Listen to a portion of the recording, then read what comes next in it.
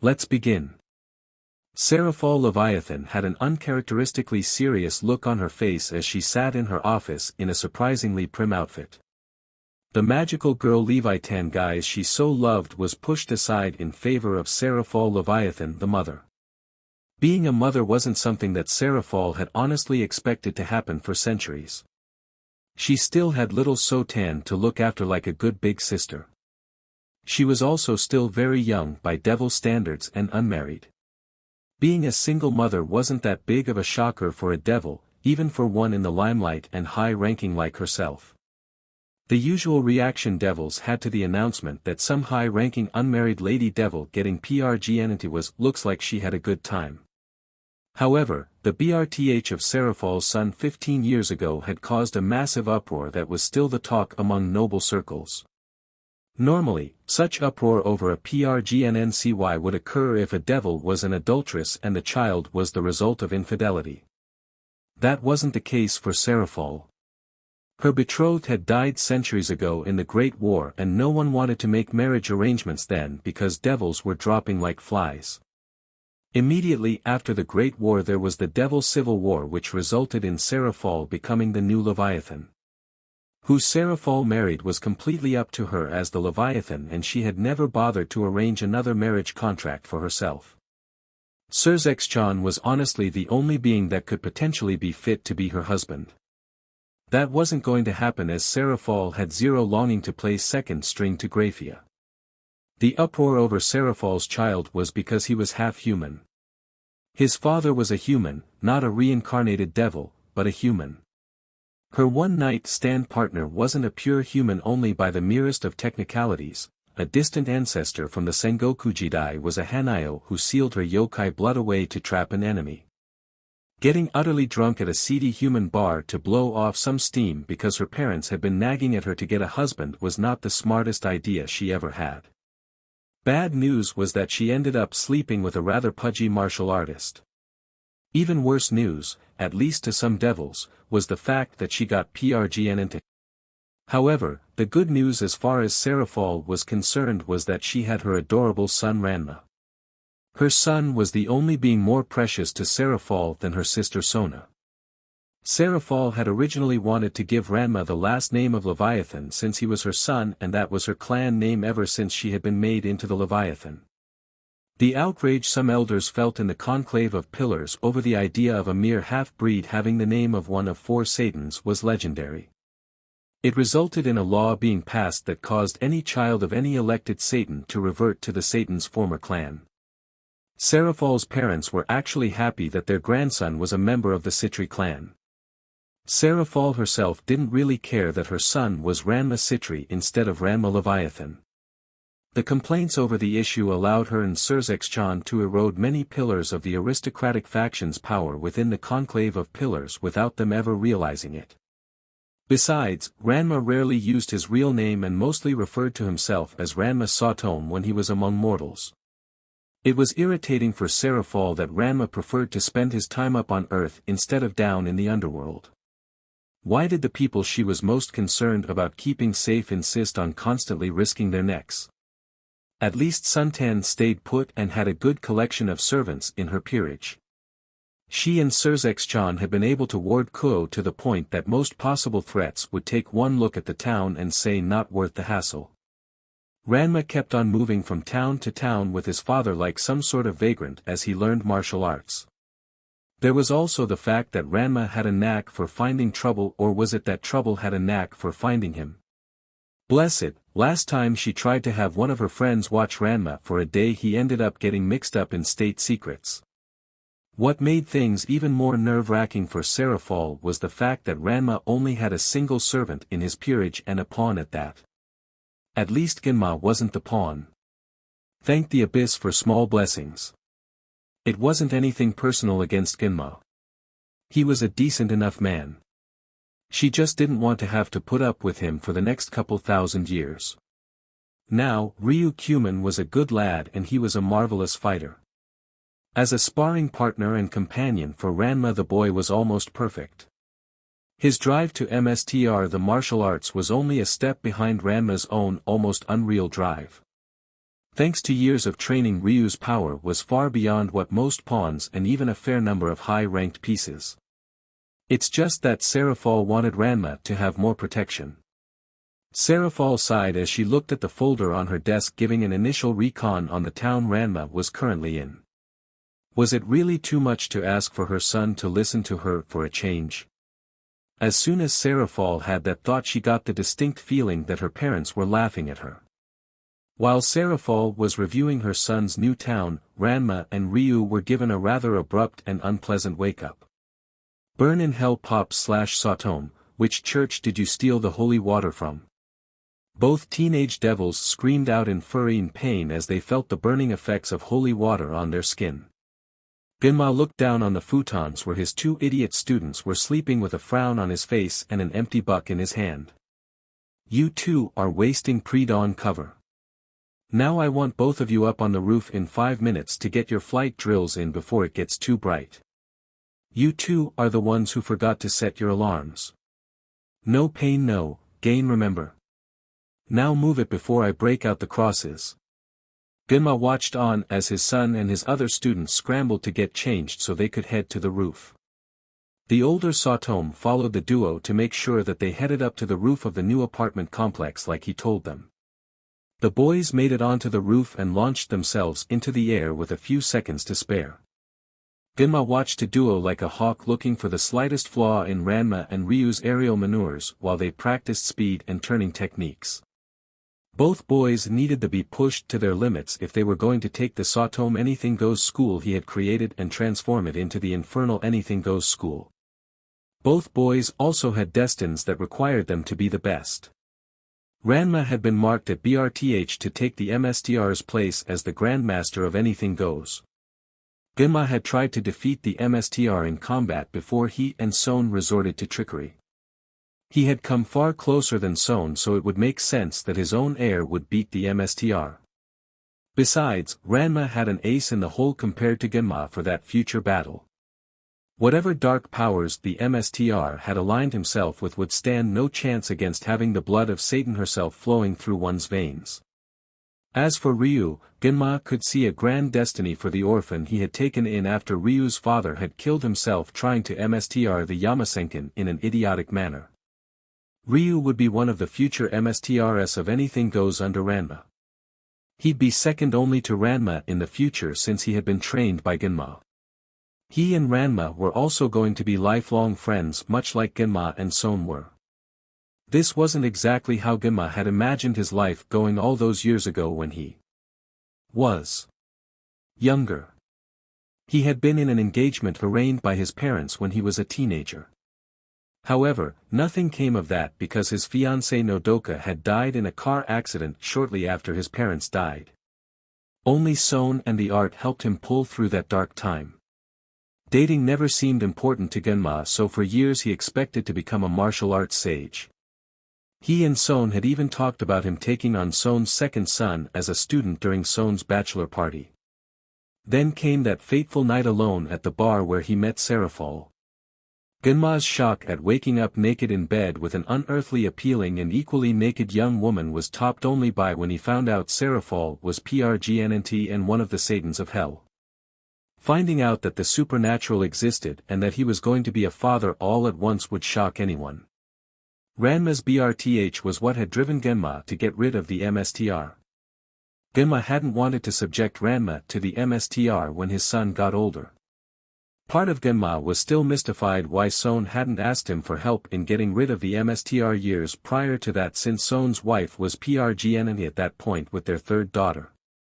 Genma snapped out of his half-musing about the past as the sun started to rise. He bellowed out, "Get down here now boys and give me 60. The boys gracefully and lightly landed on the roof, caught the training weights tossed at them, put the weights on, and proceeded to exercise on the roof. Genma also joined in wearing his one weights as he designed the aerobic workout regime to keep everyone's conditioning up on light days. Most people would assume that Genma meant 60 repetitions whatever exercise he was telling the boys to do. Fact was, Genma meant 60 minutes of constant exercise at a constant tempo. Ranma and Ryu were hustled off to the shower after their morning exercise while Gimma headed to the kitchen to prep some breakfast pastries for everyone. The boys had just enough time to eat their breakfast and grab their book bags before they headed off to their new school. Genma took a brief shower after his breakfast and headed off to work at a local construction site. The Citri clan had established a bank account to take care of Ranma and his peerage, but Genma didn't want to touch that money. Part of Genma wanted to use the money since it would make things much easier for him. However, it seemed to Genma that using literal money from hell in the living world just screamed "I want bad luck." You can't enjoy being lazy if you're plagued by bad luck. Man, Ranma, sensei needs to learn what a light exercise is. Doesn't he know how much holy water takes out of us and then he throws those exercises on us? That's not counting the fact that both of us were up until midnight fulfilling contracts for clients. Ryu groused as he walked behind Ranma on a chain-linked fence carrying his weighted backpack. Ranma quickly shot back, "He knows. Remember a couple of years ago when we caught him diluting the holy water with tap water?" "Yes. Well, unfortunately for us, Pop's crazy resistance training has paid off. We're getting it straight from the baptismal pool. Judging from the strength, I'd say the water was blessed by either a believing bishop or a fanatical priest. I don't know whether to be thankful or curse that fact, Ranma. I'll let you know when I figure out how I feel about that fact, Ryu." The devil duo walked the rest of the way to school in silence. They then went through the very familiar routine of having themselves introduced to the class as the new students. Both devils took their seats at the back of the classroom, allowing them to look for potential clients. They also made sure to pay attention to the teacher and what he was covering in class. Serafall had been completely clear to both boys that they both would be restricted to the Citri mansion if either of their grades fell below A/B. Both boys had earmarked several dozen new potential customers by the time lunch rolled around. Lunchtime came with a surprise when they observed the lunch ladies throwing the last servings of bread into a crowd of boys. Ranma thought that the contest was interesting and was thinking of joining it in a few days. He just wanted to see what the rules were and how he could limit himself enough to make the contest fun. Ryu just rolled his eyes knowing that his king's competitive side was acting up again. However, something happened that caught both devils by utter surprise. A boy suddenly appeared at the end of the crowd of students looking at a map. Both devils turned to each other and said at the same time, "Did you see that?" The duo paused for a second and then Ranma spoke in a hushed whisper, "I didn't feel any sort of energy that should be put off for a teleportation." Ryu nodded his head, "I know. It had to be a teleportation since there were none of the signs that would be there if that boy just moved super fast. There weren't any signs that he was using some sort of cloaking ability that I'm aware of." A frown appeared on Ranma's face. "This isn't making any sense. There's no normal way to hide a teleportation. They're magically noisy, visually flashy, and take a fair amount of time to occur. You can cut those factors down tremendously with an engraved ceiling array, but it doesn't hide everything and we both can see that there is no such array on floor." Both devils looked around at the nearby students and noticed that the students seemed to recognize the mysteriously appearing boy. Ranma and Ryu gave each other a look, nodded their heads, and left their table to talk with the other students. Ranma approached a group of students and turned up the charm. Years of etiquette classes required by his mother and time on the job speaking to a variety of potential clients made it easy for him to insert himself into the conversation. He spoke in a friendly manner, "Good afternoon everyone. I'm Ranma Saotome and I was hoping one of you would be generous enough to answer a question I have about one of our classmates." One of the guys at the table replied, "Maybe. It depends who you're talking about and what you want to know." The devil teen pointed over to the group of students trying to get the bread. "Who's that guy with the tiger-striped bandana and oversized backpack?" All of the students at the table turned to look at where Ranma was pointing. A different person spoke up and said, "Looks like Ryoga's back in town. I wonder how long he'll stay before he wanders off again." Ranma turned to that student and asked, "Really? Does Ryoga have a habit of being truant from school?" The tone of his voice was set in such a way as to imply that Ranma wasn't sure it was good to be around Ryoga. Yet a third student at the table spoke up to talk to Ranma with amusement in his voice. Not by choice. Poor fool can't follow the simplest of directions and gets lost so easily it isn't even funny. I heard that his whole family is the same way, but that Ryoga's got it the worst in that clan's history. He shows up every couple of days in the strangest of places in school. Supposedly, he's got some sort of correspondence deal with the school. Only other thing to know is that he's super strong. Ranma bowed slightly and said, "Thank you all for your time and for answering my questions." Being polite was always annoying to Ranma since he personally felt it was unnecessary excess. A person should say exactly what they want or need and nothing more. However, his tutors and mother had beaten a filter between his brain and his mouth. It wasn't like he could just relax his speech whenever he wanted to because he never knew when his mom's familiar was observing him. Having his mouth literally washed with the foulest soap his mom could find hammered that lesson home. Ryu and Ranma waited until after school was over to talk about their findings. Both of them talked about what they had stumbled across on the way home. Ryu had just finished confirming that everything he had heard matched Ranma's information when an idea came to him. "Hey Ranma, what if that boy Ryoga has a sacred gear? Many sacred gears break the normal rules of magic." Ranma paused in mid-step as he considered the idea. "That might explain things, Ryu. Let me pull out my devilberry and check."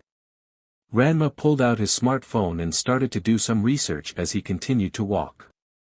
A smirk appeared on Ranma's face about 3 blocks from where he started his search. He put the phone away in his magical storage space and spoke up. "There is a recorded sacred gear that might explain Ryoga's ability to appear in thin air. Sinbad's astrolabe is supposed to have allowed the user to travel vast distances very quickly. There's not too much information on that gear since it's technically a low-powered support-type sacred gear without direct combat applications. It hasn't been seen since its last known wielder Juan Sebastian Elcano died in the 1500s. Ryu jumped overhead, flipped himself around mid-air, and landed on the fence in front of Ranma. "That doesn't make any sense to me, Ranma. We saw Ryoga appear out of proverbial thin air. There was no normal sign of him teleporting. Being able to do that is huge. Why by all that is infernal would something like that not be examined thoroughly?" A cat got the canary grin appeared on Ranma's face. It was the 1500s Ryu. Most devils in power from that time PRD were egotistical fools. Sacred gear research back then was primarily focused on possible threats to devilkind. Remember, the Devil's Civil War occurred in the 1650s and Ejuka Beelzebub didn't create the first evil pieces until the 1750s. Every devil could teleport and fly back then. Why should they care about a sacred gear that can let a human teleport? It wasn't a threat to them. Ranma then leapfrogged over Ryu and continued on his way. If his suspicions were correct, then Ranma might have to consider offering Ryoga a chance to join his peerage. It didn't matter if Ryoga actually had a sacred gear or not. The boy showed signs of being a protege of martial arts and that was the important thing to Ranma. Any potential sacred gear was just a bonus to add to a person's value. Ranma wasn't too concerned about completing his peerage and was perfectly fine with waiting until he found potential recruits whose personal traits matched what he was looking for. It was a radical idea that was almost counterintuitive to how his peers formed their peerages. They typically looked at what a potential recruit could do now or any obvious potential growth such as a sacred gear. Only his rival Sorg shared Ranma's perspective that it was the person being added that mattered. Strength could be gained by anyone who had the will to train themselves for the strength. Ryu was a perfect example since he was only worth 1 pawn as human with no special talents, but last month Ryu had taken down most of Sona's peerage in a spar. Sorg's and Ranma's outlook probably came from the fact that both devils were the outcasts among the young high-ranking devils. Sorg was looked down upon for not inheriting the power of destruction that made his clan famous. He had been disinherited because he lacked that power and had only reclaimed his rightful position through fighting for it. Ranma was shunned because of his human blood. It was rather idiotic in Ranma's opinion, since all devils besides the original Satans are descended from humans, but facts never got in the way of idiocy. Now, in the pureblood devil's defense, the fact that the devil race is effectively an offshoot of humanity was a pretty well-hidden secret. Lucifer, Beelzebub, Leviathan, and Asmodeus were all seraphim who fled heaven out of jealousy because of humanity being created. Somehow, as Ranma had not learned how, the 4 former angels transformed their light-based powers into dark-based powers, becoming the first devils. They then formed an alliance with the descendants of Cain and through a series of rituals transformed them into devils. The first 72 men who made the pact and their wives became the founding devils of the 72 pillars and given special powers for their bravery of accepting the Satan's offer. The next 2 batches of humans to be transformed became the founders of the extra devils and the common devils. Ranma knew because he had accidentally stumbled across some of Ajuka's notes about Lucifer's damnation ritual a few years ago when Seraphal had Ajuka babysit Ranma. That misadventure resulted in Ranma being pulled into a quiet meeting with all 4 Satans where Ranma learned 3 important facts.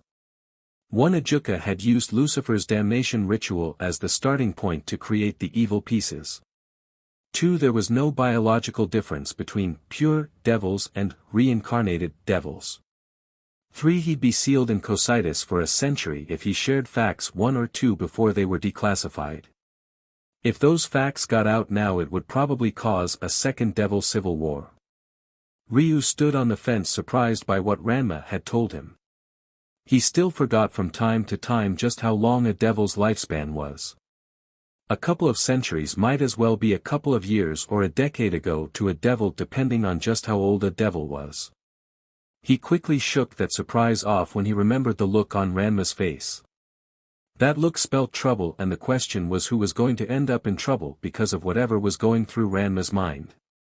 Ryu ran after his king and called out, "What are you planning, Ranma?" "It's simple, Ryu, I'm going to test Ryoga." Ryoga was so happy. He had been able to get to school 2 days in a row. To make things even better, the lunch ladies were tossing out his favorite bread for free, and it was just within his grasp. Suddenly, everything came literally crashing down on Ryoga as something forced him to kiss the floor. That something happened to be Ranma, who used the fanged lost boy as a springboard to snatch the bread. Ranma hopped off of Ryoga and stood there with the bread in one hand and a grin on his face. Ryoga looked up from his spot on the ground and saw Ranma grinning. The grin was just perfect for getting someone's temper up, and Ryoga rose to the bait. "Hey! That's my bread." Ranma leapt up to grab another slice of bread with his other hand. "It's first come, first served. I got it, so both of these breads are mine." Several of the students noticed what was going on and started to back away. They remembered the last time Ryoga was goaded into a fight. One of the students was kind enough to offer up a prayer for the dumb smuck who was about to be sent to the emergency room. Ryoga was simmering with rage. He had to go weeks between having a warm home-cooked meal. Most days he had to satisfy himself with cheap canned food, occasionally supplemented by some wild animal he caught. The free bread from school was a dear delicacy to Ryoga, and now someone was trying to take that away from him. "How dare you? Do you know what I've suffered to try and get that bread?" The young devil replied in a deliberately cheerful manner, "Nope. I honestly don't care about your supposed sufferings. However, I'm willing to make a deal with you. Give me a good martial arts spar and you get both breads. If I think you're a lousy fighter, then I'll eat both breads in front of you after I've knocked your block off. Do we have a deal?" Ryoga's response to Ranma's offer was to throw a haymaker at the grinning devil. Ranma dodged the attack and smiled as he said, "I'll take that as you accepting my offer, Ryoga. Now, defend yourself." Ranma threw the bread up in the air, unleashed 3 quick punches of his own, and caught the bread as it started to fall. The devil then back-flipped away from Ryoga to get some more distance. There was a sleight of hand during the backflip to place the bread in Ranma's personal storage space. No sense risking good bread during a fight. A crowd started to gather as the students saw that someone was actually fighting Ryoga and not just getting beat down by him. The crowd kept getting larger and more animated as the fight continued. Usually, a punk would show up once a month or so thinking he was hot stuff and would end up getting brutally beaten down by Ryoga. Here they saw Ryoga getting just as good as he gave. Ranma lead the spar towards the sports field, mostly dodging and occasionally blocking Ryoga's attacks. A small smirk was on his face that was slowly, but steadily turning into a grin. Ryoga was good for a human.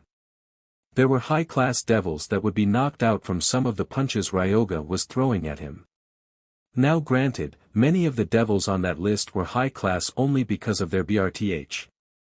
However, that didn't change the fact that Ryoga's strength was well beyond what any normal human could pull off without some extremely advanced training. His endurance was incredible as the fanged boy soaked up stone-shattering punches and kicks from Ranma. The two fighters weren't even by a long shot. While Ryoga was extremely powerful for a human, Ranma was powerful for a devil. Ranma had the power and skill to back up his status as a high-class devil. It wouldn't be too difficult for him to destroy the greater Tokyo area with a single attack. This fact annoyed the young devil because there was still a massive gap in power between him and his mother, who could destroy all of Japan in a single attack, no sweat. He understood that he was still growing and that his mother had centuries of training behind her. However, was it really asking too much to be able to destroy Honshu or at least Hokkaido? Ranma was making sure to keep his attacks and general abilities just a little above what Ryoga was showing. The young devil dodged a punch aimed at his head from Ryoga's fist that hit the basketball pole behind him. Said basketball pole was forced into a 90-degree angle from where Ryoga's fist hit it. Ranma jumped backwards, grabbed the bent pole, and used it to swing into a kick against Ryoga. The force of both of Ranma's feet hitting Ryoga with that momentum behind them forced the fanged boy into the air. Ryoga flew back a few feet and landed on his back after crashing into the bleachers. Ryoga found himself in a daze that he was having trouble shaking off. He had withstood harder blows before, but Ranma's attack caught him by surprise and he had been unable to properly brace himself for the fall.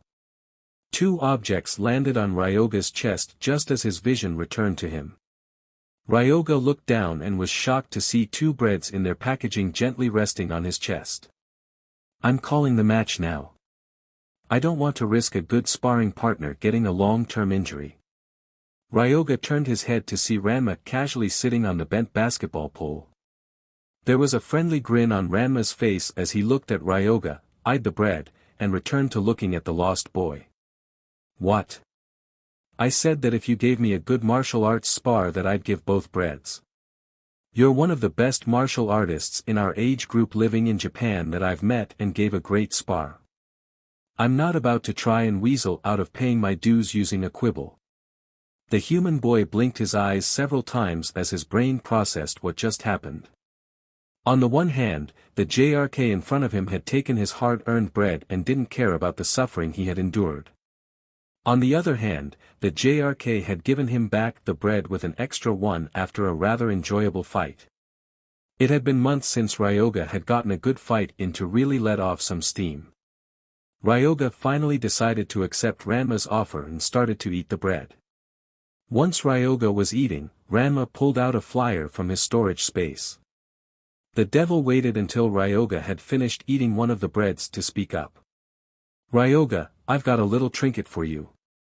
It's something that my family likes to hand out to those we think are worthy." Ranma paused to hold the flyer out in front of Ryoga. "It said that if you receive one of these flyers and have a wish you really want, that the flyer will provide you a means to fulfill that wish." Ryoga looked at the flyer and then looked at Ranma. He had a questioning look on his face as he inquired. "Why are you giving this to me? Don't you want your wish fulfilled?" With a shrug Ranma replied, "It doesn't work like that. A member of my mother's clan made this flyer so it won't fulfill any of my wishes. Distributing these flyers is a side business for most of my mother's family and I help out now and then. If you want the possibility of a wish being granted, the flyer's yours." There was a second of hesitation and then Ryoga took the flyer from Ranma. That night, Ryoga was sitting in his home thanks to Shirakuro finding him at his camp and leading Ryoga home. Shirakuro was warming up a hot dinner for Ryoga, who was sitting in a chair at his guiding dog's insistence. Part of Ryoga was sad that neither of his parents had found their way to the house again since he had last been in here. However, he did console himself with the fact that it had only been 2 weeks since his last visit home, which was very short for him. Maybe if he was lucky one of his parents would pop up soon. It was unlikely, but it would be nice since it had been several months since he had seen his parents face to face. Ryoga let out a sigh of disappointment knowing that such a thing happening was way too much good luck for him to ever get. The only way he was going to luck out like that, considering how much good luck he had recently gotten, would be with a magical wish. A gleam of blue light caught the fanged boy's attention out of the corner of his eye. He turned his head to look at the flyer that Ranma had given him earlier, which was sticking out of his backpack. Ryoga picked up the flyer and brought it so he could look at it. It was about the size of a large bookmark with a large and complicated blue circular symbol on the top fifth of the flyer. The symbol almost seemed to glow in the light. It was probably designed out of a very reflective ink. Underneath the symbol was written the following text: "All of your heart's most secret desires uncovered. That which is within my power to grant. Let the two meet as though they were lovers. Do not think this a dream to make you rant. Strike a bargain and make a pact. The price you pay is to get your dream and nothing more. Let this be the governing of our contract." Ryoga reread the text of the flyer several times, trying to make heads or tails of it since it was different from the good fortune charms he was used to looking at. Was the poem a warning or an invitation? Ranma did say that the flyer was supposed to help grant one's wish, and it did say that it could if the price was met. The lost boy shrugged his shoulders after a minute of thinking and decided to give it a try. He held the flyer in both hands and said, "I wish I didn't get lost all of the time." The symbol on the flyer glowed and then a giant blue circle appeared floating a few inches off of the floor in front of Ryoga. His eyes bulged out in shock as the circle became brighter and a person started to rise out of it. There was a flash of light that left Ryoga dazed for a second. He saw Ranma standing in the circle with two bat-like wings once his sight returned. Incomprehensible sounds came out of Ryoga's slack-jawed mouth as his bulging eyes tried to make sense of the sight before him. Ryoga raised his hand in a shaky manner as he slowly managed the motor control to point a finger at Ranma. After a few seconds, Ryoga regained the ability to babble. "What the? How did you? Did you really?" Ranma gave a polite bow and said, "Good evening, summoner. I am Ranma Sitri of the Citri clan and I will be the devil to fulfill your wish tonight." The hair on the back of Ryoga's neck stood straight up when he heard what Ranma said. Ryoga's face became white as all his blood left it. He then fearfully repeated, "Devil." It was only with training and experience that Ranma was able to bite back the sigh of exasperation he had at Ryoga's all-too-common reaction from a new customer. Ranma snapped his fingers, making the sigil disappear, and made a large blackboard appear behind him. He retracted his wings and pointed to first point written on the blackboard while speaking.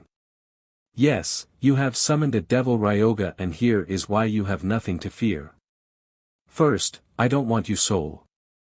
It's not only been illegal since the 1700s, but it's been medically proven that consuming a human soul will f up a devil. It like the nastiest illegal drag in the world cranked up to 11 for devils." If anything, Ranma was downplaying the effects that consuming a human soul had to devils. It ravaged a devil's body and power while causing a devil to hallucinate. His grandparents had proven through after-action reports that a large portion of casualties in the Great War could be attributed to human soul consumption. Ranma moved his hand to the second point and said, "Second, I'm here to grant you a wish for payment and nothing more. Both the wish and the payment have to be mutually agreed on by both of us before I can do anything for or to you, Ryoga. If your wish is by some odd chance beyond my abilities or you are unable to pay for it, I head home. Finally, the devil said as his hand moved the final point on the board. I'm not about to screw you over with the wish once we have agreed to everything. I, like the vast majority of devils, want to have a pool of reliable clients to keep my business in the black. Screwing you over means that I'm screwing myself over, do you understand? Shirakuro came over just as Ranma finished speaking and happily accepted a scratch behind the ears from Ranma. Ryoga slowly nodded his head while the color returned to his face. Most of what Ranma was saying made some sense to him. He wasn't sure about that first point, but Ryoga didn't think Ranma was lying about that. However, the big selling point to Ryoga was the fact that Shirakuro wasn't acting aggressively towards Ranma. Shirakuro was an excellent judge of character and Ranma couldn't be a bad person if she liked him. With Shirakuro's reassurance, Ryoga made up his mind and said, "All right, Ranma. I have a wish I want you to grant. I'm tired of constantly ending up in weird locations and having trouble finding places. I want to not constantly get lost." Ranma nodded his head and pulled out his devil berry to log Ryoga's request.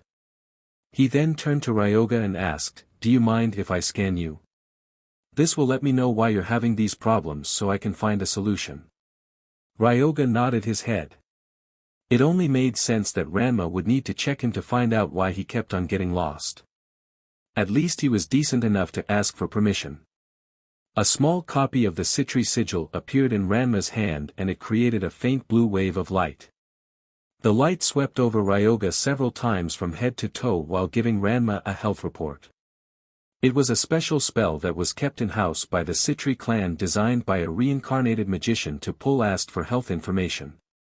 Good thing the spell only pulled the info a person asked for or Ranma would have been swamped by the potential information. With the information on hand, Ranma quickly entered what he learned into his devil berry. The Greed app quickly pulled out the various options Ranma had on hand and the assessed costs involved. Ranma had to repress a wince as he looked at the results and the costs involved. He turned to Ryoga and said, "Well, I've got good and bad news for you, Ryoga. The good news is that I have verified why you keep getting lost and it can be treated. The bad news is that to permanently treat all of reasons you get lost is going to cost a lot." Ranma continued his explanation before Ryoga could speak. "Your problem is twofold, Ryoga. The first part of your issue is that have a special item fused to your soul known as a sacred gear. Your particular sacred gear is Sinbad's astrolabe, which can transport its user very long distances and it's partially activated.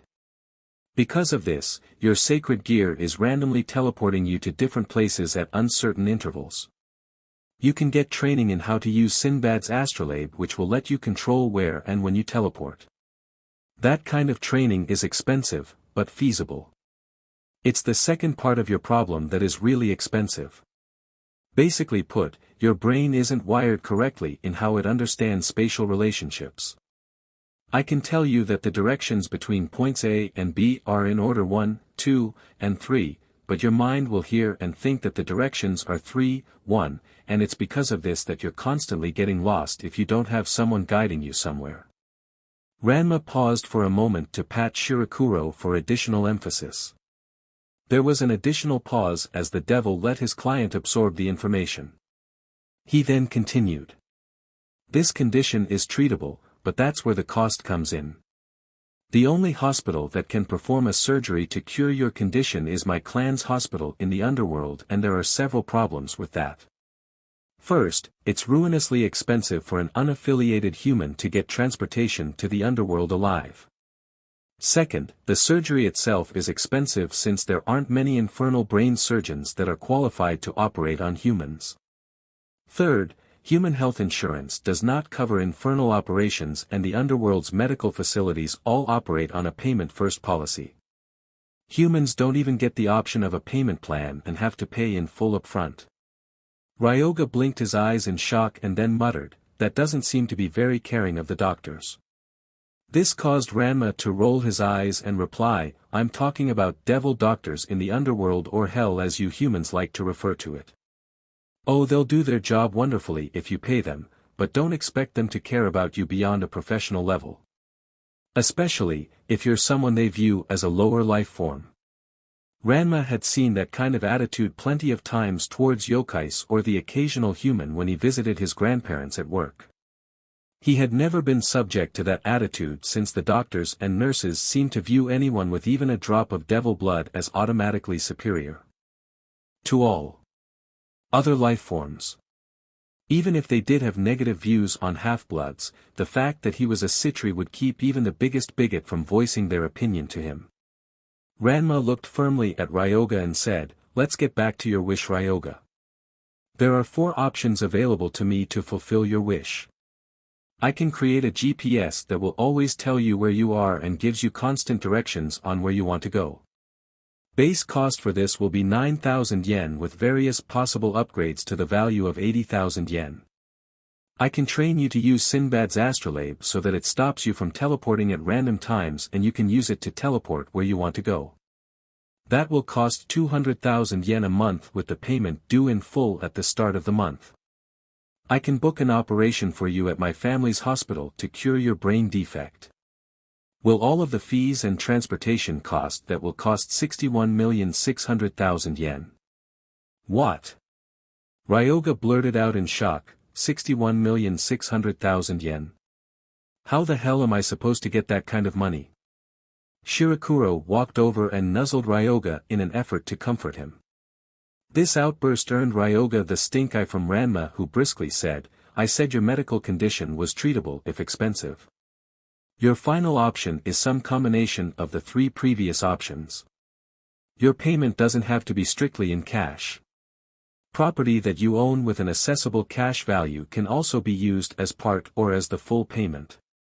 Note that if you use an item that is valued more than the cost of the wish, I get to keep the difference. I'm also able to give you credit on your wish for any martial arts technique you know that I don't know if you teach it to me. This credit is to a max of 40% of the wish's value or 40,000 yen, whichever comes first. Ranma was a bit glum as he mentioned the limits on the martial arts technique credit. Why did his mother have to put that limiter on him? Other devils got their wishes paid in favors or knowledge without any limits. It was a completely unfair rule. The fact that almost 90% of Ranma's wishes prior to that ruling were paid in martial arts techniques while the average devil had roughly 10% of their wishes paid for in favors or knowledge conveniently slipped his mind. Ryoga slumped in his chair annoyed and upset. DMN it, I finally get a chance to stop getting lost and it's out of reach. What I wouldn't give if I had it for a chance to be able to find my way wherever I want to go. Those words caused Ranma's ears to twitch as a thought came to him. Ranma reviewed the options for Ryoga's wish, quickly pulled up some additional information on his phone, and nodded his head. The devil returned to looking at Ryoga and said, I have a way that you can your wish granted completely without the high yen cost. However, the cost will be pretty steep and this option depends on just how far you're willing to stand by that statement you just said. A chill ran down Ryoga's spine when he heard those words. Ranma seemed to be an okay guy, well, an okay devil. But, Ranma had made it crystal clear that any services he would provide as a devil came at a cost. The typically lost boy felt his throat dry up as he asked, what kind of cost are we talking about here? Ranma snapped his finger, causing a sigil to briefly appear in the chessboard on a small table to rise up out of it. The chessboard had one set of chess pieces on it and the set was missing a king and a pawn piece. Ranma put his hand on the board and said, I am a high-class devil which grants me certain privileges. Most of these privileges concern matters you don't need to know about given your current circumstances. However, there is one privilege that will be able to help you out if you accept me invoking it, Ryoga Hibiki. I have the right to my own peerage, which grants me the ability to claim a select number of lower-class devils or to transform beings from other races into devils as my special servants. In return for their loyalty and service to me, I grant my peerage my patronage and that of the Citri clan along with giving them access to opportunities of social advancement with devil society. A devil, even a reincarnated devil, who is a member of a peerage and works hard, can find themselves members of the high class with the right to their own peerage after a century or two of loyal service. I'm letting you know about this Ryoga, because I'm willing to offer you a spot in my peerage. Your determination and your passion for martial arts is something I want in my peerage. There's about a 66.6% chance that the reincarnation process that will be used to transform you into a devil if you agree to this offer will cure you of slight disability. Even if it doesn't, getting the operation to fix things will be a breeze for you. As a devil under my command, the costs associated with bringing a human to the underworld no longer exist. The cost of the operation would also no longer concern you as it would fall to me as your MSTR to cover the cost. Ranma's face hardened and his voice became very serious as he looked at Ryoga. Let me make something very clear to you, Ryoga. Don't take this option unless you are absolutely willing to commit to it. I'm almost certain we can scrounge up enough cash and techniques for me to create a GPS for you. With a basic GPS it shouldn't be too hard for you to make more money to later wish for a better GPS or lessons on how to control Sinbad's astrolabe. I don't mind being summoned multiple times to help you as your financial situation improves. However, if you join my peerage you are choosing to sacrifice your humanity and agree to serve me as either my servant or as my vassal for the next couple thousand years of your devil life. There is no backing out of being a devil, and the only way for you to leave my service without being hunted down and killed like a rabid dog is for me to trade you to another high-class devil. The enemies of all devils and the enemies of the Citri clan will become your enemies. Enemies who wouldn't think twice about killing you if they thought it would help them or if they could get away with it. Ryoga wished he could swallow, but his throat was too dry to do so. He nervously said, "You're making it sound like becoming a devil is like joining the Yakuza." An eerie light seemed to emanate from Ranma's eyes as he said, "What can I say?" Some previous devil clients paid closer attention than others when the devil granting their wishes talked about the underworld. The Citri sigil woven into a floor mat in Ranma and Ryu's room lit up.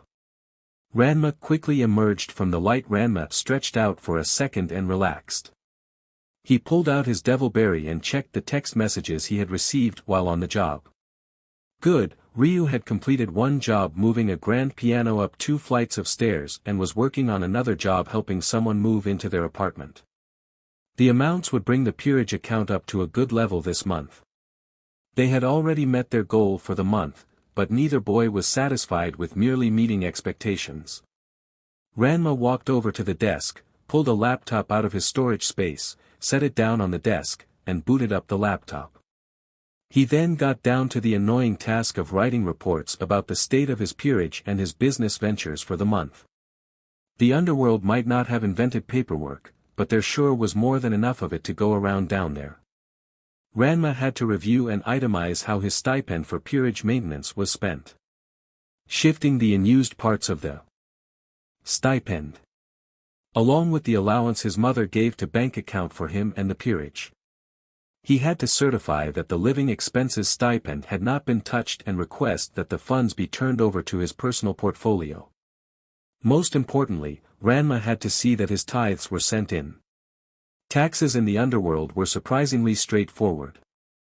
10% of what you made went to your overlord.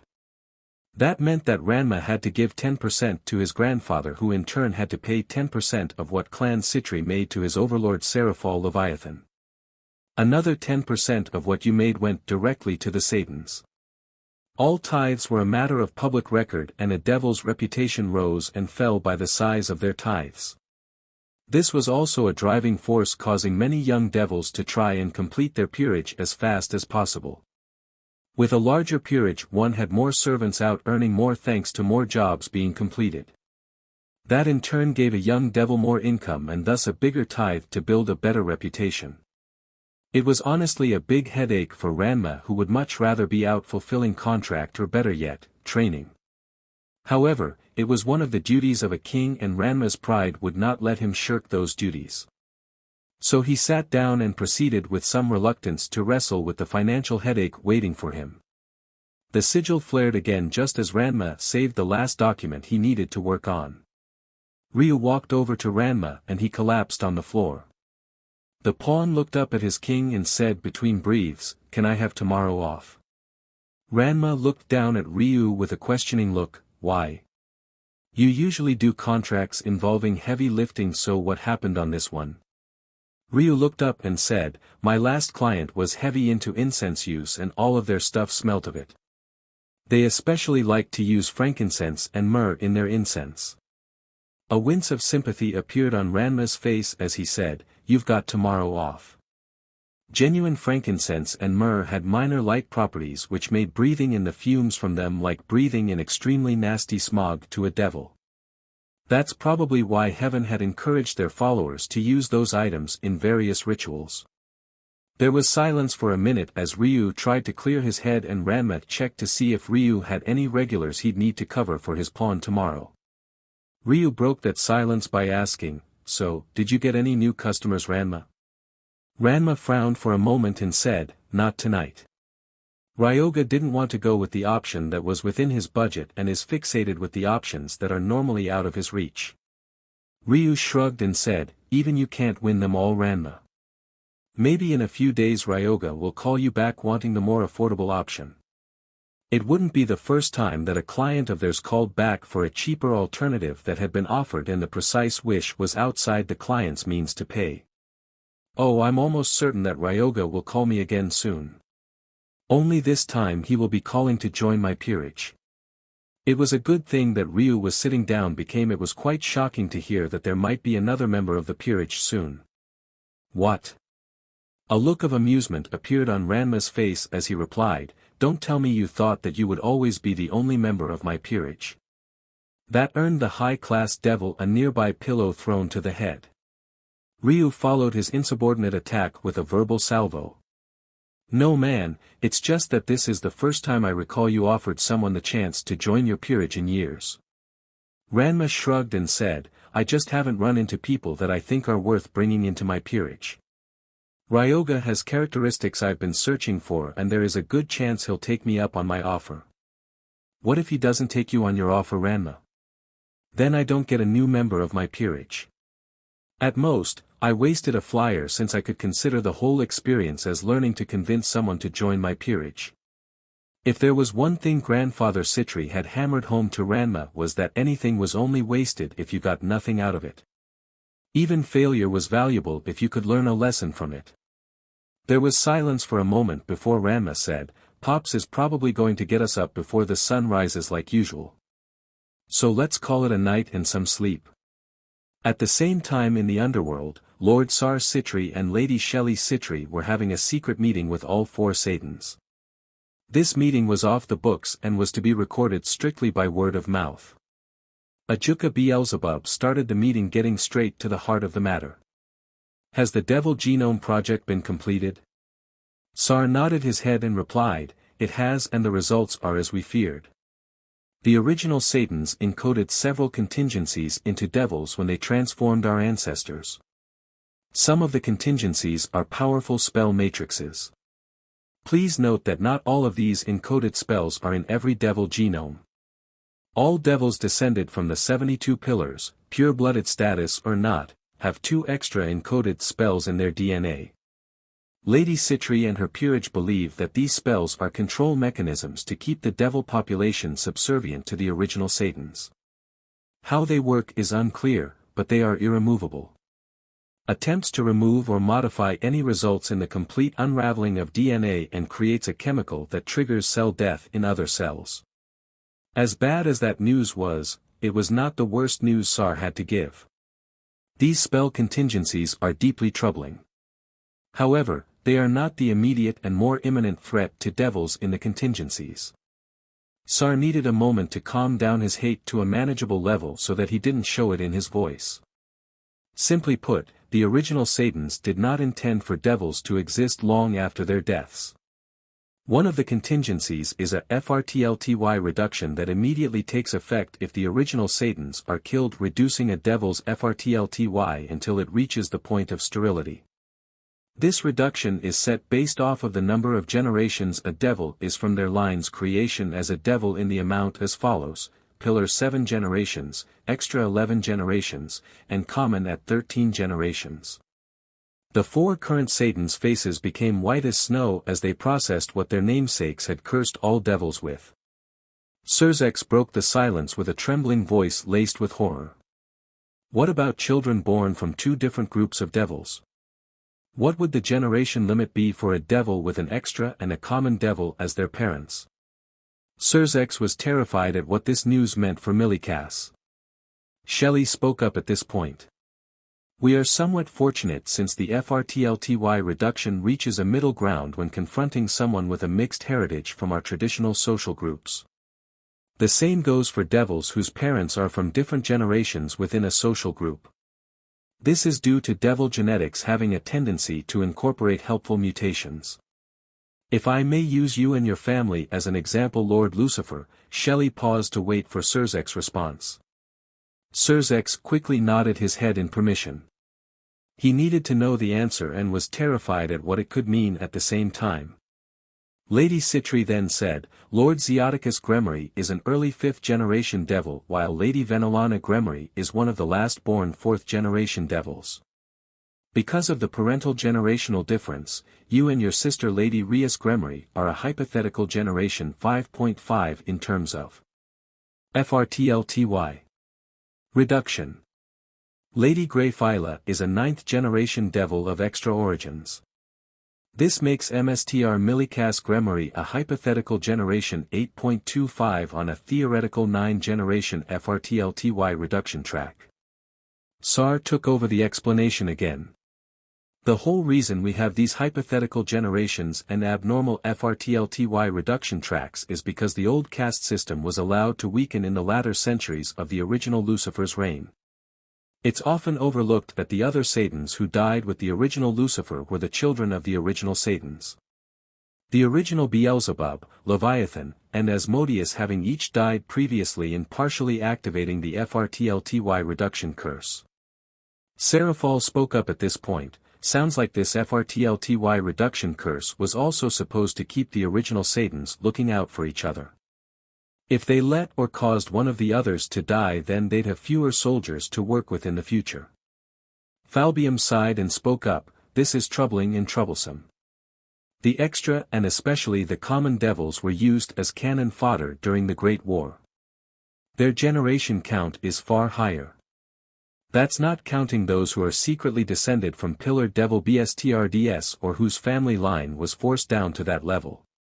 Sar's voice was colder than Seraphal's ice magic as he spoke again. All pureblood devil bloodlines are 1 or 2 generations form extinction due to sterility. Some young devils, such as Ruvel Phoenix's heir, are at their terminal generation. Postnatal genetic analysis of these devils has confirmed that they will never have children of their own blood. Being the father of his girls made all the horrors he suffered in his life worth it. Sar would rather be turned into an angel than go without his children, so the thought that children were being born who would never have that chance sickened him. All the Satans looked weak enough that a light breeze could blow them over. Silence filled the room at the news. Devils in the form of purebloods were doomed because of the actions of the most famous and revered members of devil history. Such news couldn't be released because it would trigger a bloodbath. At the same time, there would almost certainly be a bloodbath in a generation once devils caught on to the fact that purebloods weren't having children and the old power structure would be dying off. That's if the purebloods didn't start trying to kill the reincarnated devils thinking that it would somehow grant them their fertility back. Ajuka spoke up, where do the reincarnated devils fit into all of this? Previous testing showed that any being transformed became a devil completely. Has the project resulted in any concerning findings for them? Sar shook his head, genetically the reincarnated devils are the same as pureblood devils. However, they are the superior breed when it comes to the various contingencies. The spell contingencies are there, but they're effectively inert. The fertility reduction also exists, only it's on a 17-generation count and it's tied to whoever is the Devil's King. This means that they effectively don't have the curse.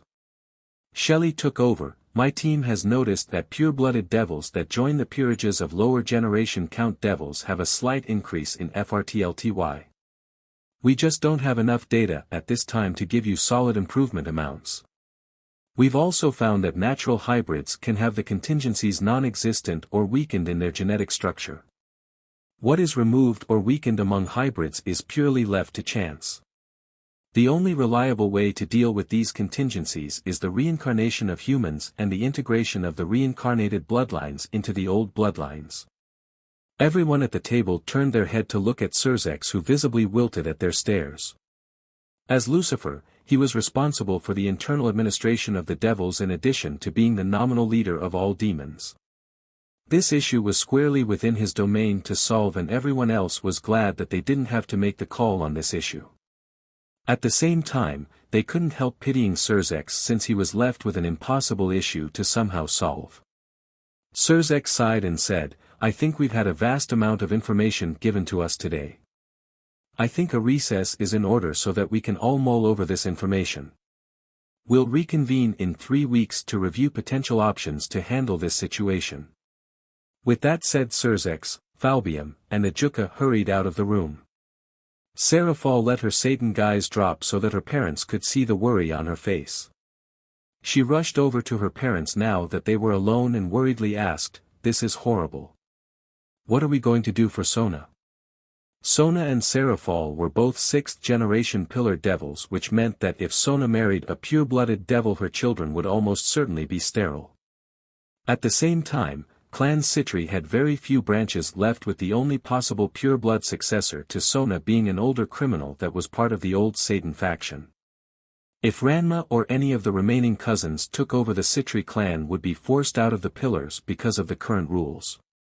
Clan Citri losing pillar status would be dangerous for the clan itself, as it would strip the clan of many political tools and open it to attacks by other clans. At the same time, it would weaken the meritocratic faction's power in the conclave of pillars. Changing the rules to allow non-pureblood pillar families sadly wouldn't fly at the moment. Even many of the meritocratic family heads wouldn't accept such an idea, since they'd practically have to restore the fallen pillars to the conclave of pillars. That would weaken the power of each vote because there would be almost double the number of voting heads in the conclave. Sar and Shelley looked at each other for a long moment and then shook their heads. Sar bowed his head and said, "We appreciate your concern, Lady Leviathan. Rest assured that my lady and I are looking into this situation. We will find a solution to this situation, and we ask that you not look too closely into this matter, as we will handle it as your vassals." Seraphal felt like she had been slapped for a second to hear her father talking so formally to her in private. However, she quickly noticed a discreet signal from Shelley, that part of the mother and daughter's private code system. Her parents already had a solution in mind, but they keeping it close to their chests. They wanted her to have plausible deniability if whatever they were planning was discovered. With a formal look on her face and fear in her heart, Seraphal returned the bow. "I am pleased to hear of such industry from my vassals." She signaled as she spoke, wishing her parents the best of luck. Ryoga did not show up for class that morning, and no one was honestly surprised at that. Most students and the teachers honestly expected him to not be there, as no one could recall the last time the young Hibiki had been in town 3 days in a row. Ranma also wasn't surprised that Ryoga wasn't in class. However, he was momentarily surprised when the tracker he put on Ryoga's flyer showed him to be somewhere in Kyrgyzstan. Sinbad's astrolabe was no joke when it came to teleporting. Seriously, what stupidity had possessed his ancestors to write off that sacred gear as unimportant? If an exorcist ever got their hands on Sinbad's astrolabe, they would become the perfect assassin against any devil. Class wasn't too interesting for Ranma, with one exception. Science class was doing a unit on the climate, and they were currently covering typhoons. It interested Ranma because of his training with water and ice magic. Seeing something become so powerful and destructive from something as benign as warm water was inspirational. There were some spells that could summon destructive forces that equaled or greatly eclipsed a Category 5 typhoon. However, those spells cost an almost stupid level of power to brute force the effect the caster wanted. Some research during lunch on his phone had yielded some interesting facts to Ranma.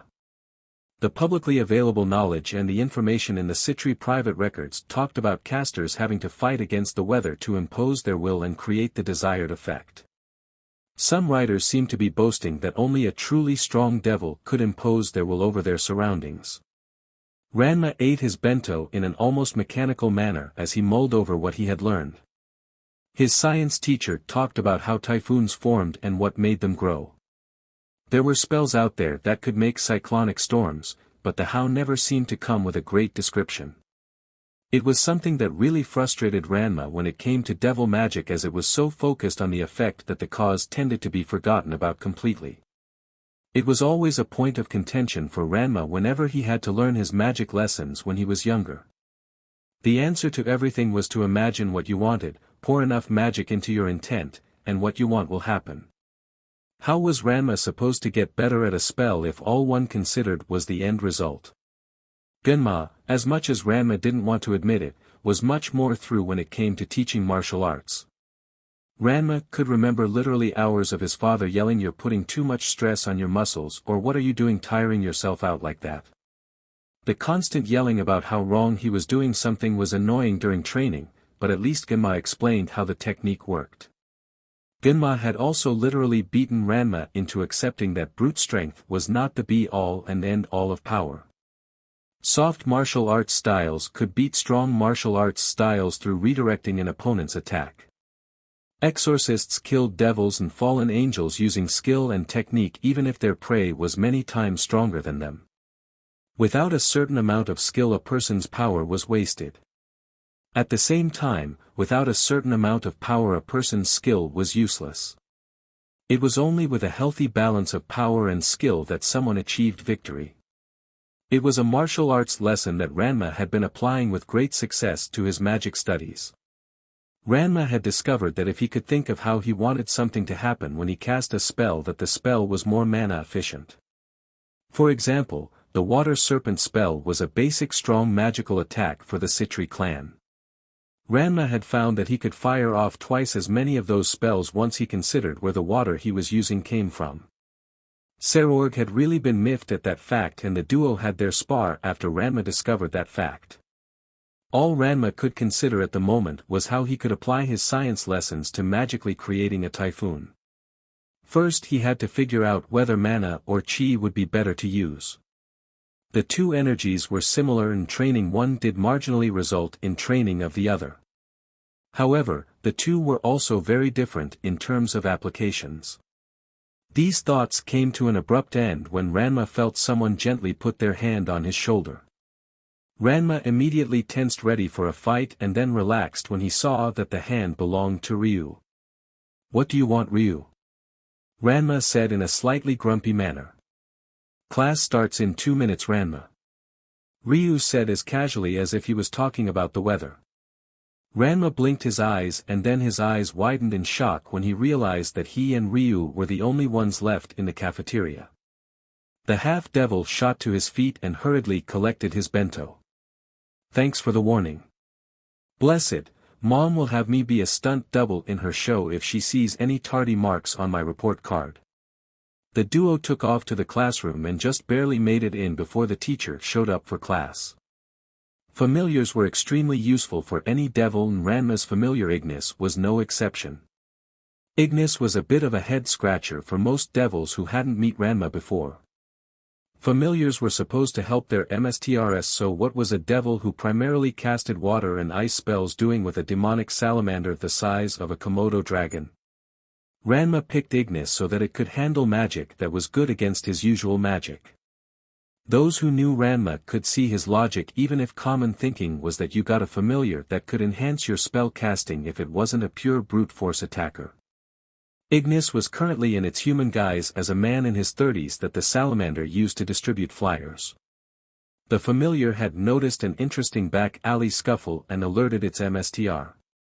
The salamander felt Ranma exert his will over it a few seconds later as Ranma looked through his familiar's eyes. Ranma watched the alley scuffle with interest as he half-focused on his geography lesson. Thankfully, Ranma had been taught how to split his attention like this, or he would have had to choose which to think about.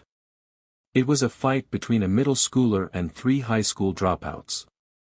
The middle schooler was wearing a green jumpsuit with yellow buttons and had slicked back black hair. As for the dropouts, they had a few tattoos that proclaimed them to be low-level Yakuza thugs. It was obvious that the middle schooler, although not formally trained, was an experienced fighter. Ranma clearly saw that the boy was very aware of his surroundings and was using them to his advantage. The middle schooler was also very strong and quick for his age. He probably got into a multitude of fights if he got that strong without formal training. It indicated that the boy probably had some sort of troubled home life. Soon enough, the 3 punks were knocked out. Ranma that watched as the boy fleeced the wallets of his attackers. With Ignis's ears Ranma heard the boy talk. "Well JRKS, if you're going to trouble me with putting up with your ugly mugs, the least you can do is cover my trip to the arcade." He quickly emptied the wallets of all cash and threw them back at the punks. Amid the groaning, one of the punks spoke up. "Go to hell Urameshi." The now named Urameshi snorted and replied, "Why would I want to visit your house, loser? See you JRKS later." Ranma gave Ignis the command to discreetly follow the middle schooler and try to find out more about him. The boy was uncouth and untrained. However, he had the spirit of a fighter and some hidden talent. It would be a good idea to watch the boy and get a good read on his character. Who knows, in a few years he might be someone to consider reincarnating. Reincarnating someone into a devil was a serious matter and deserved a fair amount of forethought on the part of the high-class devil. One's peerage was more than a collection of servants. It was a group of companions who were the manifestation of their king's will and power. This was a fact that far too many younger devils forgot, according to Ajuka, as Ranma had heard the Satan complain to his mother. One's peerage was supposed to provide one with trusted advisors and helpers. Devils that you knew you could count on to watch your back. This was combined with a need to restore the devil race from its depleted numbers to create the current evil peace system. Unfortunately, something had to create a problem in the system. From what Ranma had overheard through the years, that something for the evil peace system was in fact the raiding games. The start of the raiding games came from duels and honor skirmishes that used to routinely break out among the various devil clans. Ajuka and Falbium had worked out the system so that devils could settle disputes without resulting in one of the devils in the dispute dying. It also would serve as a way to market the evil peace system. It was a huge success in lowering devil mortality and in popularizing the evil peace system. It was also a problem because the raiding game became one of the primary considerations for most devils when it came to creating their peerage. The second biggest consideration that many young devils seemed to have for the peerage was FTSH fuel. Sport abilities or looks were what most of Ranma's so-called peers valued, and then some devils wondered why the number of strays was on the rise. Ranma couldn't afford to think like that with his peerage. Grandfather Citri had made something clear to Ranma years ago. Everyone had their role to play, and Ranma's role was to be Sona's iron fist. He could have any career he wanted, but he also had a role. Clan Citri had 60 legions vassal clans, and Ranma was destined to lead them in battle if Clan Citri was ever forced to muster its strength. Devils had a seemingly schizophrenic approach when it came to power in one's class. Personal power counted a great deal, with the general categories of ultimate, high, middle, and low class coming into play. One's titles tended to be linked to one's personal strength. The exception to this were the inherited titles of the pillars, where one could have a power lower or higher than what one's noble rank would indicate it. It was seen as a failing on the devil's part to be less powerful than their inherited rank suggested. There was also a big emphasis on a devil's clan, with clans being noted for different things. Clans were ranked by aggregate power of the devils in and directly sworn to the clan. The most powerful clans were the Palatini and the Comitatenses strength clans. These were the clans strong enough to merit being the direct vassals of a Satan. The only real difference between the two was that the Palatini were pillar clans and the Comitatenses did not have clan heads in the conclave of pillars. Next came the legions rank clans who were sworn to the Palatini and Comitatenses. These clans in turn had cohort rank clans sworn to them with bottom-ranked clans known as maniple clans sworn to the cohort clans. However, this seeming dichotomy disappeared when one considered a very critical fact. Clans were sworn to other clans and eventually to the Satans. Individuals were sworn to parts of a clan and owed their loyalty ultimately to the clan head. A person's noble rank outside of those connected to the position of clan head were more a social badge of recognition to devils showcasing a person's power. That's why devils that joined the service of another clan had to renounce their old clan even if they kept their family name. No devil could serve two mstrs. Ranma's future role in the clan was one of the reasons why he was so picky about who he offered a chance to be a member of his peerage. They had to be people he could rely on when the going got tough, and they needed to be willing to become strong enough to deter would-be threats away. A martial artist fit the bill perfectly in Ranma's mind. Ryoga was sitting around his campfire trying not to feel depressed. Once again, he was lost in the world without a clue where he was. The teachers in school never mentioned anything about a desert on Kyushu. It was hard not to feel depressed when his canteen was out of water and there were no wild animals around to catch. Ryoga silently munched on some beans, wondering how he always got into these situations. Oh right, he got into these situations because Karma and the kami were out to get him. Ryoga really wanted to know what God thought it would be a hoot to give the ability to randomly teleport to unknown locations to someone who has trouble knowing where they're going. The Fanged Wanderer used to get depressed about his bad luck. Now that Ryoga knew the truth, he was irritated. This wasn't people playing tricks on him. His inability to find his way wasn't because of a misprinted map. The chilly evening breeze of the desert made Ryoga grab his blanket and wrap it around himself tighter. Was this really what he was going to have to look forward to for the rest of his life? Why had he been cursed by the heavens to be so alone? It had been a day and he hadn't seen one sign that any other person had been in the area recently. It was a scene that he was depressingly familiar with in his short life. DMN it. Ryoga quietly muttered to himself. It was like a DMN burst in his heart as soon as the words left the boy's lips. Ryoga leaned his head back and roared out to the heavens, DMN it all to hell. I never deserved these curses. Do you get some sort of sick amusement over watching my suffering? Well, guess what, I'm through being your whipping boy. Ryoga grabbed his backpack and riffled through it to find the flyer Ranma had given him. The sigil on the flyer glowed with a blue light that almost seemed to pulsate in the boy's hands. Ryoga lifted the flyer out of his backpack and focused all his will on summoning Ranma.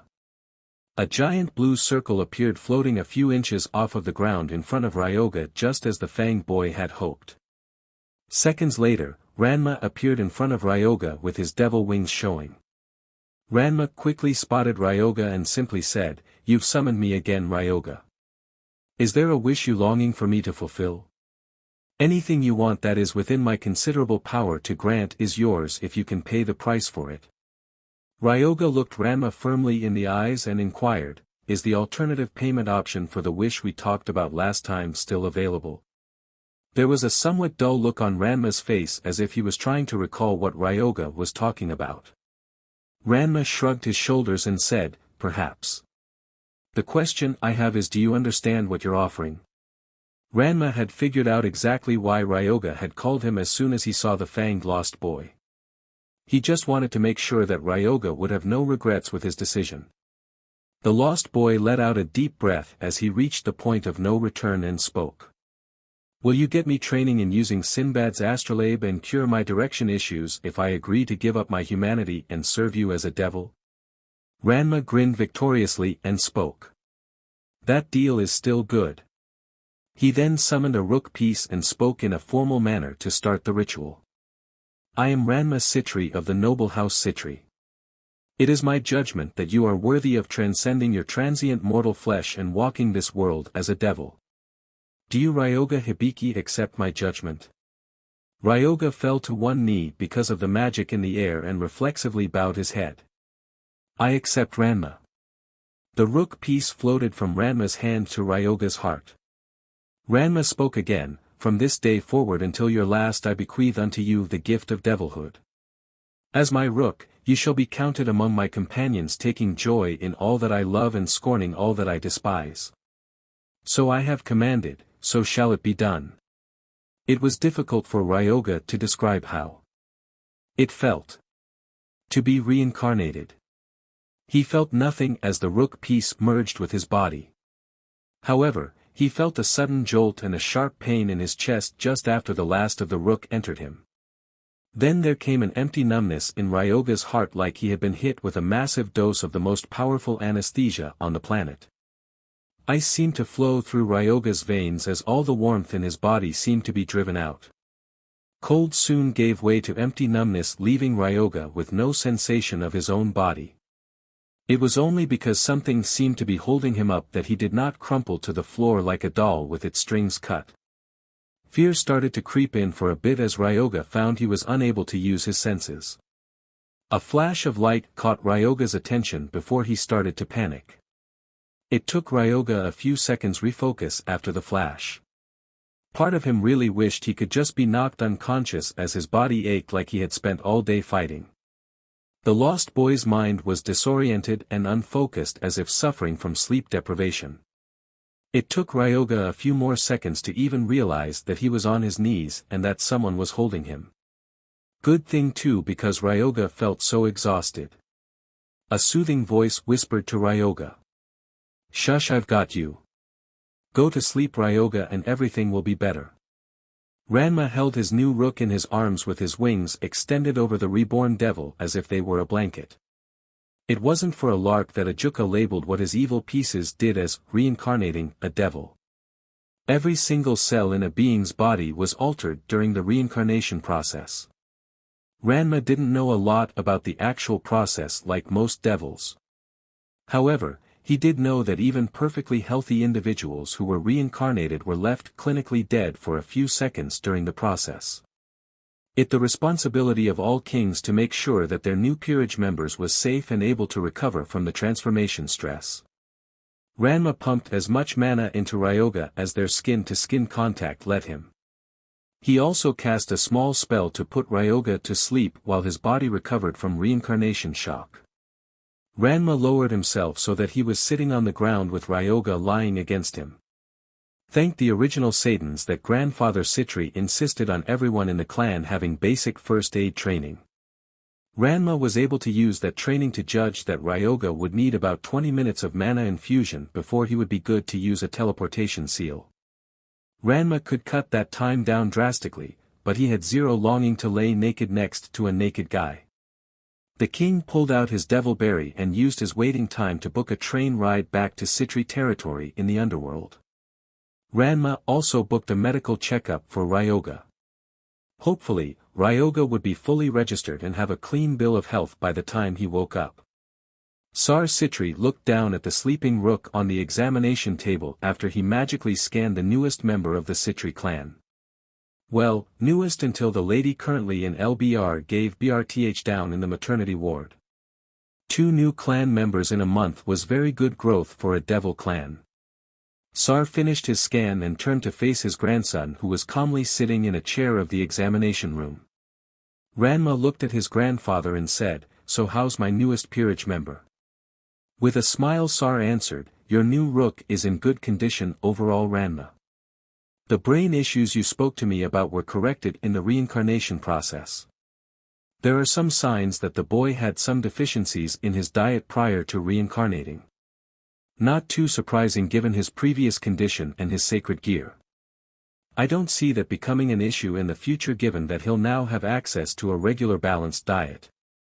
I also saw that you put a seal on your rook's sacred gear." Ranma nodded his head. "I didn't want people mistaking him as a stray until he gets Sinbad's astrolabe under his control. It's just a standard restriction seal similar to the ones Ryu and I use in our training. Can we wake Ryoga up now, grandfather?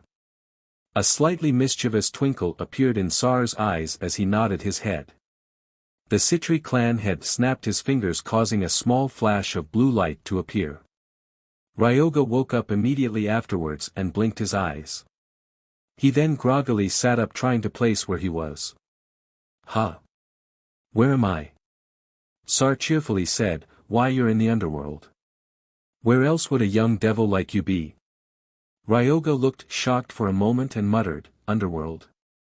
Young devil, what do you? Then the memories came flooding back to Ryoga and he remembered the pact he had made with Ranma. Ryoga's eyes widened and he muttered, oh. He then spotted Ranma and said, then I take it that I'm your servant now. Ranma nodded his head and replied, technically correct. However, I prefer to think of my peerage as my personal companions that I call the shots for the group with then actual servants. My grandfather here has just given you a clean bill of health. You'll now only get lost if you want to get lost. I was also able to put a seal on your sacred gear since you're a devil now. I'll take it off during training and reapply the seal afterwards until you get control over it. The younger Citri walked over to Ryoga, turned to face his grandfather, and formally spoke. Lord Sar Citri, Prince of Clan Citri and Commander of 60 legions, I your vassal offer you greetings. Presented here with me today is the newly turned Ryoga Hibiki whom I have selected to become my rook. Will you grant me the boon of adding Ryoga into Clan Citri? Sar turned to Ranma and spoke his part of the ritual. Lord Ranma Sitri, Margrave in Clan Citri and heir of the blood, I your lord accept your greetings. The boon you ask of me is hereby granted. Sar paused for a second to turn and look at Ryoga. I welcome you Ryoga Hibiki into Clan Citri as per my right as Prince of Clan Citri. From this day forth you shall freely be given succor and sustenance from the largest of the clan. I ask only that you serve the clan and do not let your actions besmirch the honor of the clan. Ryoga was surprised to see Sar visibly relax and sigh. Sar then jovially said, now that the proper forms have been fulfilled, why don't we all head up to my office and celebrate Ranma getting a new member of his peerage? Do you like alcoholic drinks or non-alcoholic drinks, Ryoga? I prefer a good scotch or a gin myself, but I do have a decent selection of sake. After all, if it wasn't for sake I wouldn't have my grandson. Ranma rolled his eyes as his grandfather brought up his customary comment about sake again. He said it every time he brought someone new to one of his offices to check out his drink selection without fail. Grandfather also had semi-embarrassing stories for Serafal and Sona he loved to share involving the stables and the pool respectively. The newbie devil in the room looked at the two other devils in shock. Hugh. Unintelligently came out of Ryoga's mouth, much to the boy's embarrassment. Ryoga then inquired, what's going on? First you guys were talking one very formally and now you're both acting completely differently. Sar turned to Ranma and said, I think you should field this one, Ranma. After all, you are Ryoga's king and thus responsible for teaching him about being a devil. I was getting to it, grandfather. Ranma replied in a relaxed manner. He then turned to his new companion and said, that formal talk you just heard was grandfather and I officially bringing you into the Citri clan per. Citri. Tradition. Every devil clan has their own way of officially bringing someone into their clan in the eyes of the clan. You became a registered devil in the eyes of the underworld government when I brought you into the underworld through the regular channels. However, that doesn't really mean a blessed thing unless a clan recognizes you as a member. Now you're in Clan Citri and are legally recognized in the underworld and the wider supernatural world as Ryoga Hibiki of Clan Citri. A small chuckle escaped from Sar's lips and he spoke. I'm not really big on the elaborate traditions like my wife or particularly concerned with getting formal things done perfectly like my dear Sona. But, I do think that traditions are generally important. They help keep us grounded and remind us of what is important. Granted, traditions do need to be changed from time to time. But only into a form that is more helpful than they were before. Now enough chatting in the exam room, this is a place for patience. With that said, Sar led the boys up to his office. Sar's office was the standard opulence of any high-class devil's domain with a home touch.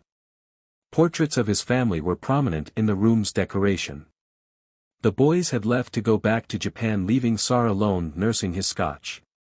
The computer at his desk had an email notice that the low-class mother in the maternity ward had successfully given BRTH to a healthy baby girl. The Citri sigil in the corner of the office activated and Shelley soon emerged. She walked over to her husband, stopped just out of arm's reach, and put her hands on her hips. "Well, you're hitting the bottle early night," she said in a slightly annoyed tone. With a shrug of his shoulders, Sar replied, "We've got 2 new clan members today. One of them happens to be Ranma's rook. That calls for a celebration in my book." Shelley rolled her eyes and replied, "That's a good reason, I suppose. It would be better if you didn't find a reason to drink every other night." Sar took a sip of his scotch and said, "I don't see the problem. It's biologically impossible for a devil to become an alcoholic, and with my magic I can sober up whenever I need to without having to worry about a hangover." The lady devil took a sensuous step towards her husband. She gently put her fingers on Sar's chest in a caressing manner and seductively whispered, "The problem, my dear, is that you can't get rid of the alcohol on your breath." Shelley pulled away and then continued speaking in a deadpan tone. "It really ruins the mood when I want you to F me." Shelley quickly pulled out a nearby chair and sat across from her husband. She then asked, "Speaking of Afinji, what are we going to do about getting Sona to make the twin-back beast with someone?" Sar snorted and replied, "Well, I can tell you what I'm not going to do. I'm not going to be trying to arrange any more marriages for Sona. It took me years to find a spare male heir of the appropriate station whose clan leader was willing to accept a matrilineal marriage. Then Sona manages to wiggle her way out of the engagement with a game of chess. It's for the best in light of recent discoveries, but acceptable husbands that won't earn Sona attacks from clan enemies don't exactly grow on trees." It was a no-win scenario for Sar as the head of Clan Citri. Socially, Sona must marry a pure-blood devil from a high-class family. There would be blood in the water for the political enemies of the clan if Sona was the last pillar head of the clan. In the eyes of the more aristocratic clans, the fact that a half-breed, as Sar's spies reported them referring to Ranma behind closed doors, was Sona's heir presumptive already put Clan Citri on the defensive. The facts that Sona was a young maiden with centuries of childbearing years and that Serafal originally came from Clan Citri were what kept the vultures at bay. On the other hand, Sar knew that letting Sona marry or at least breed with a pure-blood devil would ensure a sterile grandchild. Having the primary line of the family die off like that would be more damaging to the Citri clan than being forced into being a Comitatence's strength extra devil clan would. That's not counting the possibility of such a line extinction triggering a civil war in the clan between Ranma's children or possibly grandchildren over who became the new clan head. What kind of father would he be if he let such a foreseeable problem land in Sona's lap? Shelley folded her hands and said, "You know, Sona doesn't have to marry to have children of her own." It was obvious to Sar that his wife was suggesting the idea they had haphazardly cooked up before their meeting with the Satans. It called for Sona to take a non-pure-blood lover and pass the child off as a pure-blood. Sar shook his head. "I think that idea is rather off the wall even for one of mine, dear. Just because she was against an arranged marriage doesn't mean she'll be against marriage in general. I can't see our Sona not wanting to marry the father of her children. Besides, Sona having a child by an unknown father would bring every spy from the other clans over to her to figure out who the father was. Such a deception would have to be kept for centuries. One slip-up and the clan situation would be worse than if we were resigned to be a Comitatence's clan. I refuse to leave Sona with such a volatile situation on her hands." The lady of the clan folded her hands in her lap and shook her head. "Sar, you're underestimating Sona's abilities. We're talking about our daughter who got out of her engagement at 12 years old.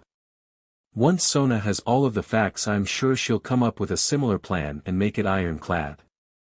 And while we're on the topic of volatile situations for Sona, I want to know why I haven't heard of any consideration of marriage proposals for Ranma. He's our grandson and should have a proper wife arranged for him. There was a scolding look on Shelley's face when she finished speaking. Now that situation had Sar wanting to reach for another shot of scotch. Ranma was the son of a Satan, an heir of the blood. He had been born a baron in Clan Citri, advanced to being a margrave in Clan Citri by his 15th birthday, and was repeatedly paying one of the highest tithes for his age group. Normally, a young devil in such a situation would have the pick of the lot for potential brides. The problem was that there weren't many potential brides in Ranma's age group that were socially acceptable for one of his station. When you factored in the need to keep Ranma in Clan Citri instead of marrying him out to an heiress of another clan, the pool got even smaller. Girls who weren't already spoke for and whose clan leader would let them marry someone who wasn't a pureblood turned the option pool to zero. It was even worse for Sar since he couldn't really look outside the pillar clans, since it would be unthinkable for the child of a Satan to marry so low. Playing on Ranma's half-blood status, as much as Sar didn't want to do, would only open up the Comitatance's clans.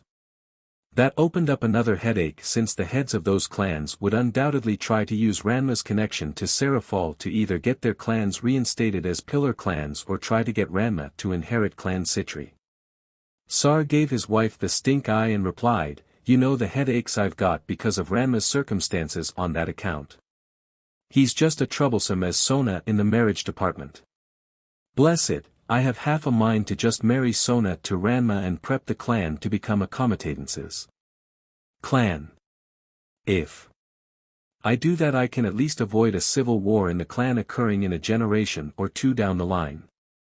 Shelley shook with mirth at what Sar was telling her. A chuckle escaped her lips and she said, "Well, at least that way we don't have to worry about Serafal scaring off the bride or the groom." Shelley got up as she continued speaking. "It's getting late, dear. Let's return home and have dinner." Gimma was sitting across the table from his son and the boy's newest peerage member Ryoga with a grumpy look on his face. Gimma huffed and muttered, "I see you've got a new devil companion boy. Where is he supposed to stay?" Ranma smirked and replied, "At his family's house. He may be part of my peerage and my responsibility in supernatural eyes.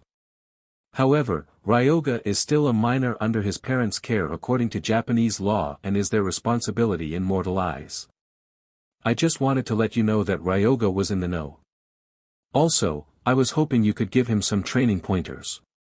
Ryoga's got a family style, but he needs to adapt it to his devil physiology."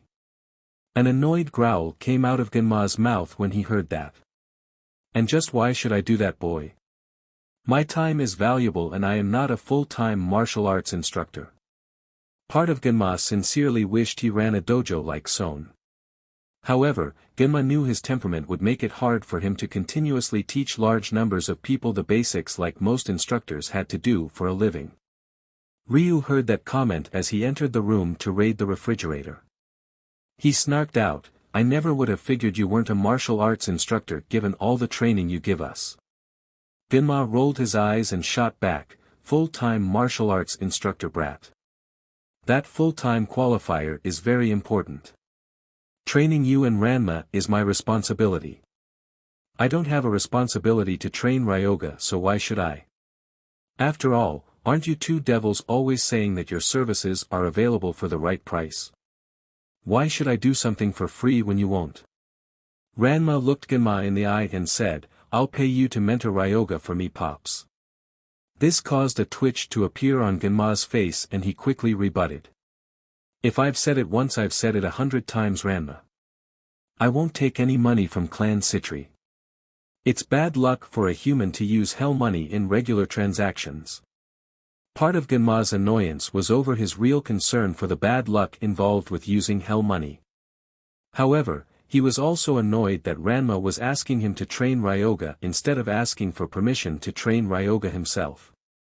How was Ranma supposed to run a dojo in the future if he couldn't teach anyone anything? Ranma hadn't mastered all of the advanced parts of the Saotome school, but he knew enough to teach the basics. A small smirk appeared on Ranma's face as he made his counter. Who said anything about clan Citri money pops? In case you forgot, I get paid by humans for granting their wishes. I've got a fair amount of yen in my personal Swiss bank account that hasn't been converted into shekels yet. I can have some of that money wired over to your bank before I have it deposited into my account at the Sheol Central Bank. That earned another twitch on Genma's face. He didn't like the fact that his 15-year-old son was making more money working part-time as a moving company than he did at his job. It was rather embarrassing as a man, which is why Gimma usually liked to ignore Ranma's devil business. The money was rather tempting and it would be nice to hit the bars a little more often. On the other hand, how was Ranma supposed to run a dojo if he couldn't teach basic reconditioning to a new devil? Finally Genma made up his mind and spoke. I'll give you mentoring lessons on how to train Ryoga, and any future peerage members you get Ranma for say 7,000 yen a week. Ranma quick countered, 5,000 yen a week pops.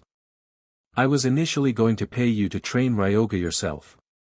You're leaving most of the work on me and you'll have to teach me how to pass on what I know eventually. It's 6,000 yen a week boy for the lessons.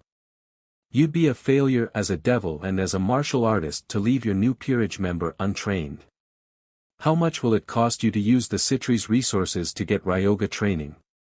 The devil stuck his hand out and replied, it's a deal pops. Gimma took Ranma's offered hand and the two of them shook on it. Both of them were happy for different reasons. Ranma was happy because Ryoga would get the training he'd need to adjust to being a devil. Gimma was happy because Ranma would be one step closer to running a dojo. The extra booze money was just icing on the cake for the sole human in the apartment. A Citri clan seal appeared in the corner of the room seconds after the duo made their agreement.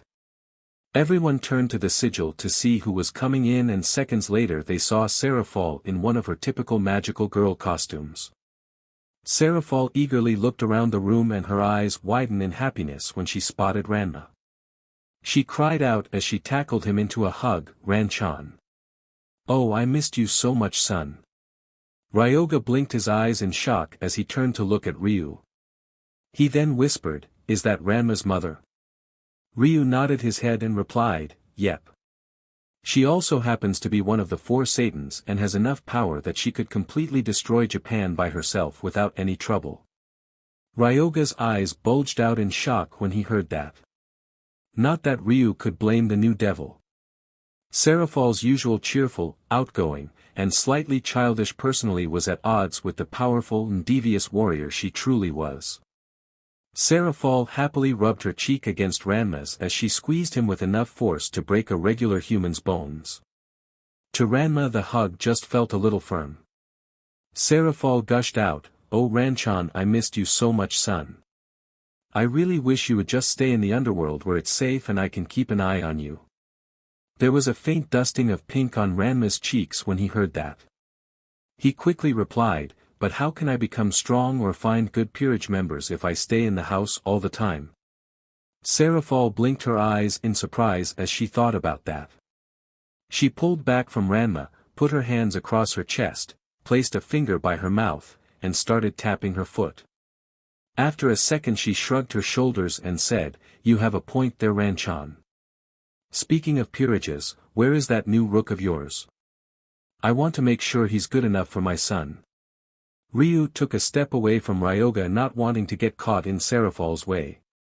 The Leviathan quickly spotted the new face in the room and her eyes narrowed. She marched over to Ryoga and circled around him several times with an inspecting eye. This was naturally rather unnerving for Ryoga, as he didn't want to know what would happen to him if he wasn't found good enough in Seraphal's eyes. Finally, she stopped circling the newest devil and nodded her head. I think he'll do with some training, Ran-chan. However, can you please keep an eye out for a magical girl or two to add to your peerage?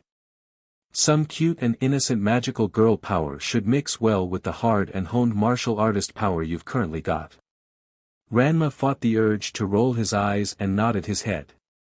Mom, I promise that if I ever encounter any real magical girls who would be willing to become devils and I have pieces available for them, I will make the offer. He had found that it was better to just roll with Mom when she was in one of these moods. Besides, how likely was he to find an actual magical girl? A magician was rare enough, but they tended to despise the concept of a magical girl. Then there was the fact that most magicians didn't want to become devils. Access to devil resources, yes, but they typically had a pride in being humans who had MSTR, the secret arts. It could be centuries before he met someone who met all criteria, and by then his peerage should be complete.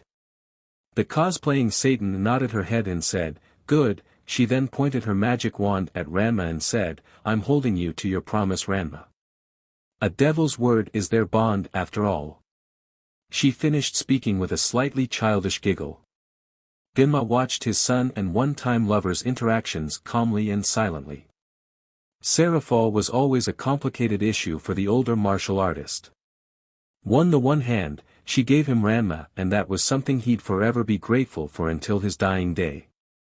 On the other hand, he had Ranma because he had gotten completely drunk and had been thrown into the deep end of the supernatural world. It was the lack of self-control that really bothered Genma, since he had always prided himself on holding his liquor. The two of them only had Ranma to connect them.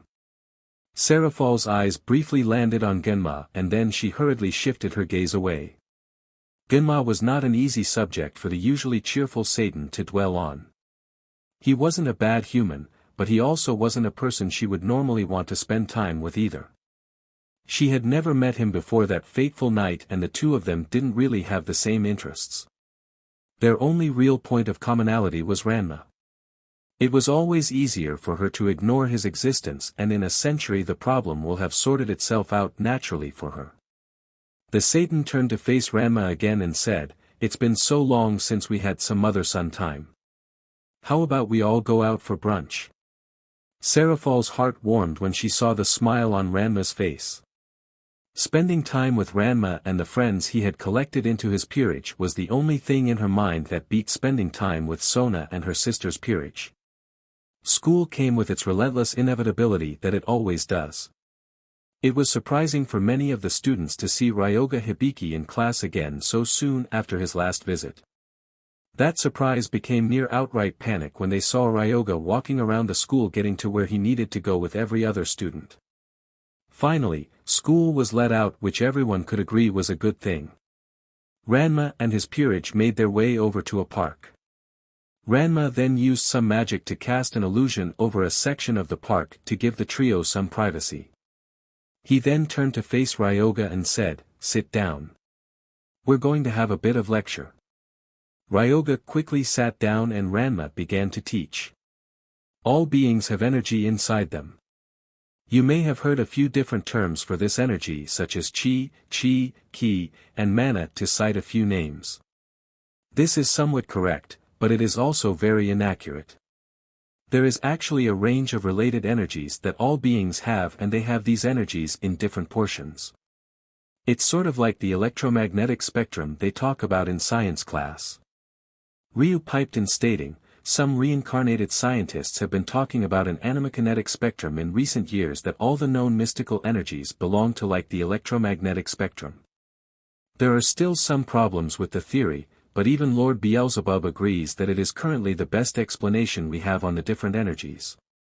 Both Ranma and Ryoga gave Ryu so questioning looks. Ryu looked a little sheepish and said, "You're not the only one who reads the Modern Magic Journal. We've got a subscription to Ranma." Ranma shook his head and replied, "I'm happy that you're reading that magazine, Ryu. However, Ryoga here is a complete noob when it comes to the supernatural, so let's try to stick to the basics for the time being." He then turned his attention to the Rook and said, "Let's get back on track. There are several energies in your body that you can control and HRNSS with training. Training your control and reserves with one type of energy causes marginal improvement for all the different energies. However, in order to get truly noticeable improvements, the particular energy in question has to be trained." Ryoga got a half-hour lecture about the different types of energies he'd be getting training in. Specifically, Ranma lectured about Tuki and the variant of mana used by devils. Chuki was really fascinating to Ryoga since it was what serious martial artists actually tapped into when they talked about using their chi. Ranma had also mentioned that it was important to remember who he was talking to before using certain terms. The Citri clan was one of the more powerful clans in the underworld.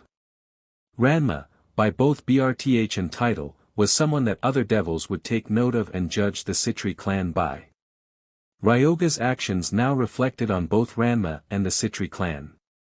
Ranma refused to allow Ryoga to besmirch the honor of the Citri clan by sounding like an ignorant fool.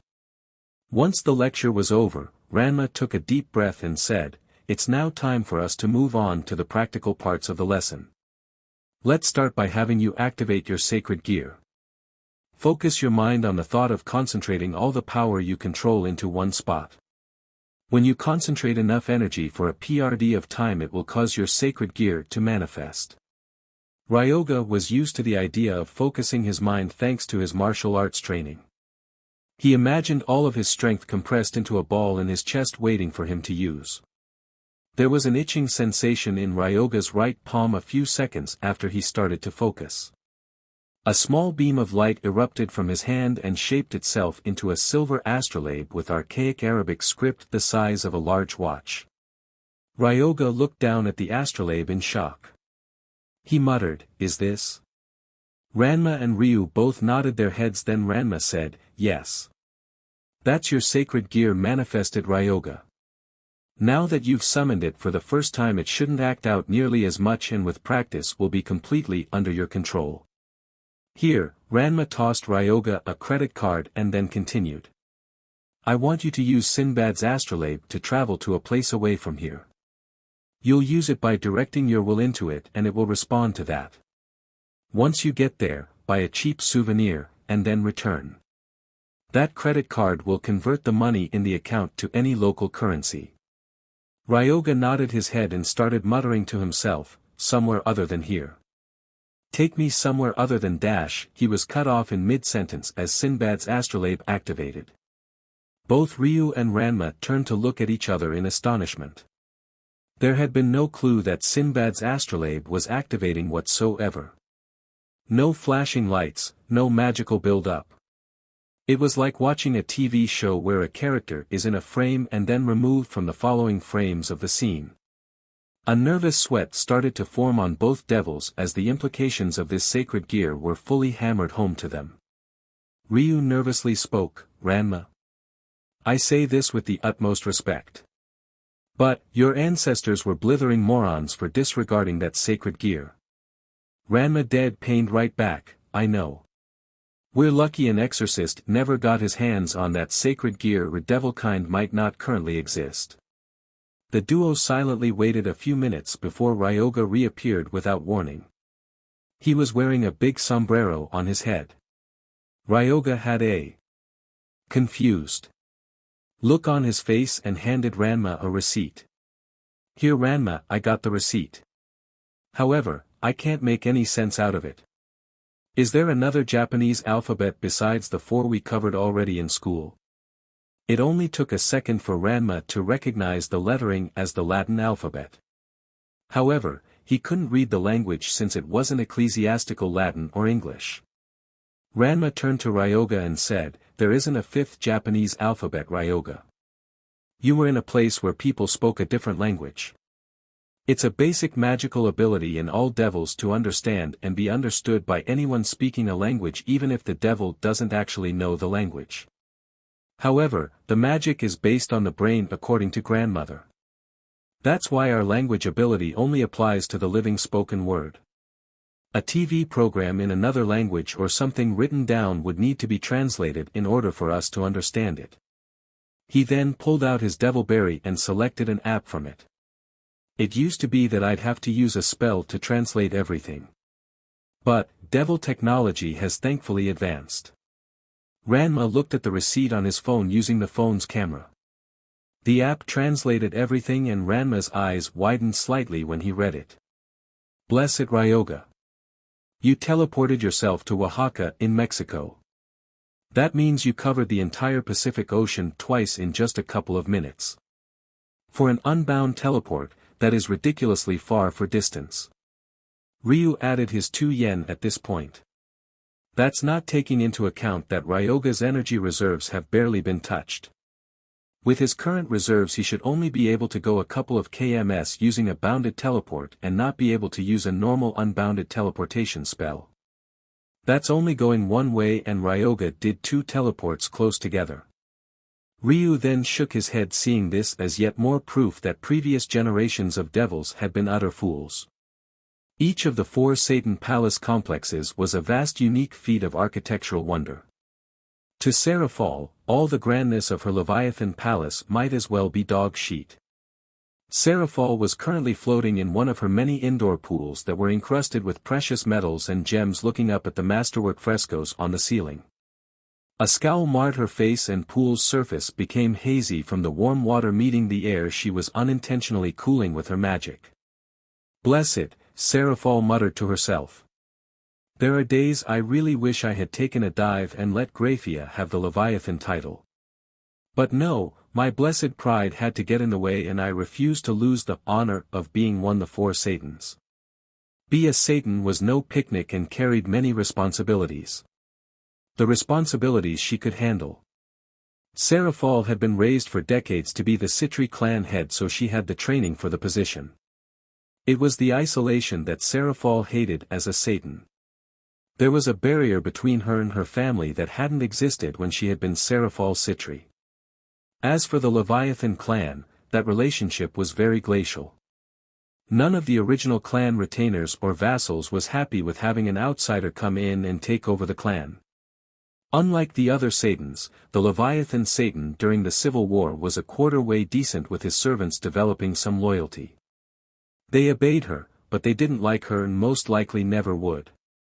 Most of the devils who later joined Clan Leviathan as retainers or vassals couldn't really be trusted by Seraphol. Too many bootlickers and spies among them.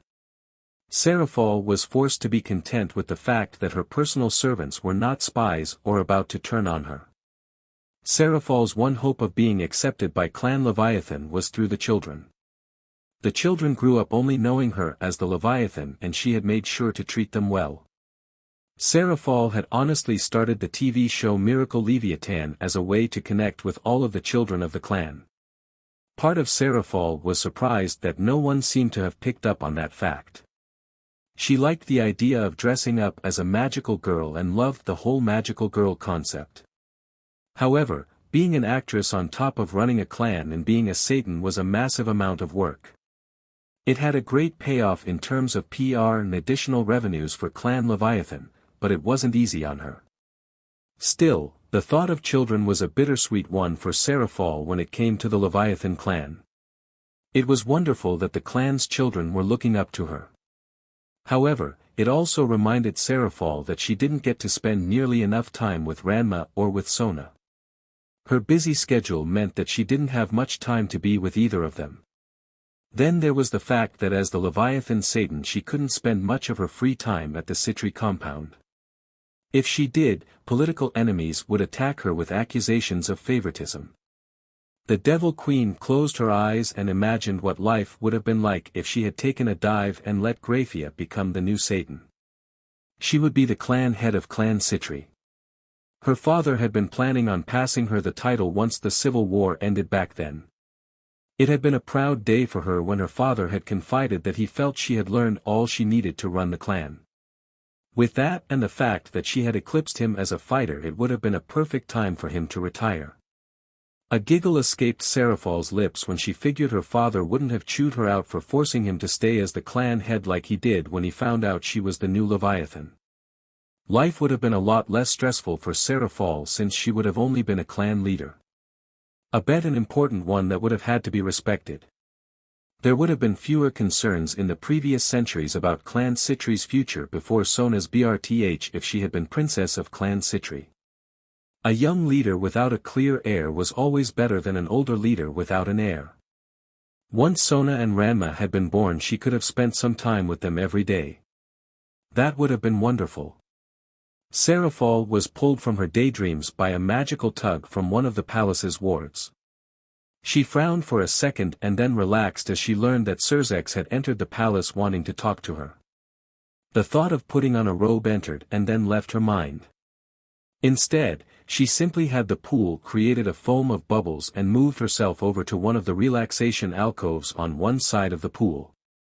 A smirk appeared on Serafal's face as she positioned herself so as to be technically modest and yet seductively alluring at the same time.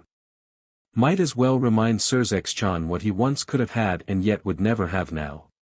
Soon enough, Surzek made his way to the pool and found Serafal lounging in an alcove of the pool.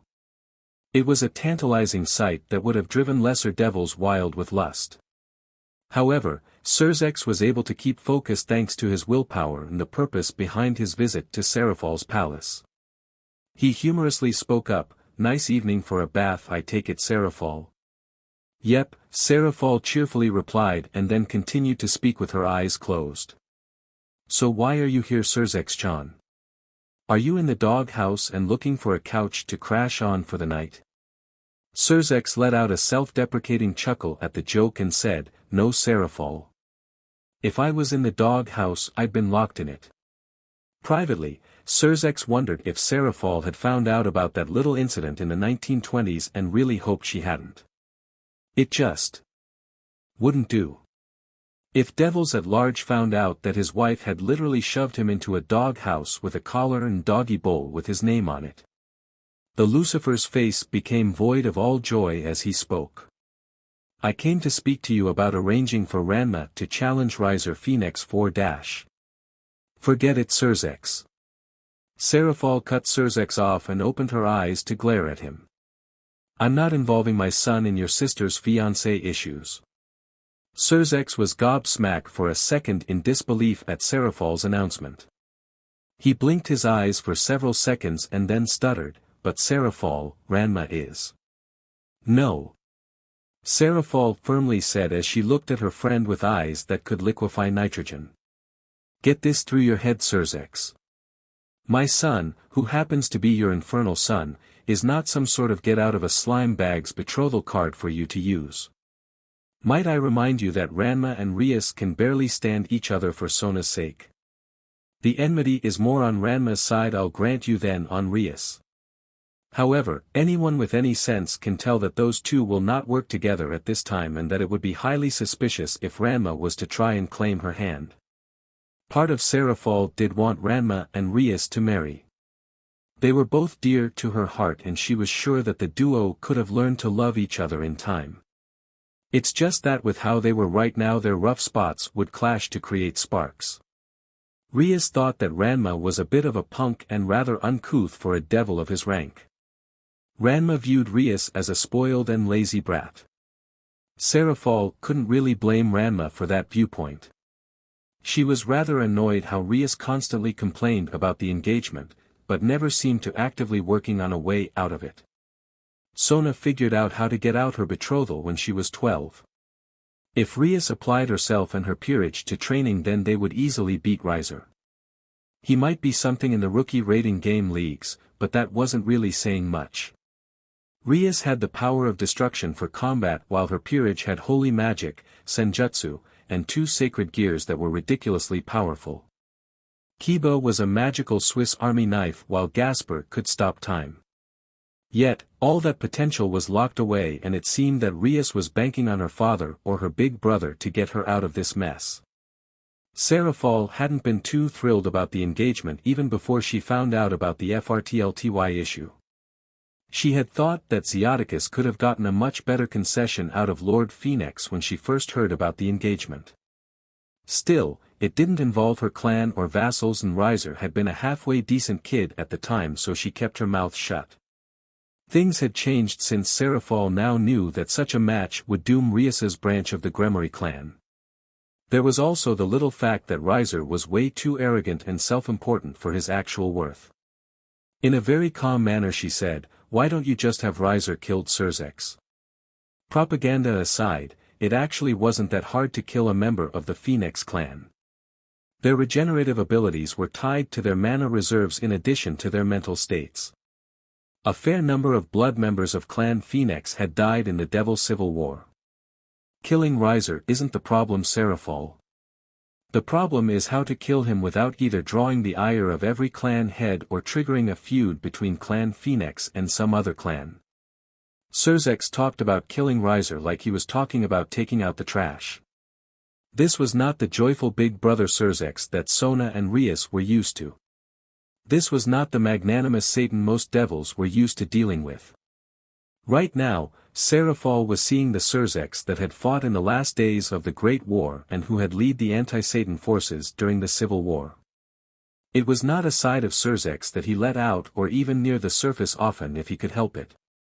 Seraphol knew that because she was exactly like him in that regard. Truth was that neither of them would feel the least bit guilty or remorseful if they gave Riser a quick death or a slow agonizing one at this very moment. The only thing that kept either of them from acting was the concern that word of their killing Riser would get out. Killing one's subjects without a believably valid reason made it hard to have a long or stable reign. Sorg sighed and said, "I just don't know what to do, Seraphol.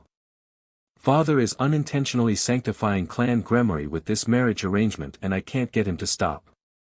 About the only thing I can think of is releasing your parents' findings.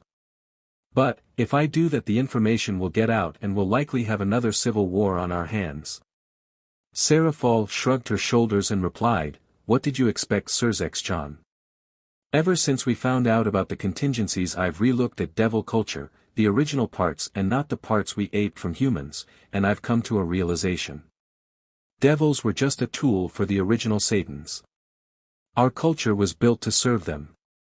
It was designed to keep us weak and at each other's throats so that the Satans would never have to worry about an internal threat even from each other. To the original Satans, we were supposed to go extinct if they ever died in order to pay of our failures." A somber look appeared on Seraphol's face as she continued, "I know that a civil war is coming if the younger generation can't figure out a solution. We kept the devils as a species alive and our parents' generation unintentionally marched us towards extinction. Now we're the older generation and devils are once again facing a major hurdle to survival. All I can do at the moment is to try and delay the inevitable so that the younger generation has the chance to mature enough to win." Ranma, Ryu, and Ryoga were in history class covering the Japanese participation in World War I when Ranma's eyes suddenly widened. Ryu turned to look at Ranma seconds later as he felt a large amount of mana being generated by his king. There was a brief flash of light and then everyone in the room besides the three devils was rendered catatonic. Ranma turned to Ryu and said, "Use a hypnosis spell to convince everyone that the three of us were called away on an emergency that can have us back to school in just a day or two. After that, I want both of you to teleport to Ignis." Ranma created a teleportation sigil at his feet and disappeared in a flash of blue light. Ryu sighed and muttered, "Really wish he'd give me a heads up on this sort of thing." He turned to Ryoga and said, "Welcome to one of the less glamorous duties of being in a peerage. Our king can leave his sheet all over the place and we're expected to clean up after him." Ryoga blinked his eyes and watched as Ryu handled the task of altering mortal minds. The Rook asked, "Does this happen a lot?" Ryu shrugged his shoulders and replied, "More than I'd like it to, but less than what most peerages have to put up with. Now watch and learn." Ryu proceeded to cast 3 different spells in quick succession. The pawn then turned to the Rook and said, "The first spell alters the memory of anyone within hearing range or sight. The second spell tags any electronic recording device for scrubbing by the Underworld's counterintelligence division. The final spell alters the memory of anyone who might have seen or heard electronic recordings. Always do those 3 in that order. Don't practice any of those spells without Ranma or me there to watch you. Memory alteration spells always required precise control in order to be effective." Ryoga had been told that several times since he had become a devil. Without that control you might not change the memories you wanted or you might change memories you did not want to alter. Either way, it was a security risk. Calling the counterintelligence division without a reason also didn't sound like a smart call. It was probably like making a prank phone call to the police. A shiver ran down Ryoga's spine at the thought of demonic police. He had a few run-ins with the police in the past given his former lost ways. In some places the police had been helpful. However, there were other places which were probably other countries, where the police were downright hostile. Ryoga knew he might be playing on stereotypes when figured that devil police would be more terrible than he imagined. He'd just rather assume the worst in this instance and be happily surprised. Ryu walked over to Ryoga and put his hand on his shoulder. Okay, everything is safe here. Let's go see what Ranma wants now. I'll control the teleport. Ryu caused a Citri sigil to form on the floor surrounding the duo. The sigil glowed in mystical blue light for several seconds before a flash of light teleported the duo away from school. Another effect of the sigil flashing as it vanished with the devils was to end Ryu's spells. As far as the students were concerned, the trio left after the teacher received a call from the principal telling them that Ryoga's parents had called wanting to see their son. They had requested that their son be escorted by two friends to make sure he got home, and so naturally Ranma and Ryu had helped their friend out.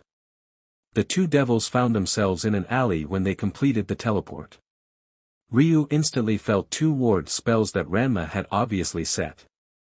He quickly pumped his own mana into the spells thanks to long practice before he even knew for sure what the spells were. One was a ward that encouraged people not to take note of an area or pass through it. The other was a combination of the spells he had just cast on the classroom seconds ago. It was a practice that Ranma and Ryu had drilled themselves on for many months. If they ever felt the other's spells for concealing, then they would help support the spell. They trusted that the other would have a good reason for the spell, and so it could not be allowed to fail.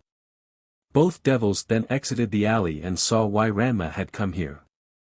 He was standing over a 14-year-old boy in a green jumpsuit who had apparently been hit by a nearby car. Ryu and Ryoga rushed over to Ranma and saw a grim look on their king's face. Ryoga wasn't sure what was going on, but Ryu could see the hidden signs that this friend was debating something in his mind. Ranma then opened his eyes and his face became firm with decision. He summoned one of his evil pieces, surprising Ryu. The pawn became even more shocked when he recognized the piece as Ranma's mutated rook. Ranma ritually intoned, "I am Ranma Sitri of the noble house Citri. It is my judgment that you are worthy of transcending your transient mortal flesh and walking this world as a devil. Yusuke Urameshi, know that a shallow mortal grave shall not be yours." The rook piece floated from Ranma's hand to Yusuke's heart. Ranma spoke again, "From this day forward until your true last I bequeath unto you the gift of devilhood. As my rook, you shall be counted among my companions, taking joy in all that I love and scorning all that I despise. So I have commanded, so shall it be done." There was a flash of light as the evil piece entered Yusuke's body. Seconds later, Yusuke started to breathe again. Ranma grabbed Yusuke and began to carry the boy to the alley with Ryu and Ryoga following behind him. To onlookers, it seemed that Ranma had called an ambulance and had helped Yusuke on board with two medics before the ambulance drove away. Ranma entered the alley with all of his peerage and immediately cast a spell to hide their presence. He then gently set Yusuke down and began to pump his energy into the boy. Ryu and Ryoga both turned to look at their king.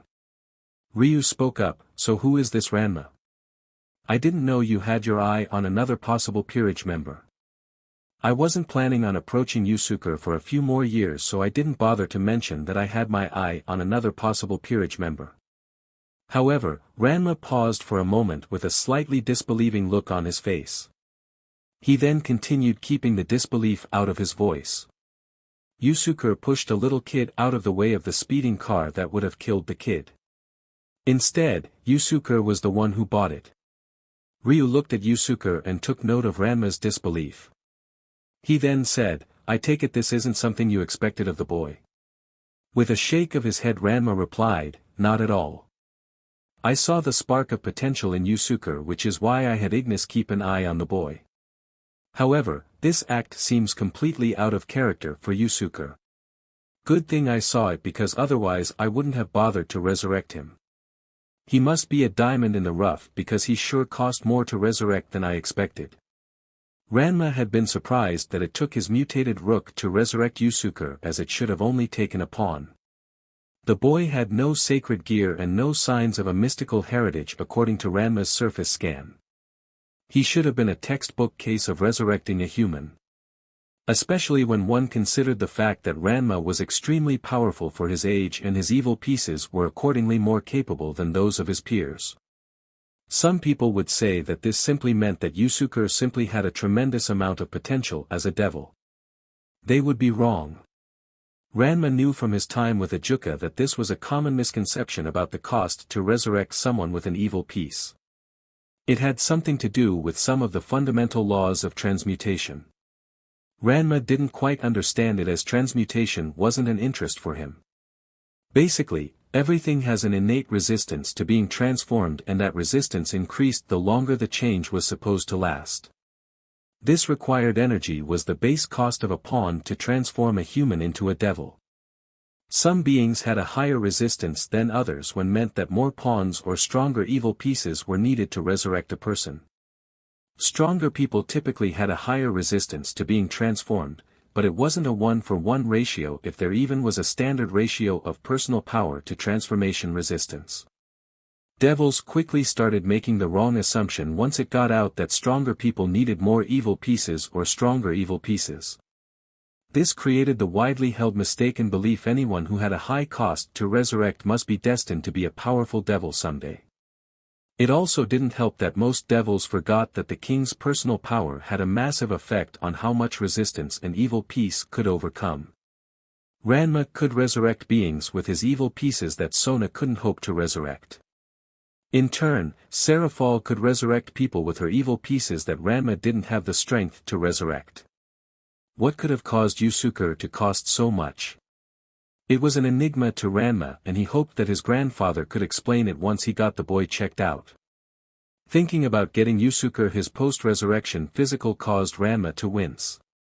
How was he going to explain everything to Yusuke?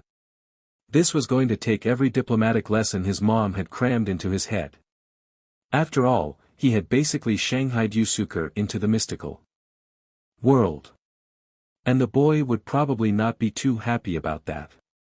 Ranma continued to wonder how he should explain things to Yusuke as he transferred his devil energy to the new rook. Both Ryu and Ryoga had at least some idea what they were getting into and chose to join his peerage.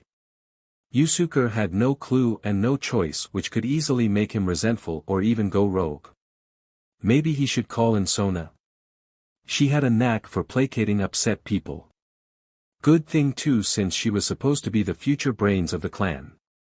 On second thought, it would be better if Ranma didn't call Sona in to help him. Yusuke was a member of his peerage and his responsibility. What kind of man would he be if he skipped out on his responsibilities? Besides, Ranma really didn't want to owe Sona a favor. Last time he owed her a favor he was 10 and ended up roped into playing house with Sona for the entire day. The ringing of his phone pulled Ranma from his thoughts. He grabbed it with his free hand and said, "Hello, this is Ranma Sitri." "Son," Seraphal's tone told Ranma that his mother was really annoyed about something. "Yes, Mom." "Did you happen to resurrect someone in the past, say 10 minutes? Ranma blinked his eyes in confusion. How could she possibly know? "Yes." Seraphal's voice became super sweet, filling Ranma with dread. Mom only did that change of voice when someone had sent something straight to heaven. "I'm glad that has been clarified, Ranma.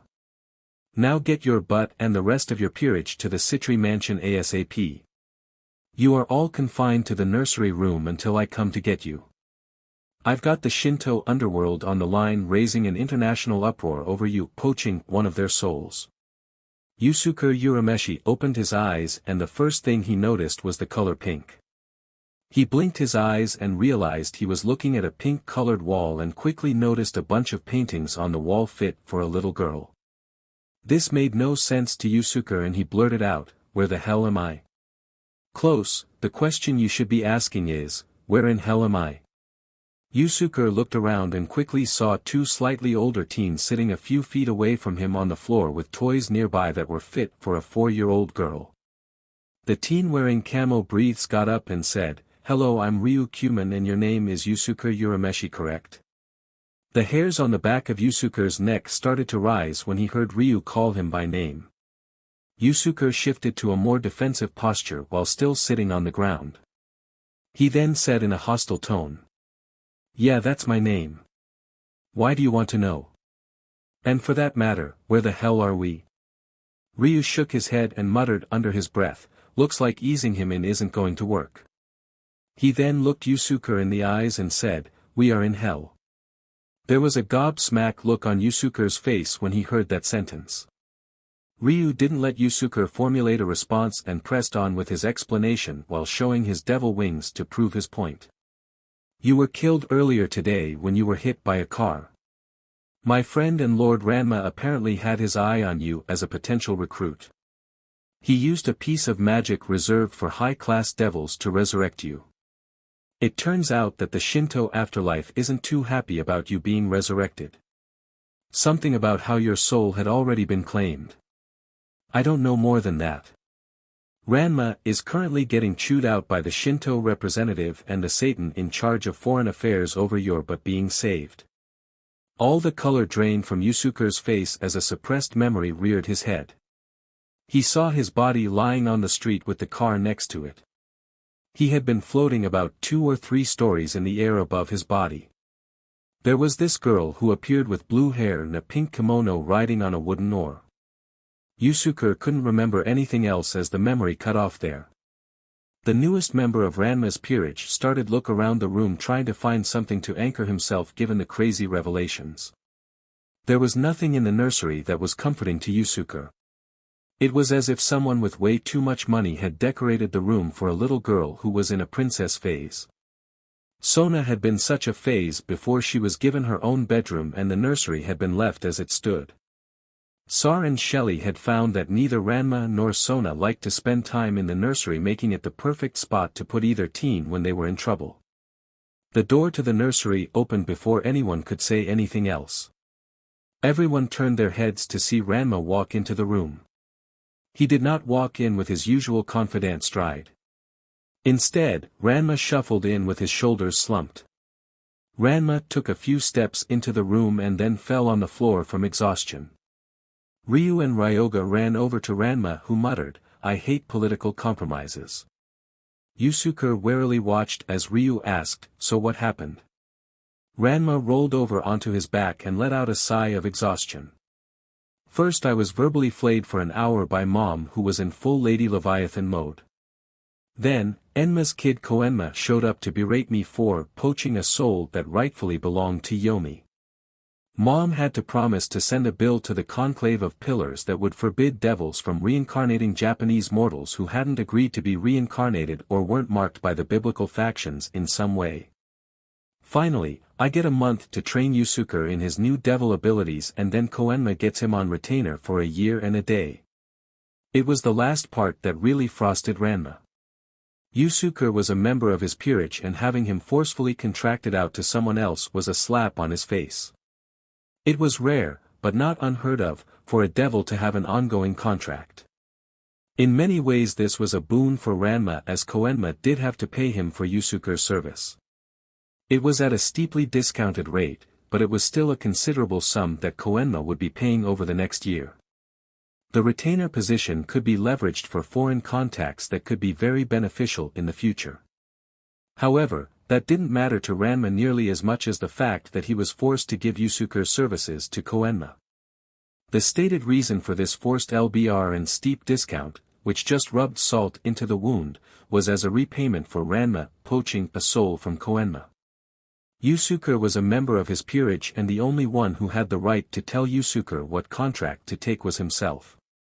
Yusuke made the timeout signal with his hand. "Just hold your horses here. What's this about devil abilities and me being on retainer?" Ranma turned to Ryu and asked, "How much does he know?" "Not much at all, Ranma. I've just gotten to tell him that you revived him and that we're in hell. He doesn't even know how you revived him." "Bless it," Ranma muttered while massaging his temple. If it wasn't one thing then it was another today. Ranma turned to look at Yusuke and said, let's start from the top. I'm Ranma Sitri and I'm a devil from Clan Citri. We've never met in person before, but you caught my attention a few weeks ago. It was my plan to check in on you every so often over the next year or so and then offer you a chance to join me and my companions as part of my peerage, trading your human life for that of a devil. That plan got nixed when you got hit by the car. It did show you had a hint of personal traits that I deem as critical for a member of my peerage. So I came in and resurrected you. Unfortunately, the only way I have to resurrect someone is to make them part of my peerage. Sorry. 4. Taking the choice away from you on whether or not to become a devil. But, you've got to admit that being alive and a devil is better than being human and dead. Ranma caused Yusuke's wings and tail to pop out to emphasize the point that the young teen was now a devil. Yusuke looked at the wings and felt unfamiliar muscles move them. It took all his will to not fall over in shock at what happened to him. What? He shakily said as he tried to find something to help him come to grips with what had just happened in his life. What's going to happen to me? Yusuke was trying to sound tough, but the older devils could see how frightened and uncertain he was. Ranma took a step closer to Yusuke and gave a confident bordering on arrogant grin to the boy. Simple Yusuke, we have dinner, formally welcome you into Clan Citri, and starting tomorrow morning we work on making you one of strongest badass in the underworld. Your mother and anyone else who's asked on Earth has been informed that you've been taken to a private hospital for treatment as the grandson of the hospital's owner saw what you did. It's even the truth since my grandfather owns the main hospital in the underworld and I saw what you did through my familiar's eyes. The high-class devil gently put his hand on Yusuke's shoulder and said, I know that you've had a lot dumped on you very quickly Yusuke and that there are many things you'll need to learn about in the coming days. However, I can tell you this with absolute certainty. You are a part of Clan Citri now. I, your fellow peerage members, and the clan as a whole are here to help you. Clan Citri is known throughout the underworld for its members fulfilling their duties. That includes the duties of a leader to their subordinates. Confusion reigned in the middle schooler's mind. His day had been in the dumps since he woke up this morning. Between school, Keiko, the teachers, home, and his mother things couldn't have been worse today for Yusuke. Then there was that kid and the car. After that things seemed to go to hell in a handbasket. Hell, he was in hell and apparently a devil now. At least Ranma and the other boys seemed to be alright. Part of Yusuke was uneasy with them given that he had never met the trio before and they were devils. But, they didn't look at him as scum and he was a devil himself now. The thought of becoming one of if not the biggest badass in hell did have some appeal to Yusuke. Perhaps the day was starting to look up for him. The suite of the Citri mansion set aside for Ranma and his peerage could qualify as a palace fit for an emperor back on Earth. Ranma woke up bright and early on his massive bed that was the size of his bedroom in the apartment with his father. He stretched his arms and then extended his wings. Ranma quickly flew off of his bed and landed on the floor next to it. Ranma then headed over to his walk-in closet and picked out a simple training outfit. Ranma quickly emerged from his closet, headed to the living area of his bedroom, and looked at the trophies on display. He was well aware that as a devil he was most aligned with the sin of pride. This was shown by all of the trophies proudly on display throughout his suite. The trophies lining the hall of his suite came from various contests he had won in the underworld. But these trophies, these were the ones that Ranma was most proud of. They were the first ones he won and most of them actually came from Earth. He kept the trophies in the Citri mansion so that he didn't have to go through the hassle of moving them all the time. Gloating time came to a halt and the doorbell to Ranma's room chimed. While shaking his head Ranma called out, "Enter." He then turned towards the door to see who would be here to see him in the morning. There was no way that it was his peerage. They would all be enjoying their private rooms and probably sleeping until he came in to wake them up. To Ranma's surprise, the door opened to reveal Sona standing in the hallway wearing a second-year high school student's uniform for Ko Academy. Sona walked into Ranma's room and closed the door behind her. Ranma smiled and said, "Morning Sona. It's been a while since I last saw you." A faint dusting of color appeared on Sona's cheeks for a second, but that could have been caused by the rising sun. Sona returned the smile and said, "Good morning to you too, Ranma.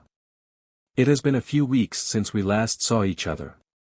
Can we talk for a moment before I have to leave for school?" "Sure, Sona." Ranma motioned with his head toward some chairs. The duo walked over and sat down in surprisingly simple recliners. Ranma looked at his aunt and said, "So what did you want to talk to me about?" Sona adjusted her glasses and said, "I wanted to congratulate you on your new peerage members. It was very surprising to me to hear that you had acquired both of your rooks in such a relatively short period of time. No one in my peerage suspected you would have another addition so soon after Ryoga joined." Ranma shrugged his shoulders. "I wasn't planning on it. It was my plan to get Ryoga trained up to Ryu's and my standards before I got another peerage member. Yusuke was earmarked for recruitment in a few years, but circumstances forced my hand. Even the best laid plans can be ruined by chance, Ranma. It is often in how one adjusts to the disruptions in their plans that allows someone's true intelligence to shine. Still, I do have some concerns about Yusuke being in your peerage. His grades and the threat they pose to your right to leave the mansion are currently my highest concern." Sona watched as Ranma let out a tired groan when she brought up Yusuke's grades. "Bless it, I was trying to not think about that for a little bit. 12 points, how can someone just get 12 points on their last test? Getting his test score up for the next test is going to a chore and a half. I'm just lucky that my agreement with Mom resets my peerage's school grades to when I reincarnate them and that I've got 30 days or their next major test, whichever is farther away, to get their grades up to the acceptable level. Ranma, perhaps I can help." This statement caused Ranma to completely focus on Sona's face, which in turn caused a light dusting to appear on Sona's cheeks. Sona then continued, "Several of my peerage members have experience in tutoring thanks to their contracts. I am willing to lend their services to help tutor Yusuke for you." That was an attractive offer and caused Ranma to smile for a second. He then frowned and said, "What will it cost me for the tutoring lessons?" Sona shook her head once and replied, "There will be no cost to you, Ranma. My peerage's reputation in Kuo will greatly improve once I let it leak out that several members of the student council are tutoring kids in a hospital in addition to their numerous duties. Besides, Yusuke is now a member of the Citri clan. It would not reflect well on me as the future clan head if I cannot help a clan member in something I am very suited for now, would it?" Ranma chuckled slightly as he saw that for some reason Sona wanted to help him out and her stated reasons were very good at saving face. "Thanks Sona, you're a lifesaver. However, don't worry about your reflection. I'm slated to take over the knee-breaking department for you when you become clan head, remember? Anyone who thinks badly of you will have to answer to me and my peerage." That statement caused Sona's cheeks to become noticeably red for a second. Neither of them would admit it, but there was a significant minority in Clan Citri and the Legion's vassal clans that would prefer Ranma to be the clan heir over Sona even if it meant that the clan became a comitatance's clan. Citri traditions were such that the child of a former heir should have preference over the sibling of the former heir. There was also the fact that despite Sars and Shelley's best efforts, the knowledge that Ranma was significantly stronger than Sona had gotten out. It was an unspoken rule among devils that the clan head's primary spouse, and the clan heir should be the strongest members of the clan. Having several clan members around the clan head's strength was one thing, since one could easily argue that strategy and skill made the clan head better. Sona didn't have that protection since many in the clan and the vassal clans knew that Ranma outstripped her in magical power and martial skill. They also knew that Ranma was younger than Sona and he had a greater growth curve than her in these matters. To many, it made far more sense to have a future clan head skilled in war with an advisor to handle peace times than to have a future clan head skilled in peace times with an advisor to handle war. Only 3 facts kept Sar and Shelley from having to publicly argue with their vassals over Sona's position. First, Ranma was a half-blood and many devils felt that the clan head at least should be a pure devil. Second, it was also known that Ranma did not want to be the clan head. There was too much paperwork and not enough time to practice martial arts in being clan head to interest Ranma. Finally, Sona made sure to act like a proper heiress to not give her enemies any more ammo against her. Even her somewhat unexpected challenge to her at the time fiancé was done within the acceptable bounds of custom. Sona regained control of her facial expressions and her face returned to its normal color. She then bowed her head and said, "It is great to hear those words from you, Ranma. I wish we could talk longer. However, I have work that needs to be done before school starts, so I must leave now." Ranma nodded his head and replied, "I understand, Sona." He then got up and escorted Sona to the door. He then opened the door for Sona and closed it after she had left the room. Once Sona left, Ranma was left with a puzzle on his hands. Why didn't Sona try to get a favor out of him? All three members of R, as the trio of Ranma, Ryu, and Ryoga had recently been named by the students, stared at the schoolyard in shock. Their schoolyard was infested with a herd of three-eyed cows that were eating the grass. Ranma and Ryu were the first to get over the sight and became calm. They glanced at each other, gave a slight shake of their heads, and then nodded their heads in agreement to an unspoken plan. Ryoga recovered from his shock when he felt a tingle of devil magic in the air. He turned to look at Ranma and Ryu with concern. He then hissed out, "What are we going to do about this?" Ranma put his arm around Ryoga's neck and whispered in his ear. "We're not going to do a thing. Ryu and I have already done the 3 security spells since whoever those cows belong to didn't do their equivalent. The cows aren't threatening us personally, anyone we are friends with, and we haven't been contracted to remove the cows.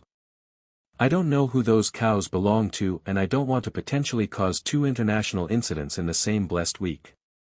Yesterday, Ranma had been privately pulled into his mom's unofficial suite at the Citri mansion and given a bone-bruising hug from Serafall. Her anger at Ranma's recruitment of Yusuke had been an act she had put on to placate Koenma. The underworld could not afford to create any more enemies in the supernatural world. It was already viewed as something of a rogue regime given that it was set up in opposition of its pantheon's deity. Then there was the 3-way Cold War going on between Heaven, the underworld, and Grigori. The underworld's relationship with the Shinto faction was one of their few amicable relationships and could not be jeopardized. Serafall coming down quickly and harshly on Ranma for his crime to the Shinto faction kept things stable. There was also the fact that the head deities of the Shinto faction would encourage Koenma not to cause a continual stink over everything. The 3 factions together were the current hyperpower in the supernatural world and had proven able to work together when it was mutually beneficial for them to do so. No pantheon wanted to rally the 3 factions against them. Even Ranma was aware of how this part of the supernatural power game was played and he liked to ignore politics when he could. The other pantheons picked one member of the 3 factions to work with and used the infighting of Heaven, the underworld, and Grigori as a proxy to snipe at their rivals. This let the other pantheons settle disputes for minimal resource expenditure. It also had the advantage for other pantheons of keeping the 3 factions at each other's throats. Ranma knew this thanks to hearing his mother complain about it over the years. It was a game that the underworld had to play because otherwise one of the other factions could overwhelm them if they got too much outside support. It's still SCKED that he had to be reamed over acquiring a peerage member in order to protect the underworld. Ranma simply had enough knowledge to know that it wasn't anything personal. He also had enough sense to not get involved in a similar situation again so soon after what had happened to him. He had already done what he needed to do in order to preserve the secrecy of the mystical world and that was it. R quickly got to their classroom and calmly sat down in their seats. Their 2-day absence was not the talk of the class because of all the cows surrounding the school. Soon the teacher came in and started the first lesson of the day. The trio handed in their homework that Ryu's familiar had gotten for them by pretending to be Genma. It wasn't the first time Ryu or Ranma's familiar had pretended to be Genma. Unknown to the boys, Gimma knew about their using his image to get them out of a jam needing parental authority. He didn't say anything because the familiars always presented him as a reasonable parent looking out for his kids even if that meant dragging them off by their ears for misbehaving. To Genma, it was a compliment that Ranma and Ryu looked to him to be the source of parental protection. Not that he would admit it to them if they ever caught on that he knew. Things got interesting about an hour after school started when what looked like a midget showed up at the school trying to collect the cattle into a freight truck.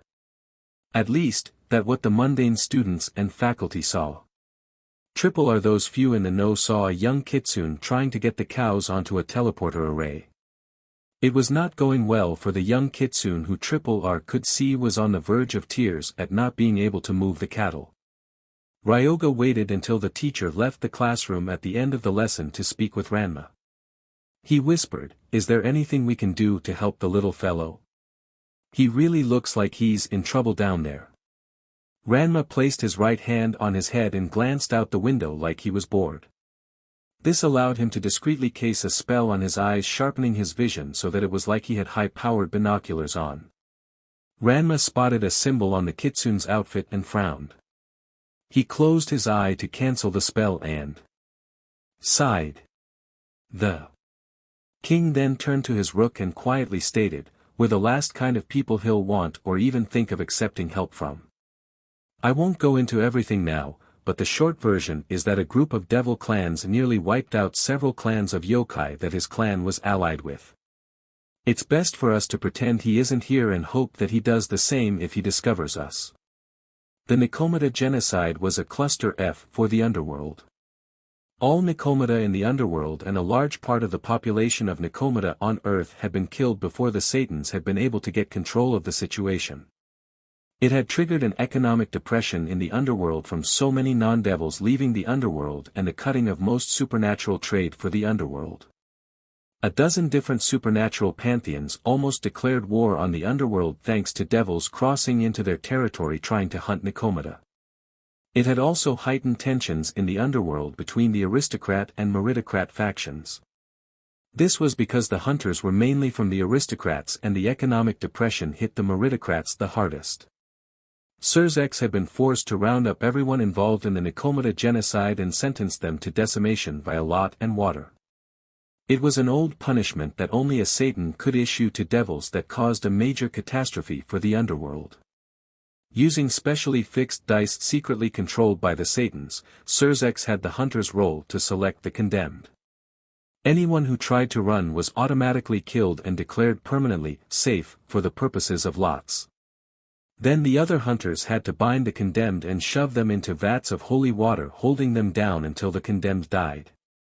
All wealth from the condemned was confiscated and used to buy off the hostile supernatural powers. The whole situation was one that none of the adults wanted to happen again or be reminded of ever again. Sar had taken a different route with Sona and Ranma than most devil parents by explaining everything with the situation in detail. He had also shown them videos of the Nikomata mass graves and the hunters' executions to drive home just how horrific everything truly was. Devils had been on the brink of a situation that would have been worse than the Great War. There was no way they could have survived a war on 12 fronts even before factoring in the other two members of the three factions joining in the fight. Neither of them could ever trigger something that catastrophic. To do so would be a complete abandonment of their duties as nobles of Clan Citri. That was why Ranma had publicly taken his verbal thrashing over Yusuke's reincarnation on the chin even though he had done nothing wrong. The incident could not have been allowed to spiral into a bigger issue. It was also why Ranma wouldn't let Ryoga or Ryu possibly cause an incident by helping the kitsune. Keiko Yukimura was surprised to see a teen wearing the uniform to the local all-boys high school walk up the school gates as school was ending for the day. It was strange because she didn't know of anyone having an older sibling going to that school that picked them up, and she hadn't heard anything about such a sibling coming to pick anyone up. She watched as the teen walked up and entered the school without the slightest hesitation. Her curiosity was piqued, so she changed her route through the halls to observe the young man. Naturally, the sight of an unknown high schooler coming onto school grounds at closing time attracted a lot of attention from the students. Keiko wasn't the only person to change their normal route to better observe the visitor. No one got too close to the teen as he seemed to have a commanding aura around him that told everyone to stay out of his way. The teen headed to the front desk of the school's office and most students shied away from going towards that part of the school. Keiko continued to watch and saw the boy approach the secretary. Said secretary looked up from her desk and asked in a slightly confrontational tone, "Your name and reason for visit." Unknown to others, her hand under her desk was inching closing to the silent alarm button. She didn't recognize this boy and being in his presence made her feel like she was in the sights of an alpha predator. The boy smiled and said, "I am Ranma Saotome and I am here to pick up Yusuke Urameshi's homework so it can be delivered to him at the hospital." The secretary froze when Ranma mentioned Yusuke. She stuttered, "Why would you be picking up homework for him?" It was obvious from her face that she didn't see a reason why anyone would bother giving Yusuke his homework. It wasn't like the bum would do it. Ranma released a smidgen of his devil aura on the secretary that made her whimper slightly. No one talked like that about a member of his peerage. It also pricked his pride that someone would imply he wouldn't do his duties. Ranma authoritatively said, "Yusuke is being treated at my grandfather's hospital and this school is on my route to it. Also, I have an interest in Yusuke's education as the person who had Yusuke admitted to the hospital after he saved a little boy's life. It would a great travesty on this school that a student who showed more moral fortitude than hundreds of onlookers was hampered from continuing his education thanks to bureaucratic ineptitude." That made the secretary very nervous. Yusuke being injured saving a little boy had given the school some good publicity. However, that also meant that the eyes of the district school board were on the school. Things would not go well for her if someone as powerful and connected as Ranma seemed to be made the district school board come down on the school and her in turn. The fact that she hadn't bothered to prepare a medical leave study packet for Yusuke as she figured he wouldn't complete the packet made things worse. Keiko walked up to the desk and politely said, "Excuse me. I am one of Yusuke's classmates and I have all of the notes he'll need for today's assignment." Ranma turned his attention to Keiko and looked at her for a moment. He then politely and without projecting any of his devil aura asked, "You wouldn't happen to be the Keiko that Yusuke mentions?" Keiko blushed and looked to the side for a moment before muttering, "Yusuke." She then turned to look at Ranma and more firmly said, "I am Keiko Yukimura and Yusuke is an old friend of mine. I'm also his class president. Part of my duties is to ensure that all absent students get their homework packets." The devil nodded his head and requested, "Can you hand me a copy of those notes? The hospital is a ways away and the tutor that's been arranged for him has only a limited time available." Keiko nodded her head and immediately started to get her notes out. As she was doing this she asked, "Is Yusuke alright?" "He's doing as well as can be expected given his situation. The doctors say he should be in good enough health to return to class in 2 to 3 weeks. At least, that was minimum time needed to sell the idea that Yusuke was in treatment for being hit by the car without spending an exorbitant amount of resources into hiding the fact from everyone." Keiko let out a sigh of relief when she heard the news. "That's good to hear, sir." Ranma shook his head and replied as he took the notes, "Call me Ranma. I'm a little young to be called sir and it's great to talk to someone who's serious about their duties. Have a good day and I'll be in tomorrow to pick up the notes." Again. The young devil then marched out of the school office and made a beeline for the school exit. He quickly left the school and headed for a teleporting spot. As he did so, he gave Ignis an order to keep an eye on the middle school. He needed to know more about it since Yusuke would be returning there for school soon enough. Besides, there was always the possibility that he could find another diamond in the rough. It wasn't like he expected to discover that Yusuke was the descendant of a Satan-level Makai yokai when he first started looking at Yusuke. Sar had really surprised Ranma when he dropped that proverbial bomb in his lap. Finding out that Yusuke was the only known descendant of Raisin Toshin was something both Sar and Ranma knew had to be kept close to Clan Citri's chest. Raisin had been one of the 10 strongest existences for centuries before his deteriorating health from starvation forced him to a lower position on the supernatural strength totem pole. He still was a feared being and held on to his position as one of the third kings of the Makai yokai, which was extremely impressive. Unlike the Earth yokai, the yokai who had immigrated to Makai had continued the yokai traditions, which could be summed up as the law of the jungle. A leader ruled as much as they wanted and had the strength to enforce their will. Any weakness was typically attacked by a rival or an ambitious underling. Only the strongest and most cunning could stay on top in such an environment.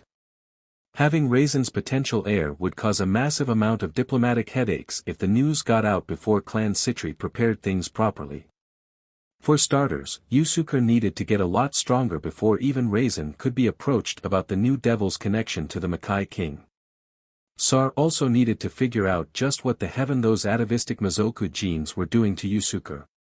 Both Ranma and his grandfather were fairly certain that those genes were why Yusuke needed a mutated rook to be reincarnated. But, they didn't have a clue what was going to happen because of the Mizoku genes. Researching them would have to be done in secrecy for the time being, and Clan Citri's resources for top-secret medical research were already spoken for. Best to keep quiet while taking a wait-and-see approach. Ryu and Ryoga were walking the grounds of the Citri mansion waiting for Ranma to join them when Ryoga spotted something in the sky. He quickly spoke up, "Ryu, is it normal to see people flying by riding oars around here?" The pawn blinked his eyes in confusion, replied, "What? No. Why would any devil do that when we've got wings? If someone was trying to make a statement or show off, they'd be in a fancy carriage or riding the back of a rare beast." Ryoga turned to look at Ryu and then pointed to figure in the sky. "Then just who is that?" Ryu followed Ryoga's finger and was shocked to see someone flying on a wooden oar. The unknown person slowly started to fly closer to the duo, allowing them to observe the figure. First thing that stood out was the fact that the flyer was wearing a pink kimono. Then the duo realized that the flyer was a girl and that she had blue hair. The flying girl adjusted her flight path and started to fly towards the duo. She angled her oar so that she flew close to them and then stopped about 2 feet away. The oar hovered in the air so that the young woman's feet were about half a foot from the ground. The young blue-haired woman cheerfully smiled at the duo and said, "Good afternoon, gentlemen. Would you happen to know the way to the Citri mansion?" Ryu took the lead and replied, "Would you mind first telling me who you are and why you're on Citri lands? It's not usual for people to be this deep in Citri territory asking for directions like you are." The girl put one hand behind her head in embarrassment and answered Ryu. "I suppose my question was a bit odd from your point of view. I'm Boten, a spirit guide from Reikai. Lord Koenma sent me here to be his personal ambassador and point of contact with the Citri clan." Given the upcoming agreement between him and Lord Ranma Sitri, he felt that a continuous ambassador would be for the best. Both devils glanced at each other and fought back sighs. They knew that Ranma wasn't going to like this. Ryu turned to look at Boten and said, "I am Ryu Cuman of Clan Citri, peerage sworn to Lord Ranma Sitri, Margrave in Clan Citri and heir of the blood. As my lord's second by right of seniority, I greet you and welcome you onto Citri lands. May only good things flow from your visit." Inside his head, Ryu was doing a little jig that he had remembered all the proper formal greeting for non-devil non-hostile supernatural entities entering Citri lands. He didn't really care about learning all of the greetings, just like Ranma didn't like it. However, he was stuck as the second in the peerage for the time being, so he had to learn them all. There was an established hierarchy for a devil's peerage that everyone followed. After the king was the queen, then any spouses the king had, then the senior member of the peerage for the rare occasions said person wasn't the queen, and then any title holders in the peerage by title rank. How formal or relaxed the relationship and chain of command was depended on the peerage. Boten smiled and said, "Thank you." "Oh, how does that response go?" "Oh right, let my visit herald good times for you and yours." She nervously chuckled and hoped they wouldn't make a big deal out of her slight mistake. She was a fairy girl who handled getting dazed or frightened souls of the recently deceased Tereikai. It wasn't like Koenma had a staff of trained diplomats to call on. Those belonged to Amaterasu in the Shinto faction of which Reikai was a division. She was put into this role since she was at fault for letting Yusuke's soul get poached according to Koenma. Ryu led Boten back towards the Citri mansion with Ryoga walking along. The trio reached the front door just as a sigil appeared by the front door signaling that someone was teleporting in. They waited a few seconds and were greeted by Ranma, who was holding Yusuke's schoolwork.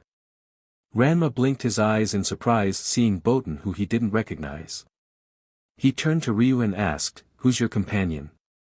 To Ranma's surprise, Ryu gave him a formal bow which clued him into the fact that he was currently dealing with something relating to one of his positions. Ryu then said, "My liege, as your senior peerage member it is my duty and honor to introduce you to Boten.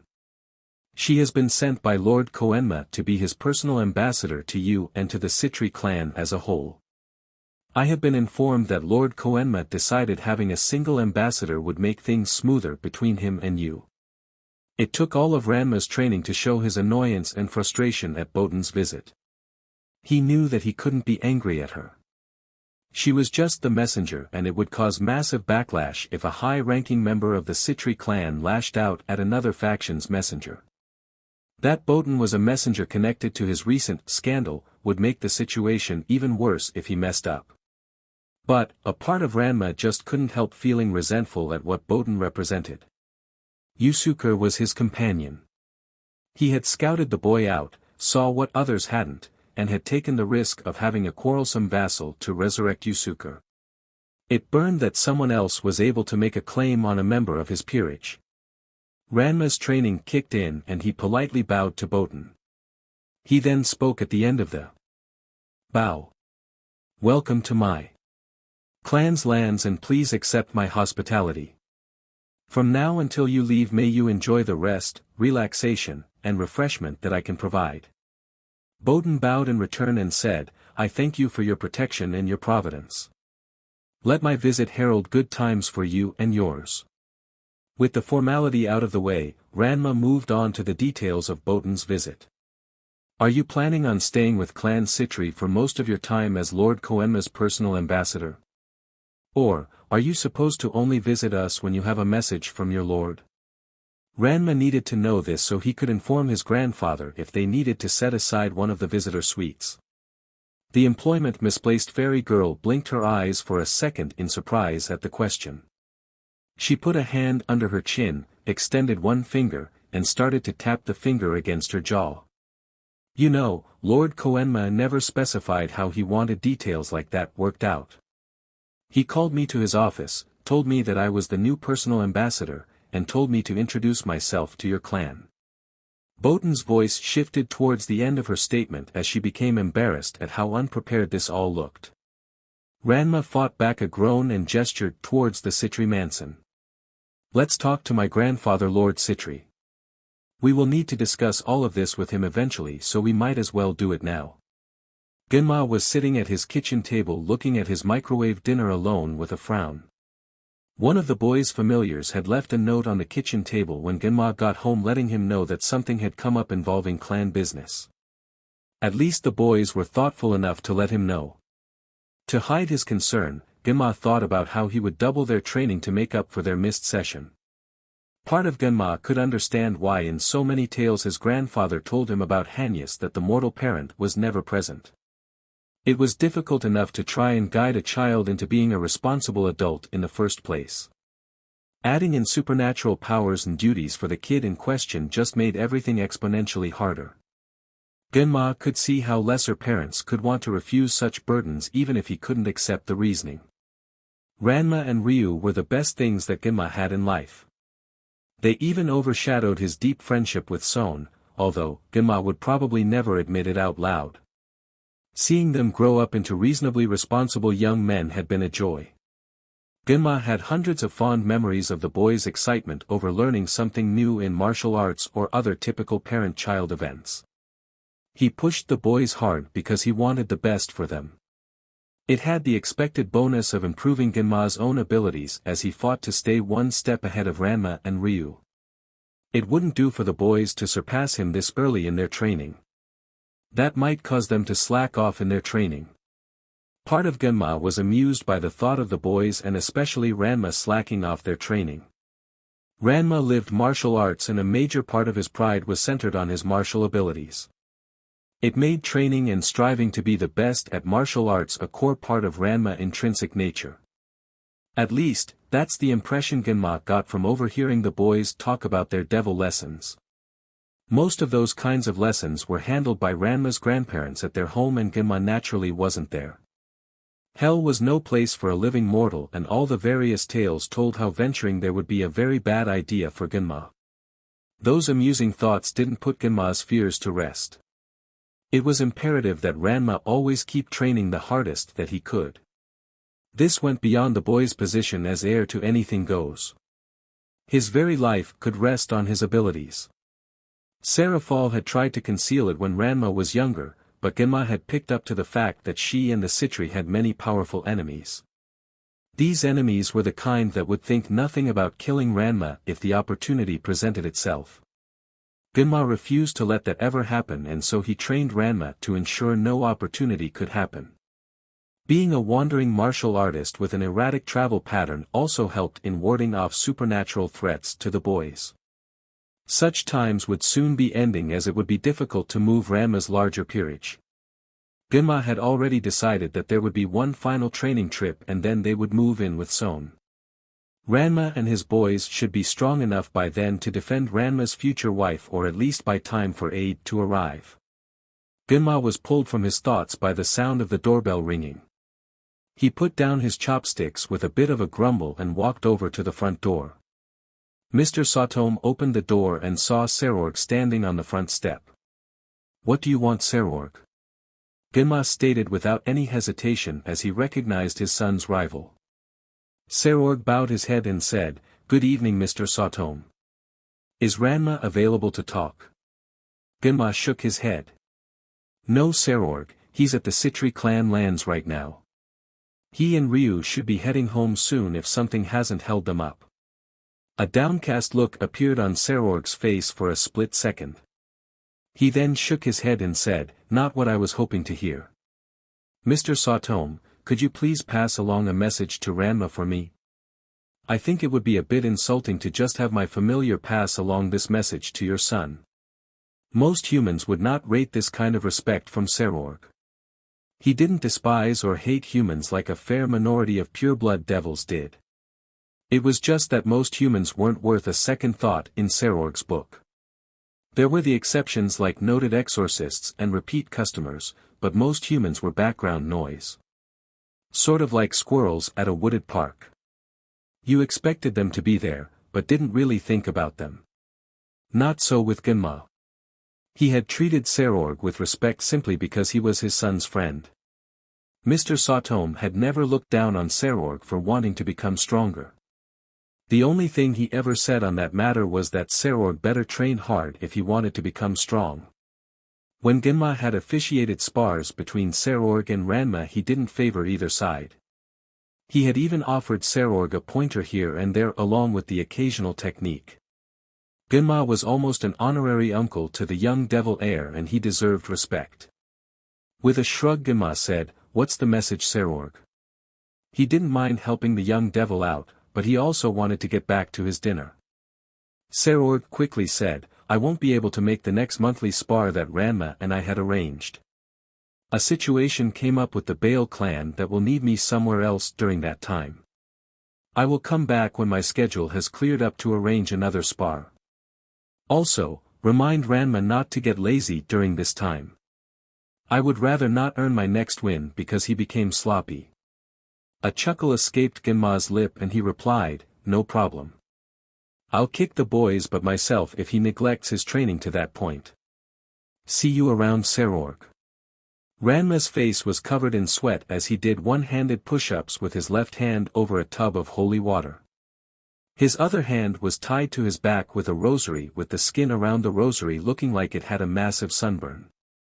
As Ranma continued his steady exercise, he watched as his peerage members did their own training. Ryu was practicing a kata on a training dummy with several crosses hanging off of him just a meter or two away. Ryoga and Yusuke were exercising almost 300 meters away to avoid the effects of the holy objects. Ryoga was on a series of poles using his sacred gear to quickly teleport from place to place as randomly indicated by a blinking light. Yusuke was doing a more basic series of jogs with weights on his back. Training was interesting for Ranma at the moment. He and Ryu had trained together for so long that they could trust each other to do what they needed to do to improve their abilities. Most of their exercises were similar given that they had the same MSTR. They only needed to spar with each other to see how the other was improving and to point out spots for further improvement. Ryoga seemed to be a very well-trained martial artist, which was a bit of a problem. His strength and endurance had skyrocketed from when he was a human, which threw everything off for him. Then there was magic and a sacred gear to think about when translated into Ryoga's training, focusing on controlling his abilities. Being able to break granite slabs with a tap of your hand was not good if you wanted to slap someone on the back safely. Yusuke on the other hand had to focus on developing his abilities. He had good instincts and some basic physical fitness before he was resurrected. However, he needed to have those traits refined and brought to their peak. Yusuke also needed to have proper hand-to-hand and other combat skills pounded into his head. Instinct and street fighting only took one so far. To advance to the highest levels of a fighter, one needed training and dedication. This left him alternating days between training his limits and developing skill. Ranma paused at 100 push-ups to swch the rosary and start doing push-ups with the other hand. It was Yusuke that worried Ranma the most out of all his peerage members. It wasn't the possibility of Yusuke going rogue that bothered Ranma. That was very unlikely, as Yusuke seemed to be adapting excellently to his new situation in life. Yusuke now had something that he had been sorely missing in life, people besides Keiko that gave a blessing about him. Sure, Yusuke grumbled about having to do so much homework for school in addition to his training regime and devil lessons. But, he was happy that the devils he interacted with all supported him and worked with him to make sure everything was understood. What worried Ranma was the fact that Yusuke would have to be at Koenma's call in just 14 days. He would have limited ability to help Yusuke on any mission that Koenma gave him due to international politics. There were some safety nets in place in the terms of the agreement for him to help Yusuke. But, there wasn't nearly enough for Ranma's peace of mind. If any harm came to Yusuke, he wouldn't be able to live with himself. It was fortunate that Koenma, or at least Boten, wasn't viewing Yusuke as a disposable asset. She had given Yusuke 2 Reikai items typically given to spirit detectives and had mentioned a technique that Yusuke was able to adapt to very quickly. The devil gun technique of Yusuke's was a good starting range attack option even if he currently only had 2 shots available.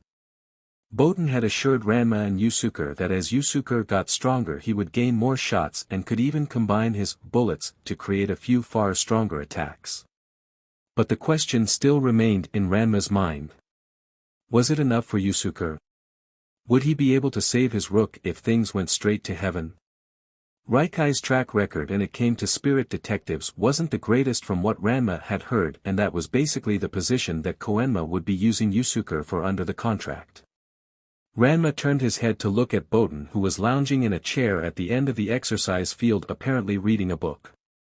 Boten was a friendly person and she seemed to care about Yusuke as much as one reasonable can for someone they've recently met. The problem was that she was just the spokesperson. Who could tell what Koenma would do? Ranma shook his head and focused on his push-ups. That was something he could do something about. He completed his current reps and then checked the time on his devil berry. A frown quickly appeared and then vanished on his face. Ranma put his devil berry away and then pushed off so that he was standing and untied the rosary. He looked around and called out to his peerage. "Alright everyone, it's time to put our training gear away and hit the showers. We've got a half hour before it's time to start taking contracts." Every member of Ranma's peerage proceeded to clean up their training gear. Ranma could leave it to the servants to clean everything up. However, Gimma had pounded it into Ranma's head that he had to respect training equipment. How can you say that you respect training equipment if you didn't clean and store it properly? Besides, Ranma and Ryu were the only ones who could clean up the holy symbols without a hazmat suit. The holy water and symbols were stored in a separate storage shed marked with a biohazard symbol. Boten got up and walked towards Ranma. He spotted her just after he had entered the code to relock the shed for holy items. "Hey Boten, how are you doing?" Boten smiled and replied, "I'm doing well Ranma. I must say I'm surprised to see the thoroughness of your training.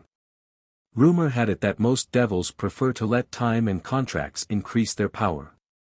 Ranma smirked, "That's true for most devils. But, I'm not most devils.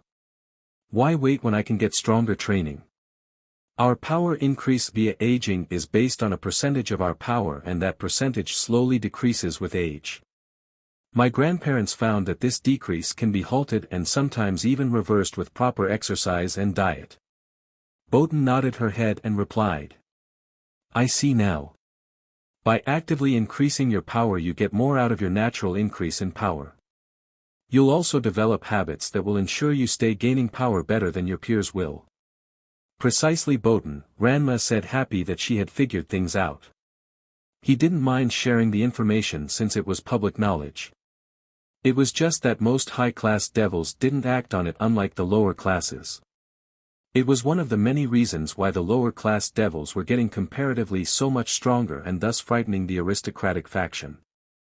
Ranma turned to look at Yusuke who was putting the weights away and called out, "Don't forget to put the weights back in proper order Yusuke."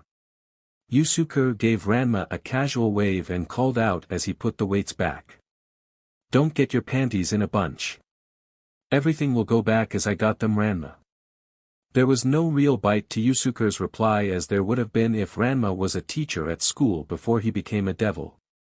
It wasn't nearly as annoying to hear instructions from someone who practiced what they preached. Besides, Yusuke had to respect his king for his hardcore workout using those holy items. Just being near them made Yusuke feel as weak as a newborn babe and Ranma was doing one-handed push-ups over that stuff. If you had to have a devil for a boss it was good to have one that was badass. Koenma was at his desk in Reikai furiously trying to keep up with the mountains of paperwork that the ogres were constantly putting on his desk. It seemed like every time he got rid of one stack of papers two more would show up in its place. What made it all worse for Koenma is that he had been putting up with a nagging at the back of his mind all day. He felt like he had forgotten something very important, but he couldn't remember. Whatever it was. Koenma heard the sound of some sort of commotion in the background and tried his best to ignore it. However, the sound just made that nagging feeling worse. The slamming of palms on the desk shook all of the stacks of paper and jolted Koenma away from the uniform change request form he had been looking at. Koenma let out a cry of surprise and started to look for what had disturbed his work. He immediately came face to face with an enraged Ranma Sitri who had his nose millimeters away from Koenma's. Ranma practically snarled as he said, "What the heaven kind of idea is this Koenma? You sent Yusuke after 3 thieves who managed to break into Reikai, steal 3 very dangerous artifacts, and you're telling him to complete this task in only 3 blessed days. You may have the right to my rook services for a year, but that does not mean you can send him on a suicide mission." Koenma quivered for a second from having Ranma so angry at him and so uncomfortably close. The little deity put his hand on his heart and blurted out, "Ranma? How did you get here?"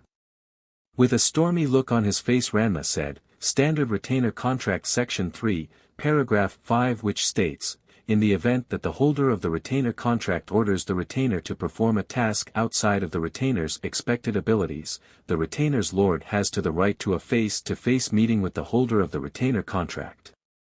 Said meeting is to occur as soon as possible to discuss the extraordinary task given to the retainer." Koenma quickly typed a few commands into his keyboard and pulled up the section of his retainer contract for Yusuke. Sure enough, it was exactly as Ranma had stated. Further reading of the contract revealed some very nasty repercussions for him if Ranma didn't receive a satisfactory resolution to the assigned task being outside the retainer's expected abilities. Koenma sighed and slumped in his chair. Just when he thought he had a solution to his problems, another problem emerges. The effective current head of Reikai lowered his head and turned to look at Ranma. Koenma silently had his office doors closed and sealed so that the two of them could talk in peace. Lord Ranma Sitri, Margrave in Clan Citri in Heir of the Blood, Koenma started in a very formal tone of voice to show how serious he was. It was neither my intention nor my longing to have retainer Urameshi placed in such a difficult and dangerous position. However, there are circumstances that forced me to call upon retainer Urameshi for the task I gave him. The 3 artifacts I tasked retainer Urameshi with retrieving are very powerful and the thieves can do a great deal of damage with them. However, the real problem is my father. Those artifacts are the proverbial crown jewels of his collection and he constantly likes to look at them. In a week King Enma returns from his vacation and if the artifacts aren't in their display cases in the vault for him to look at he will become enraged. The last time my father became mildly annoyed he summoned a typhoon that killed thousands and left hundreds of thousands homeless. Can you imagine the kind of devastation my father will cause if he finds out that his prized artifacts are gone? Ranma had a healthy imagination like any devil and could easily picture such devastation in his head. Absolute carnage filled his mind with millions dead and millions more in absolute destitution. It caused him to shiver and Ranma knew that almost any devil would dread having such a thing happen. This made the situation so much more problematic than Ranma thought and it would have to be handled very delicately. He might even have to call in his mother for some discreet help. Despite popular opinion, devils did not take delight in major natural or man-made disasters. The underworld actually took steps to try and prevent such situations wherever possible. Disasters killed people and ruined objects which meant less future clients and current clients couldn't afford devil services. Major disasters also had an annoying tendency to drive humans to seek heaven's help which no devil wanted. The ideal human condition for devils was actually the proverbial corrupt inner city. It took Ranma a few seconds to refocus after he got those images of devastation in his head. He then turned to Koenma and said, "Why aren't you using your regular guards and investigative forces to apprehend these criminals? If your father might cause so many problems if he finds the artifacts missing, then why aren't you mobilizing your forces?" Koenma sighed and replied, "Any significant mobilization of Reikai forces, even in Japanese territory not engaging another faction, will cause an automated notification to be sent to King Enma. The notification will contain why the forces are being mobilized, which will infuriate my father and likely cause him to commit mass destruction, which I'm trying to avoid." The young-looking ruler walked a foot away from Ranma and looked out at the busy office complex he was in charge of with his father away. His shoulders slumped and he wearily continued. "A similar notification will be sent out if I try to divert funds to hire outside help for this situation. Retainer Urameshi is the only asset I have that can hunt down the missing artifacts without alerting and angering my father." The burden Koenma felt over the whole situation was obvious to Ranma. It was also obvious that Koenma was trying to not let the weight he felt about the situation show. The young devil's face softened and he said, "I can understand the situation that you've been forced into, Koenma. But, you have to understand the situation I'm being forced into because of this. Yusuke is my friend and my rook. His safety is one of my top concerns as his king, and this mission is extremely dangerous for Yusuke as he currently is in his training. Maybe I can take over this mission for Yusuke. It's rare, but not unheard of for a king to take up a task for a peerage member on retainer that is doing something beyond the peerage member's abilities." Koenma turned to face Ranma and shook his head. "I wish I could agree to that, Ranma. The problem is that calling in any high-ranking devil generates lots of paperwork and official notices. You generate an entire order more of paperwork, Ranma. After all, you are the only high-ranking devil with legal and blood ties to Japan. Unlike other high-ranking devils, you have complete freedom to move about the country, which means you are monitored by all of the different subgroups within the Shinto faction. Any direct action you take risks the loss of the artifacts coming to light. That will upset my father and could easily trigger an array of arguments within the Shinto faction. Ranma shook his head. We don't want that to happen. What Koenma was describing would mean the sharp decline in influence and power of the Shinto faction. Whether it would be because of internal strife, diplomatic repercussions, or both didn't matter in the end. All that would matter is that a major ally of the underworld and the only real ally it had in the Far East would become weak and vulnerable. One didn't have to be a genius at international diplomacy to realize the negative effects this could have for the underworld. The pint-sized prince's eyes widened as a thought came to him. He turned to Ranma and said, "High-ranking devil, the key point is when a devil is high-ranking. A low-ranking devil wouldn't attract too much attention. Retainer Urameshi is your newest member of your peerage. And is relatively new to being a devil.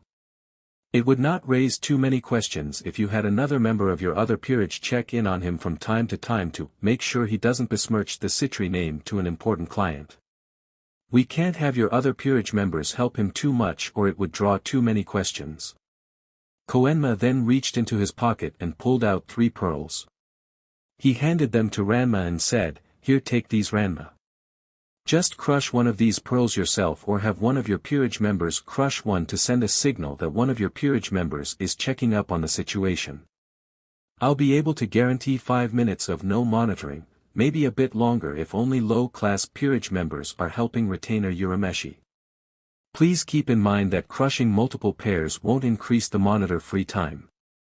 These pearls simply trigger the Reikai sensors to go into a feedback loop. Also, the pearls will shatter if subjected to any form of scanning. I wish I could do more to help you, Ranma. However, there is only so much I can do given what we're against right now." Genma frowned as Boten carried Yusuke in a fireman's carry into his apartment.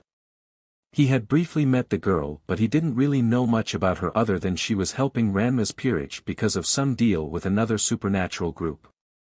Boten bowed her head and said, "Sorry for coming in so unexpectedly, Mr. Saotome.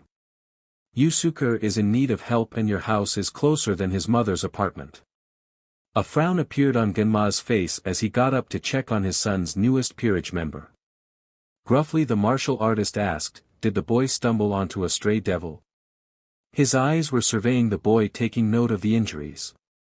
He was also sensing that Yusuke's power level was very low but stable. That was a concerning, but not alarming thing to note about the young rook. Boten shook her head as she placed Yusuke on the couch. "No sir, this wasn't because of a stray devil. Yusuke was tasked by Lord Koenma to recover 3 stolen artifacts.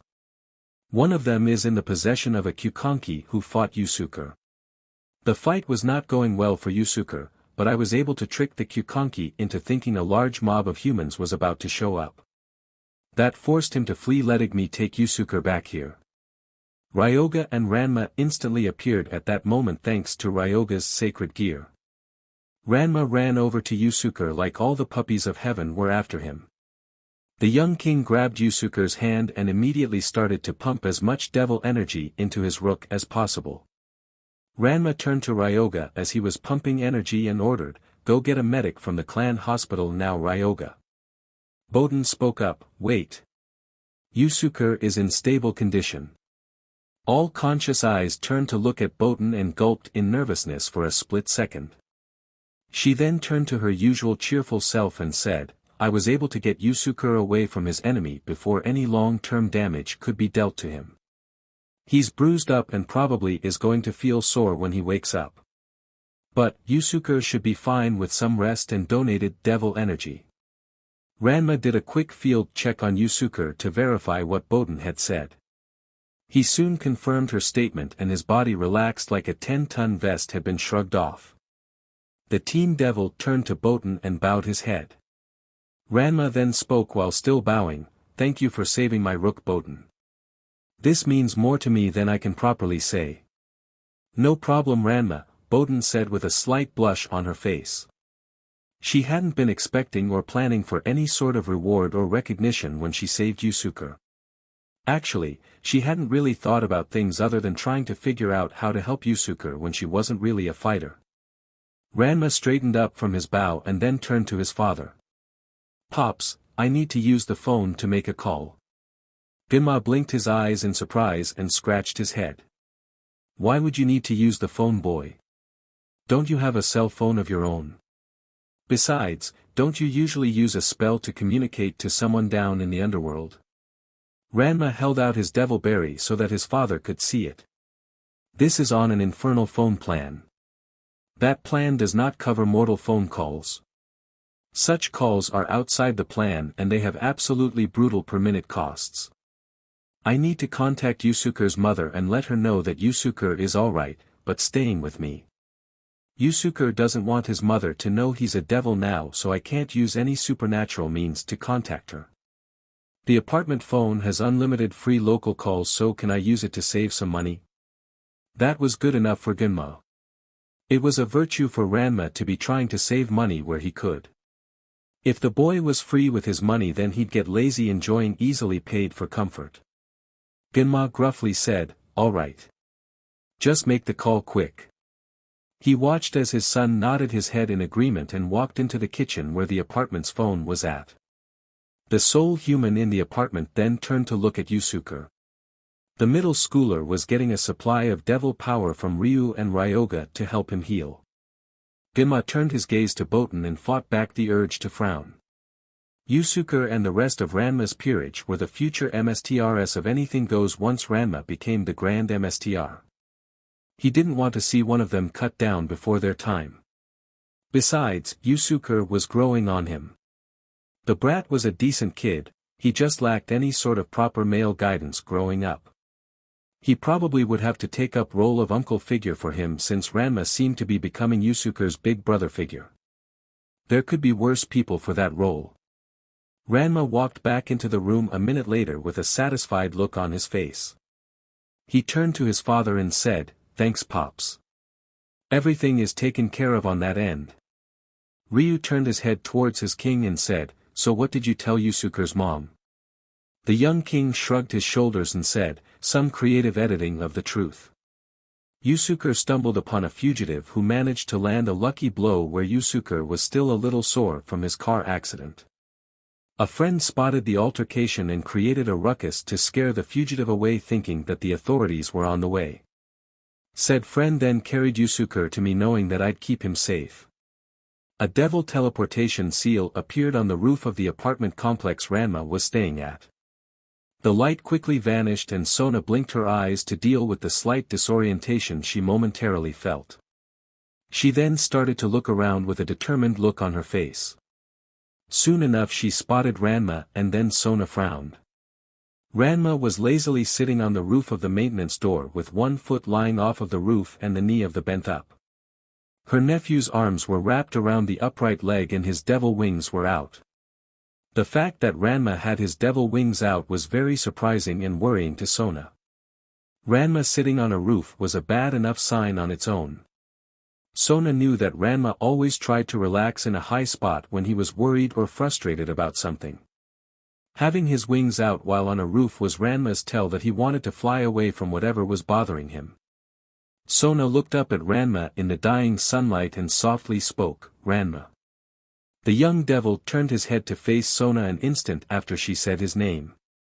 Sona fought back the urge to blush and continued to speak. "Would you mind if I came up there with you?" Ranma snorted and gruffly replied, "Why the heaven not? It's not like I own the roof." He then watched as Sona casually jumped up into the air and daintily landed on the roof next to him. A casual onlooker who was aware of the duo's heritage might have thought Sona had used magic to get up onto the roof. That was not the case, as she simply needed to use some basic martial arts training.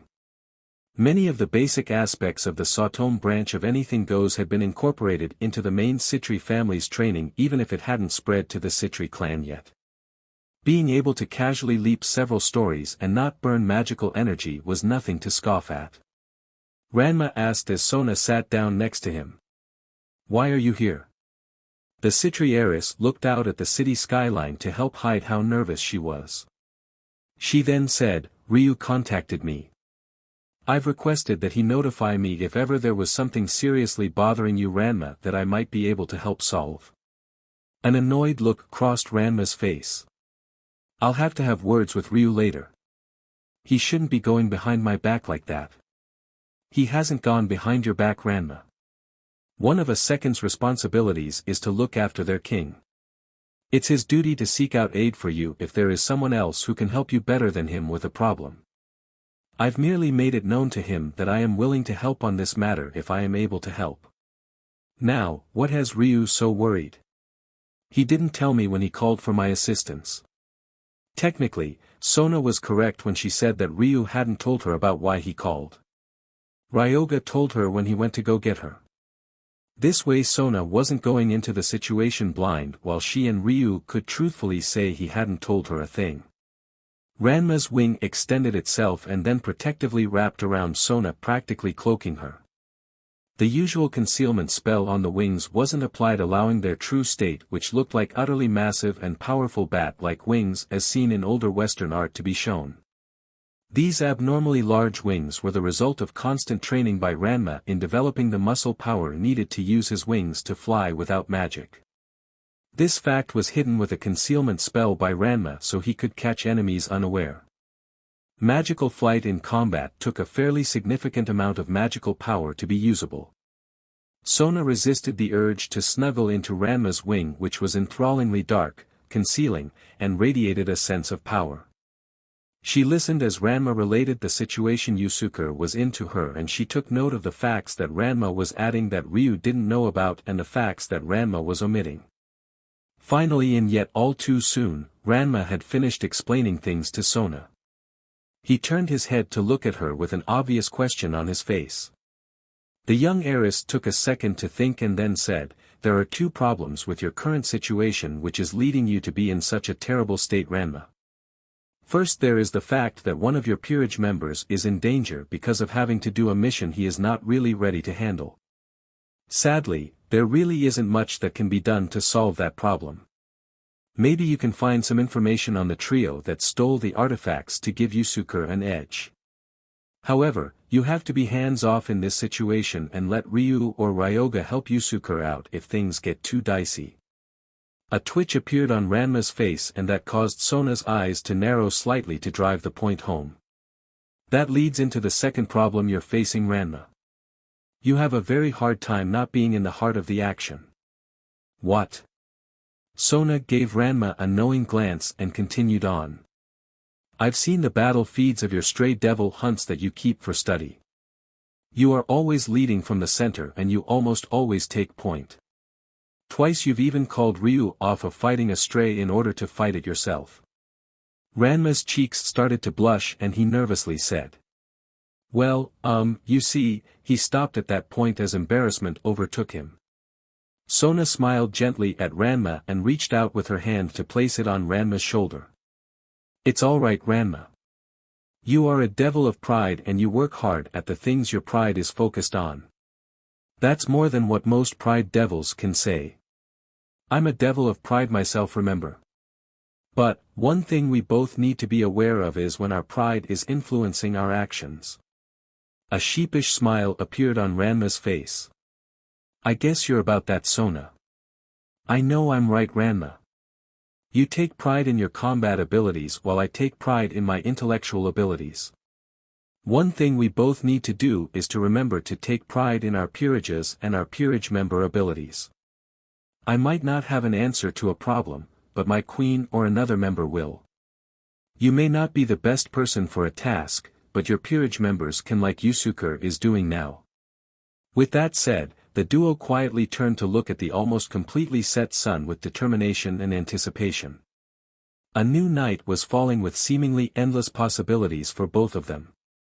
Sona and Rias were busy with one of their usual chess games that the second-year students constantly challenged each other to when they got the chance. Currently, Sona had a slight advantage over Rias with her piece placement. That knowledge didn't cause Sona to get comfortable in the slightest. Defeat could be snatched from the jaws of victory with a single moment of inattention or not considering a potential strategy. Rias looked up from her pieces and asked, "So Sona, have you gotten any new prospects for your peerage recently?" The Citri heiress shook her head slightly and replied, "I haven't seen any prime prospects recently. I've noted about a dozen prospects that I'm willing to deem tolerable in a pinch. It is just fortunate for me that I don't have to resort to those prospects at the moment." A small frown briefly appeared on Rias's face when she heard Sona's response. She hadn't had much luck recently finding good future peerage members either and had been hoping for some good leads.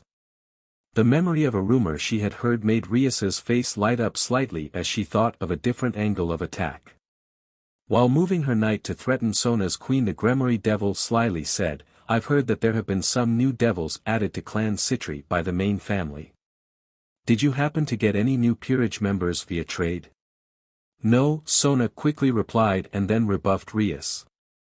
"You should know better than to listen to rumors about someone in the clan trading peerage members. We might not be known for being overly affectionate for our subjects like some clans, but the Citri clan takes pride in maintaining its oaths. One of those oaths is to protect and help those sworn to us. I doubt you'll ever find a member of the clan willing to send a subordinate out of the clan." Rias quickly countered. "That doesn't stop you or anyone else from trading your unused pieces for a peerage member. That was done by many devils, especially young devils when their parents wanted to transfer a guardian or two. It also happened when lower-ranked devils married between clans. One higher-ranking devil in one of couple's clan would exchange an unused piece with a high-ranking devil of the other clan. This ensured that no devil had split loyalties. However, it wasn't something that members of the Citri clan did very often if ever. The clan's culture of respecting oaths of duty made all clan members leery about shifting around someone's allegiances even within the clan. Trading someone into and especially out of the clan was almost unthinkable. Sona's eyes narrowed slightly at the offensive suggestion and then calmed down. She reminded herself that Rias didn't mean anything harmful by the suggestion. It was just Rias being her typical self-centered and lazy self. Sona then reminded herself that her own condescending attitude on Rias was her own sins talking. Keeping an eye on and recognizing one's sins was something all devil children were taught. However, the Citrus took it a step further and tried to teach everyone in the clan to recognize what the different sins drove them and other devils to do. Part of this had to do with the fact that pride was an extremely common sin in the Citri clan. They were better than most devil clans because they recognized some of the truths about being devils and tempered themselves to use their vices in a semi-constructive manner. Rias was the devil outside the Citri clan that Sona was most familiar with in terms of understanding her sins. Sona knew her dear friend was a devil of greed with a secondary developing sin of sloth. Rias was slightly odd for a greed type because she coveted status rather than more material things. Being the most popular girl, the darling of her parents, and the fame of being heiress to the Gremory clan were held dearly by Rias. Sona also knew that Rias preferred to put the least amount of effort into doing things that she could unless the task in question was important to her and happening immediately. Part of the reason why Sona was so familiar with these aspects of Rias was due to how they grated on Ranma. Her nephew's sins were pride with a touch of gluttony and he knew how to channel them very well. Sona had seen Ranma push himself past his limits and then reward himself with a fine meal while gloating about what he had accomplished. This attitude was very different from Rias. He saw Rias as lazy and mainly concerned with frivolous, to put things more politely than Ranma did, things that wouldn't matter in a couple of years. Rias saw Ranma as a crass muscle-bound caricature of a jock without the womanizing traits. Keeping Ranma and Rias apart made things so much easier for Sona, which was why she was reluctant to clarify things. Finally, she sighed after a moment and said, "The new additions to the Citri clan are due to Ranma acquiring 2 rooks." The mention of Ranma's name caused Rias' lips to curl for a second like she had tasted something sour. She also paused holding a pawn piece in her hand for a few seconds before putting it back in place. It was obvious to Sona that Rias really wanted to change the conversation, but was at a loss for how to do it without wounding her pride. Sona drank in Ria's discomfort without visually giving any sign of her enjoyment of her friend's suffering. She did have a secondary sin of envy, and it always irked Sona how Rias could seemingly breeze through so much on luck. As Sona cultivated her second sin to be mostly benign envy instead of malicious envy, she soon decided to help Rias out. "So Rias, how go your efforts to get your engagement changed?" Just because Sona threw Rias a bone did not preclude Sona from trying to hit Rias in the head with it. Rias's eyes narrowed in frustration and she spoke in an aggravated tone. "I still can't get through to my father or my brother.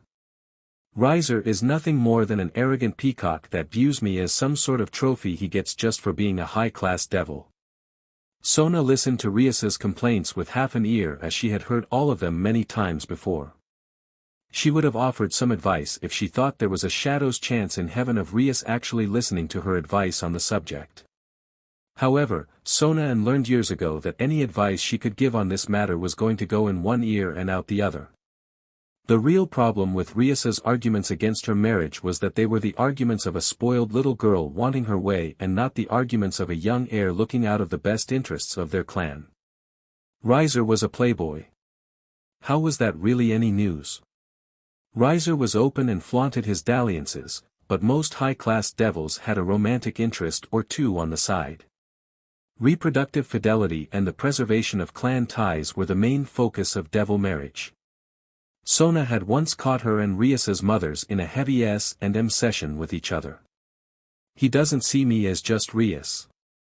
That was a foolish statement since Rias and Sona were far more than simple high school girls. Sona was well aware that her rank and position was tied to the advantages she enjoyed and that it came with a cost. The only way Rias could truly be just Rias was if she abandoned Clan Gremory and its assets. Sona could see several arguments that Rias could have used to point out that Riser didn't bring in that much for the Gremory clan's benefit.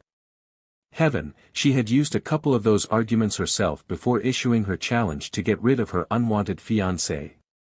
Sona could have issued a challenge without a stated reason as was her right. Having a proper reason allowed Sona to choose her challenge to her unwanted fiancé instead of having to resort to a raiding game. That let her set a challenge to test the worm's perceived deficiencies, and proverbially stack the deck in her favor. It also mitigated the potential social repercussions that could have occurred from her challenging and then ending her engagement. Sona was held as a wise and clear-sighted young heiress for spotting a potential issue that her parents had overlooked and not as a whiny brat. Eventually, Rias stopped ranting and ended the chess game in a tie. The Gremory heiress then got up to leave after quickly arranging for a rematch. Sona let out a sigh of regret once Rias left her room. She worried about Rias, she really did, and she didn't want her old friend to be miserable. However, it seemed to her that Rias was setting herself up to be knocked on her but with her living in the moment and it will all work out somehow attitude. There wasn't much that Sona was able to do given that she wasn't in the same clan as Rias. All she could do was hope that something else would wake Rias up in time. Kurama was surprised to find himself opening his eyes again. The last thing he could recall was using the forlorn hope to save his mother. All his eyes could see at the moment was blurry light. He spoke without intending to saying, "Am I in Reikai?" A voice he didn't recognize surprised Kurama by replying, "No, but you are going to be reporting there in a few days to fill out some after-action reports about how you raided King Enma's treasury. Your mother Shirori Minamino wanted me to tell you that you're grounded Shuichi. I'm still playing go-between for her and Koenma to figure out when your grounding can be temporarily lifted so that you can fill out those reports." That bit of news caused Kurama's face to become deathly white and his eyes widened in shock. His vision came into focus. He muttered out in shock, "My mother." Ranma nodded his head and said, "Your mother Shuichi, or do you prefer Kurama when dealing with the Moonlight World? I'm Ranma Sitri and I'm the one who saved you but after you killed yourself using the Forlorn Hope. Yusuke contacted me after he saw you use the mirror and asked me to save you. I had to use a spell to speed up your mother's perception of time so that I could inform her about what was going on and get her permission to resurrect you before it became too late. Getting stuck in a jurisdiction psing match with Koenma was not on Ranma's to-do list for the rest of his life. Shirori with her permission as Kurama's mother trumped anything any member of any supernatural faction could bring to claim on Kurama.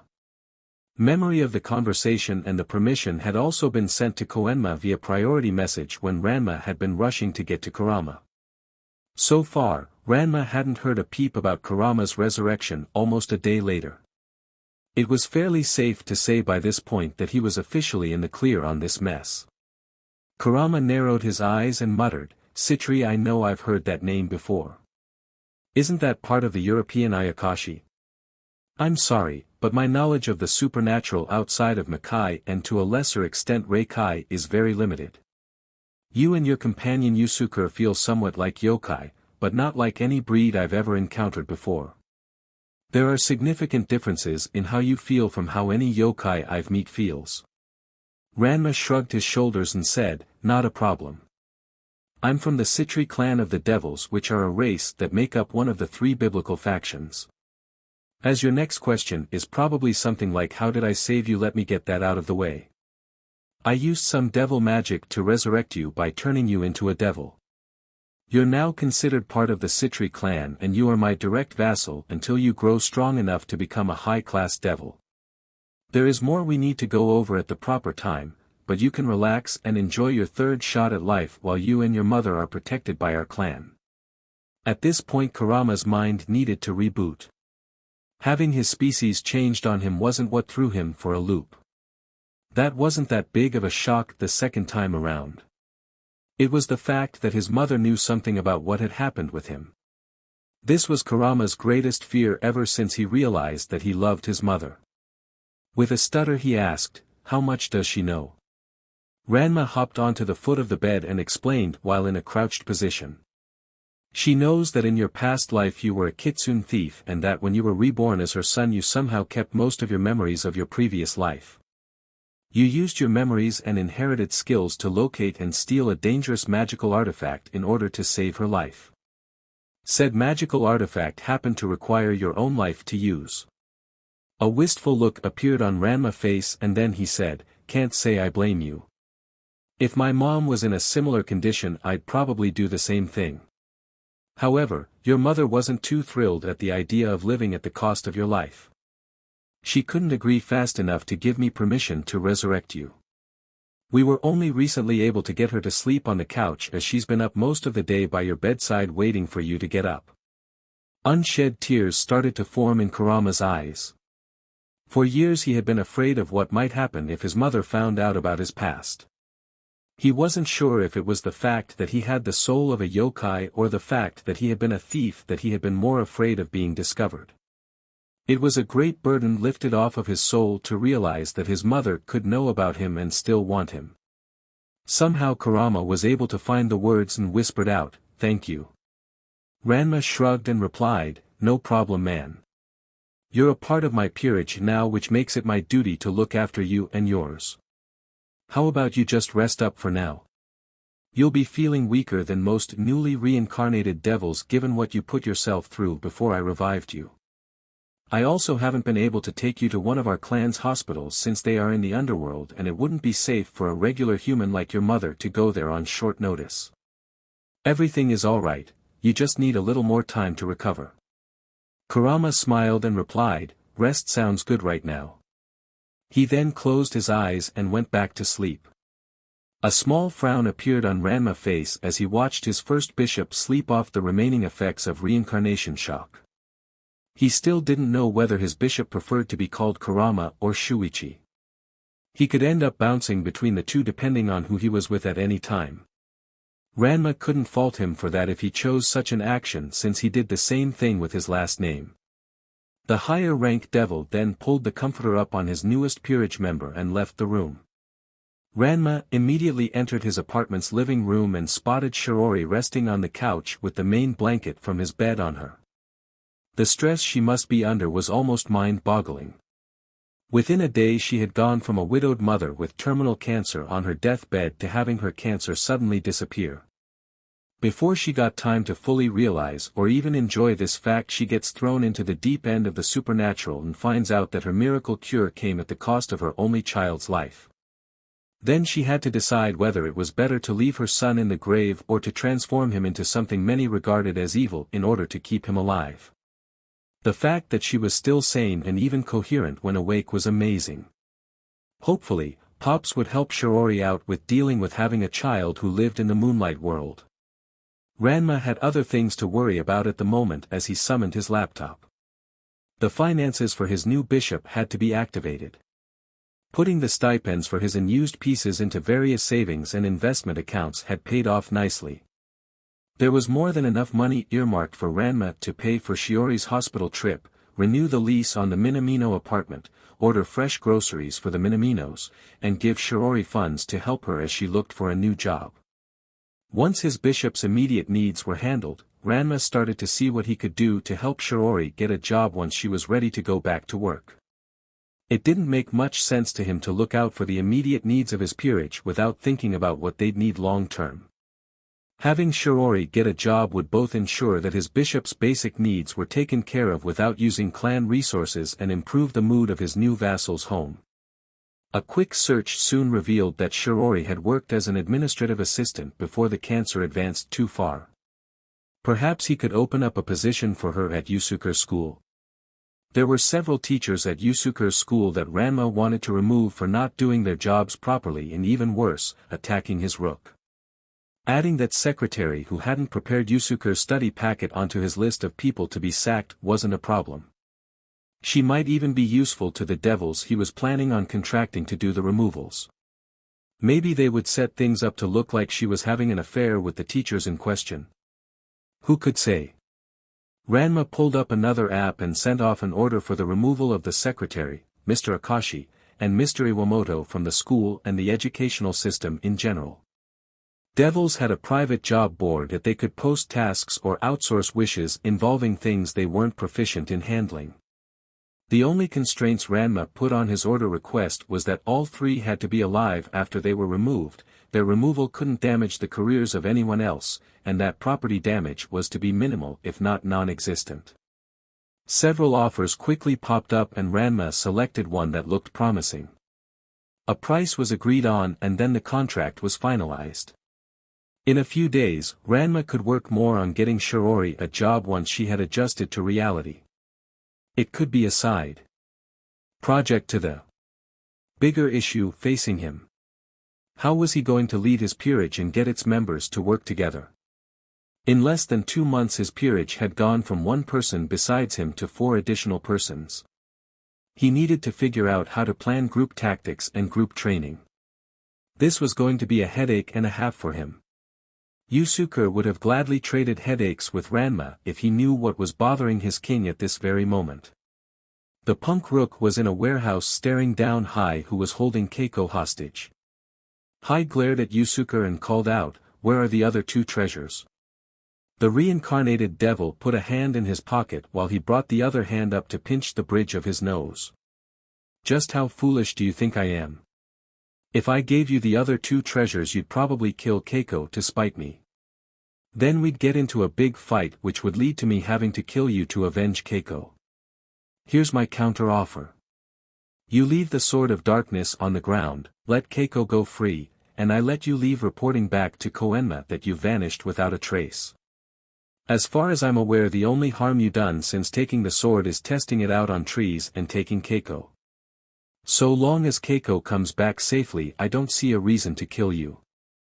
My contractor gets the sword back, I get Keiko back, and you get the reputation of the only demon to successfully raid King Enma and escape to tell the tale." High glare intensified as his anger rose. He snarled and said, "I think it's time you learn that I'm a demon of my word. Let me show you what this sword can do with your friend here." Instantly, Yusuke crushed the pearl in his pocket and channeled some devil energy into his forehead, activating the preset spell placed there. Ryoga was next to Hai, a blink of an eye later delivering a powerful haymaker to the demon's face while grabbing hold of Keiko. He sent a questioning look to Yusuke as Hai flew into a crate. Yusuke shook his head and then Ryoga nodded in reply. The fanged rook then activated his sacred gear again, vanishing with Keiko to safety. Yusuke closed his eyes and broke the shared sight spell that Ryu had cast on him and Ryoga now that Keiko was safe. He shook his head and forced himself to ignore the headache that the spell had given him. Part of the rook wished that there had been no need for the spell. However, it was the only way to ensure that Ryoga would have the information he'd need to teleport in and get Keiko to safety without alerting Hai. Said diminutive fire demon jumped back to where he was before Ryoga blindsided him and started to look around. Hai then growled and turned to face Yusuke. "Detective, where is the girl?" Yusuke smirked and replied, "Safe from here. I had a friend teleport her out of here." Hai adjusted his grip on the sword of darkness and said, "Seems your friend forgot about this sword and you." The punk devil rolled his shoulders and said, "Nope. I just had him get Keiko out of here. I can take you down and get that sword that the client wants back myself. I just didn't want Keiko to risk getting hurt while I smack you down." Hai snorted and replied, "I see you're one of those types. The kind that just won't stop fighting if someone they care about is in danger. I despise people like you." Yusuke rolled his eyes and shot back. "Will you quit your yapping? You sound like a professional wrestler with that kind of trash talk." The conversation ended with Hai jumping up and slashing with the sword of darkness to keep Yusuke from attacking him mid-jump. Hai then charged forward and moved the sword at Yusuke. Thankfully, Ranma's training in hell with Yusuke kicked in and he was able to easily dodge to the side of Hai's move. Yusuke then clamped down on the blade with one hand using his rook-enhanced strength and toughness. The sword of darkness was stopped cold and Hai was jarred into hitting the hilt of the sword. Yusuke was never one to let an opening pass in a fight and he instantly kicked Hai in the groin. He then followed up with a devil gun shot in the gut to make sure that Hai was out like a light. The rook then dropped the sword of darkness and examined his hand to find no scratches from the blade. I guess Ranma's attempts to skewer me with that sword actually paid off. Ryu suddenly appeared, having dropped the Yumasenken behind Yusuke, and critiqued the rook. "Obviously not enough if your first reaction was to grab the blade and not the hand holding the blade, Yusuke." This caused Yusuke to jump in the air in fright and let out a small cry of surprise. Yusuke turned around to look at Ryu and said, "What the heaven, man? I got the sword and beat the demon, so stop riding my butt. Besides, why are you here?" The senior peerage member walked over to Hai and bound him. As he was doing this, Ryu lectured his junior. "Grabbing a blade, especially a cursed blade, is a last resort, Yusuke. You go for the wrist first when trying to disarm someone barehanded. I saw from your actions that you could have gone for the wrist and chose the blade to show off. Don't do that again. You may be far stronger than you were as a human, but there are still stronger and tougher things out there. Or perhaps you've already forgotten about that Kukonki that kicked your butt the first time you fought it." Ryu looked up after double-checking the ties bounding Hai. "It should be obvious why I'm here, Yusuke. Nearly losing you once on this assignment was too much for Ranma. He wanted me to shadow you and step in if things got dire for you. Honestly, the only reason he isn't here himself watching out for you is because he apparently needs to learn to delegate to his peerage." Yusuke put his hands in his pockets and looked down at the sword. "I can handle myself just fine. I don't need a babysitter." That caused Ryu walk over and smack Yusuke on the head. "Don't insult me by calling me a babysitter. I was here as backup, not to complete the mission for you. Besides, Ranma's taking a hit just to make sure you're okay." That fact caused Yusuke to blink his eyes in shock. "What? Hey, what do you mean Ranma's taking a hit for me?" Ryu promptly explained, "Everyone's earnings from missions and mission counts are public knowledge if one knows where to look.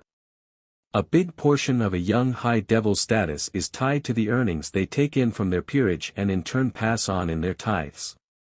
I'm not completing contracts when I'm out here looking after you, and I'm a steady earner for Ranma. Our king is perfectly willing to sacrifice some standing with his peers just to make sure you're okay. For a devil of pride, that's a big sacrifice. Yusuke's mouth opened and closed like a fish as he tried to understand what he had just been told. It hadn't quite hit home until just that moment for Yusuke that Ranma really cared about him. Sure, Ranma had revived him, trained him, and got tutors for him. However, part of Yusuke was able to cynically rationalize Ranma's actions. It made sense that Ranma would train him since he could only have a limited number of people in his peerage. Ranma had told him that he had gotten him tutors because of some deal his king had made with said king's mother depended on his peerage's grades in school. It had been nice for Yusuke since Ranma was always upfront and didn't try to bullshit him.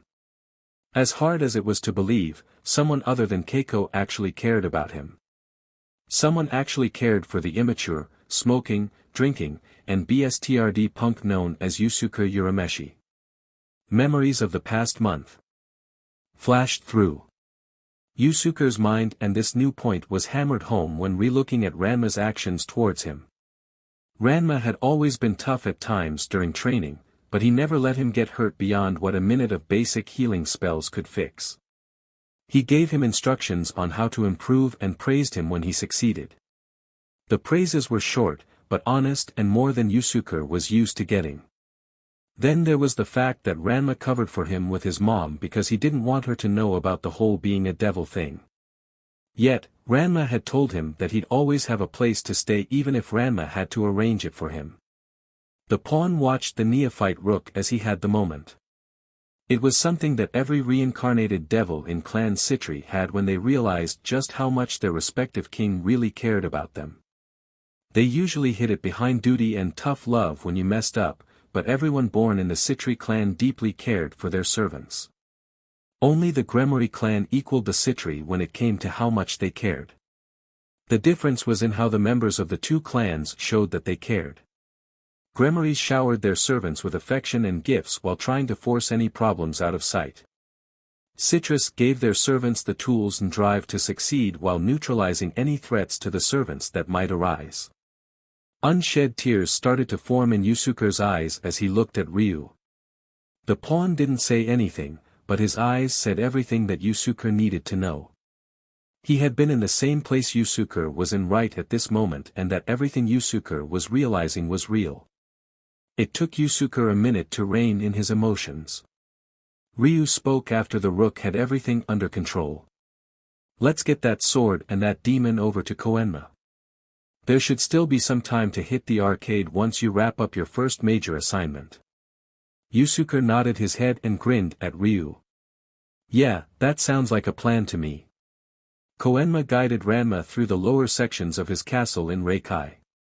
The childish-looking god glanced at the young devil lord for a split second. Ranma was a puzzle to Koenma as he couldn't quite get feel for the boy. He wasn't like most noble youths who needed a generous smacking from real life to wake them up and see that they didn't fart rainbows. Koenma would privately admit that he acted childish in his child form as a form of stress relief. However, he didn't let that get in the way of doing his stressful job day in and day out without vacation. Two other facts also stood out to Koenma about his current companion. 1. Ranma let his accomplishments speak for themselves. That gave the young devil a very large and well-earned sense of pride. Ranma apparently wasn't one for boasting about his family name, he proudly stated his own accomplishments. 2. Ranma was protective of his vassals. Ranma's hostile attitude to him a few days ago was out of concern for Yusuke.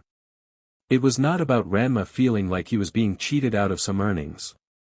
The recordings Koenma's private worm in the Pearl Blackout spells had from Yusuke's battle with Hai proved that fact. It was truth to Koenma that one could learn more about a person by how they treated their subordinates than one could learn by chatting with a person. Koenma's own ogres knew that he had their backs no matter how much grief he gave them to vent his stress at their thankless jobs. He worked the same hours they did, and he was the first to work late if the influx of souls demanded it. If an ogre honestly needed a day off for a legitimate reason, Koenma was willing to cover their work for them.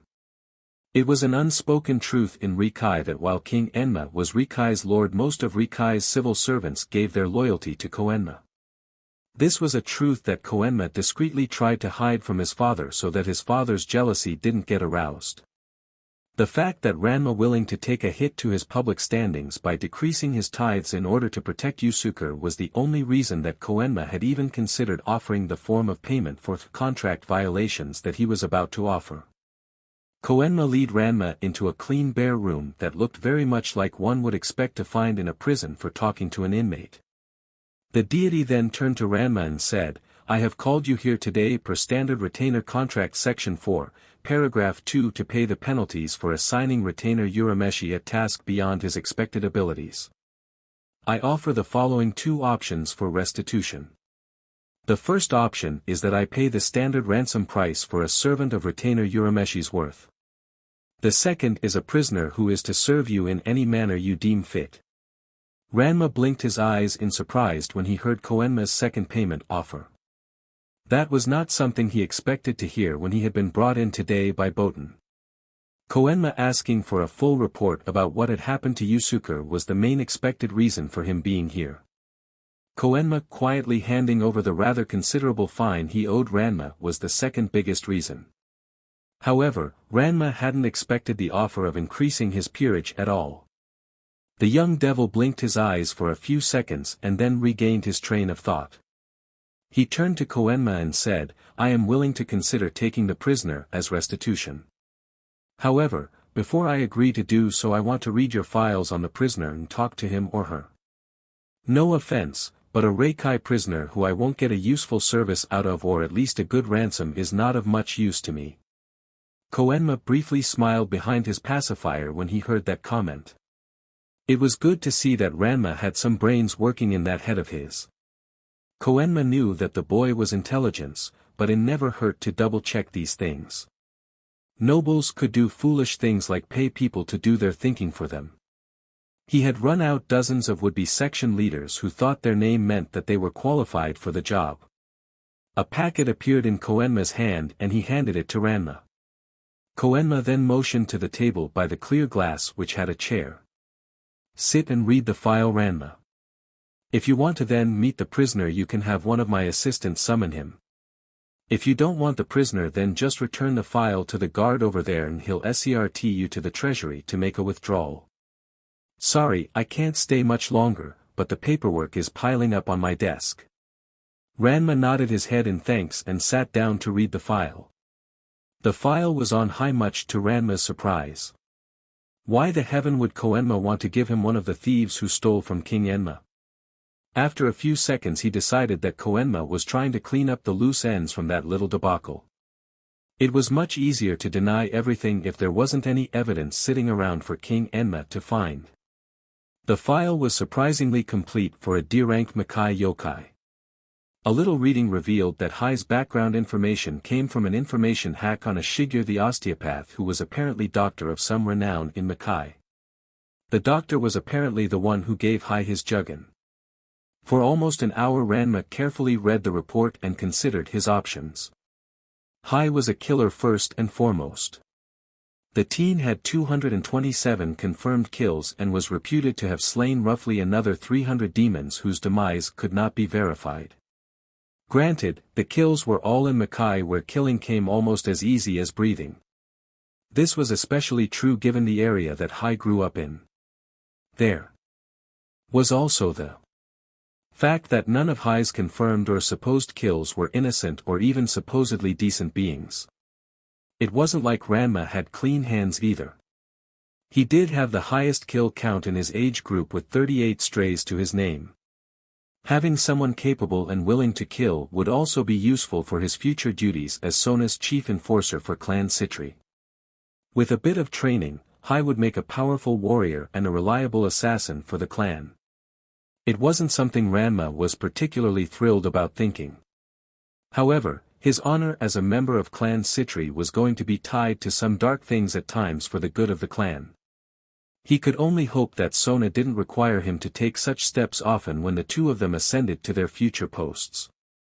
There was one critical fact that Ranma was extremely troubled by from reading the report. He was pretty sure that he could get Hai to work with the rest of his peerage in time. But, the only way that Ranma could see Hai agreeing to join and not go stray rested on Hai's sister.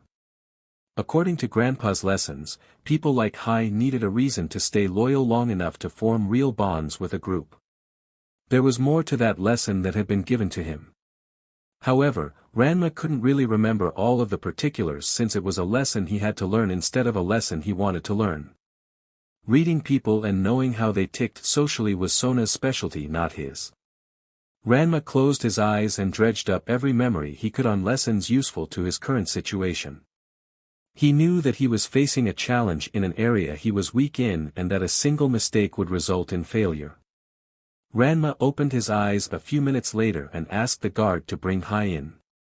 Ranma calmly watched as Hai was led in on the other side of the barrier wearing an orange prison jumpsuit. Hai was led to the seat opposite Ranma and motioned to sit down. The fire demon snorted as he sat down. He looked at Ranma for a second and then said, "Who are you, the new warden?" Ranma shook his head and replied, "I am Lord Ranma Sitri, Margrave in Clan Citri in Heir of the Blood. You had a previous encounter with my vassal Yusuke Urameshi, who is currently serving a retainer contract with Lord Koenma. Facing off against you and your accomplices was more than what my initial contract with Lord Koenma allowed for, and he owes me a penalty. We are meeting because I want to see if having you join my services would be an acceptable penalty." Hai turned his head slightly to the side and asked, "What's in it for me?" "I don't see any reason to work for you." The young devil calmly replied, "For starters, agreeing to serve me gets you out of Reikai prison. I cannot imagine you want to spend the next several centuries of your life in a cell. Loyal service to me and my clan brings with it access to resources, wealth, prestige, and eventually manpower from your own vassals. There are responsibilities and obligations that come with this service, but there isn't a big point in talking about them if you're not even interested." Ranma knew he had to bait Hai properly. Mentioning his sister too soon would get the demon defensive. Hai raised an eyebrow as he considered what Ranma had just told him. He then said, "Just what would these responsibilities and obligations entail?" "Sitting in a cell may not be interesting, but it would be better than doing humiliating tasks for you." This was good for Ranma. Hai was showing interest in the offer, and now Ranma needed to reel him in. "If you accept my offer to join my peerage, your responsibilities will be as follows. You will accompany me into battle and follow my orders. From time to time you will have to carry out important tasks that might need to be completed, like seeing that a secret document arrives at a particular destination safely. You will also have to complete contracts like I and the rest of peerage do. Finally, if you choose to adopt an identity in the human world, you will have to go to school and maintain a certain scholastic standing due to a prior commitment I made to my mother. I know that these are serious responsibilities that will be required of you, Hai. However, I will also have responsibilities to you as your king if you join my peerage. It will be my responsibility to ensure that you are cared for in terms of basic needs such as food, shelter, and clothing. You would come under my authority, meaning that I will have to answer for any actions you take while in my peerage. Your safety and that of your family will also come under my protection. Any enemies or persons holding a grudge against you will have to get through the full might of Clan Citri before they can get to you." Hai's eyes widened slightly for a second when he heard that last part. What was that about safety for me and my family? Do I look like a family man to you? Ranma kept his face calm so as not to chase Hai away. The devil knew he had hooked Hai and was reeling him into the peerage. "It is a responsibility of mine to my peerage, and I am trying to give you a complete picture of what will happen if you decide to be reincarnated as a devil. That is what we call having a non-devil join a peerage, since the non-devil is changed into a devil, keeping the special traits and advantages of their original species. 3 of my peerage members have family on Earth, and all of them have been tagged as under my protection. In addition to monitoring spells, I also have an emergency teleport spell tagged for each of them. Those teleport spells were designed to have a nasty explosion for whoever was near the tagged individual when they are teleported out. It was standard practice for any spell used to protect someone under the aegis of the Citri clan." Hai closed his eyes for a second, resigning himself to something. He then opened them again and said, "Very well then, Lord Ranma. I'm willing to follow you as a member of your peerage." Shiori Minamino walked into the Saotome apartment still feeling a little weak and slightly dazed. Most people who knew her assumed her state was because of the miraculous remission of her cancer. That was true, but only from a certain point of view. Shiori was in her current state because of what Shuichi had done to cause her miraculous remission. She loved her son and was proud of him. However, she was also angry with and worried about him. Filial piety was a virtue. It just should not be taken to the extreme that Shuichi had. It was her life to trade for his and not his life for hers. These past few days had been such a shock for Shiori. Finding out that her son remembered his past life as a kitsune was surprising, but not a shock to her. She believed in reincarnation and knew that there were people out there who supposedly could recall their past lives. It just that she never expected to meet someone who would make such claims and have proof, especially when that someone was a member of her family. In some ways it made sense as Shuichi was always an intelligent and mature child for his age. The real shock for Shiori had been everything she had found out after she was cured. Shuichi paid the main price in order to have him return to her, but Ranma had unintentionally extracted a heavy price from her as well. The supernatural was no longer the realm of old tales or fantasy dramas. It was reality for her and she couldn't go back to the proverbial masquerade of normalcy. She had sold her son to a devil in order to save him and now he was something reviled by most of humanity. Just how selfish could she be? Shiori shook her head and numbly sat down on the couch without realizing she wasn't walking anymore. She couldn't think like that. Shuichi was alive with a bright future ahead of him. By joining Ranma's peerage her son had become a retainer to the future second most powerful member of one of the underworld's stronger clans who also had a close connection to the leaders of the underworld. One could argue that she had merely ensured that Shuichi was following in his ancestors' footsteps as a samurai serving his daimyo. Ranma certainly looked after them like a generous daimyo even if he didn't act like it around her. It had been a shock to find out all of her expensive hospital bills paid, her apartment rent paid, and even fresh food waiting in the fridge for her and Shuichi when they got home. She could at least draw some comfort from all of this bewildering aid as it showed her son had a kind lord. It also wasn't like this choice really limited Shuichi's options for the future. He could pursue his dream job in between fulfilling his duties as a bishop. Given the increased lifespan her son now enjoyed, he could have several long careers doing whatever he wanted. A voice unexpectedly called out in a gruff manner, "It's good that here Ms. Minamino. However, can you ring the doorbell next time?"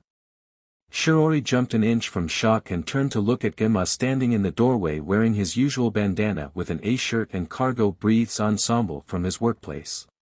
The lady blinked her eyes and mentally reset herself. She started to blush and bowed her head. "I'm terribly sorry.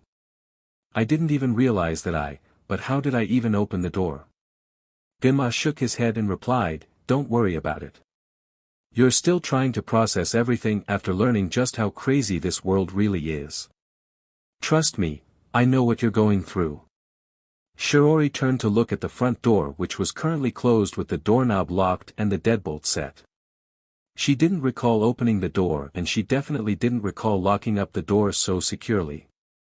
Genma quickly saw where Shiori's eyes were going and he sighed. "Like I said, don't worry about coming in like you did. The magical barrier that the boys always put up around our apartments when we move and let you in. You're under the protection of the Citri clan now and their general wards always let people under their protection inside for safety. Unless the boys have been lazy, there is already a similar ward at your apartment. How do you deal with all of this?" Shiori looked at Genma in surprise at just how calm he was about everything. Didn't things like this at least rate a raised eyebrow? Genma shrugged his shoulders and replied, "I was jumpy and wanted to deny it the first couple of weeks after I found out I was going to be a father after drunkenly knocking up one of the 4 Satans. But, one day I woke up and truly realized that all of this supernatural stuff had always been happening and will always be happening. It gets to the point where you don't even really think about what someone is doing with magic, or you don't even bat an eye when you see a yokai without their disguise. Soon enough the thought of your son or his friends teleporting in won't seem any different than if they walked in the front door. Shiori nodded her head, thank you for saying that, Mr. Saotome. It's good to know that things will get easier. A snort left Genma's mouth and he reached over to get some tea for the two of them. Things will not get easier, Ms. Minamino. They will most likely get harder as you become more aware of the moonlight world, as some people apparently refer to all the supernatural elements in this world. They will just become another thing you're used to in your life. The tea was set on the table in front of the couch Shiori was sitting at. Genma poured a cup and handed it to Shiori, who accepted it with a nod of the head. The tea was a relaxing blend that helped to calm Shiori down. Gimma continued to speak after Shiori had a chance to drink some of the tea. Look, the tales don't lie about how difficult it is to raise a hanayo. There will be aspects of your son's life that you won't be able to be a part of. There will also be parts that your son will try to shield you from for your safety. Raising a teenager is hard enough, and having a supernatural teen is an added difficulty. Genma took a sip of tea and then said, however, you have the strength to handle this. I know this because if the Citri elders didn't see that strength in you, they would have already moved to separate you from your kid. Shiori widened her eyes in shock. What? Genma continued on. It doesn't happen often, but I've heard of records where the Citris have deemed a reincarnated devil's mortal parents a threat to the new member of their clan. They will wipe memories, edit records, arrange for incarceration, stage deaths, and even cause deaths if needed to protect a clan member. I've overheard that Yusuke's mother is considered to be in possible need of a memory wipe if she finds out about Yusuke being a devil. No such consideration has been given for you, so take comfort in that fact. You've been judged able to handle this situation by people who take this all very seriously. In a scary way, that information was comforting to Shiori. The thought of being separated from her son terrified her. She also instinctively knew that the Citri had the power to do that if they wanted to do so. Ranma had showed her that his devil clan took their responsibilities very seriously. They would remove her if she was judged as a threat, like Gimma said. However, others had seen in her a strength she wasn't sure she possessed. She just needed to find that strength. Kurama looked out at the Citri training fields, their tires laid out 4 in a row for a long stretch of the field, along with different bars ranging from a half a foot to 2 feet off the ground after the tires. Then, to add to the bizarreness, there was a stone couch with a tub of lard and a boom box on said couch. Kurama turned to Ryoga and asked, "Do you know what's going on?" Ryoga shook his head, "Not really. I heard Ryu mentioning something about teamwork last night, but I wasn't paying attention." Yusuke was lying on the grass and butted into the conversation. "Where are Ranma and Ryu? They told us all to be here at this time and they aren't here." This wasn't like the duo. They were usually the first ones on the training field and were doing exercises while waiting for everyone. A Citri teleportation sigil appeared on the ground a few feet away from the trio. Ranma, Ryu, and Hai were revealed once the teleportation light vanished a few seconds later.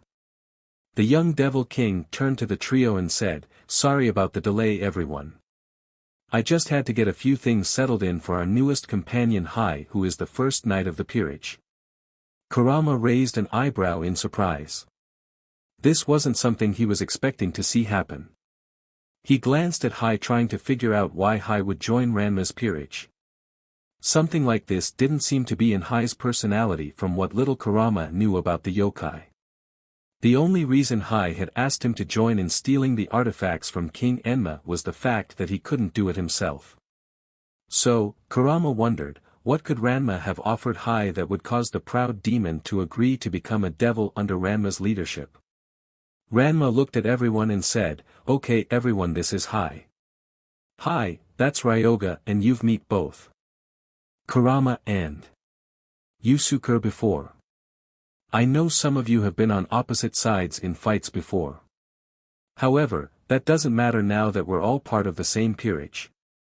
You don't have to like each other, but all of us will have to be able to count on each other. I trust no one has any issues with this." There was a pause while Ranma checked to see if anyone had any issues with what he had said. Ryu didn't have any issues as he had helped prep this speech with Ranma. Ryoga was a little annoyed at Hai because of him taking a hostage, but he was willing to hold his peace on the issue. Yusuke just didn't care. He and Hai had gotten into a brawl and now they were on the same team. What was complicated about that? Kurama was intrigued about working with Hai again and was perfectly willing to extend the same acceptance into the peerage that he had been given. Hai didn't have any real issues with anyone. Once Ranma was sure everyone was on the same page, he continued. Now, said peerage has expanded very rapidly this past month. This means that we're not used to working as a team and that has to change. We probably won't have to enter battle as a group for a while, but there are no guarantees. I don't want anyone seriously injured or worse because we couldn't work as a team. So part of our training is going to include teamwork exercises starting with that stone couch. Yusuke raised an eyebrow and cut in at this point. Yeah, about that, what are we supposed to do with the couch? Also, why is there a tub of lard on it? Everyone else besides Ranma and Ryu were happy that someone had asked that question. Ranma and Ryu glanced at each other and smirked. Ryu nodded his head at an unspoken question and started to speak. The couch is enchanted so that our combined strength can barely lift it. We'll need to carry the couch across the training grounds dealing with obstacles like the tires and the trip bars. If we cause the couch to touch the ground or we can't keep it steady making the lard fall off, then the couch will teleport itself back to the start of the course. Ryoga nodded his head and then said, that makes some sense. But why is it a tub of lard that we have to keep on the couch?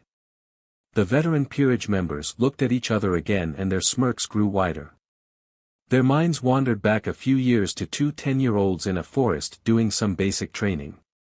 Ranma then answered Ryoga's question. This exercise just wouldn't be the same if we didn't have to haul a tub of lard or a fat braying butt on a couch. Since we couldn't get one of the donkeys from the nearby farms, we're stuck with the lard. A small chuckle escaped Ryu's lips. He then said, all right everyone. We're going to go 3 to a side on the couch. Ryoga and Yusuke will be paired opposite of each other. Kurama, you're going to be my partner. Finally, Ranma and Hai are going to be in the lead. Now let's get started. The 6 teens headed to the couch and got into position. Ranma gave the count and on 3 they all lifted the couch. The spells carved into the couch did as advertised and everyone had to give their all in order to lift the couch. They got the couch up, but they had trouble keeping it level. This triggered the boom box to activate and it started to bellow recorded insults from Genma at the group. Ryoga was surprised by the string of insults and he stumbled, causing Ryu to trip up. This caused the couch to touch the ground and get transported back to the starting point. The sextet blinked their eyes and everyone fell to the ground because they were suddenly not dealing with the weight of the couch. Yusuke blinked his eyes and shouted out, what the heaven, man? Ranma looked at the couch and shrugged his shoulders. Looks like we only made it 5 feet. I was expecting us to do better on the first try. Kurama looked at his king in mild surprise. He then said, perhaps we might have gotten farther if we didn't have the unexpected insults hurled at us. I don't think most of us expected that to happen. With a shrug of his shoulders, Ranma replied, well, it's not like anyone asked what the boom box was for. The insults let us know when we're slowing down or the tub of lard is starting to move. Now let's get up and try this exercise again. Team Ranma headed back to the couch and started to lift it again. They got twice as far the second time before the insults started to be hurled. The team tried to adjust how they were carrying the couch to stop the insults, but that only made this worse. Eventually the tub rolled off of the couch, smacking Triple R in their shoulders before it and the couch were teleported back to the start.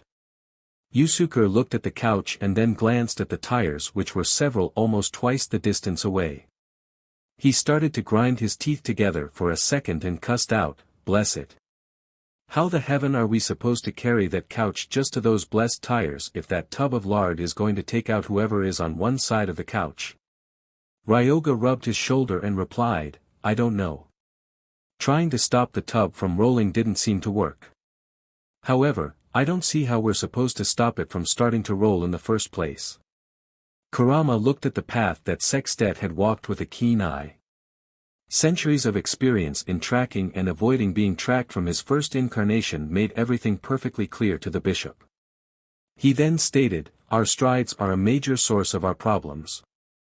Everyone turned to look at Kurama and Ranma motioned for him to continue. All of us walk with a different stride and at slightly different speeds. This causes the couch to rock since our motions are not in sync.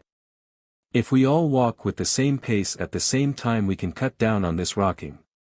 Also, if we tilt the couch slightly so that the side with the back is an inch or two lower than the other side of the couch, then any remaining rocking should move the tub of lard into the back of the couch. That will keep it from rolling off. Ranma nodded his head, quickly followed by the other members of the peerage. The king then said, sounds like a plan. I'll keep pace with a count of 1 for left foot and 2 for right foot. We'll keep the distance between our feet at 1 foot. Now, let's complete this course. The sextet headed back to the couch unaware that they had a pair of onlookers. Sona and Shell were standing on the branches of one of the trees at the start of the estate's forest half a mile away. Both ladies were using spells on their glasses to use them as high-powered binoculars.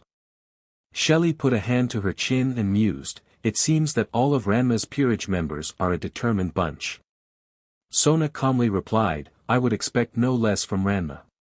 A willingness to work is part of what he looks for in his peerage members. She quickly returned her focus to Ranma and how sweat was starting to form on his muscles. Shell nodded her head and cancelled the spell on her glasses. She then sighed and said, I'm just worried about what the clan's vassals will make of Ranma's peerage. Your peerage is still more numerous and well known. However, they are generally individually weaker than the members Ranma has collected. Many of our more troublesome vassals will eagerly ignore the less refined aspects of your nephew's peerage in favor of their strength. We already have enough talk given how many more names are engraved on Ranma's adobe throne compared to your brick throne. In the grand hall of the Citri mansion where court was held there were 3 thrones, the stone throne for the clan head, the brick throne for the clan heir, and the adobe throne for the first heir of the blood.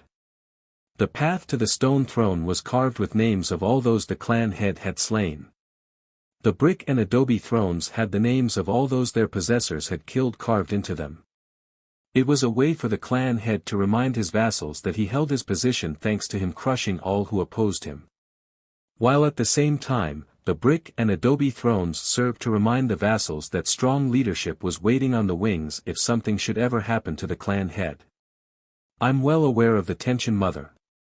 I am also working on some plans to try and negate those issues. Shell shook her head and replied, that doesn't stop me from worrying about you, Sona. I am proud of Ranma and his abilities, but I am worried about what actions our vassals might be driven to take because of those same abilities. You have many talents. It's just that most of those talents are not what many of the vassal clans apparently want in their overlord. Sona cancelled the spell on her glasses and turned to look at her mother. She easily saw the look of worry on Shell's face. The younger Citri gave her mother a soft smile and said, I know. However, those discontented vassals will have to face reality that I will be their future overlord. You can't have a revolt if the rallying figure is loyal to the crown. Gimma walked down the streets of Naruma towards the Tendo dojo. It was his day off and he thought that he'd go check up on his old buddy Son. As Genma strolled down the streets he looked around at the neighborhood.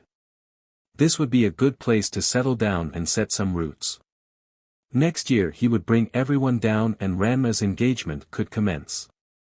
The question of where all of Ranma peerage would be briefly came to mind, but he didn't give it too much thought. Ranma was responsible for his peerage so he would have to handle those issues. If things became really difficult he'd allow Ranma to use the Citri resources to set up residences for everyone. There would have to be the condition that Ranma couldn't set up things too fancy if he had to build or buy a place for his peerage. Genma had seen pictures of the Citri mansion and it was too much in his opinion. Finer things in life were good, but too much comfort dulled the reflexes of a martial artist. That just wouldn't do for the future grandmaster of the Anything Goes school. Soon enough Genma reached the Tendo dojo and his mood dropped slightly when he didn't hear the sounds of a group of students practicing in the dojo. Son must still be reluctant to take up teaching again after his wife died. That worried Genma more than he wanted to let on. What about their original plan for the schools? Son had always favored weapons which made him good at keeping opponents at a distance.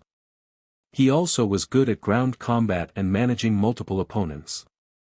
Son's school was supposed to be the introductory school for the Anything Goes style. It would be a good style for more casual martial artists building up the basics while providing a range of weapons training for those who wanted to learn it further. Genma's branch of Anything Goes was to be the advanced school for those with a real talent for martial arts. It required harsher training given its aerial emphasis and was better at a one-on-one confrontation.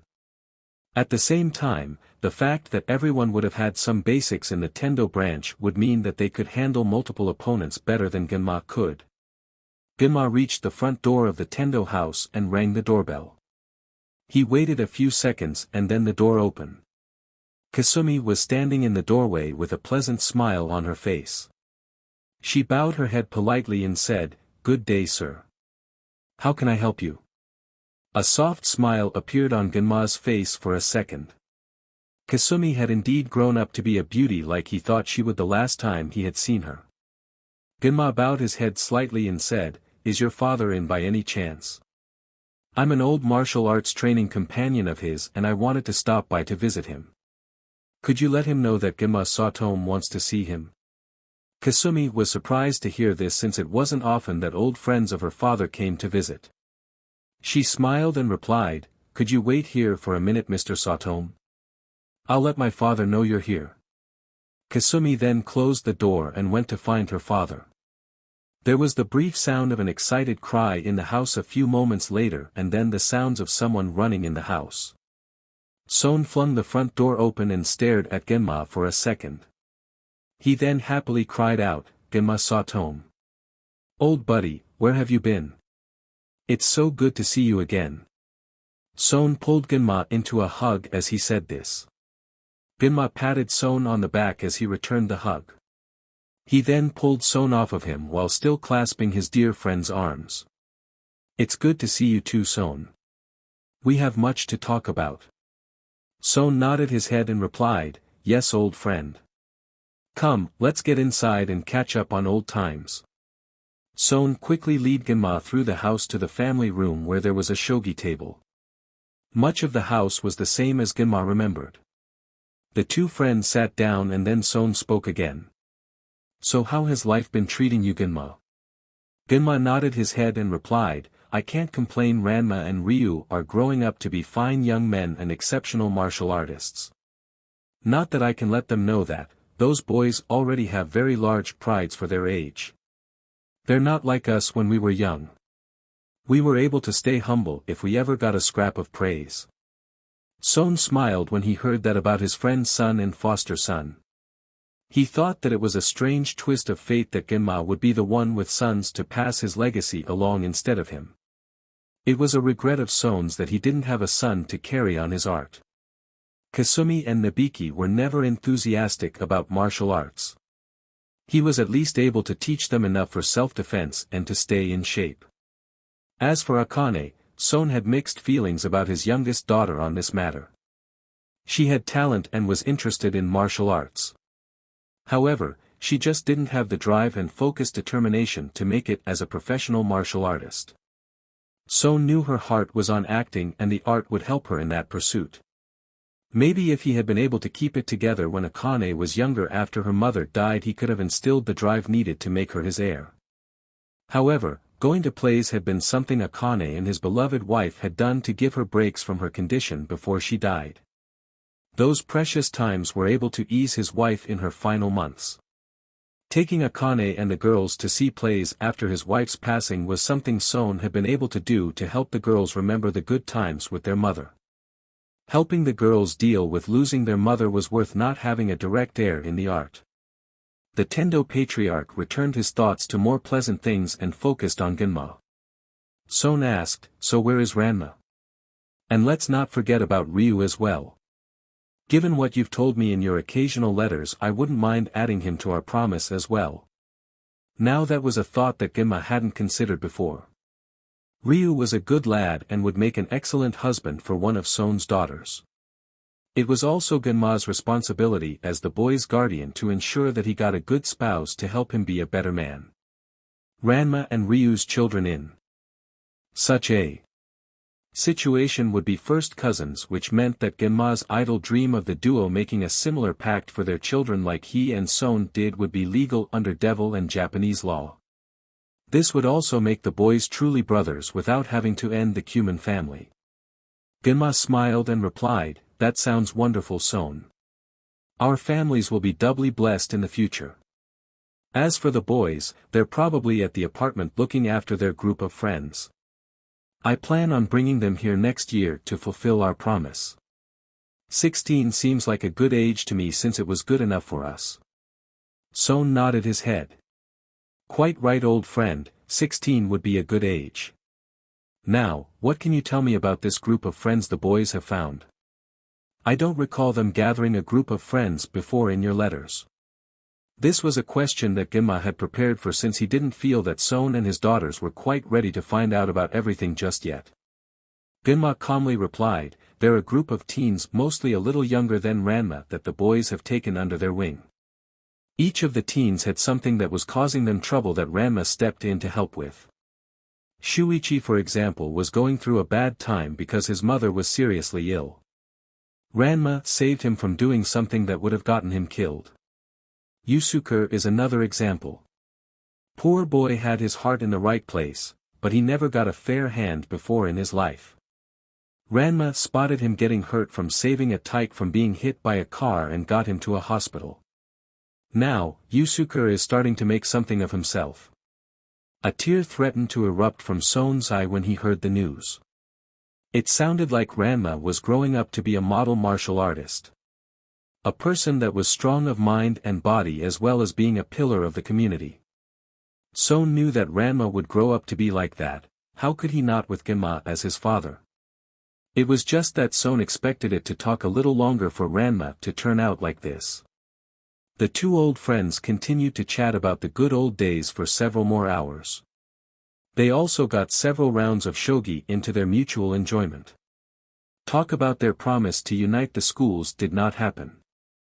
They both knew when would be the proper time and they didn't want to risk spoiling the wonderful surprise for anyone. Eventually, Genma had to say his goodbyes and headed back to his apartment. However, he promised to call Son a little more often before he took the boys on one final training trip before bringing them to the dojo. Shelly walked down the halls of the Citri mansion towards Ranma's wing. She soon reached the apartment set aside for Hai and knocked on the door. A somewhat gruff and monotonous voice answered back, "Who's there?" With a smile Shelly replied, "This is Lady Shelly Citri. Can I come in?" Hai quickly replied, "It's your mansion." That kind of invitation was about what Shelly expected out of her grandson's newest peerage member, so she didn't let it faze her. She opened the door and entered Hai's apartment. The room was in the standard opulence that anyone associated with the main Citri family would have. However, there was a nervous energy about. It hung to the walls and made Shelly feel like she was looking at an animal at the zoo stuck in the wrong habitat. The lady of the clan quickly spotted her grandson's knight sitting on his bed warily looking at her. Shelly gave Hai a disarming smile and said, "Good morning, Hai. I was wondering if we could talk about how to improve your non-combat related abilities." A confused look appeared on Hai's face. "What do you mean my non-combat related abilities?" Shelly smiled and replied, "I mean exactly what I said. I want to talk to you about how we can improve your skills and abilities that are not needed in a physical fight. As you become a higher-ranking devil you will gain additional rights and responsibilities that won't be centered on the battlefield. I want to talk with you about how we can prepare you so that you won't be caught unprepared when that time comes." There was a wary look on Hai's face. He said, "This is starting to sound like you want to send me to school." "I chose to stay here because I didn't want to join Ranma in school." Lady Citri shook her head. "I'm not about to send you to school, Hai. Given what little I know of your background, such an environment would not help you to improve yourself. Let me ask you a question, Hai, do you know how to read the Makai characters?" A nervous and slightly incredulous look appeared on Hai's face. He nervously said, "Why would you ask me a question like that?" Shelley smiled and sat down on the floor in front of Hai. She then said, "Almost all reincarnated devils have to be taught how to read cuneiform, which is what infernal is written down in. The evil piece uploads the spoken infernal as a natural second language when you're reincarnated. However, it can't upload the written language as well. We have a spell that increases a reincarnated devil's ability to learn cuneiform as used with infernal in addition to the regular education-boosting spells used to help devils truly learn languages. The problem with the spell I'm thinking of is the caster needs to know a written language that the target of the spell already knows. I know that there are several dozen main languages used by the yokai of Makai. I also know that the yokai of Makai developed a logogram-based writing system like the Chinese did. By last count there were 14,416 well-known Makai characters, of which 4,250 were needed to be known to be considered fully literate in the Makai languages. Now Hai, do you know those characters?" Hai's shoulders slumped and he lowered his eyes in shame. In an embarrassed and quiet voice he said, "I can't read." Shelley suspected this given what Ranma had told of Hai's background. She gave the knight a comforting smile and inquired, "Now my next question is strictly so I know how to go about teaching you infernal cuneiform, Hai. Is it that you can't read Makai characters and you know another writing system, or that you do not know how to read any language?" Something within Hai that he kept locked tight by his frozen blood that he rarely showed for his father's fire yokai blood broke under the maternal questioning of Shelley. An unshed tear glistened in Hai's eye.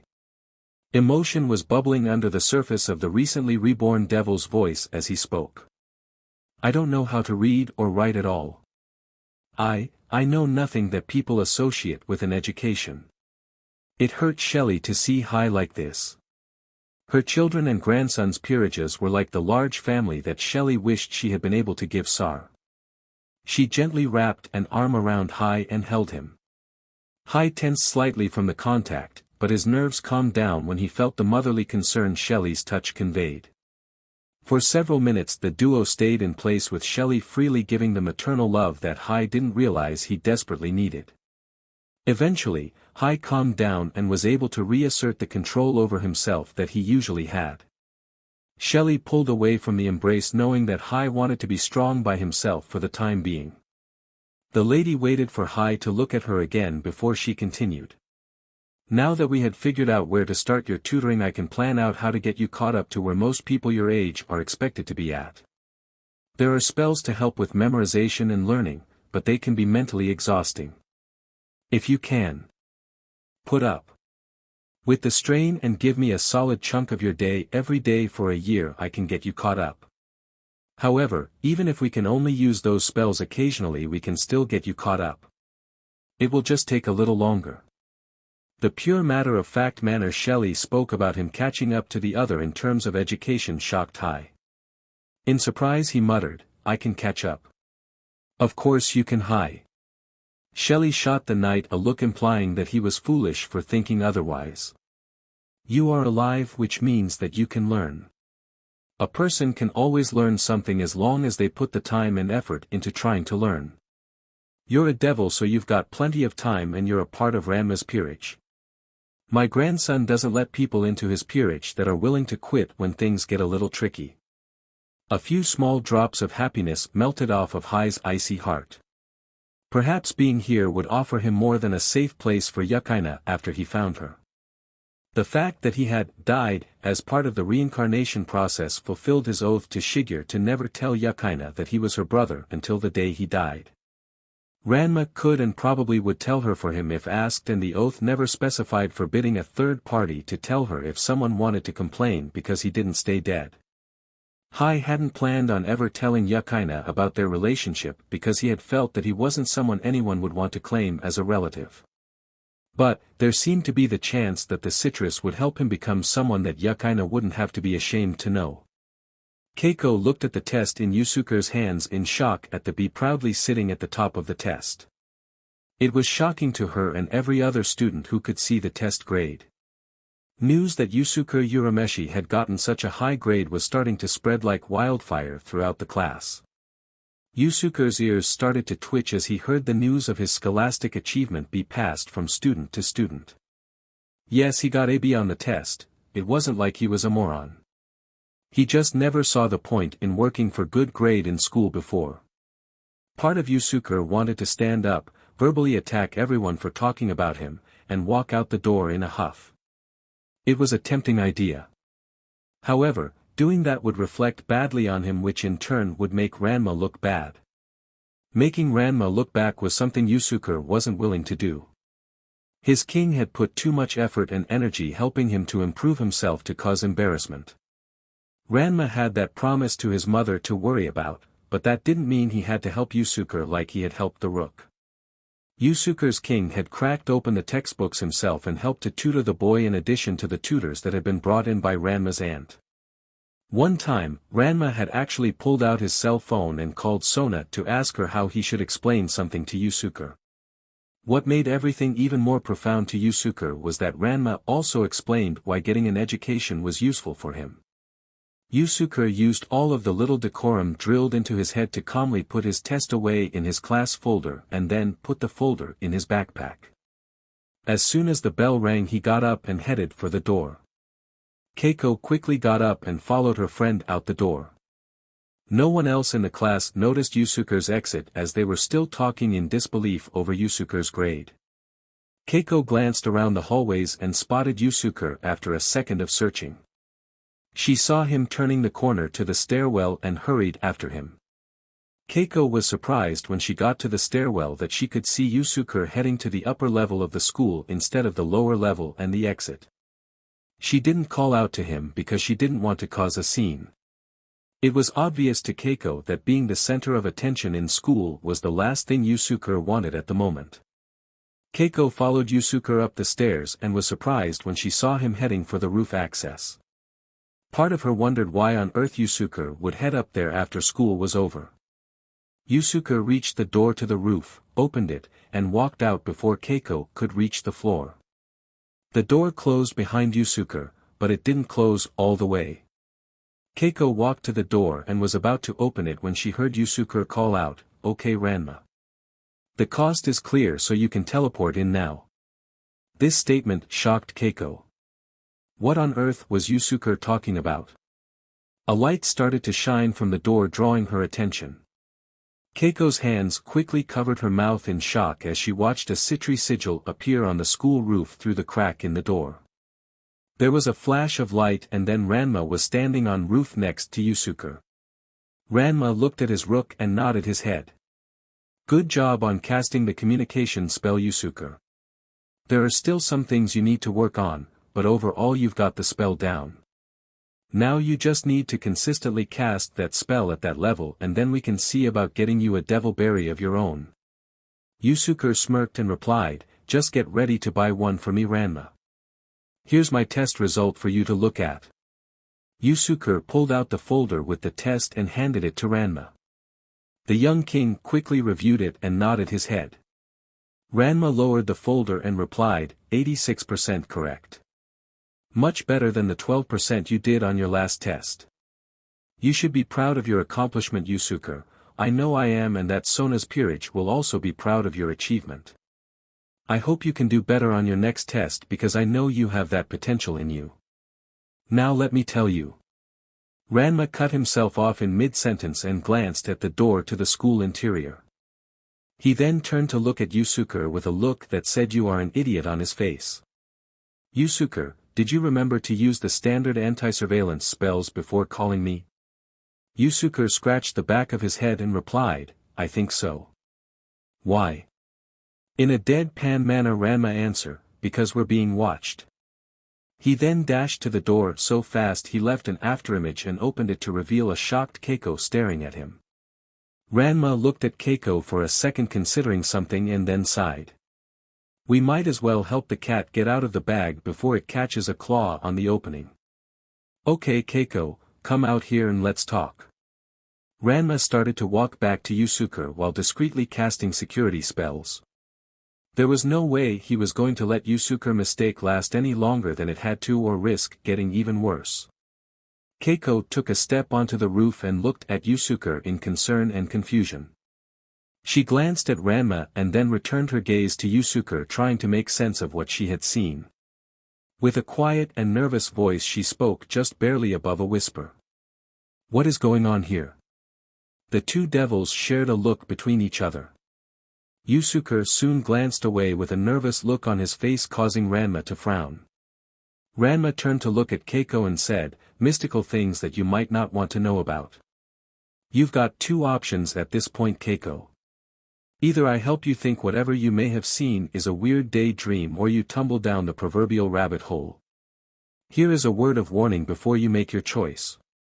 Once you go down the rabbit hole it is very, very hard to get out. Keiko paused for a second as what she had heard was processed. Part of Keiko wanted to pretend this all was a dream.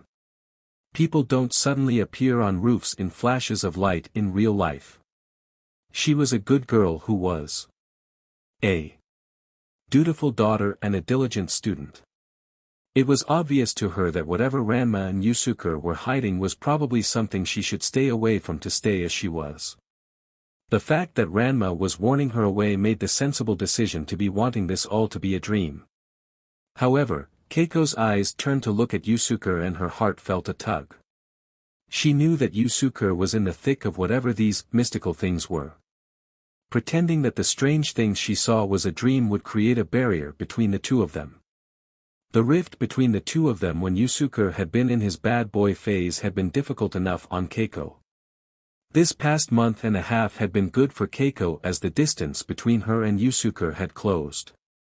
It had been terrifying when she found out that Yusuke had been hit by the car, but it seemed to have knocked some sense into him. Then Keiko remembered that Ranma had been the one to come get Yusuke's homework when he was in the car accident. He had been coming to the school some afternoons after Yusuke got back to take him home. Keiko liked what she had seen in Yusuke since Ranma entered Yusuke's life. That made up her mind for her. Keiko turned back to Ranma and firmly asked, what is going on here? Sona walked along the forest part of the Citri estate next to the manor looking for Ranma.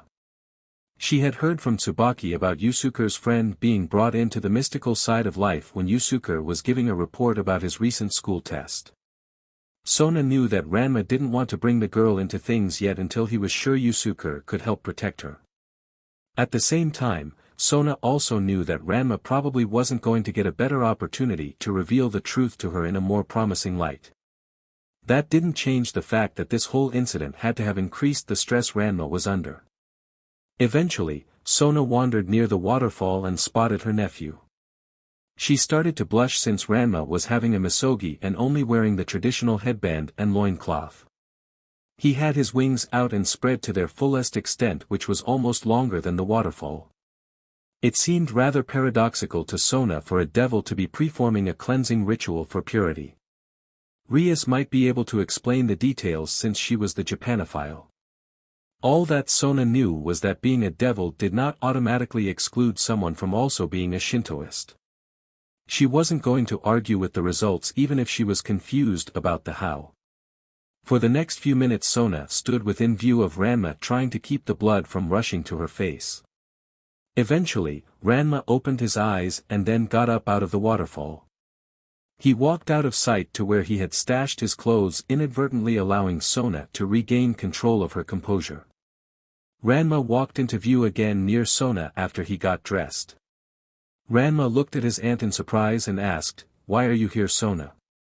Sona's eyes darted to the side for a second before they returned to look at Ranma's piercing purple eyes. She then replied, "I came to check in on you, Ranma. You've been under a lot of stress you're not used to dealing with lately. It's had me worried." There was a slight tremble in Sona's voice as she said that last part. Hiding her weaknesses had been drilled into her from the cradle. Clan heads could not show any weakness. Rivals would use any advantage they could get no matter how small. Only around their most trusted confidants could someone in Sona's position reveal vulnerability. Ranma's cheeks lit up when he heard Sona confess her concern. He turned his head to the side and started to scratch the back of his head. How was he supposed to respond to this?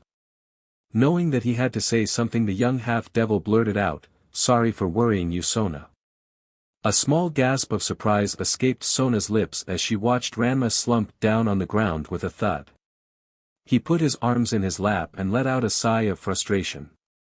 Ranma looked down at his lap in sadness. "I don't know how you put up with having such a large peerage. I feel like I'm letting things slip by for my peerage and not doing everything I should for them.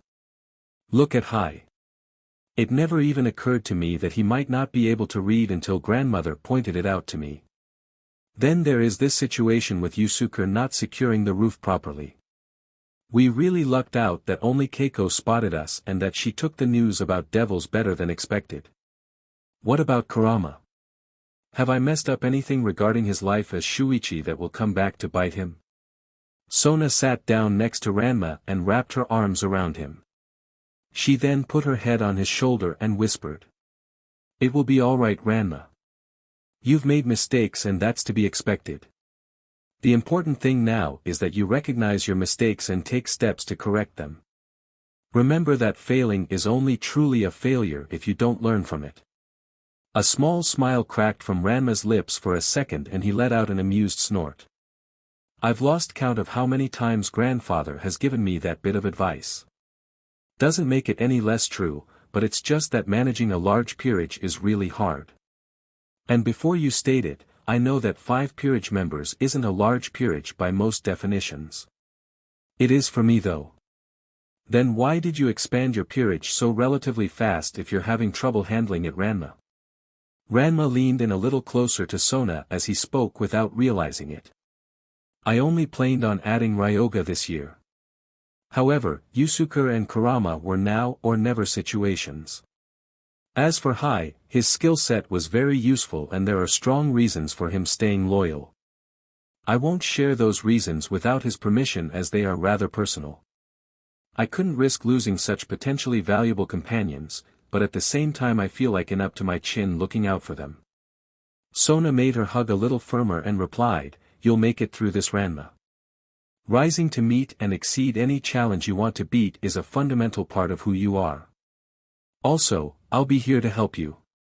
I went through something similar when my peerage was growing. If I can make it, then I know you can make it as well." Unknown to Sona and Ranma, Serafal was watching the duo under the Yumasenken. It warmed her heart to see Ranma and Sona so close. Part of Serafal wanted to rush over and hug the duo. However, she knew that would do more harm than good. It also would end her Yumasenken cloak, making her presence obvious to anyone in miles. That would be a hassle she did not want to deal with. It was okay for Serafal to visit the Citri estate from time to time as long as she gave official notice of her visit. Having a clandestine meeting with a vassal or a group of vassals never looked good for anyone. So Serafal had to sneak in and observe her son and sister when she could without anyone noticing. It hurt at times to be so close and yet so far from them. However, it was better than not seeing them. Watching the scene before her was difficult for Serafal to see and keep her emotions under wrap to keep up the Yumasenken. She was certain that Ranma and Sona would make a good pairing.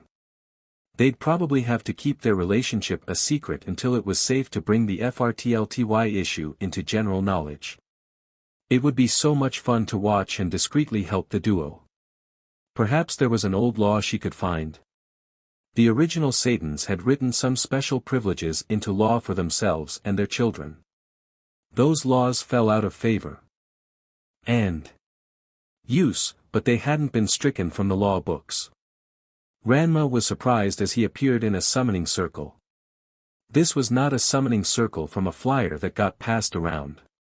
The connection the summoning circle had was too rough and unfocused for those. Perhaps the best way that Ranma could describe the differences this summoning circle had would be to use a comparison. Typical summoning circles were like calling a company phone line and getting routed seamlessly to the correct department option. This summoning circle was like someone setting up a foghorn to call out Citri. A quick glance at the ground made the reason for this obvious to Ranma. He was standing in a rather crudely drawn chalk summoning circle.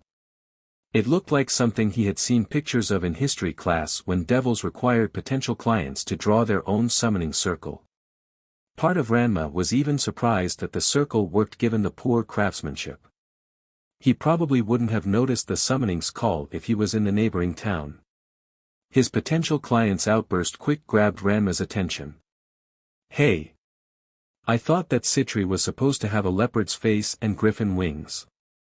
Before Ranma could focus his eyes on his client, another voice spoke out, "Are you sure that book was accurate? Did we really summon a devil?" Ranma quickly spotted the two speakers and saw that he was looking at a pair of rather overweight high schoolers. He extended his wings and tail before speaking, "Yes, you summoned a devil." The first speaker was missing a tooth and he spoke up. "Are you the demon Prince Citri?" Ranma stepped out of the summoning circle much to the shock of his potential clients. He glanced at the summoning circle again and nodded his head. "Let me guess, you two used a translation of Lesser Key of Solomon to create this summoning circle. You're lucky this thing didn't blow up in your faces with all of the errors you made in drawing. In answer to your earlier question, I am a devil of the Citri clan. However, the current Prince Citri is my grandfather. Now what wish did you two summon me to grant tonight? Please keep in mind that payment must be delivered before any services are rendered and we all must agree to the terms of the deal. Also, please note that your souls are off the table. Buying human souls has been outlawed since the 1700s. The two teenagers who had summoned Ranma quickly turned to each other and started arguing. It sounded like they weren't sure if they get their wish because this wasn't what the book stated. Ranma stayed out of the argument at first. He was only here to try and grant their request. Getting into an argument with the client was never good for business. However, the argument continued on with no signs of either boy standing down. This was starting to annoy Ranma since he had hoped to get two more additional clients in tonight. The 20-minute mark was when Ranma decided that enough was enough. He brought his fingers to his lips and let out a sharp whistle. Both potential clients grabbed their ears in pain from the whistle and turned to look at Ranma, blinking their eyes in shock. They had forgotten that there was a third person in the room with them. Ranma quickly started talking to try and get the duo to forget he had interrupted them and get on with the wish. "It is obvious that the two of you are concerned about whether or not I can achieve your wish for you. Why don't you tell me what your wish is? It's in my interest to get you your wish and in a way that you can afford." The other client who had spoken second and who had beady eyes spoke up. "We want the power to see the cheerleaders naked. The book we found said that Citri could make women take off their clothes on command. Can you do that for us?" A twitch appeared on Ranma's forehead as he fought the urge to scream. The Citri's water magic allowed them to craft spells that would manipulate the water in a person's body. These spells could effectively turn a human into a living puppet under the devil's command for a short period of time. Ranma's great-grandfather had used those spells on a couple of really annoying ladies he had unfortunately met while fulfilling some contracts to force them to learn some humility. Said lesson involved them stripping naked and dancing in the streets for everyone to see. For Satan's sake, Prince Bitrus Citri had only done that 3 blessed times over the course of 2 centuries. The incidents weren't even in the same country. Why was that the only example of the Citri's power that regular humans remembered? It was rather embarrassing for Ranma and especially so for Sona. Luckily for Ranma, he had an out in this situation. He turned to the duo and said, "The spell capable of doing that is restricted to the clan head and the heir of the clan. I'm high in the Citri clan, but not that high. Transferring your request wouldn't do you any good as the clan head is very busy and charges very large sums of money for his services. I believe that 616 million yen is the typical fee for most of his contracts. Most of Grandpa's contracts were with doctors creating perfect replacement organs for rich patients. These two dweebs didn't need to know that fact. The duo looked up at Ranma in shock and both stuttered out disbelief. 616 million yen, you mean that we'd have to have millions of yen to get our dreams? We don't even have 3,000 yen altogether. That twitch on Ranma's forehead got even worse when he heard that news. These dodos didn't even have 3,000 yen. His starting rates were at 5,000 yen or equivalent value. A typical client for him tended to come in around 40,000 yen. Whispers of Ranma's devil energy started to leak out as he growled. Look, you two, you're wasting my time and yours. You don't have enough to afford even the most basic devil services. There ain't no such thing as a free lunch, and that's especially true among the supernatural. Even the grand jackass in the sky expects some obedience in return for his boons. With that said, Ranma silently cast a spell to wash away the summoning circle. He then looked around and spotted the lesser key of Solomon that the duo had used to summon him. It would be best to get that away from the fools before they summoned a devil without his restraint. The duo was likely to end up as some hothead's black mark for the year. Killing a deadbeat who couldn't pay for your services was frowned upon and actively discouraged. However, it wasn't illegal yet. Mom was trying in order to clean up the devil's reputation, but several powerful lords in the conclave were against it. They were probably worried about a child or an infernal child ending up on the wrong side of the law. Ranma grabbed the book and said, I'll be taking this as a consulting fee for the past half hour you've used up. Don't try contacting any devils again after this. We'll reach out to you if you've got enough funds to use our services. As soon as Ranma said that, he summoned the Citri sigil and teleported away. Genkai's temple was in an isolated area on the outskirts of the city. The land around the temple had a strong spiritual presence naturally aligned with more primordial spirits. It was not a place that most humans would be comfortable standing in. Even the most spiritually dense person would get a hair on the back of the neck feel about the place. Only those who were comfortable with the wild could truly stay here. Ranma actually felt more comfortable here than he did at his apartment in the city. The young devil politely walked up the steps of the temple and reached the front door. He then rang the doorbell and waited for a response. A few seconds later he heard an older woman's voice holler out, "Just wait a minute." About a minute later the front door opened to reveal Genkai standing with an annoyed look on her face. The old lady looked up at Ranma and said, "What do you want?" "I'm not doing fortune readings, spirit cleansings, or taking on any more pupils. I've got enough trouble with the dimwit I'm teaching right now." There was the barest hint of affection in Genkai's voice when she referred to the dimwit. It was that affection that made Ranma smile instead of be defensive about Yusuke. He quickly replied, "My visit has to do with that dimwit as you call him. I am Ranma Sitri of Clan Citri, and I happen to be the king of the peerage Yusuke Urameshi is a part of. In 2 weeks, Clan Citri is having a quarterly meeting and Yusuke's attendance is expected as a member of my peerage. I was hoping that you and I could work things out so that Yusuke can attend as he's expected to do and not mess up your training routine." A frown crossed Genkai's face when she heard that news. Genkai wanted Yusuke's training to be completed as soon as possible. She wasn't getting any younger and she didn't want to risk her successor not being ready because she went easy on him. At the same time, one day wouldn't hurt too much and the Hanyu was being respectful of her. With a sigh she replied, "We might be able to work something out. Get in here so we can discuss this issue like civilized beings." Ranma followed Genkai into the temple and was led to the Spartan living room. Genkai motioned for Ranma to sit down on one of the mats and he did so. Genkai sat down on a mat opposite Ranma and asked, "So how long is this event going to take, Ranma?" The young devil quickly answered Genkai.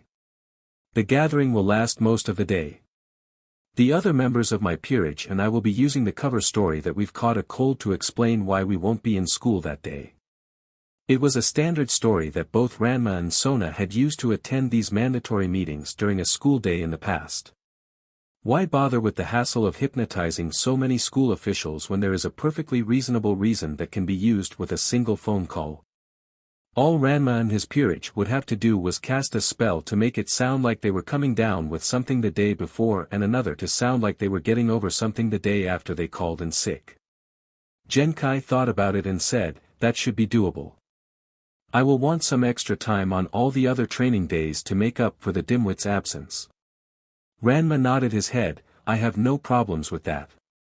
However, I can't authorize more than half an hour each day. If Yusuke spent more time then that training he might not have enough time to study his schoolwork. Ranma knew that his mutated rook needed time to just relax or he'd risk burning out from all his duties. Yusuke wasn't like Ranma or Ryu getting joy out of training. Pushing Yusuke the edge of his abilities was one thing that Ranma fully supported. He refused to push Yusuke over that proverbial edge. Genkai nodded her head and said, that is agreeable. We wouldn't want the dimwit to get dumber now, would we? A small smirk briefly appeared on Genkai's face as she finished speaking. There was a question that had been bugging Ranma since he found out about Genkai 2 weeks ago when Koenma had Yusuke compete to become her apprentice. He hadn't thought about bringing it up sooner because he wasn't entirely sure how to get Genkai alone to ask. Ranma had also been too busy enjoying the fact that Yusuke was being paid by Koenma to train to look for a good time to ask. Now was such an opportunity and he seized it. Genkai, there is a question that's been bothering me for some time. Would you be willing to listen to it and perhaps answer it? The old mystic shot Ranma a questioning glare. She then firmly said, I'll listen to your question. However, I make no promises about whether or not I'll answer it. Ranma nodded his head slightly and said, I understand. Boden told me that you started to hunt for an apprentice because you didn't want to risk losing your teachings to old age. However, a person in your situation has access to ways to extend your lifespan considerably. Several of those methods are not questionable by most people's morals. My question is, why did you seek a successor instead of at least also trying to extend your own life? Genkai blinked her eyes in surprise at Ranma's question. She then closed her eyes and thought about things to herself for a moment. Then she opened her eyes and smiled. For someone like you, a young Ayakashi with a very long life ahead of you, growing old and dying must seem so final. However, when a human gets to my age one can understand that everything in life has its time. Death is not something to be feared. It is a transition to be accepted. I only have a few years left if an enemy doesn't kill me. If I'm lucky those few years will be a decade, although I doubt it. When I pass away I know I'll transition to Reikai where my soul will stay for a time. After that I don't have much knowledge to plan what will happen to me. Probably enter the wheel of reincarnation, but I'm not putting money on that. While that is happening to me, my art must stay here in the mortal realm. It's needed for the time being and the balance will be upset if I don't have an heir to take care of all of this for me. The fact that Yusuke is an Ayakashi doesn't matter in that equation. He lives partly in this realm, which is all that matters. Ranma then blurted out, what if you had a different transition that you could take? A sheepish look appeared on his face as he looked down at his knees. Genkai briefly raised an eyebrow and said, is that supposed to be an invitation to join your peerage as a devil? The sheepish look got even worse for Ranma as he replied to Genkai. Not at the moment. I'm still getting a handle on managing my current peerage. However, I was planning on seeing if you were interested in joining in the future since the resurrection process would revive you to your prime physical condition. A frown appeared on Genkai's face and she shook her head. No thank you Ranma. I was offered the chance to become something other than a human once and I refused the offer then. It is one decision that I have not and will never regret. Ranma nodded his head in understanding. He was disappointed that Genkai was not even open to considering the possibility. A person with her skill and experience in fighting would be invaluable. Still, he had to respect her wishes since he knew about them. Ranma stood up and said, I swear on my honor as a margrave in Clan Citri and heir of the blood that I will not resurrect you with any evil piece and will do my best to prevent anyone else from doing unless you ever change your position on being transformed. The main hall of the Citri manor had a very unsettling feel for the new members of Ranma's and Sona's peerages. It was set up almost like a Gothic cathedral with its granite walls, large stained glass windows, some frescoes, and multitude of stonework. However, even a brief look would reveal this room to be a twisted mockery of a cathedral. The stained glass windows showed notable events from the clan's past such as the elevation of the First Lord Citri. The frescoes depicted rewards that the Citrus had received from the Satans. However, the most striking images were the reliefs and statues showing those that previous Prince Citrus had killed for opposing them. All of this was illuminated by fires from torches. Down the hall were 30 rows of wooden benches on either side of a walkway. Each bench had a small chair built into the center of the bench with a Legion's clan symbol carved into the center of this chair. On either side of the chair were carved 5 symbols of the cohorts into the bench. Every Legion's and cohort clan head had his assigned seat in this hall. These benches were directed to face 2 massive bat-winged manticore statues that were genuflecting. The paws of the 2 statues came together and formed the base of the stone throne that the prince would sit at. To the prince's left in the place of honor was the brick throne for the heir. Farther away and to the prince's right was the adobe throne for the heir of the blood. The clan heads entered the hall and passed quiet greetings to each other. There wasn't much time for greetings as they all quickly got to their assigned seats. All of this was done under the gaze of Prince Sar, Princess Shelley, Lady Sona, and Lord Ranma's peerages with Princess Shelley's queen directing everything. The lone queen walked to the base of the steps leading up the thrones and began the proceedings by calling out, "All rise for Prince Citri." As one, the clan heads stood up and turned to look at the back of the hall where Sar, his family, and their seconds were arrayed. Ryu was in the lead holding the pentagram aloft on its staff. Tsubaki was behind Ryu holding the record book. Behind her were Ranma carrying the sword of state in his arms while Sona held the orb and pentagram. Then behind them was Princess Shelley holding the princely crown with Sar's queen who held the clan Citri seal. Finally, there was Prince Sar in the place of honor. Everyone in the group was dressed to their absolute best. An unheard signal caused a haunting martial song to fill the hall and then the procession started down the hall. Sar made sure to stomp on 6 names in particular that were engraved in the walkway. These 6 were the fiercest foes he had to face in battle. When the 7 reached the steps they split into 2 groups while Sar waited at the base of the stairs. Ranma, Ryu, and Shelley went to the right of the stone throne while Sona, Tsubaki, and Sar's queen went to the left. Sar then walked up the steps and sat on his throne. Ryu waited a moment after Sar had sat down to place the pentagram in its holder behind Sar's throne. The pentagram provided additional illumination of Sar and Ryu quietly made his way to the left side of the adobe throne. Tsubaki then approached the throne and set the record book on a stand built into the stone throne. She bowed her head to Sar and took her place at the left side of the brick throne. Shelley then placed the crown on her husband's head. She stepped back and then proceeded to sit down at the right foot of the stone throne. Sar's queen then handed him the clan seal and took his place at the prince's left side. Ranma stood in front of his grandfather and bowed while holding out the sword. He then ritually chanted out, "Your sword of war, Prince Citri. May it always drip with the blood of the clan's enemies." Sar took the sword from Ranma who then bowed again before taking his seat on the adobe throne. Sona waited for Ranma to be seated before she approached the stone throne and bowed. She held out the orb and pentagram and intoned, "The sign of your mastery over the clan, may your dominion last for eons." Sar took the orb and pentagram from his daughter who also bowed again before taking her seat on the brick throne. Sar waited the required moment and then called out, "It is good to see you all here on this day, my faithful vassals.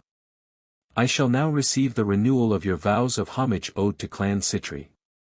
At this point, all of the clan heads fell to their knees. The heads of the legion's clans recited their oaths as one. Then the heads of the cohort clans recited their shorter oath swearing to follow their liege's loyalty to the Citri. Prince Citri nodded his head formally accepting the renewals and motioned for his vassals to sit down. He then proclaimed, "The prince's court is now in full session. It is currently the time of resolution. Let all who are in need of the prince's justice plead their cases." Sar then sat down and readied himself to hear the legal issues of his vassals. The devil justice system was rather simple. Cases were heard and decided on by the lowest common leader of the involved party. That meant that Sar's court cases involved 2 or more legions clan members or members of cohort clans sworn to different legions clans. Devil courts operated under the assumption that all parties were guilty of some misdoing. Both sides had to prove that they had followed the letter of the law in whatever case was being decided and it was the other person who had messed up. Appeals were practically non-existent since only the judging devil's peers or liege if present could contest a decision. Serafal hadn't popped her head in today and there were no visiting Palatini or Comitatense's clan heads so all judgments were final. For the next 3 hours Sar had to decide legal issues that his vassals and the vassals of his vassals brought before him. Ranma watched the proceedings attentively and masked his longing to be anywhere else. His role in this portion of the proceedings, actually it was his role for the entire court session, was to be a living prop. Ranma served as a reminder that the Citri bloodline was strong and that the chain of succession was secured. He also had to observe to learn what to do if he ever had to take Sar's place, but that was extremely unlikely. Sona also was mainly there to serve as a living prop. She really didn't get anything out of watching the court cases since she had already studied all the devil law books and several books on legal precedent. Every once in a while her father asked her for her thoughts on an issue. She quickly noted that her father called on her after too many eyes started to briefly glance to Ranma whenever someone mentioned the word heir or leader. The court eventually moved on from the legal cases to the petition phase. This was when the vassals brought their requests to Sar for consideration. Requests ranged from trade licenses to trade with devil clans outside Sar's vassals, to law requests for Sar to bring before the conclave, or to edicts for his consideration among his vassals.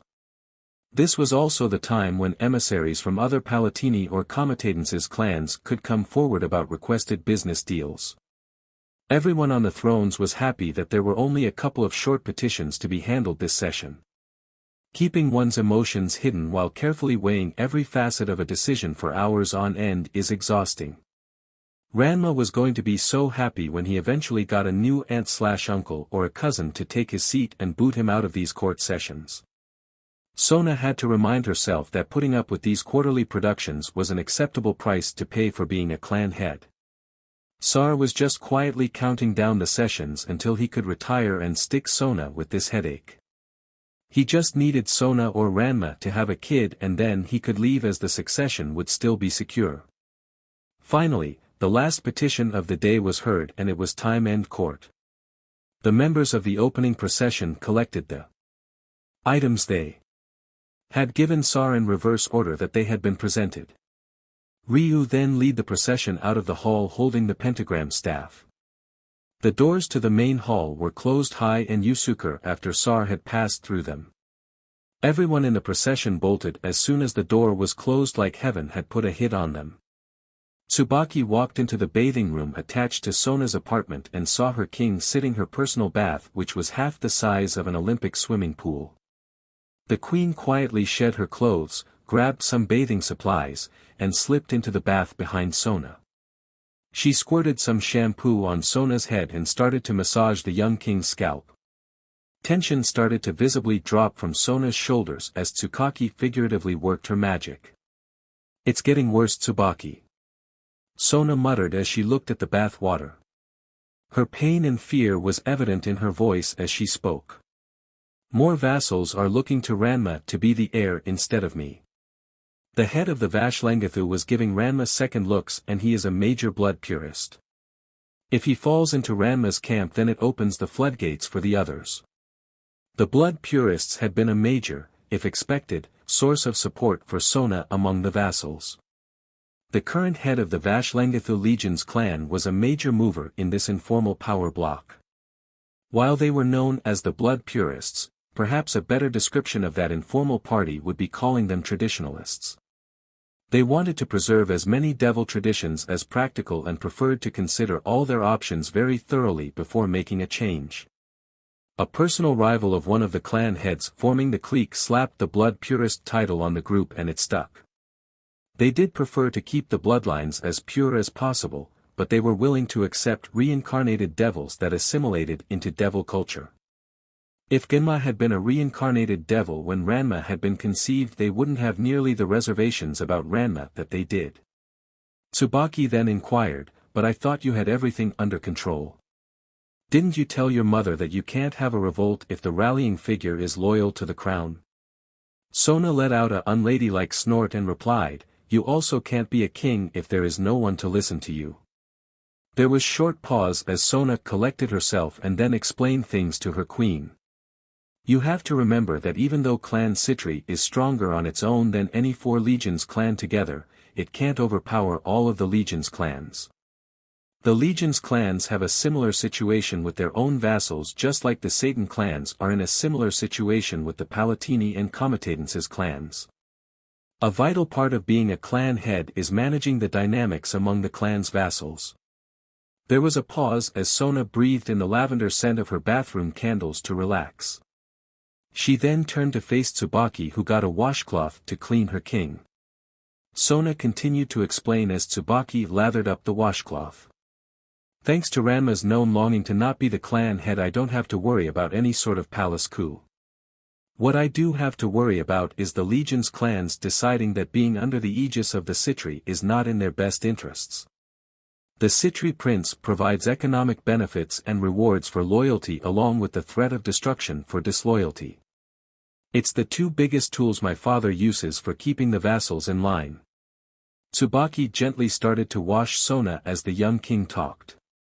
Too many clan heads think of power in terms of personal power or the power of one's peerage. Wider military strength and considerations are ignored along with other bad memories of the Great War and the Civil War. I'm losing the respect of more clan heads as a fighter. They don't see the future clan head of a clan whose military strength helped the anti-Satan faction win the war. They see a mediocre devil who will need her nephew's help to keep them in line. Sona's body started to shake as tears started to form in her eyes. I don't know what to do, Tsubaki. If I have to come down hard on my vassal clan heads to make them obey, I don't think I'll be able to lessen the severity of my rule later on. But, if I try to rule with my strengths, I'm probably going to have to deal with defiance. If that's not handled quickly, then I'll have rival clans trying to stir up trouble to weaken Clan Citri. The queen put the washcloth aside and hugged her soapy friend. She let Sona cry into her chest and wished there was something she could do to help Sona. The problem as Tsubaki saw it was that Sona and Ranma were born too close together. If Ranma had been born a few years earlier, then he would have been the heir and his phenomenal progress would be taken in stride. If Ranma had been born a few years later like Milikast, then there wouldn't have been as big of a problem. Sona would have had a chance to solidify her position in everyone's mind, and Ranma's growth could have been partially attributed to Sona's mentoring abilities. Ranma being barely a year younger than Sona made it too easy to compare the duo. Ever since it was decided that he was a Citri instead of a Leviathan, there had been those wondering if he should have been the heir per clan tradition. It had been a very small group at first among the servants, as no one was eager for the Citri to become a Comitatenses clan. But as Ranma grew up, those voices started becoming more numerous and vocal. Tsubaki knew that Ranma was more than good enough when it came to the more peaceful side of being clan head. Sona's help in tutoring Ranma would permit no less, even if it wasn't his strong suit. Sona was better than Ranma in most tasks related to being a clan head except for one. Sadly, that one task was what so many vassal clan heads focused on. Trying to cheer Sona up, Tsubaki asked, would it really be that bad to pass the burden of being clan heir on to Ranma? Your paperwork would shrink to at least a third of what it is now. You wouldn't have to worry about people examining every little thing you did, and you could concentrate on the school you want to build. People also couldn't complain if you decided to show Ranma a good time. After all, if the clan became a comitatance's clan, you wouldn't have to worry about whether or not your children were pure-blooded. A full-body blush appeared over Sona as she thought about the images Tsubaki's words conjured up in her mind. She took several deep breaths of the relaxing aroma-filled air to calm herself down. Sona looked Tsubaki in the eye and said, "It may sound nice, but I cannot accept such a thing. My pride won't let me stand down. To do so would mean that I failed to live up to the responsibilities of my current position. Besides, Ranma would hate being the clan heir and I refuse to force him to do something he hates." Sona's eyes hardened in resolve as she turned around to let Tsubaki clean her back. She then said in a completely factual tone, "Those who want Ranma as the future heir will have to console themselves with the fact that my heirs will have Ranma's blood flowing through their veins." Triple R was walking back to the Saotome apartment when all three boys felt something off. All of them turned their heads as one towards the source of that wrongness. Ryoga broke the uneasy silence of the trio. "Guys, what is going on?" Ranma's face hardened as he replied, "I don't know. However, it can't be good. This isn't the feel of a naturally dark being. There is deliberate maliciousness behind. Whatever it is we're sensing." He paused to give Ryu a look and Ryu nodded. Ranma waited a few seconds for Ryu to set up the 3 security spells. As soon as the spells were in place, Ranma casted a powerful detection spell to find out what was going on. To onlookers the spell would have looked like a torrent of dark water erupting from Ranma and harmlessly passing over everything in its path. Within seconds the spell found the source of the wrongness and blood started to drain from Ranma's face. He then swore out, "Bless it all to the highest heavens." Ranma then immediately pulled out his devil berry and hit the auto-dialer. The cell phone could not connect quickly enough for Ranma. He started issuing orders as soon as he heard someone pick up the phone. "Ninth Plague Protocol in the city I'm in immediately. Coordinate with the Shinto faction. We have a massive outbreak of something taking control of the humans in this city and it's infecting the uncontrolled rapidly. Transmission vector is some sort of insects that are coming through small teleports." A nervous voice replied to Ranma over the devil berry, "Under whose authority?" Ryoga watched as Ranma almost growled out, "A ninth plague protocol needs no authority, you incompetent. Start getting resources mobilized to keep the masquerade from being unmasked. Your system should have already recorded this, but Lord Ranma Sitri of Clan Citri is calling this in." The voice on the other end of the phone started to get defensive. "Look kid, we don't just jump because you told us to jump. Mobilizing for a ninth plague protocol is very expensive. Besides, how do we know that whatever incident occurred merits such response from dash?" The voice was cut off. Ranma's ears picked up the sound of something being thrown and the sound of screams that sounded like the speaker fading. A new voice calmly spoke over the phone. "Your warning has been received, Lord Ranma. Ninth Plague Protocol has been activated. Please be aware that improperly activating this protocol will result in all costs incurred by the Supernatural Secrecy Containment Agency following the protocol to be charged against you along with substantial fines.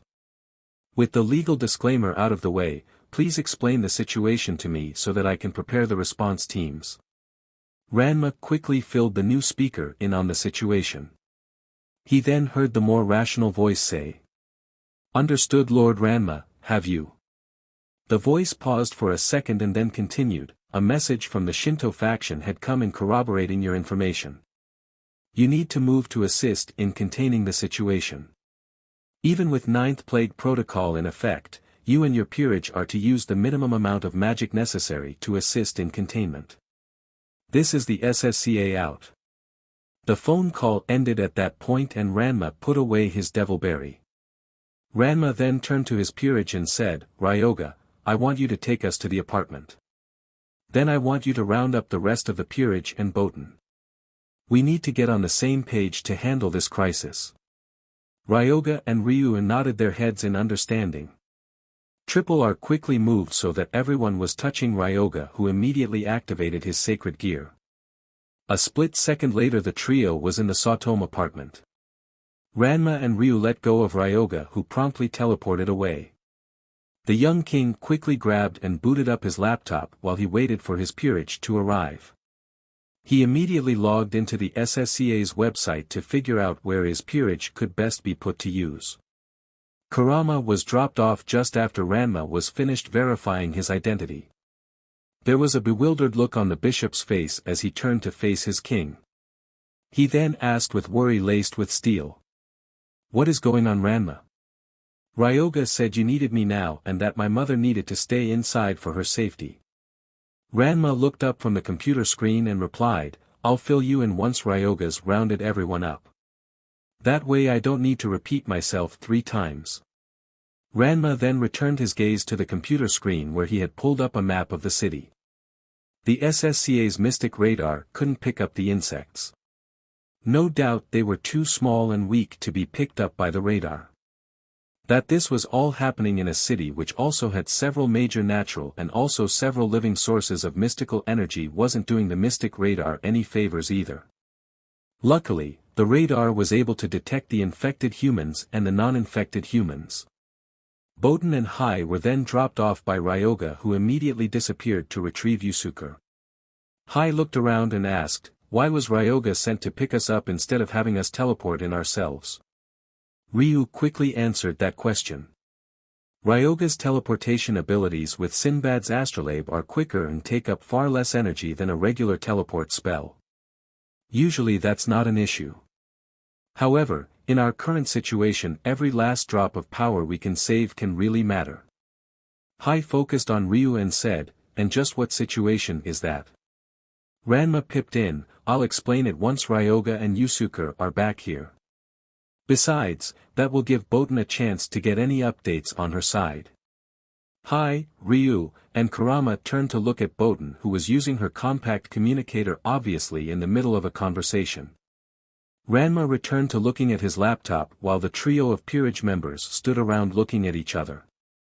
Silence ruled for a minute as everyone was waiting for Ryoga's return with Yusuke. Frowns started to appear as the duo failed to materialize. Ranma started to zoom in his map of the city on Yusuke's school hoping for some insight. There were a couple of infected humans, but nothing major. Maybe Ryoga had to take care of them before he got to Yusuke. Ranma couldn't be sure since the radar wasn't currently set to detect devil energies. New arrivals appeared in the room just as Ranma was about to cast a communication spell.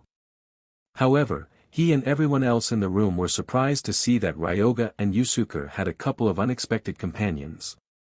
Keiko was a surprise, but an understandable one. Part of Ranma was relieved to know that she was safe as Yusuke's friend fell under his protection. However, he didn't recognize the other companion who had red hair in a pompadour style wearing the typical boy's uniform for Yusuke's school. Ryu piped in before Ranma could say anything asking, "Who's this Ryoga? We are trying to limit the spread of supernatural awareness, remember?" Ryoga looked a little nervous, but Yusuke spoke up in his fellow rook's defense. "Take it easy, Ryu. Kuwabara was already aware of the supernatural. Granted he doesn't know too much. However, that's to be expected from the dumbest member of Sariashiki Junior High School." Ranma's eyes widened after he heard the boy's name. Kazuma Kuwabara had been one of the potential peerage members that he had rejected for future consideration. The boy had a strong spiritual talent that made him very sensitive to the supernatural. He also was a very good fighter for a brawler of his age. However, Ranma had dropped him from further consideration due to the boy's scholastic failures. The dumbass got a freaking 7 on the same test that Yusuke got a 12 on before his rook was revived. Yusuke getting a B was only due a monumental effort on his and Sona's parts. The fact that his mother accepted Hai having to go into a special tutoring program was all that saved Ranma's freedom from that scholastic mess. Ranma refused to risk his freedom on a third person doing poor in school. His mother would engage him too. Gabriel before Ranma would bring an academic failure like Kuwabara into his peerage. Ranma turned to Bowden, who was putting down her communicator, and he said, "You can give us an update after I explain the current situation." Ranma turned to look at everyone and continued, "This city is under attack. Mystical insects are infecting humans and turning them into drones. The underworld is currently mobilizing forces to contain the situation and ensure that knowledge of the supernatural is not spread to the population at large. Secondary to this is to reverse the situation so that normal operations can resume.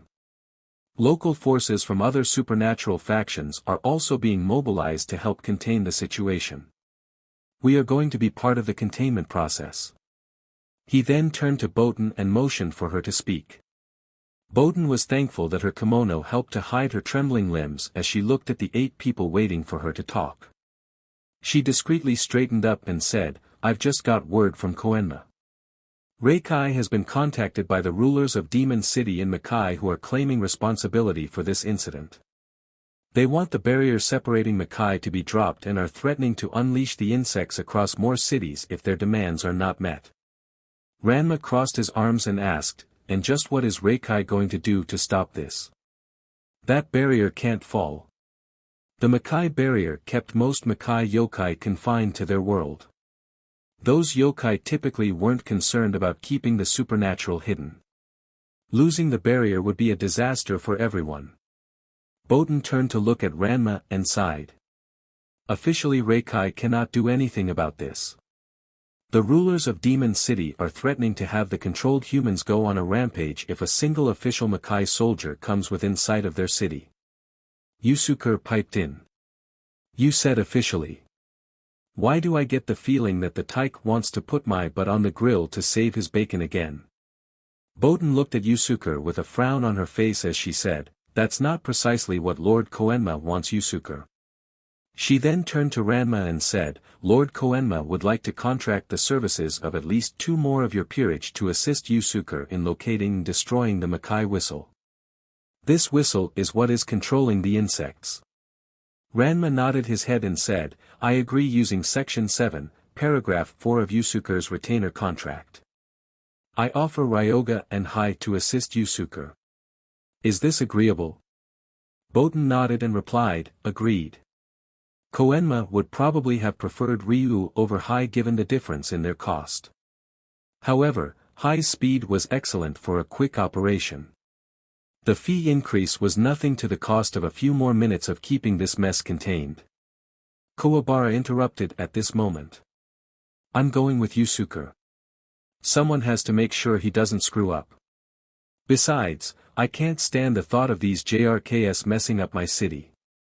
Ranma snapped his head towards Kawabara and channeled a touch of his devil energy at the boy before he stated, "You aren't going to Demon City at all, punk.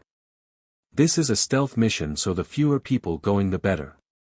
Also, you have no way to escape Demon City on your own.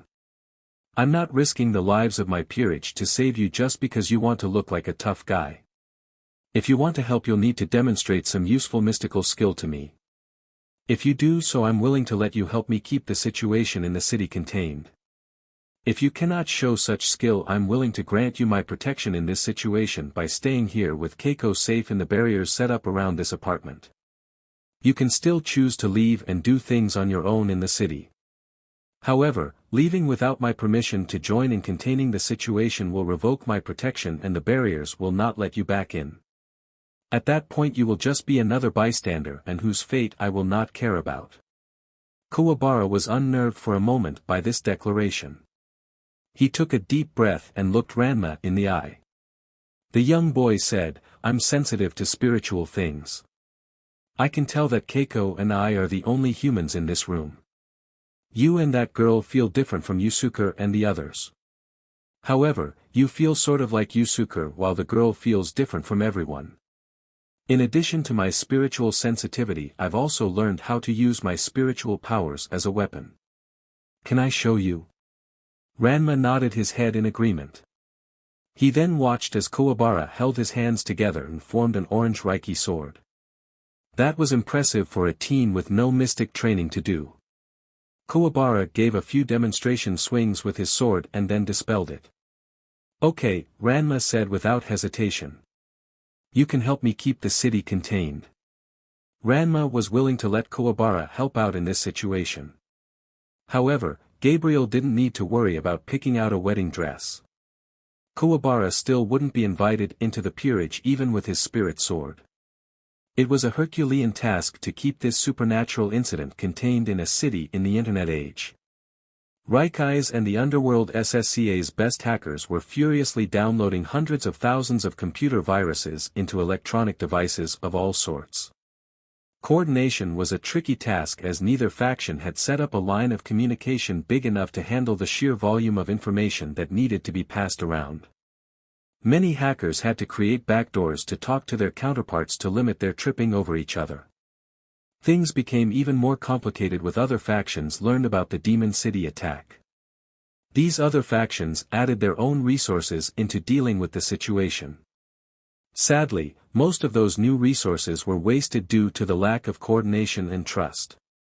How could anyone not expect a hated rival to use this chance to hack their own information systems? It was a true miracle that the cat wasn't let out of the bag because so many people were trying to hold the bag and shove the cat inside. Ranma was glad that he didn't have to deal with those headaches as he tried to contain the situation on the ground. He was constantly flying around and creating barriers to contain the infected humans. Kurama was straining his bishop powers, creating vast clouds of gas that placated the infected. This made it easier and quicker for them to be trapped inside a barrier. Ryu was playing a nasty variant of whack-a-mole, trying to kill as many Makai insects as he could. Kuwabara was tasked with dealing with infected stragglers before they could form a new mob. Bowden got to play Red Baron dive bombing the imprisoned infected and dropping bug bombs on them. These bombs cleared the infection, leaving the now free humans protected by the barriers. Everyone had a spell cast on them so that the SSCA could give them directions.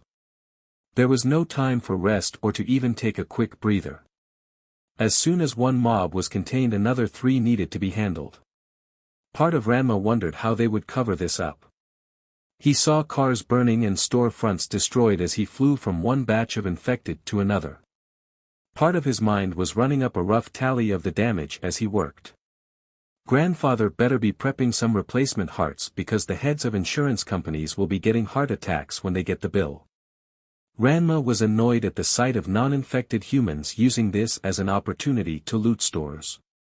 Where was their sense of self-preservation? He mentally lowered the criminal's importance on the list of those needing saving. Keeping as many humans alive as possible would make it easier for creating a cover story. However, most humans wouldn't be too bothered if some of the scum got unknowingly trimmed. It wouldn't a big loss to the devils since these people weren't any of his peerage's customers. The insects suddenly started retreating and the infected humans stopped moving. Ranma signaled for everyone to hold as the spell lines buzzed with confusion. Then a commanding voice in SSCA called out on everyone's spell. The insects have been stopped. I repeat, the insects have been stopped. Contracted devil forces have destroyed the Makai whistle. Ranma jumped into the air with his fist raised high in victory as he shouted, "Yes! I knew those guys could do it." Everyone working to contain the Makai insects let out a cheer. The hard part was over. Now they just needed to move on to clean up, and then this would all be a bad memory. An unexpected shot rang out and Boten cried out as she fell from her oar. Ranma turned to Ryu and shouted, "Capture whoever did that." The high devil dove towards Boten as several more shots rang out. Ryu and Kurama were grazed by the shots and then they were pelted in the back by fragments of the bullets. Ranma luckily dodged the shot aimed at him. Ranma caught Boten just as she was about to hit the ground. He shielded her as best he could while he landed in a looted coffee shop. Boten's face had lost most of its color by the time Ranma set her down to look at the wound. It was worse than he feared. Boten's arm was limply hanging off her body by a few muscles and skin. The shot had hit her in the armpit before it exploded. Ribs were visibly cracked as blood freely flowed from the spirit fairy. Ranma put his hand over Boten's chest and hurriedly called up a small copy of the Citri sigil, creating a faint blue light over the girl. She was dying and there was no way Ranma could get her to an operating room fast enough. If only Ryoga was here there might have been a faint chance. Boten saw the look of worry on Ranma's face and shivered. I'm scared, Ranma. I don't want to die. I wish to live. Boten's voice grew weak and she started to close her eyes. A fierce determination burned in Ranma's heart. He would not lose Boten. She had become a friend over the past couple of months and friends were too rare to lose. Ranma slapped Boten and said, "Do you wish to live no matter what?" Part of Boten wondered why Ranma was asking that. However, she whispered out with her last bit of strength, "Yes." Ranma scanned Boten again and nodded his head. He summoned an evil piece and ritually intoned, "I am Ranma Sitri of the noble house Citri. It is my judgment that you are worthy of transcending your transient mortal flesh and walking this world as a devil. Boten, know that a shallow mortal grave shall not be yours." The devil placed the evil piece onto Boten's just stilled heart. Ranma spoke again, "From this day forward until your true last I bequeath unto you the gift of devilhood. As my pawn, you shall be counted among my companions, taking joy in all that I love and scorning all that I despise. So I have commanded, so shall it be done." Ryu called Ranma with a spell as the evil piece worked its magic. "We've captured the shooter, Ranma." There was a cold edge to Ranma's voice as he spoke. "Find out why he shot at us and anything of value he knows. Contact the SSCA as well. We might have just found the mundane cause for this catastrophe. We need to cover this mess up." Boten was disoriented as she woke up holding a body pillow. That didn't seem right at all. Her mind cleared enough to remember that she didn't have a body pillow. Boten nervously opened an eye and was greeted by a sea of black hair that was lodged between her brsts. Her heart started racing as she yelled out, "What the hell?" She also pushed away trying to get some space and bearings. Panicking, Boten didn't check where her hands were going and she slipped on the silk sheets surrounding her. This rocked the bed and woke up her companion. Seraphol let out a small groan as she raised her head and looked at Boten. That wasn't a very nice way to wake up Bochan. Seeing Seraphol in the NDE was not something Boten ever imagined or even considered.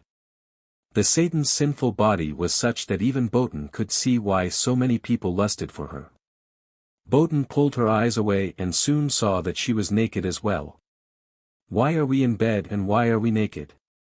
A chuckle escaped Seraphol's lips as she watched Boten try to cover herself back up as she spoke. Seraphol smirked and said, "Don't be so skittish, Bochan. You should be proud of your body. Now in answer to your question, we're naked in bed so that I could transfer devil energy to you to help speed up your recovery from being resurrected. Ranma figured that you'd be more comfortable doing this with a girl and asked me if I would help." Resurrection, Boten muttered in a confused voice for a second. The memories rushed back of her being shot and Ranma asking her if she wanted to live no matter what. She closed her eyes and focused on her energies. The taste was different and her reserves had increased by a decent fraction. "I'm a devil now." "Yep," Seraphol chirped with a smile on her face. "You're Ranma's newest and cutest pawn. I've already taken the liberty of calling Koenma and arranging it so that you'll keep your current job as a long-term contract to be on." Her job was the last thing on Boten's mind at the moment. However, it was nice to hear that she wasn't out of work. Boten focused her attention on Seraphol and asked, "Who shot me and why?" Seraphol started to style her hair as she spoke. "You were shot by a mystical hitman that the leaders of Demon City paid to go after anyone trying to contain the situation. He's been captured and is the cause of the mass shooting that triggered the rioting in the city in Mortal Eyes. The hitman actually killed several Reikai agents in other parts of the city before he went after your group. Getting taken down by hired muscle was not how Boten ever expected to buy the farm. At least she was still alive even if it was as a devil." That's when the fact squarely hit Boten. She was a devil now and no longer part of Reikai. Instead, she was part of Clan Citri and the underworld. Would she ever be able to visit her old home and friends again? Would her friends even want to talk to her now that she was a devil? It was easy for Seraphol to see the pensive look on Botan's face. No doubt her son's pawn would be thinking about everything her transformation would cost her. However, that wasn't what Botan needed to be thinking about now. Seraphol smiled and said, "Look at the bright side, Botan. You are alive and have a long life ahead of you. It's going to be easier for you to increase your social status now than it was as a fairy girl for Reikai." Botan hadn't thought about that before. As a fairy girl she really didn't have many career options. Supervisor positions didn't open up that often and most other departments required very different skill sets. She enjoyed hands-on work and each soul was unique, making things interesting. Having an interesting job was vital when your career would last centuries. That didn't change the fact that her career as a fairy girl had nowhere to go. That wasn't the case now as a devil. Botan knew that devil society was surprisingly mobile if one put in the effort to get stronger. She would be putting in that effort. Botan was under no illusions, having watched Ranma train his peerage to the bone. Repeatedly. There was no way that Ranma was going to let her get out that work. In some ways it was good since Botan knew Ranma would make her strong. It was also really bad since Botan didn't want to do all that work. Seraphol was not chosen to be the Satan of foreign affairs on a whim or by lot. She had a gift at reading people and figuring out what they were thinking. This gift had been honed over the centuries by constant practice and usage. Botan might as well have been an open book to Seraphol. She saw what her son's new pawn was thinking about and decided to steer the young woman's thoughts. "You know, Botan, there are many benefits to becoming stronger. The workout and training regime aren't fun at first. However, the benefits soon become enjoyable. There's something truly liberating about being able to destroy mountains. It's amazing how many people stop bothering when you want them to once they know you can end them." Seraphol crawled closer to Botan and gently caressed her shoulder as she whispered. "However, the real benefit to becoming stronger for female devils is in our looks. Our bodies become more idealized and sexier the stronger we become. Your looks are wonderful right now. Imagine how enticing you'll be as a high-class devil. I wouldn't be surprised if you soon become CC enough to leave my son absolutely speechless." A blush appeared on Botan's face at that thought. Ranma was an attractive young man both physically and in personality. She hadn't given it that much thought before, given that they had been in different factions. But, that wasn't the case now. It was well known that many devils, especially male devils, would take peerage members of the opposite gender as lovers.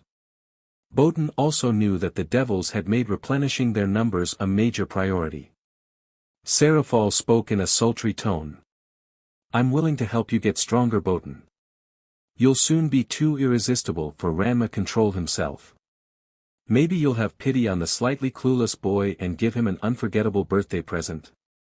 Wouldn't it be wonderful to show Ranma just why reviving you was one of the best decisions he will ever make?" Botan felt like she had a lump in her throat. She spoke with a stammer. "Are you saying that you—" "I mean, it's just that Ranma is." Two soft fingers were gently placed on Botan's lips to quiet her. Seraphol inched closer and Botan could feel the Satan's hot breath on her cheeks. She cheerfully whispered, "Is it really that hard to understand that a mother would want her son to have a good CNCBN? The dumb dolt is already halfway in love with you. If he didn't feel strongly about you, he wouldn't have asked me to help you. Asking a favor of a Satan is no small thing, even when said Satan is your parent." This fact started to sink into Botan's mind, much to Seraphol's delight.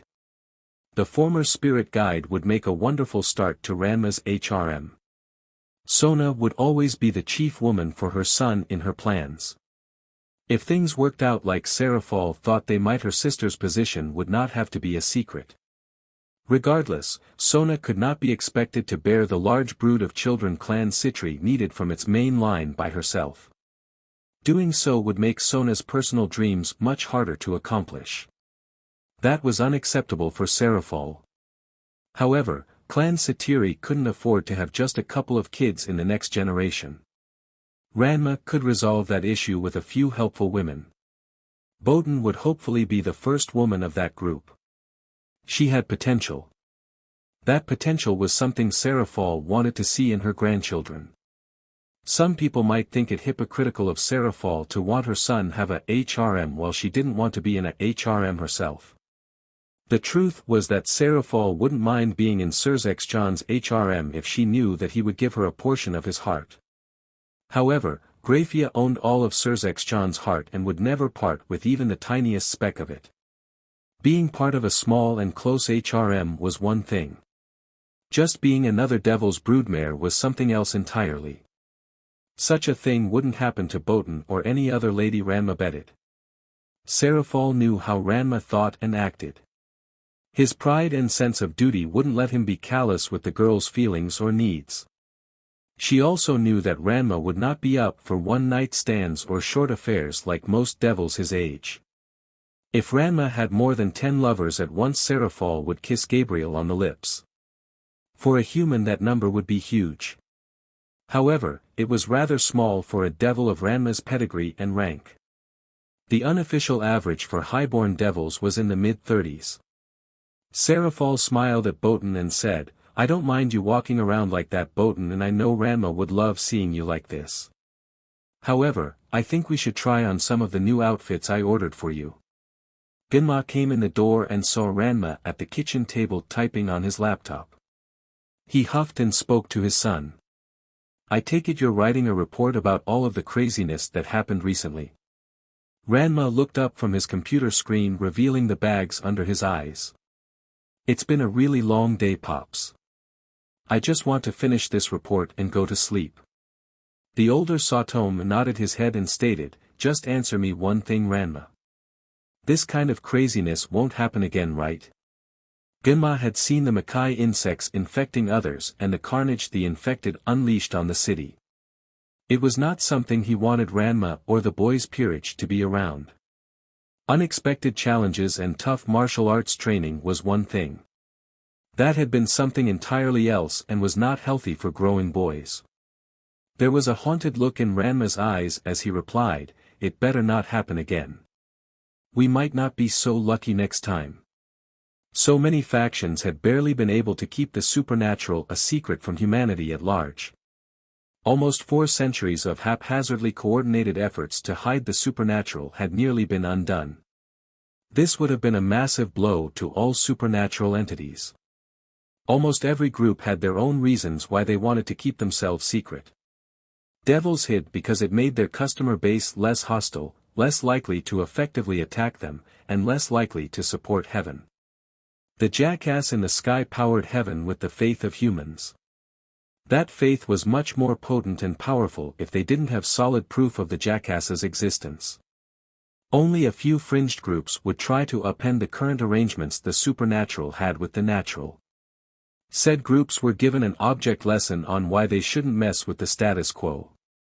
Demon City had been obliterated by Surzex once it was confirmed that Ryoga had the Makai whistle and was out of the city. That was not hyperbole. Surzex used his power of destruction to wipe out Demon City with a blast the equivalent of the most powerful nuclear bomb ever tested by humans. The only disagreements the leaders of the other factions involved in the Demon City mess had with Surzex wiping out the city was that they didn't get to wipe it out first. As for Ranma Peerage members, their actions in Demon City had earned them some accolades. They used Ryoga's sacred gear to sneak into the city.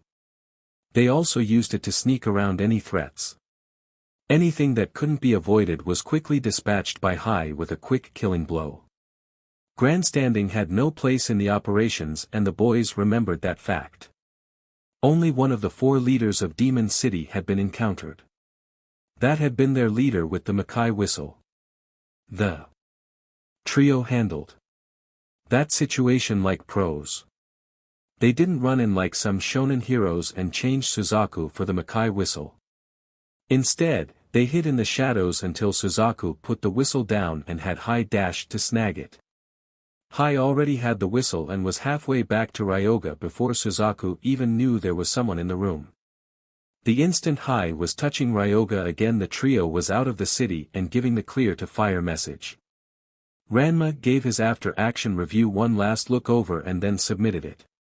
He shut down his laptop and said, "Just so you know, Pops, Botan is now my pawn, so she'll be around more often. I'm going to hit the hay and get some sleep." Genma nodded in agreement and watched his son head to his bedroom. It would be okay to let the boys have one morning off from practice tomorrow. They had done a major public service after all. That would be enough of an award. Part of Genma was surprised to hear that Botan was now part of his son's peerage. The boys seemed to have been focusing on fighters. Genma just shrugged off the news after a moment of thought. Having a support member or two couldn't hurt.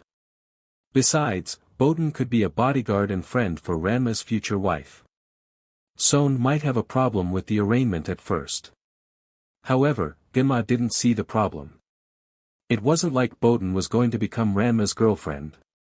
Something jolted Ranma awake around 3 a.m. in the morning. He looked around and tried to sense what woke him. There wasn't anything out of place in the room. Ryu was sleeping soundly in the nearby futon. None of the wards were sounding any alarms. Ranma couldn't recall having unsettling dreams. There were no calls from his peerage. It was as a switch flipped in Ranma's mind as realization hit him. He closed his eyes and focused on his connection to his evil pieces. Every devil with a peerage was connected to their evil pieces. The connection was part of what made the evil pieces work as they should. Most devils ignored the connection and forgot it even existed. However, those who focused on controlling their inner energies could draw more insights on their peerages through that connection. Ranma wasn't a MSTR when it came to understanding his peerage through the evil piece connection. He could only get the vaguest of impressions. The fact that he could sense even that put him centuries ahead of his peers. The impressions Ranma got from Ryu were the strongest and the clearest. No surprise there, given Ryu's physical proximity and the length of time Ryu had been in the peerage. The connection with the boys basically said that they were okay. With Botan, Ranma was just able to tell that she was in his peerage. It was the same with his queen. When the heaven did a queen join his peerage? It made no sense whatsoever. Ranma immediately summoned his free evil pieces to do a tally. 6 pawns appeared on a summon chess table along with a knight and a bishop. The queen piece did not appear like it should have. Ranma snarled, "Like heaven, I have time for this sheet. Can't I have one Satan-blessed week off before the shenanigans start?" The young king quickly considered everything he knew about evil pieces and how this could have happened. The simple fact was it shouldn't. Ranma's evil pieces were stored as a subspace pocket, and those could only be opened by those keyed to them. Moreover, evil pieces needed the free consent of the king to activate. No one could turn themselves into a devil just by grabbing a piece. The king tied to the piece had to be present to channel their power along with saying their activation phrase for the piece to work. Trying to force the devil into using or unknowingly activating an evil piece wouldn't work as well. It was a closely guarded secret as to the mechanics. However, every devil knew that an evil piece required deliberate and freely chosen choice to work. Drags and spells were useless in changing a devil's mind to manipulate the system. It was also tied into the trade system, which was why no one could force a devil to trade a member of their peerage. Ranma proceeded to cast some self-diagnostic spells. He had to have turned someone into his queen and for some reason couldn't recall that person. Why he'd do that or when he would have had the time wasn't something to consider yet. Ranma first needed to see where he had altered his memories and when it happened. Test result after test result from the self-diagnostic spells came back negative. Now Ranma was really starting to get worried. How could his queen piece be used without his knowledge or signs of memory alteration? Ranma could think of several valid reasons why he might have his memory of his queen erased. They might have been assigned a covert mission, or they were working on a project that was of paramount secrecy. Having a spell on him to keep himself from thinking about the erased memories would have been reasonably standard. People tend not to go hunting for answers to memory gaps if they don't realize they have them. However, those self-diagnostic spells would have told Ranma that he was under such spells. He could have rested easily at that point since it would have meant everything was under control. Being aware of a memory gap would have succeeded. But, Ranma was sure he could have dealt with that situation reasonably. In such a situation he would at least have the comfort of knowing that his memory would be restored once whatever required the memory to be sealed was handled. Now Ranma was stuck with an unknown queen and no explanation as to how this happened. This was going to be a nightmare once the news got out. Having a rogue queen was a massive hit against any clan's prestige. Then there would be the panic caused because someone figured out how to hack the evil pieces. Calling it a panic would be understating things. Bedlam, in both uses of the word, would be more accurate. This news could not get out at all. Ranma couldn't even risk letting his own peerage members know about this catastrophe. He had to find the mysterious queen, deal with the individual, and privately give the information to Ajuka. The Beelzebub could then handle the error without letting everything go to heaven. A small flash of light grabbed Ranma's attention and he saw an envelope appear next to him. Ranma grabbed the envelope and cast a diagnostic spell on it. He bit back the urge to curse and cast several more diagnostic spells. What the heaven was it about tonight and impossible things happening to him? The envelope was sealed with the seal of the 7th Prince Citri. Grandfather was the 5th Prince Citri and he still had centuries to go before stepping down so that Sona could become the 6th Princess Citri. Such a seal should have just been a bad forgery. However, there was magic woven into the signet rings of all clan heads to let everyone know that something sealed by them was authentic. Palatini and Comitatense's clan head signet rings had an extra set of authentication magic embedded in them. This seal had all the proper magic proving it was real. Trying not to freak out, Ranma nervously broke the seal and opened the envelope. Ranma pulled out a piece of paper and felt his stomach lurch as his nose smelled blood on the paper. A scan of the paper revealed that it was his blood on the paper. Blood was a very uncommon ink for devils despite what folklore and stories might claim. It was only used on the most important documents to seal the document from alteration as the magic required the writer's own blood. Even then, it was typically only someone's signature. Very rarely was a border used for added protection. A whimper of fear and disbelief escaped Ranma's mouth. He dropped the paper like it was piece of a hand-written Bible penned by a saint. Ranma muttered to himself. I want to wake up now. This is a very terrible and disturbing dream. Ranma prayed that this was all a dream. The divinely caused headache proved Ranma was awake. While nursing his headache, Ranma picked up the paper. He read the letter impossibly sent from himself. Myself. If you are reading this, then our queen has successfully traveled back in time to before we reincarnated her as our queen. This particular note means that the queen piece from your time has reacted to its uptime counterpart and merged with our queen. She will be out for an indeterminate amount of time as she adapts to having two queen pieces. Do not go looking for her. There are tasks that she needs to accomplish before you and everyone else can enter the picture. Another prepared message will be sent if her convalescence takes too long. Follow any instructions you get in said letter exactly. I acquired our queen just before a series of events started that have led to the destruction of the world. A plan is in the works to stop that chain of events. Trust in the plan, I helped to create it. If you cannot trust yourself, then who can you trust? Until the next phase of the plan is ready to start, go about your life normally. I've only brought you in on the plan now because of your queen piece reacting like it did. 7th Prince of Citri and last member of the conclave. Yourself. Ranma sealed the letter and stored it in his personal magical storage pocket. It was official, his life could not get more bizarre than it was right now. His unknown queen, which he hadn't chosen, was already chosen for him in the future. The world will apparently be destroyed in the indeterminate future, but he shouldn't care at all. Finally, Ranma decided that his only good course of action was to get some sleep. There was no way that he could make a good decision now. He had too many concerns and too little rest. The note heavily implied that he had time to think, so he should take that time. Besides, training until he and his peerage dropped was normal life for him. It just so happened to be a wonderful way to prepare for the unknown. Bowden was slightly nervous as she walked into Ranma's chambers in the Citri mansion. The boys didn't have school due to the mass shooting and resulting riot that occurred yesterday. Ranma had sent a message to everyone to take the day to relax. However, they were to do some light exercise and expect a full training regime tomorrow. What made Bowden nervous was the fact that Ranma had sent her a second request to see him roughly a half hour after he sent her the general notification. She was worried that he was summoning her to claim his rights as her king. Part of her was hoping that was the case, to her own mortification.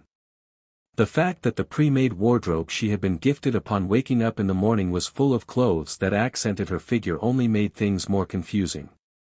Bowden spotted Ranma sitting in an office section of his room working at a desk. Ranma glanced up at Bowden and motioned for her to sit down next to him. She sat down as indicated and waited for Ranma to finish up his paperwork. A minute later he finished and turned to look at Bowden.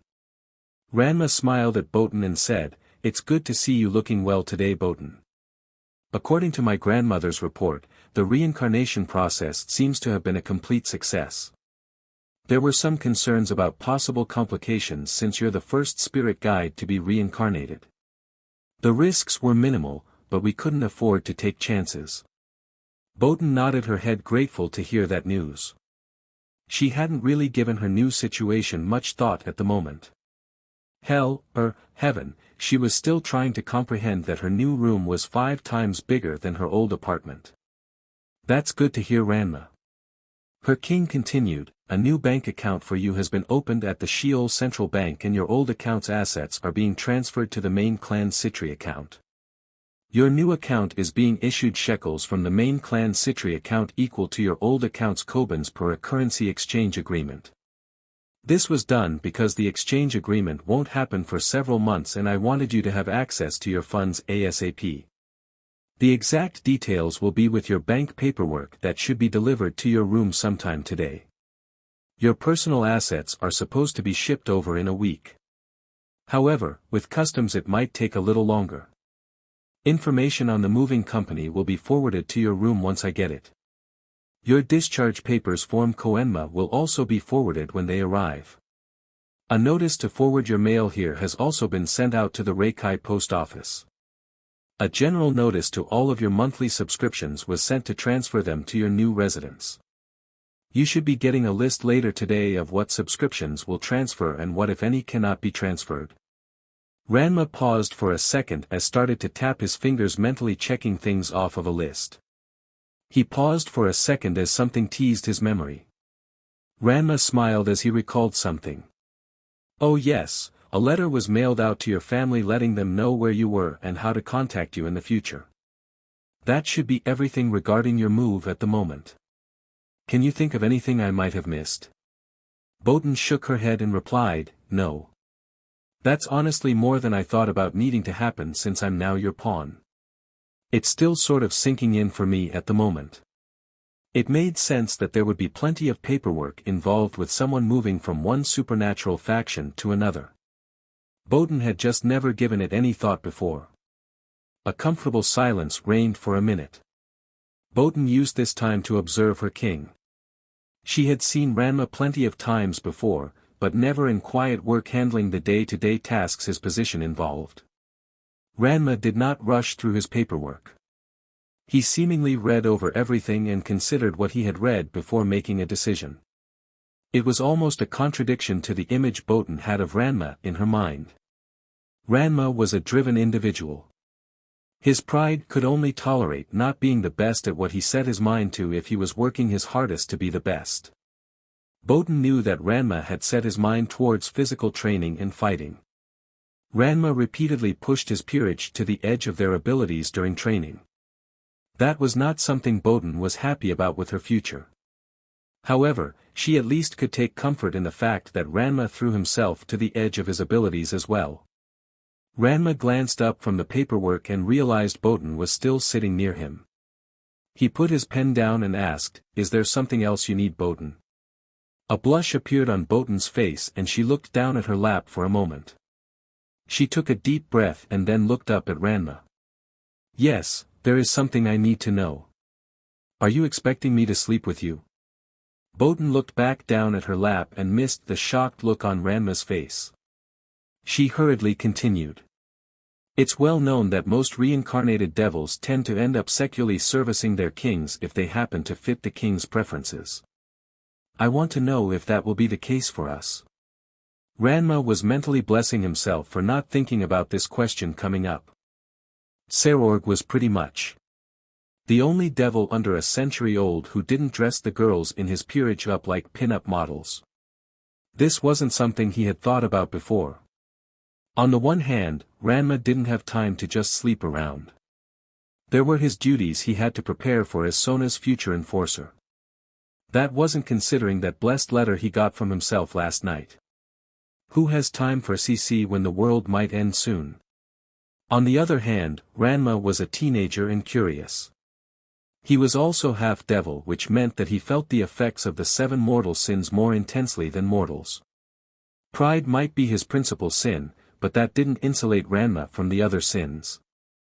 Botan was appealing and thought of her in the throes of passion caused Ranma's blood to sing. Ranma took a deep breath and said, 6 months. We won't talk about this again for 6 months, Botan. You need time to adjust to all the changes your life is going through right now. I'm not about to take advantage of my friend and peerage member while you're in a vulnerable state. Botan was touched that Ranma thought so highly of her. She didn't want to think the worst of Ranma or give the wrong impression. It was just that Botan expected this meeting to involve an RTC workout. She could feel the increased pull towards sin that was not part of her nature. There were 1,001 ways that Ranma and her passions could have gotten the better of them. The time limit Ranma gave Botan made her wonder. What happens after 6 months are over, Ranma? A faint blush appeared on Ranma's face for a second as he replied. That depends on you, Botan. If you want to date someone else or stay single, that's your prerogative. If you want to pursue something with me, I'll be open to it. However, I want something to be very clear to you, Botan. If you and I become lovers, there will be some restrictions. First and most importantly, you'll never be able to become my wife. That position belongs to whoever my grandfather or perhaps even my aunt, if it takes that long, decides I'll marry. SCKS, but that's noble politics for you. The other thing to consider is that I won't let you go once you're mine. If we ever have SEC, I'm making you my permanent CNCBN.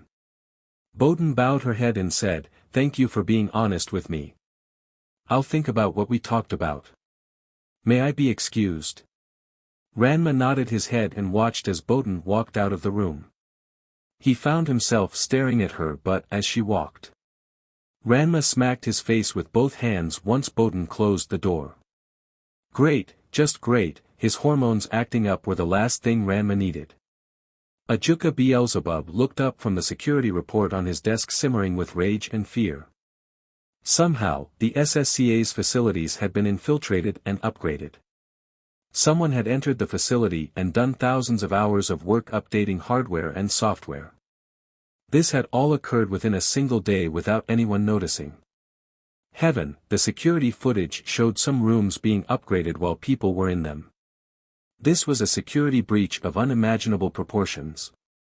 Whoever did this could have stolen or altered who knows how much information. It would take days to cross-reference everything with off-site backups. Then there was the potential for sabotage.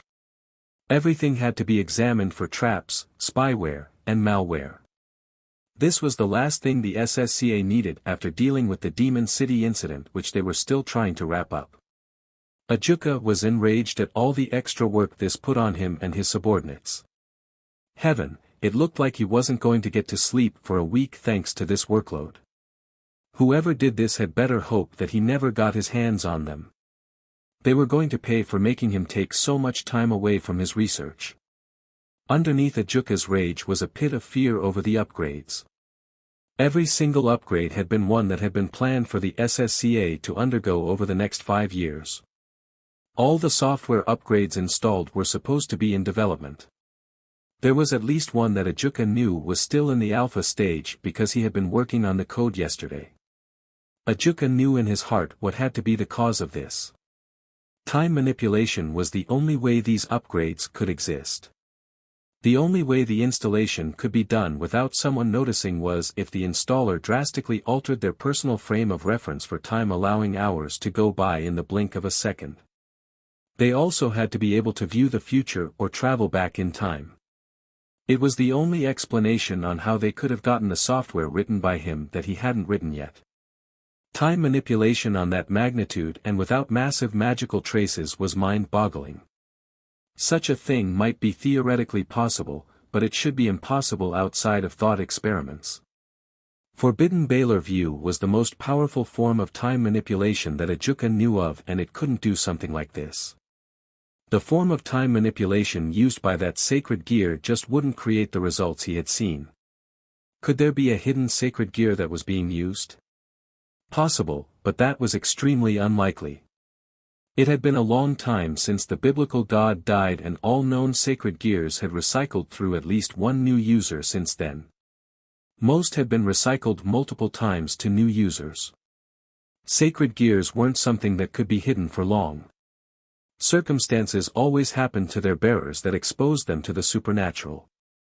Either it was an inherent quality of the sacred gears or it intrinsic to the souls selected to bear them. Now, not every sacred gear was well known. Ajuka knew that this couldn't be the case with his infiltrating upgrader. All sacred gears relating to time were deemed high priority by all factions all the time. Temporal magic was the trickiest and most energy-intensive magic to use currently known. It was also one of the most dangerous magics known. Whatever sacred gear had been used had to be near Longinus tier. There should be hundreds of reference books on it. The only other possibility was the existence of a previously unknown chronomancer who had reached tier 2 unknown levels of mastery with temporal magic. Even that possibility was more unlikely than an unknown sacred gear of such power. Anyone with half a brain kept a careful eye on all mage associations that dabbled in temporal magic. Ajuka knew that the best research of any association was nowhere near the level of development for the kind of magic that had been at work in the SSCA. The idea of a lone genius discovering all of that was a nice fantasy. Ajuka didn't deal in fantasies. He dealt in facts. Science did not progress through sudden leaps of brilliance shooting into the unknown at speeds rivaling his fellow Satans rushing to look after their little sisters. It progressed methodically, building on what had come before. Sometimes that pace was faster and at other times slower depending on the quality and quantity of the scientists along with their facilities. This truth was especially evident to a genius like himself. It had taken Ajuka several decades of hard work to create the evil peace system, which was hailed as one of the high points of modern magic. Moreover, the reason it took only decades instead of centuries was thanks to all of the reference material of hundreds of mages past and a virtually unlimited supply of resources for experimentation.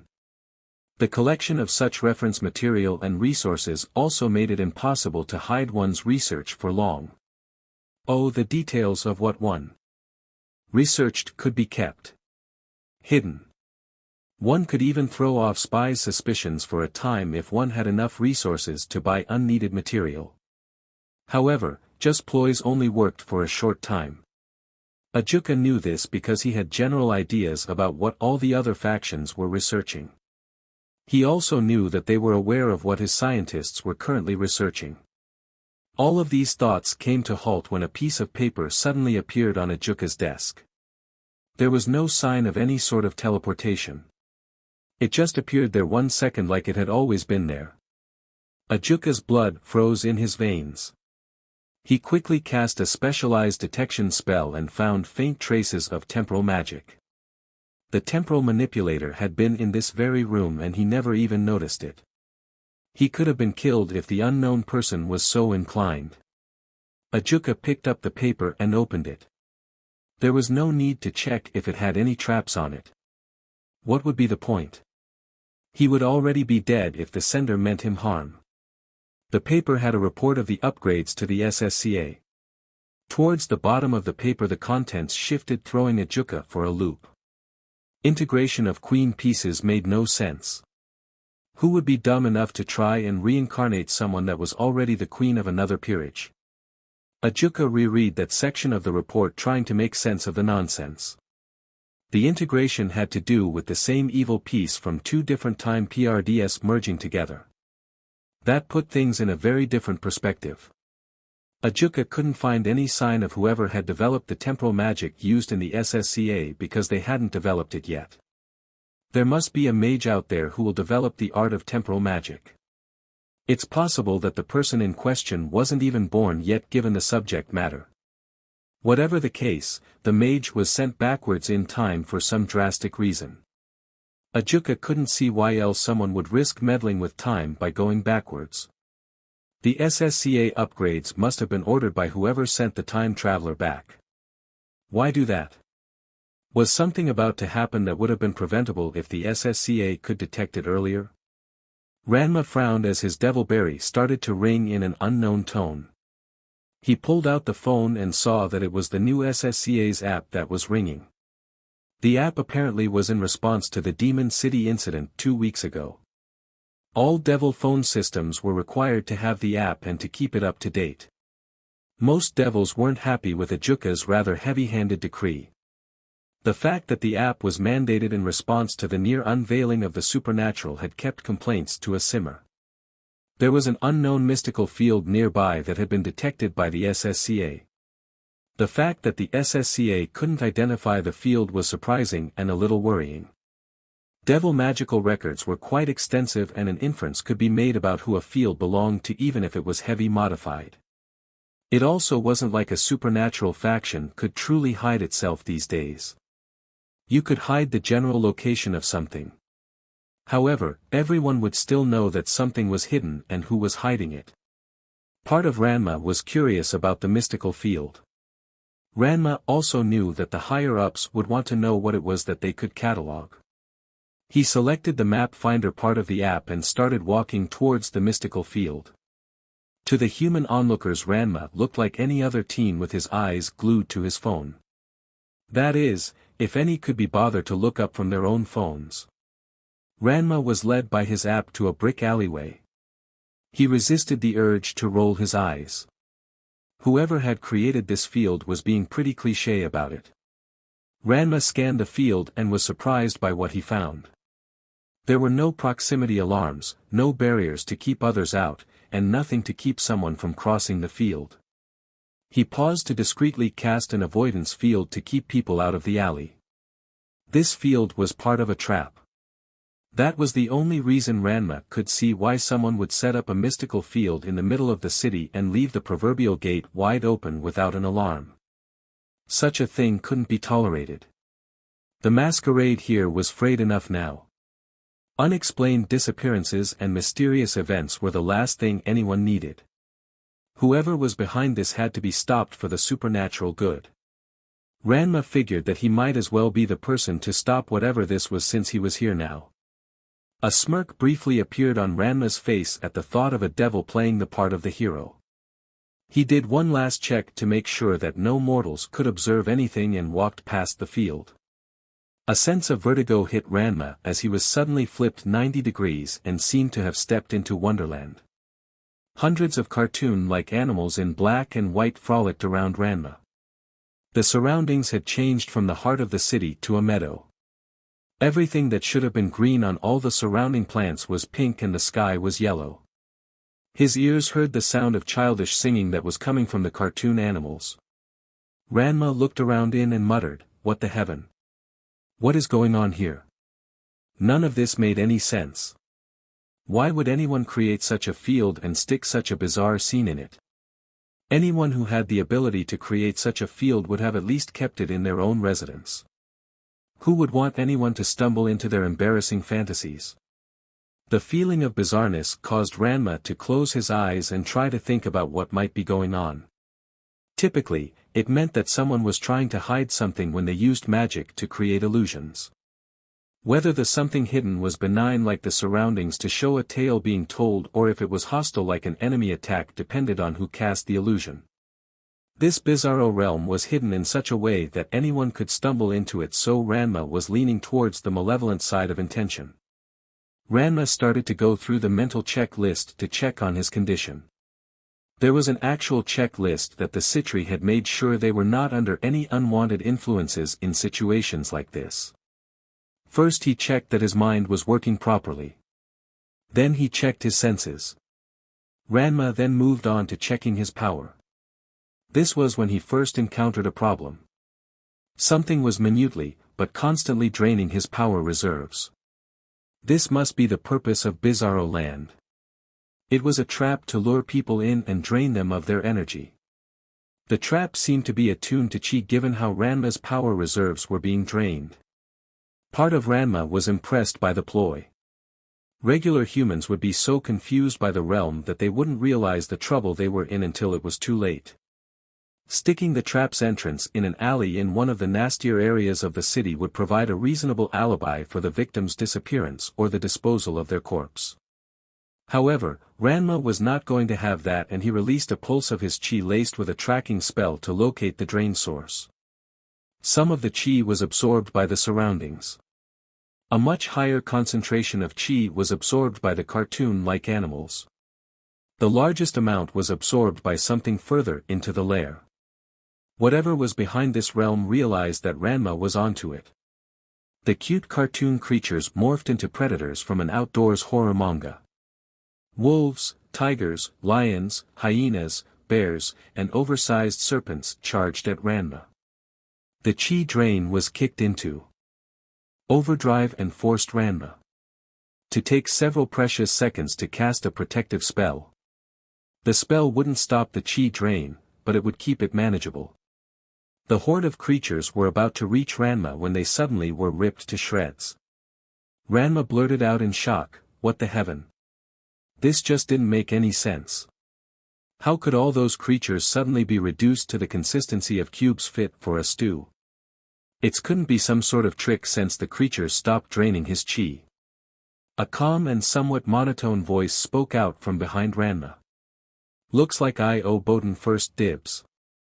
Even with the warning from yourself you couldn't avoid falling into this mess before the month was out." Ranma said. Devil turned around to see a 14-year-old girl with long dark hair that had a red bow on her left side in it. Ranma's attention was quickly drawn to her violet eyes. He then focused on the girl's outfit, which was a mix of blacks and purples. She was wearing a dress that would have been sultry on an older woman and was scandalous for a girl her age by human standards. Said dress was split down the front as soon public modesty allowed, revealing thigh-high stockings. The outfit was topped off with a set of gloves that went up to the girl's biceps. The proverbial wheels started to spin in Ranma's mind as he realized what his companion said. He then stated, "You're my queen." Said queen nodded her head and said, "That's correct, Ranma. Let me take care of the witch and then we can talk." Ranma felt a faint buildup of power from his link to the queen piece for a second. Then link seemed to go haywire for lack of a better word.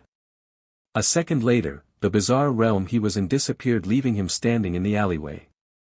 His queen was standing a little off from where she had been a second ago. Part of Ranma was happy that he no longer had to deal with the chi drain. However, the lack of information was starting to bug him. He turned to his queen and asked, "What was that?" Calmly the queen replied, "That was a witch's lair. It is used by witches to entrap victims in order to drain the victim's energy." Ranma looked at his queen, who had changed into a schoolgirl's outfit while she was talking. "A witch? I've never heard of a supernatural being actually referring to themselves as that. Only weird humans who want to pretend to have or delude themselves into thinking they have magical powers call themselves that." The queen smiled and replied, "You've told me that before, Ranma. 7 weeks from now, going by the calendar. We eventually found out in my past that these creatures are where the term witches entered human knowledge. Speaking of knowledge you learned in my past, I suppose I should introduce myself to you. I am your queen Hamura Akemi. Ranma nodded his head and said, "It's good to meet you Hamura. Did I add you to my peerage because of your temporal abilities?" Thanks to the letter he wrote to himself, Ranma had seen several signs that someone might be using temporal magic to alter things. Hamura's sudden destruction of the witch along with the weird activity of the peerage link implied her using temporal magic. That suggested that she either had temporal magic or an item capable of using temporal magic. Hamura shook her head and motioned for Ranma to follow her. She started talking again as they walked. "No, Ranma. You added me to your peerage to fulfill a promise to your mother. The one where you promised if you ever encountered any real magical girls who would be willing to become devils and you could turn them you would." "You mean you are a magical girl?" That was a big shocker for Ranma. Who would have thought that he'd actually have to make good on that promise? "Technically, I still am a magical girl if we go by your mother's definition. However, I'm no longer a magical girl in the sense that I was when you added me to your peerage. That is something I am grateful for given the downsides of my original type of magical girl." Ranma asked. "So Hamura, why did you join my peerage? What could have driven a magical girl to become a devil?" It just didn't make sense to him given the stereotypes on both sides. Flatly Hamura replied, "I needed to survive." The duo paused and Ranma turned to look at his queen. She elaborated further. "You joined in the tail end of my battle with a powerful witch known as Walpurgisnacht. With your help, a friend and I defeated Walpurgisnacht. However, my companion ended up transforming into an extremely powerful witch and I was too weak to travel back in time to stop that event. You made me your queen to keep me alive."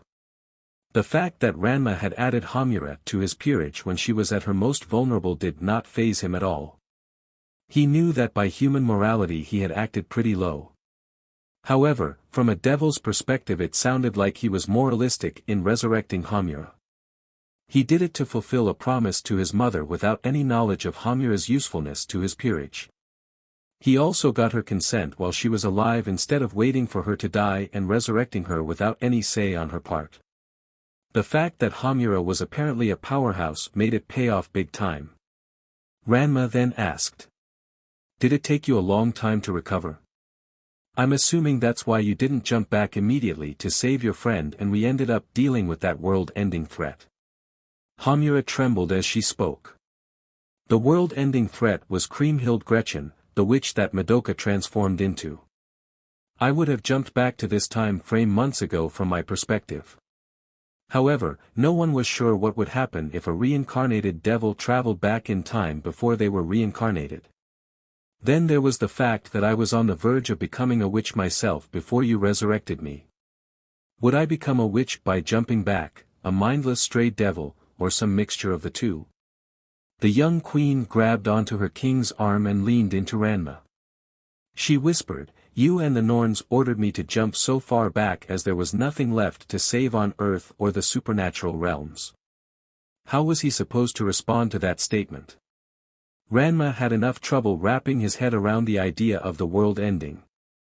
Hamura had lived through it and probably several variations of the path to destruction given her abilities.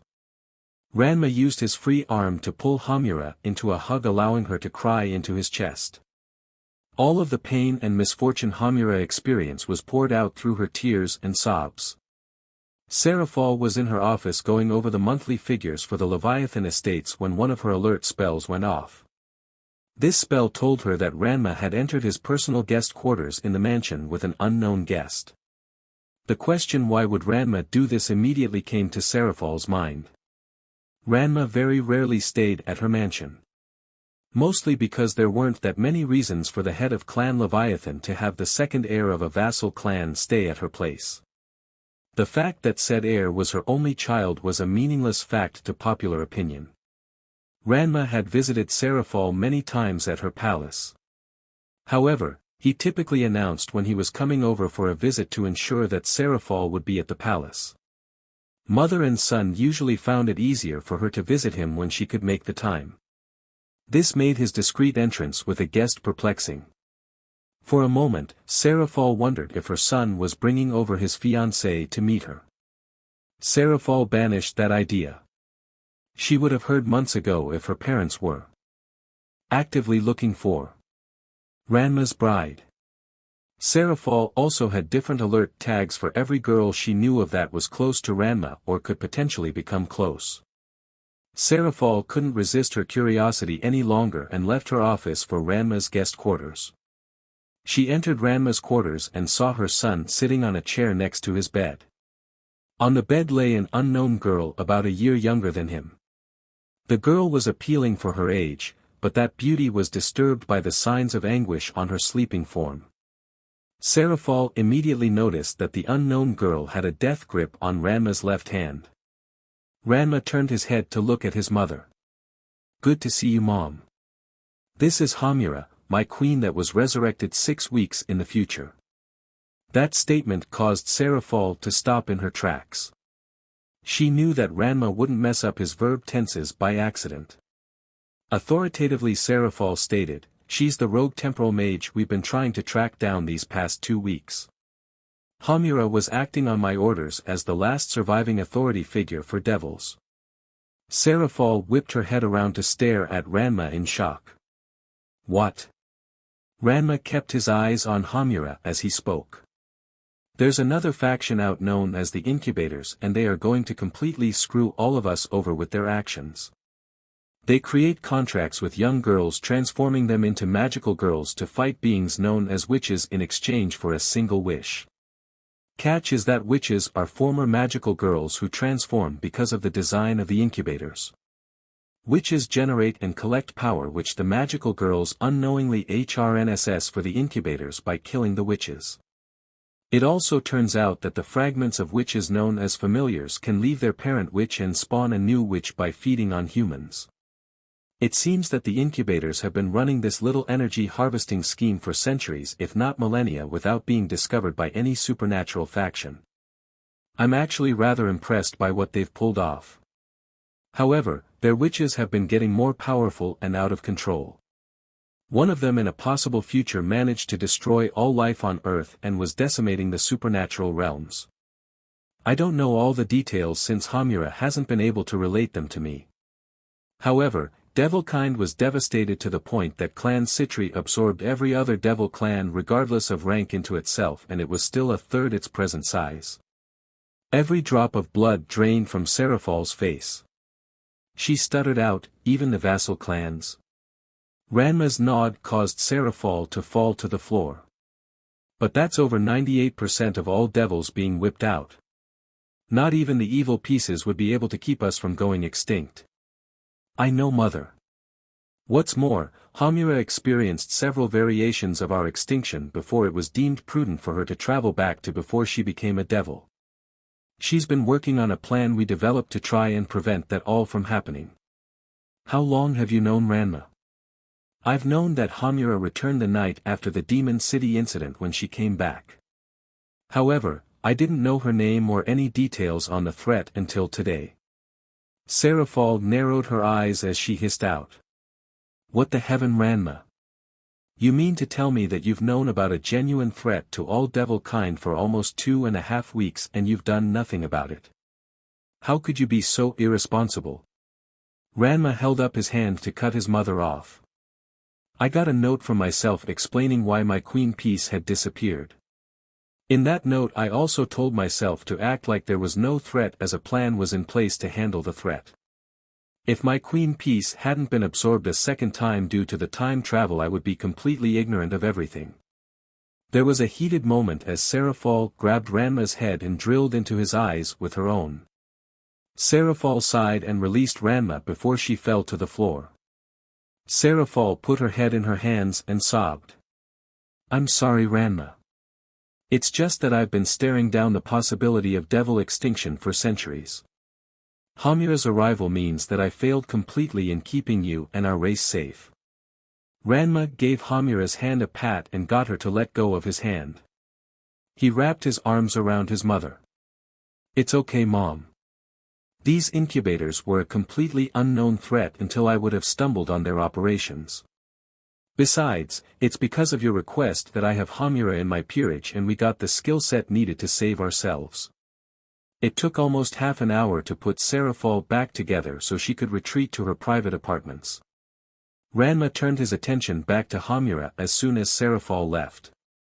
His queen was fitfully shaking in her sleep. Ranma extended his wings and lifted himself onto the bed next to Hamura. Ranma wrapped his arms around his queen and cloaked her protectively with his wings. Hamura grabbed onto Ranma's shirt in her sleep as she calmed down with his presence. How was he truly supposed to help Hamura? The archangels that besieged Hamura's mind were of a kind unknown to any devil. Dealing with realistic illusions was something devils were old hats at handling. However, Hamura truly experienced everything that tormented her. It was only because of her special abilities that what was became, it might be. Time travel added another complexity to Hamura's issues. She hadn't just experienced all those horrors. They had been relived multiple times in different varieties with the added horror of the failure to stop it before.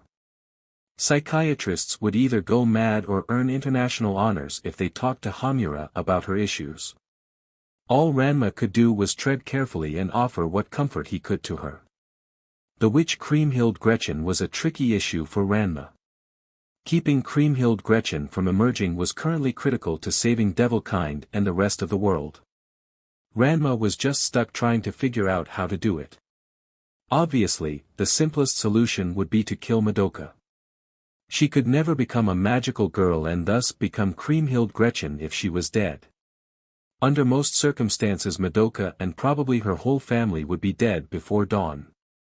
The only questions for Ranma would be whether to do it himself or send some of the clan's assassins after Madoka and what cover story would be put in place. Sar had trained Ranma on knowing when and how to use assassins. Ranma detested the idea and his grandfather had never been particularly thrilled about the idea either.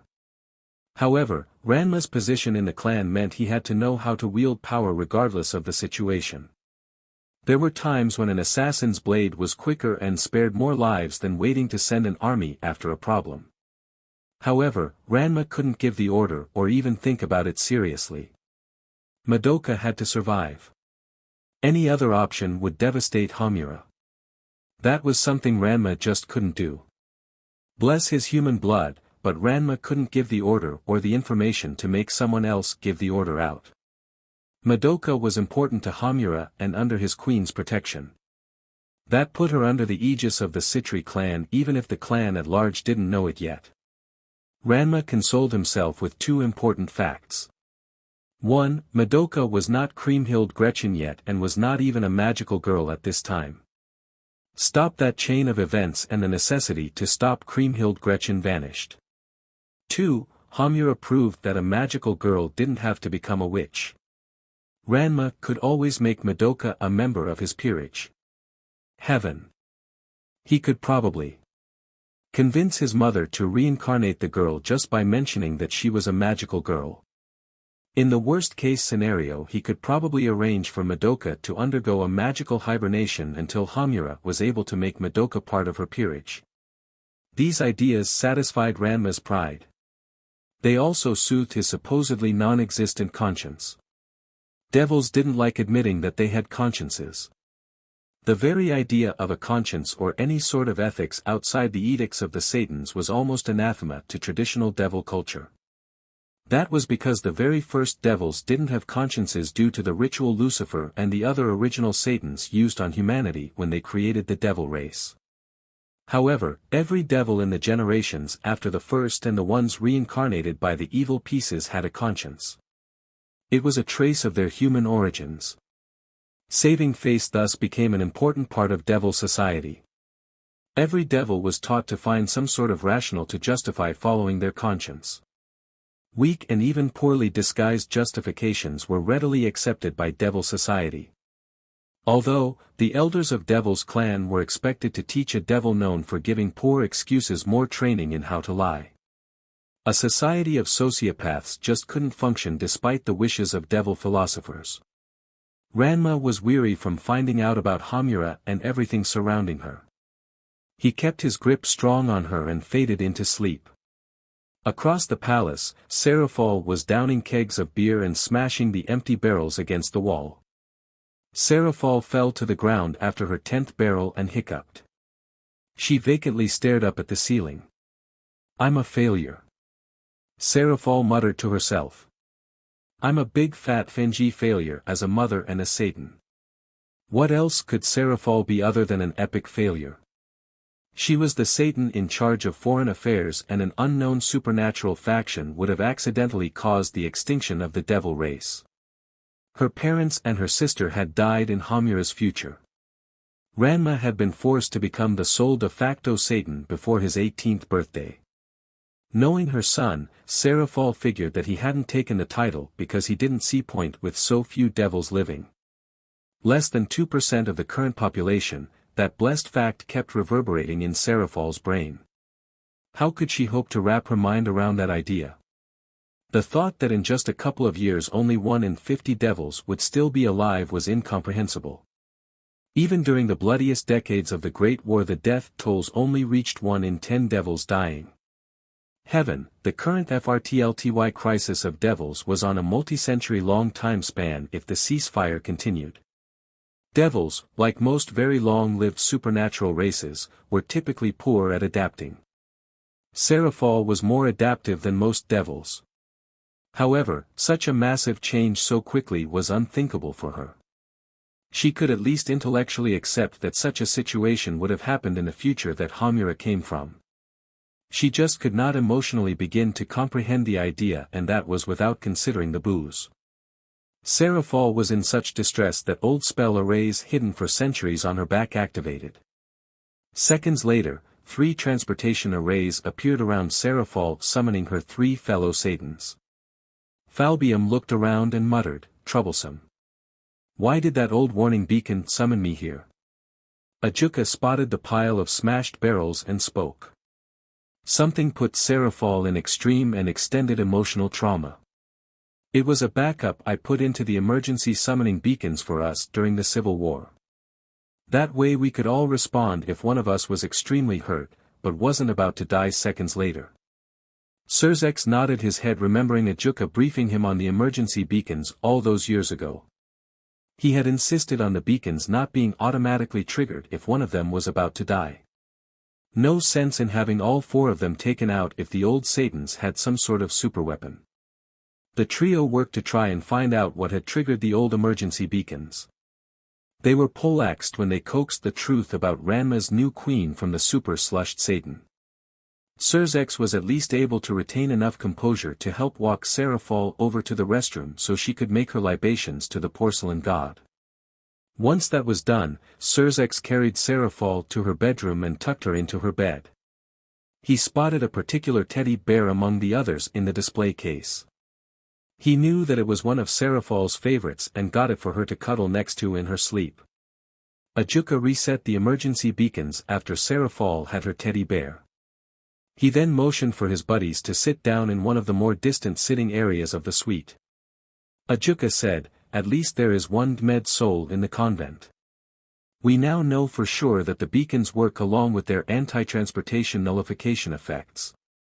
Falbium slouched in the chair and muttered. "There's no reason for you to be patting yourself on the back, Ajuka. Those beacons are centuries old and you're probably on version 20 being tested in your lab." Surzex shook his head and quickly spoke up. "Let's focus on the important issues at the moment. We've just discovered a Revelations-class threat to all devils' existences. A threat class that, might I remind you, hasn't been issued since the Longinus-class sacred gears were discovered in development by a defector. Furthermore, that this threat is coming from somewhere we didn't even know existed and would not have known existed until it was too late if not for the current circumstances. We know that the incubators and their witch creations are the threat. When Ranma's queen wakes up, we need to debrief her to find out all the weaknesses these incubators have. We also need to know what the current state of the plan to stop this threat. Along with that, we need to know what modifications to the plan were planned to be made now that we know of the incubator's existence." Falbium looked at Surzex in shock. "Have you lost your mind, Surzex?" Serafall said that Ranma couldn't have been 18 when he sent his queen back. I repeat, he was less than 18 years old.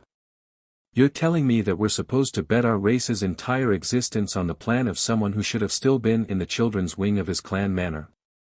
Ajuka turned to his oldest friend and implored, I must caution against doing more than trying to learn about the incubators. Ranma is a smart kid with much potential. However, he is still a kid and thus subject to the follies of youth. Sorg smirked and almost laughed at his friends. Guys, when did I ever say that we were to follow Ranma's plan to deal with the incubators? We need to know about the incubators so that we can deal with them. We need to know the plan to deal with the incubators so we know the current situation better. Please remember that this plan was created by someone who knows our current foe and probably how they react to multiple different situations.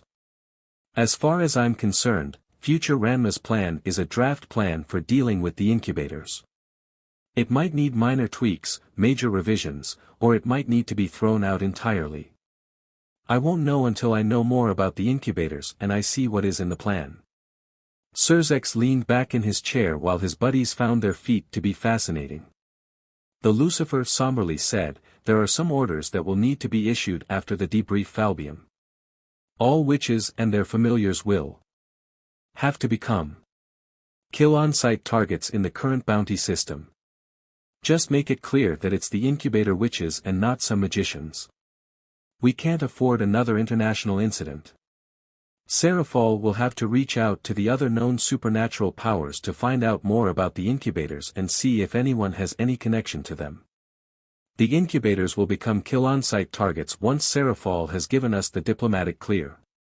Ajuka looked up and said, and what about the third part of this mess? What are we to do about the magical girls? That was not something any of the trio really wanted to think about. Practically everyone in the underworld knew that Serafall was a big fan of magical girls. The genre itself was pretty popular among devils and even had some devil-produced shows. This easily had the possibility of becoming a public nightmare if it was not handled properly. Sorg closed his eyes and said, at the moment the magical girls are the unwitting victims of the incubators. The reincarnation process apparently stops their transformation into witches. Ajuka, I'm going to want you to do a full physical on Ranma's queen to verify this. If I'm correct on this fact, then we have a new selection of potential devils.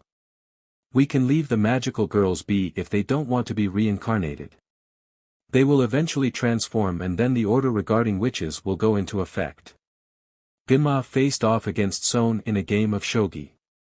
The board was currently in Sona's favor as Sona had suched several key pieces when Kasumi brought in some tea for them. Sadly, Gimma hadn't caught Sona in the act and so by anything goes shogi he had to let the cheating go. Things would be better for Gimma if he had gotten in some good reacquisitions himself. However, he wasn't able to truly muster up the will to be creative with the shogi board. Part of Gimma wondered what the point was. It wasn't like Sona and he had a bet riding on the outcome of the game. This was just something to pass the time. Who really cared if he won or lost? Sona frowned as he moved one of his pieces. He could see that his old buddy was in a somber mood. Genma, what's bothering you? Has something happened with Ranma of Ryu? This question startled Genma before he realized what was going on. Genma sighed and replied, sorry Sona. I've just been thinking about a new acquaintance of Ranma. She's been stuck in the hospital for extended care for a couple of months and just recently got healthy enough to be released. Ranma is keeping an eye on her as a favor for his mother. Her story is rather depressing and that's just what she was willing to reveal to Ranma's friends when he brought her over. There was silence for a moment as Sona tried to determine how he felt about that news.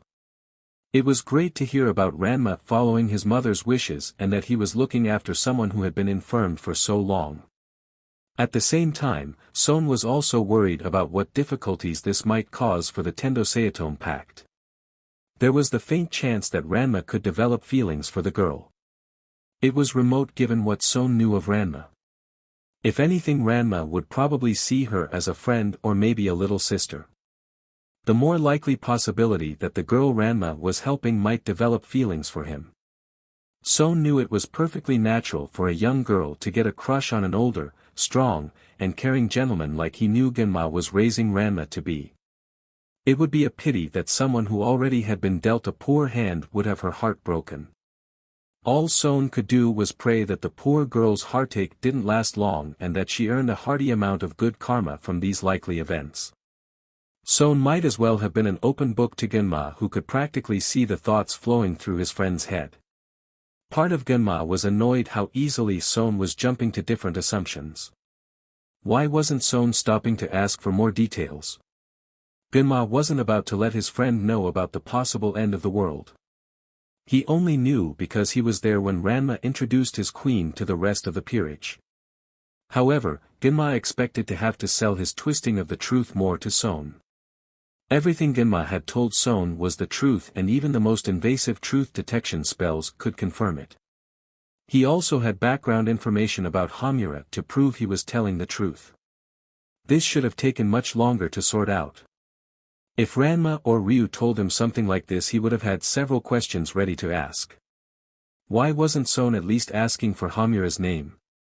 Raising two young devils while being fully aware of the supernatural world had changed Genma more than he realized. His mind had been sharpened by two constant opponents that would cheerfully steal a mile if he let them get away with an inch. Ignorance was no defense in the moonlight world, and carelessness cashed an expensive check. Details that Genma had once dismissed as trivial were carefully studied by the martial artist. Patience and a degree of thoughtfulness had been pounded into Genma's head for his own survival. Son did not see the harshness hidden in the shadows of the world. Life had generally been good for Son, with the notable exception of his wife dying. Son continued to live in the moment like Genma and he had done in their younger days. The only thought of tomorrow was the hope that it would be better than today. That hope was a guarantee in Son's mind with the upcoming Genma Saotome union when Ranma came to claim his bride. Genma could bring Son into the full knowledge of how the world truly worked. However, he didn't want his old friend to learn about the darkness that would freeze the MSTR's blood with fear. There were things that Genma wished he never learned about. He also had hints about things he didn't want to find out about. Hamura and the tragic future she hailed from was simply the most recent and prominent example. All Genma needed to know was that it was truly horrible, and he had no longing to find out more. The two old friends silently played their game of shogi with Genma whining. All of Son's cheating couldn't help him when Genma decided to focus on winning the game. Shogi, as the Japanese chess, was popular in the Citri clan. Both Ranma and his aunt could become apprentice shogi players if they had been inclined. Ranma didn't want to take too much time away from training on a game.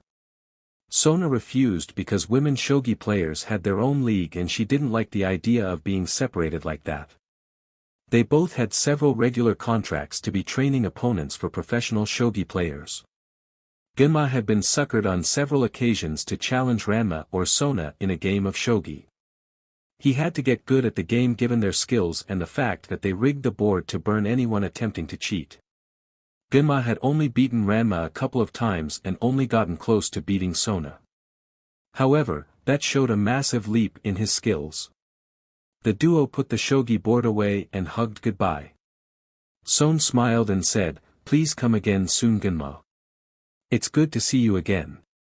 Gimma smiled and replied, "You too, Son. Have a good week." Hamura was dealing with Mommy's binding by waiting for Mommy, Madoka, Sayaka, and especially Kyubi to get out of sight. So far the current timeline was progressing acceptably. She had been hoping to keep the higher-ups of the underworld from being aware of her until Walpurgisnacht was properly handled. However, that had been a remote possibility and the Satans were smart enough to consider the plan of someone familiar with an unknown enemy. A voice from within Hamura's mind spoke to her. "So Hamura, how long are you planning on playing possum?" Hamura's eyebrow twitched and she mentally shot back, "Quiet Azazel. Don't you still have sacred gears to catalog for the Armageddon archive?" Azazel's spirit pouted as he replied, "How many times must I tell you, Hamura? You have artificial sacred gear. Azazel's archive of all items and records. Hamura said, Armageddon archive is quicker to say and sounds better. Kids these days, you all want things to go by as fast as possible.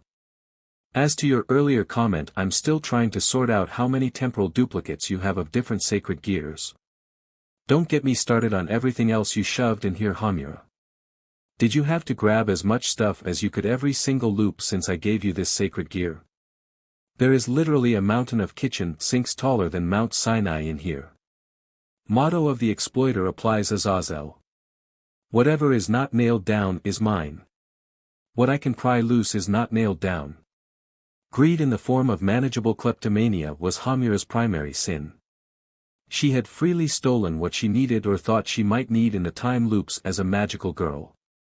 After becoming a devil, the only way Hamura could clamp down on her greed was to remind herself how it could hurt or look bad on Ranma.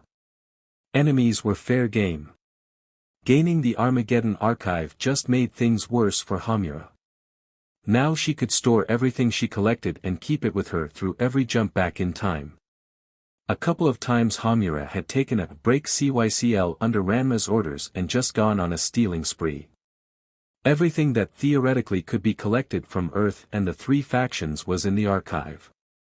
Hamura had multiple temporal copies of most items in the archive. Azazel had discovered that Hamura had the ability to skip an item in the archive back by a second to create a new duplicate for her own use. This was extremely handy for some rare prototype weapons or missiles that were very hard to acquire. Azazel said, "Time's a wasting on saving mommy. Getting her into a peerage will be easier if you save her. Never mind that Madoka might be more willing to become a devil after being tricked by Kyubi if mommy is one." Hamura knew that and got into action. She mentally selected an item from the archive and chanted, "From the Armageddon archive I call thee forth." There was a small blue vortex of Enochian script that appeared behind Hamura. A simple bowie knife appeared from the vortex and was shot out of it. The knife sliced through the binding that mommy had placed on Hamura. Ranma's queen quickly got to her feet and stretched for a second. She glanced at the knife and said, "To the Armageddon archive I bid thee return." Another vortex of Enochian script appeared underneath the knife and it sunk into the vortex. Once her knife was secure, Hamura froze time and rushed off to Madoka. Part of Hamura wished she could just kill all the incubators and be done with this heartache. However, she knew the problems that came with radically changing the timeline as she knew it. Hamura had to change just enough to achieve her desired goals and no more. Constant time looping, even with the occasional break loop, was wearing her down. This had to be the last time loop. She would bring down hellfire to ensure it. Hamura reached the central chamber of the witch's labyrinth and surveyed the situation. Madoka and Sayaka were holding each other in terror. The sack of sheet otherwise known as Kyubi was looking too cute and way too alive than it had a right to be. Finally, mommy had literally just lost her head. Hamura extended her wings and casually flew up to inspect her sometimes comrade and current annoyance. It didn't take long to confirm that mommy's head was severed from her body and that it wasn't an optical illusion. All concerns Hamura had vanished once she confirmed that mommy's soul gem was in good condition. She chanted out, "From the Armageddon archive I call thee forth." A small black box covered in infernal script appeared out of the vortex. The box floated in the air as Hamura opened it and turned to face mommy. Hamura called out, "Yamasenken, Dakuja Tenketsu Sho." Her hand shot out towards mommy's chest and tore through the ribcage. A second later, Hamura pulled her hand back to reveal mommy's heart. The heart was placed in the chest and was quickly accompanied by mommy's soul gem. Hamura ensured that time in the box was frozen and said, "To the Armageddon archive I bid thee return." A magical girl's soul gem was their phylactery and the only thing truly important for survival, as their bodies were merely meat puppets. Said meat puppets could be regrown and attached to a soul gem if the original was lost. The trick was growing the replacement bodies fast enough so that the soul and the soul gem didn't give into despair and become a witch. That problem was negated by Hamura's powers. Any source of DNA would have sufficed to make Mommy's new body. Hamura merely chose the source she did because she still had some lingering aggression to sort out. Anyone would be set off if their mentor and friend bound them up and started killing their friends to stop everyone from becoming witches. Hamura pulled out one of her bombs and shoved it into the hole in Mommy's chest with a time delay set. She then flew back to the entrance and retracted her wings. The time freeze was ended, allowing Hamura to watch things play out. Seeing the witch immediately devour the rest of Mommy before exploding from the bomb didn't faze Hamura in the slightest. Witnessing the Armageddon through multiple iterations numbs one to suffering and scenes of violence. Besides, Mommy wasn't dead, so why should she care? Sayaka and Madoka gripped each other in terror as they watched Mommy die. That terror shot up as a massive explosion ripped out of the witch. A cold hard voice called out to them with no emotion. Such is the fate of all magical girls. They turned to see Hamura behind them walking up with a steady stride and a dispassionate look on her face. Every magical girl that ever was and ever will be created must one day die at the hands of a witch. Tears were flowing down Madoka's face and she muttered, "How can that be?" Madoka fell to the ground and muttered, "Why would you say such a thing, Hamura?" Hamura stopped walking and said, "I say it because it is the truth, Madoka. Truth is neither caring, nor loving, or concerned about what you may want something to be. True truth is the summation of facts. Let me tell you some facts regarding magical girl lifespans that you never thought to inquire about. 75% of magical girls meet their end before their first month is over. Of the survivors, 80% perish before they complete the second month. Casualty rates increase to 99% of survivors for each subsequent month. In the history of magical girls, the longest-last magical girl lived 13 months and 6 days before her Grimm collected her." Sayaka growled as she watched Hamura walk over to where the grief seed had fallen. "How can you say things like that, Hamura? I can't believe that you're telling us the truth." What Sayaka had just seen and heard didn't fit with her view of how things should be. Learning that magic was real was a shocker. However, she knew from the stories what things were supposed to be like for magical girls. Hamura did not match any of the stories about magical girls, and what she said flew in the face of every manga that Sayaka had read. Believe whatever you want to believe. That will not change the fact that in the end you believed a lie instead of the truth. The labyrinth finished breaking down and Hamura walked away with the grief seed in hand. Hamura knew that the Satans would be pleased to have a fresh grief seed for study. Sona stood in the center of a massive Citri seal wearing a sports bra and yoga shorts. Sweat flowed of her lithe body as she caught her breath. Sona shook her head and called out, "Activate Golem Wave 4, configure for 5-team assault." 5 pillars of light appeared on the edges of the seal and revealed 5 golems made out of sapphire-colored crystals. Each one was a different size and armed with different weapons. One of the golems caught Sona's eye as its lower right arm was replaced with a scythe-like blade. This one was the fastest golem and it rushed her to slash her stomach. Sona fell to the floor as the blade whistled over her. She used her hand to push off the ground and dodged to the side as another golem tried to kick her. Any martial arts MSTR would have quickly seen the anything goes style at the core of Sona's martial arts. However, Sona had taken her martial arts in a very different direction from Ranma and Ryu. Avoidance and redirection were her guiding principles. Martial arts were never intended to be her primary means of attack. Rather, Sona sought to use martial arts to minimize close-quarters combat and to set herself up for powerful magical attacks. This really showed as Sona weaved between the 5 golems, tossing them into each other. Her typical strategy would have been to make a break for the edge and then fire a water spell strong enough to destroy the golems. Sona stopped herself twice from taking advantage of an opening to pull off this play. Her limit for this exercise was to not use any magic. Part of Sona wished she hadn't imposed that limit on herself. continuously dodging the various golems' attacks was hard enough. However, she hadn't truly considered how magic-dependent her attacks were until she was forced to only throw the golems. Things became tricky for Sona as the golems surrounded her and closed off places for her to dodge. It was only a matter of time before the golems got her. Sona was barely able to move her neck away from scythe golems / allowing another golem with claws to rack them across her back. She hadn't realized that the clawed golem was so close while she hissed out in pain. All 5 golems dogpiled Sona and attacked her with everything short of lethal force. The seal on the floor glowed red and dissolved the golems. Sona was left on the stone floor in rags, bleeding from the cuts all over her body.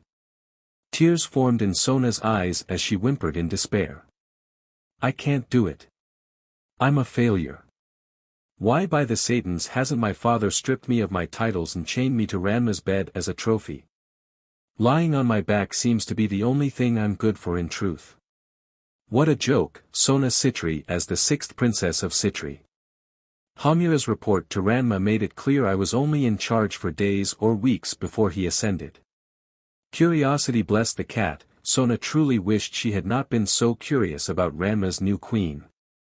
As heir to Clan Citri, Sona had access to all but the very highest security codes in the Citri manor. She normally didn't use this access. Her pride normally kept her from spying on the manor residents. However, Hamura's sudden arrival and the hornet's nest of activity it seemed to trigger made Sona curious. Now Sona wished that she didn't know the truth about Hamura because that truth held one blessed fact that she couldn't escape from. Sona Sitri was a failure. The only times her future self didn't die making Ranma the Prince of Citri was when Hamura was sent back cutting the loop short. Heaven, there were times in the loops where she had died before her father making Ranma the 6th Prince of Citri instead of the 7th. What was the point of a clan head that couldn't defend their clan? Sona had been trying to correct her lack of power and saw how short she truly was. Even using her magic she was barely able to make it to Wave. Ranma had been working on Wave 10 with handicaps when he was 12 years old. A voice suddenly called out, "Sona." Sona turned her head and her heart froze with dread as she saw Ranma standing by the doorway. She wanted to bolt, to get up and walk out. It didn't matter what kind of scene her leaving created just as long as it got her out this room with Ranma. However, her body betrayed her desires and Sona couldn't muster the strength to move. Ranma rushed over to Sona and got on his knees starting to check her over. "What happened, Sona?" Tears burst from Sona as she wailed, "I'm a failure, Ranma. I'm nothing more than a failure as clan heir." "What, Sona? Where did this come from?" "You're talking nonsense, Sona." Ranma shifted his inspection to see if Sona was under some kind of illusion. Sona cuddled closer to Ranma trying to draw comfort into her shaking body. "But I'm not Ranma. I heard about when Hamura comes from. I know you sent her back and your rank when you sent her back. Did that you even have time to carve my stone chair before he had to order his own?" Ranma froze for a second wondering how the heaven Sona knew about the time traveling. He dropped that line of questioning since it wasn't important at the moment. All that mattered was that Sona was hurting both physically and emotionally. The physical problems he was handling. The emotional issues were ones that he was going to have to wing. "Sona, from Hamura's reports everything went to heaven in a dump truck. You and I of that time were dealing with an out-of-context problem that rapidly grew to Armageddon-level problems. That me only had a slight edge because I'm better at thinking on my feet with just part of the picture than you are. Besides, being the last to survive in that situation is like being the last person on the Titanic when it sunk. It doesn't really matter because everyone dies in the end." Sona weakly grabbed onto Ranma's shirt with one trying to grab a hold of his strength and conviction.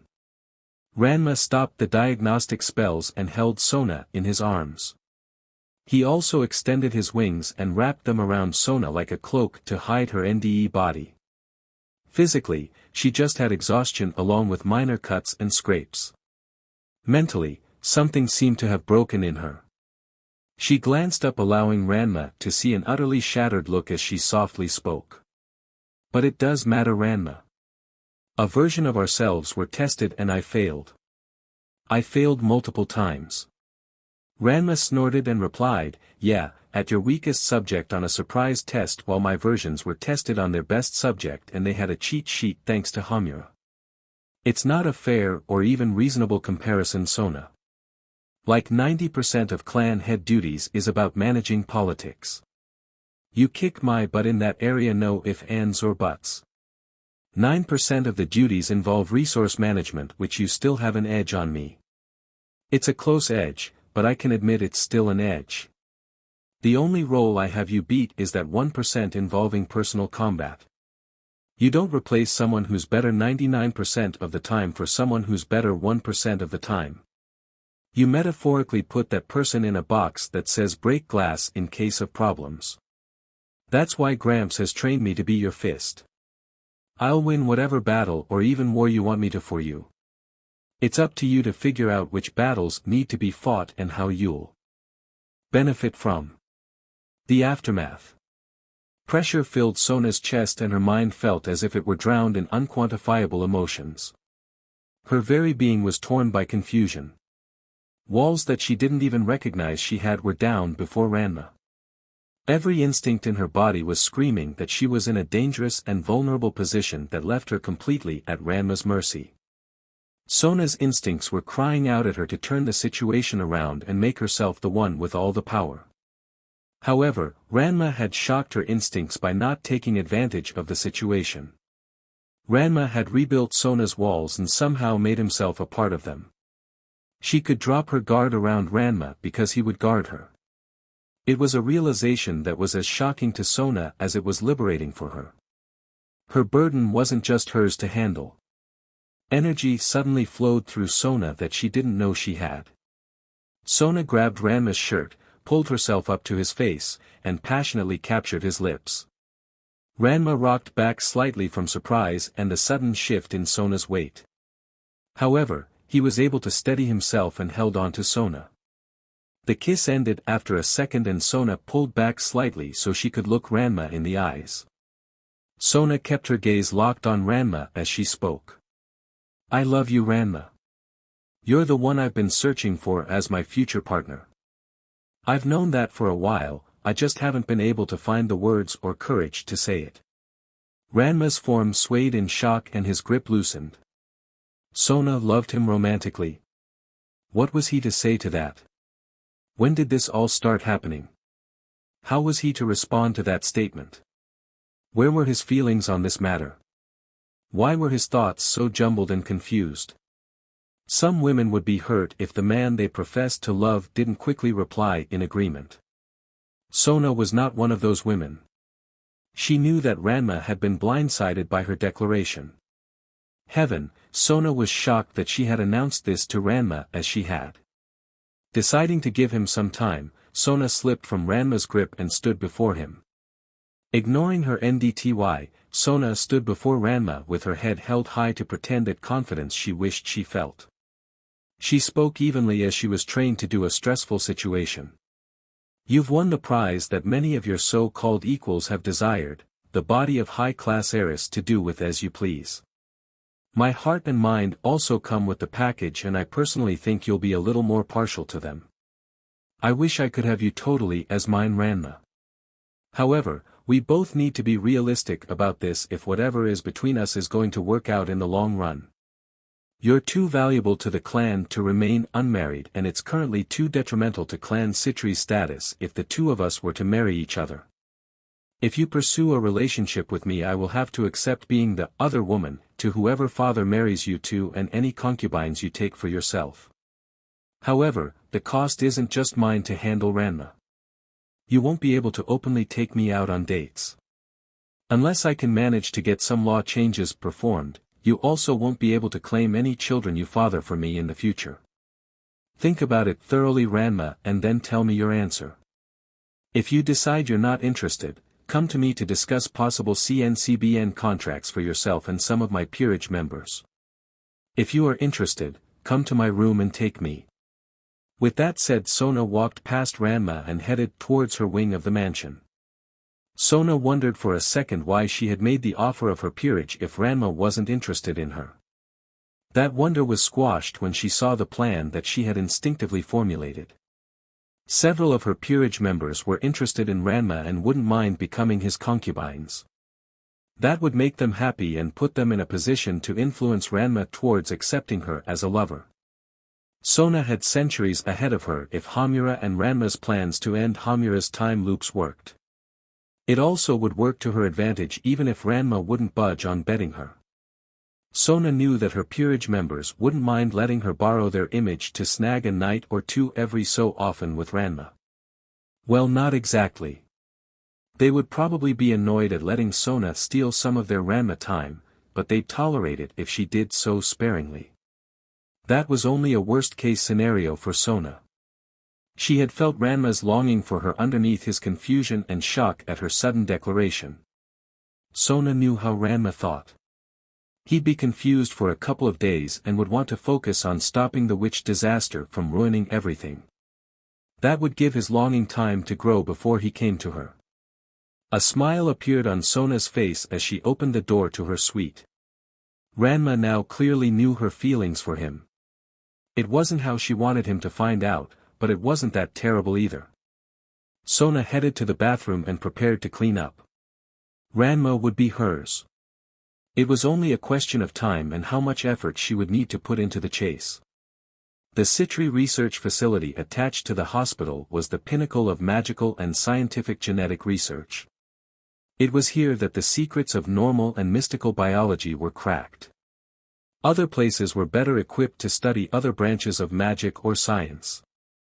However, it was the uncovered secrets of biology in this facility that had driven the Citri to dominate the medical field in the underworld. It was a point of pride that in this field, this facility was the leading edge. Citri walked down the halls of the facility to the more secured areas. He passed cures for dozens of the most dangerous plagues currently known were kept locked away for the day when a buyer could afford them. They were succeeded by designer diseases and their respective treatments sealed for an emergency. Sar paused for a moment and looked down a hallway that held an extra secure vault containing the anti-devil viruses. It was an unspoken rule for the most powerful of the Palatini and the Comitatenses clans to have some sort of card in the massive mad arrangement that was clan politics. That arrangement kept the clans from fighting each other all out even when clan vendettas broke out. The Grimoire had a spell array that would cause everyone within at least 6,000 miles to forget everything about themselves and be unable to ever form a new memory. The Baal had a stockpile of the power of destruction that theoretically might qualify as a planet buster. Details of each clan's mad card were unknown outside each of clan's head. Officially, such things didn't exist and were strictly not talked about. No one besides Sar knew what was in that particular vault. Only he knew how to access it without being killed by the vault's security systems. If things went as they should, the horrors in that vault would be locked away never to see the darkness of night. Sar froze in fear as he thought of Ranma's queen. Her Armageddon archive artificial sacred gear was terrifying. Hamura had the unknown wealth of an untold number of timelines safely stored away at her command. She had also been thoroughly trained in Genma's Yamasenkan and Yumasenkan styles along with possessing the ability to freeze time. She had mentioned that she had acquired the former USSR's nuclear stockpile on a lark in one cooldown timeline. Did Hamura have supplies of the anti-devil viruses in the Armageddon archive? Did she perhaps raid another devil clan's last stand arsenal in a time loop? How was he to question her about this when even Ranma wasn't cleared to know about the vault and Sona only knew about it in generic outlines? Furthermore, what was to stop Hamura from swiping the viruses in the future and returning to his present if she didn't know and wanted to expand her archive? Where did Ranma find his peerage members? Boden was the most normal of the peerage and she had hundreds of connections throughout the Shinto faction. Ryu had a drive that was put to use, making him far more powerful than any single pawn without a sacred gear or special ability his age was. Yusuke had massive potential and a connection to a king of Makai. Ryoga negated all weakness of his rook class and could go anywhere he wanted. Kurama was a MSTR thief. Hai was an absurdly quick assassin before he became a knight. Hamura caped it off appropriately enough as the queen with her unheard-of powers over time that were practically bullshit and the ability to store massive amounts of items more suited to a manga than real life. When Sar told Ranma that he was to be Sona's fist, he meant it as her general and champion. At no point was he expecting Ranma to assemble a Black Ops team from an action movie. Sar was proud that Ranma was able to find such talent and add them to the clan. But, Sar was concerned how the vassal clan heads might interpret Ranma's actions. It had become expected among adults that a devil's peerage and said peerage's abilities reflect on the devil in question's position. Ranma having a more powerful peerage than Sona could be misinterpreted as a challenge against Sona by Ranma. Thankfully, Ranma kept rather quiet about his peerage, so that issue hadn't come up yet. It would come up eventually, but hopefully not for a long time. Sar shook his head and continued walking down the hall. He needed to focus on the present and the unique challenge ahead of him. Sar reached a secure biology lab and entered the security code. His wife Shelley was inside the lab standing by a computer. Shelley glanced at the door and nodded upon seeing Sar. Her gaze then returned to the center of the room past the computer. Hamura was serenely floating naked in a tube with a clear breathing mask on. The liquid in the tube slowly changed intensity and color as various scans were performed. Her eyes turned to look at Sar for a second, acknowledging his presence. Then she returned to look at whatever distant goal was in her mind. These kinds of medical tests were typically performed by one of the scientists employed by the Citri. However, the current classification of Hamura and her history mandated that Sar and Shelley do the testing themselves. Sar pulled up one of the already completed tests and compared its results to the medical files Hamura had in her archive. It was interesting and a little creepy to be working with reports he had made in the future multiple times at the same time. Oh, the exact time might vary by a few minutes or hours, but those future versions of him had performed this same battery of tests on the same day. At least the archive recorded the tests in the order of time loops. It enabled Sar to quickly see a pattern in Hamura's abilities. Hamura improved herself with every loop. She didn't keep her improvements from loop to loop. Rather, her power conditioned herself as if she had done her training from the future in the past.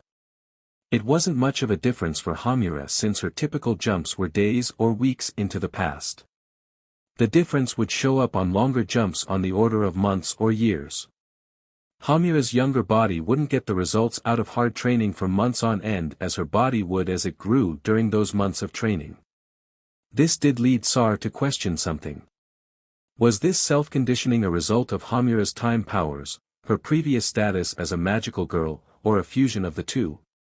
Time manipulation was such an understudied field for practical results despite so many beings' attempts to learn.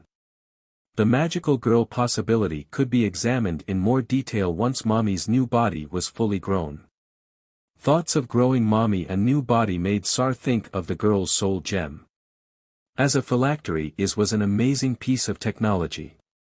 It was certainly among the best that the Citri clan had on record.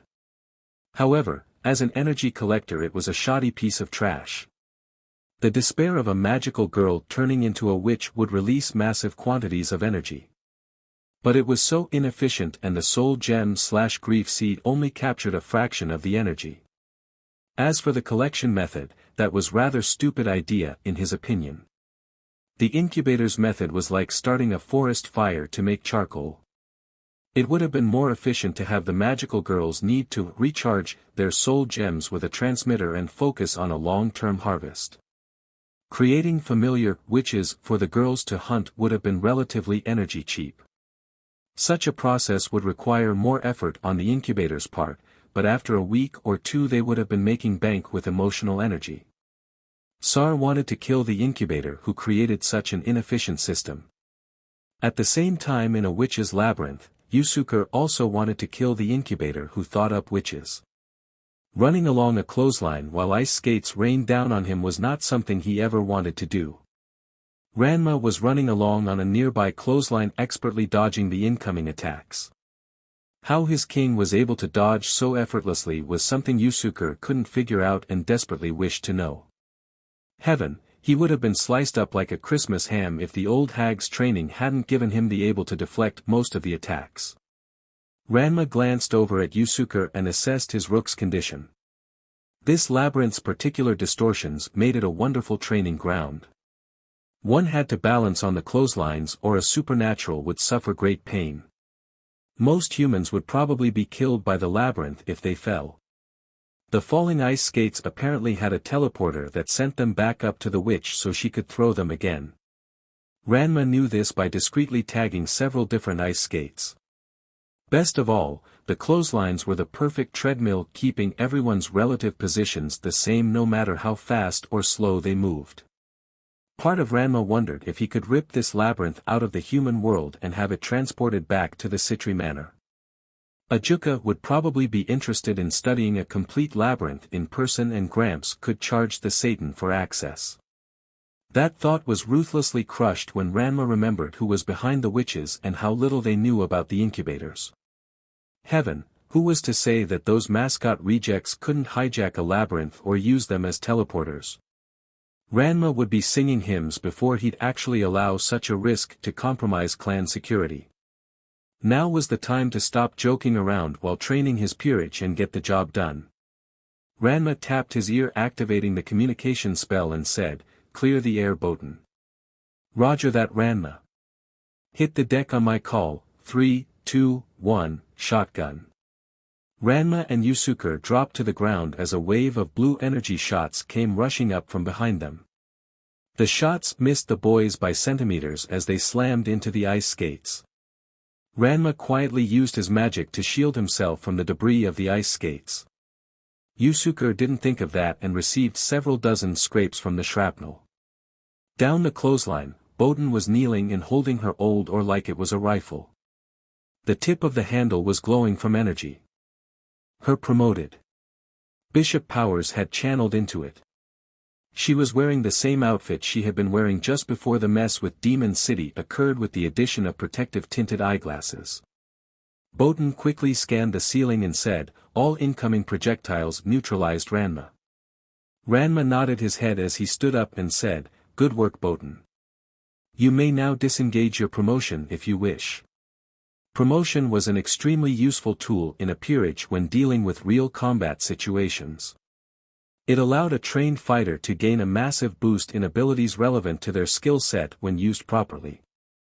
But like most things in life, Ranma's generation had mostly wasted this ability's real-world applications in favor of the raiding game. Almost every young devil Ranma knew except for a handful saw pawns as meat shields or additional queens if they survived. Queens were the worst possible choice for promotion in a real battle. A queen had roughly 80% of the strength, speed, and magical power boost that the rook, knight, and bishop gave in their respective areas. However, the stamina cost for a queen promotion was 3 times the cost for a rook, knight, or bishop. This wasn't much of a problem in raiding games where a pawn typically had a minute or 2 after promoting before the game ended. It was a major problem in real combat where fatigue could be a death sentence. Then there was fact that queens typically weren't worth the cost of boosting all their stats.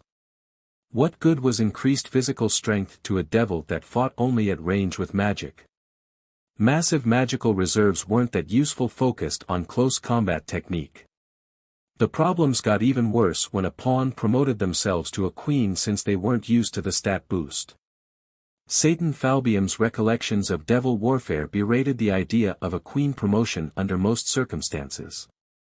Not that many people in Ranma's generation knew that, since most young devils had never read or even heard of recollections of devil warfare. This wasn't too surprising since the book's unofficial title was, "Why Approaching Combat Like It's a Raiding Game Makes You a Dumbass." Ranma had read recollections of devil warfare and had incorporated its lessons where he could. Most importantly, he had trained Ryu and Botan in the Falbium pawn doctrine. That doctrine held that you train a pawn to only promote to one of the non-queen trio. This meant that the pawn was more comfortable and skilled in their promoted form. It also eased the stress of promotion on the pawn's body, allowing them to hold the promotion longer. Boden found the bishop more to her style because it empowered her energy reserves. She cancelled the promotion and looked at her watch. Boden called out to Ranma, "Bishop promotion has been cancelled. Time in promotion is 8 minutes 36 seconds. How much longer do you judge that you could maintain your promotion?" "I'm not too sure, Ranma. If I had to save enough energy to fire that shot, maybe another minute or two. If I was just maintaining the promotion, then maybe an additional minute or two on top of the previous time. I'm not used to judging this when my energy is being slowly drained." Yusuke butted in, yelling, "What the heaven, Ranma? Is this all some sort of training to you?" Ranma turned to look at his rook and replied, "You know, one of the core rules of anything goes. If something can be made into training, then you make it into training. Why do you think we've been running in place for the past 6 minutes?" Ranma pointed behind the duo to Boden, who was about 200 meters away. Boden lowered her oar and waved at the boys. Yusuke fell over in shock and was grabbed by Ranma. Once Yusuke was on his clothesline again, he said, "Do you mind if I shoot that witch?" Ranma smirked, "Go right ahead, Yusuke." "Thank you." Yusuke turned to look at the witch, who was futilely kicking her legs in the air. Yusuke held out his hand and channeled all his frustration and embarrassment into his attack, yelling out, "Devil gun." A beam of dark blue energy shot out from Yusuke's finger and hit the witch right between the legs. The shot caused a massive explosion and ripped the witch into pieces. Seconds later, the labyrinth dissipated, leaving the trio in an alleyway. Ranma walked over the grief seed and picked it up. Part of Ranma wondered what information about the witch who created the grief seed remained in the seed. Who knows, the information to recreate a witch's labyrinth might be stored in the seed. That would be a nice little prize. Yusuke glared at Ranma and muttered, "Come on, Ranma. Do you have to remind me sometimes that you're literally the spawn of Satan?" Boden walked up and said, "That would be a Satan, Yusuke, not the Satan. Besides, you know Ranma wants to train if it doesn't cause any major problems." "Yeah, well, I like to keep my training and my fighting separate. And speaking of fighting, I don't like finding out that my battles are on stupid treadmills." Ranma interjected at that point. "Okay, there's no need to fight amongst ourselves. You two go complete one contract each and you can have the rest of the night to yourselves. I'm going to check in with Ryu to see how the others are doing with their target." Hamura silently snuck into Madoka's room under the Yumasenkan. Madoka appeared to be fitfully sleeping as her bed was a complete mess. "Bless it, Sayaka," Hamura thought as she looked at Madoka struggle from a nightmare. Why did that silly girl have to make that contract with Kyubi? Now Madoka was worried about her friend's safety and considering if it might be better to take Kyubi's dark offer. It twisted Hamura's heart to see Madoka so distressed. It was hard enough on Hamura to see Madoka suffer because mommy had died. Seeing Madoka like this made it almost impossible for Hamura to keep her emotional mask up. For a moment, Hamura even thought about waking her dear friend up to let her know that mommy was still alive. Such news would shock Madoka and reveal some secrets Hamura didn't want Madoka to know right now. However, it would ease some of the suffering Madoka was undergoing. The problem with that was that it might reveal some things to Kyubi that shouldn't be revealed just yet. Kriemhild Gretchen had to be prevented from forming by successfully stopping Walpurgisnacht without Madoka's involvement. Once that was done and the Satans gave the green light, then Hamura could move on to the solution to the incubator problem. That solution was the complete and utter extermination of their race. It wasn't just because the name sounded good that Hamura dubbed her artificial sacred gear the Armageddon Archive. She had looted dozens of supernatural factions' armories and she had been gifted with hundreds more. As long as Hamura swore never to use the weapons against their original faction, most people in the doomed timelines happily gave over their world-ending ammunitions for vengeance. Those weapons had been tested on several timelines and most could work as advertised. The rest did the job well enough to not really make a difference. Such sweet thoughts of vengeance would have to wait for now. Hamura quietly cast a spell on Madoka, putting her into a dreamless slumber. She then tucked her friend back under the covers properly and smiled. The surprisingly angelic face of Madoka was something Hamura wanted to protect while she could. Hamura was under no illusions that Madoka could keep being a regular girl much longer. Her devil senses told her that Madoka had far more magical potential than most humans normally could have. That when combined with Madoka's prolonged experiences with supernatural events meant that she was now a permanent member of the Moonlight World. To pretend otherwise would lead to Madoka falling victim to one of the darker, in the moral sense, elements of the world. As long as Madoka stayed her friend, Hamura didn't care how Madoka was connected to the Moonlight World. She could become a regular client or maybe even a contract magician. Hamura would be delighted if Madoka asked to contract with her. Maybe she might become Ranma's contract magician. Madoka's sheer potential and power would offset her lack of clout in magician society. Part of Hamura wanted Madoka to become a devil like her. However, there was something fundamentally wrong with the concept of Madoka as a devil. It was as if some fundamental quality that made Madoka who she was would be lost by such a change. That was something Hamura couldn't tolerate. Hamura gently patted Madoka's head and whispered, "Sleep tight, Madoka. Soon you'll be able to know everything." With that said, Hamura re-engaged the Yumasenken and snuck out of Madoka room. Sar led Ranma and Sona to one of the lower security biolabs in the Citri research facility. He turned to face his heirs and said, "We are going to be trying an experiment to attach an active phylactery to a cloned copy of the soul's original body. Such a procedure has never been done before. If you recall, souls in an active phylactery gain corporal form by either controlling their corpse, possessing a living being, or being embedded into a golem." Sona spoke up. "This procedure sounds like it should have a very high probability of success, provided the soul in the phylactery is in good condition. The other major variable I can see without an in-depth study is soul of the cloned body. That has been factored in, Sona," Sar said with pride in his voice. "The clone was prevented from forming a soul during the growth process."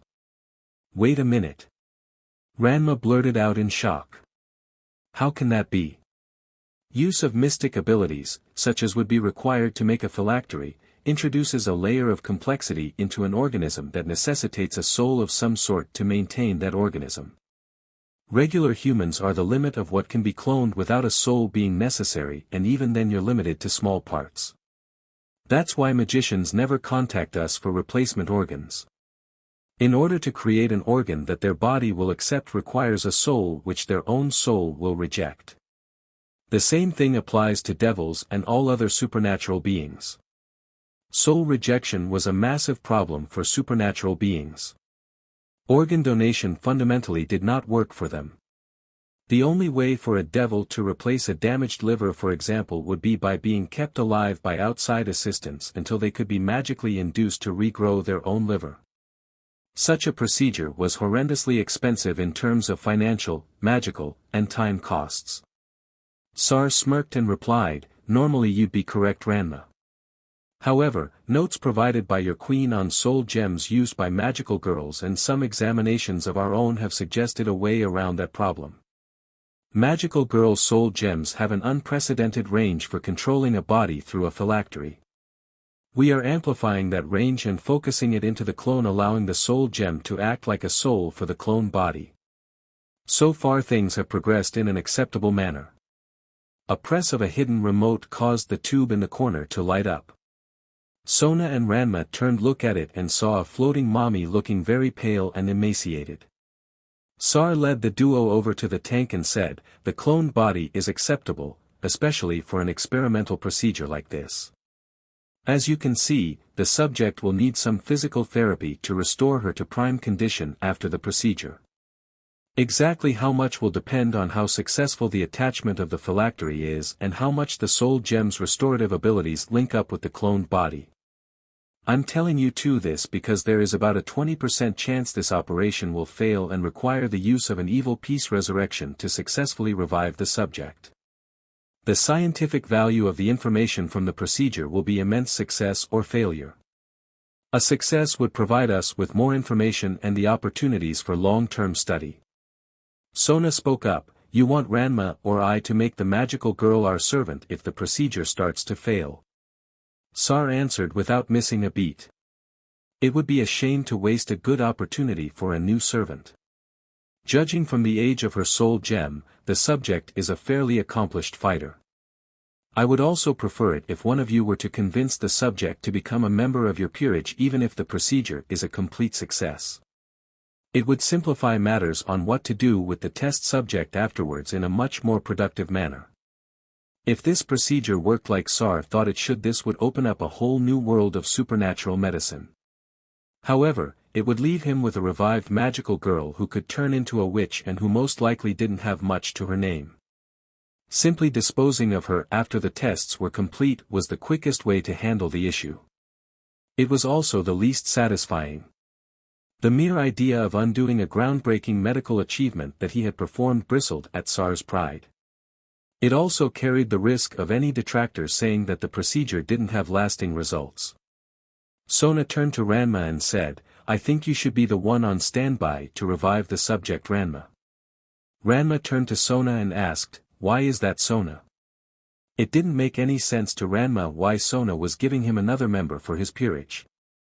Even he knew that some of Sona's political enemies within the vassal clans were talking about the rapid expansion of his peerage. Details about their abilities were currently kept quiet, but Ranma knew that wouldn't last for much longer. Wouldn't some of her enemies be quieted down by her adding a skilled fighter? Crisply Sona replied, you have more experience than I do in handling a new peerage member that has been unknowingly resurrected. Of the two of us, you have more experience integrating a previously unknown element into your peerage's teamwork. I would also be remiss in my responsibilities to Clan Citri if I knowingly prevented you from fulfilling a promise you made to not only a Satan, but the Satan to whom Clan Citri is the sworn servant. There was no way under Satan's burning hell that Sona would ever add a magical girl to her peerage. The temptation for her sister to pop up to surprise her would increase exponentially if Seraphal knew she had a real magical girl. Worse, she would redouble her efforts to make Sona a magical girl aficionado as well. It was a hassle Sona would gladly do without. Having Ranma adding yet another fighter to his peerage would be a political annoyance at this stage for Sona. Devils were starting to pick up on the fact that something had gotten the Satans concerned. But, that was an annoyance that Sona could mitigate. Her weakening herself in order to ensure a clan member fulfilled a promise to Clan Citri's overlord could be very useful politically. Sona could spin it to show that she considered Clan Citri's needs and ambitions as a whole to be her own needs and ambitions. That meant that Clan Citri's vassals' needs and ambitions were hers as well. Ranma nodded his head in acceptance. Sar then spoke up, now that is decided, let us move on to testing. The procedure. Sar moved to a control panel and started typing in commands. Several displays appeared in front of the trio allowing Ranma and Sona to see what Sar was doing. Sar began reading off different metrics to himself like he always did during an important experiment. Clone organic structure is stable. Soul gem stability maintained at 99.769% plus or minus 0.028%. Spiritual metastability of soul lattice confirmed. Psyche matrix state is currently dormant. All hardware for connection procedure verifies in the green. It's time for the operation to begin. Eldritch energy started to course through the tube containing Mommy's new body. The energy caused the tube's liquids to bubble and glow green. Sar rechecked everything and pronounced, initial spiritual connection confirmed. Soul lattice is maintaining cohesion.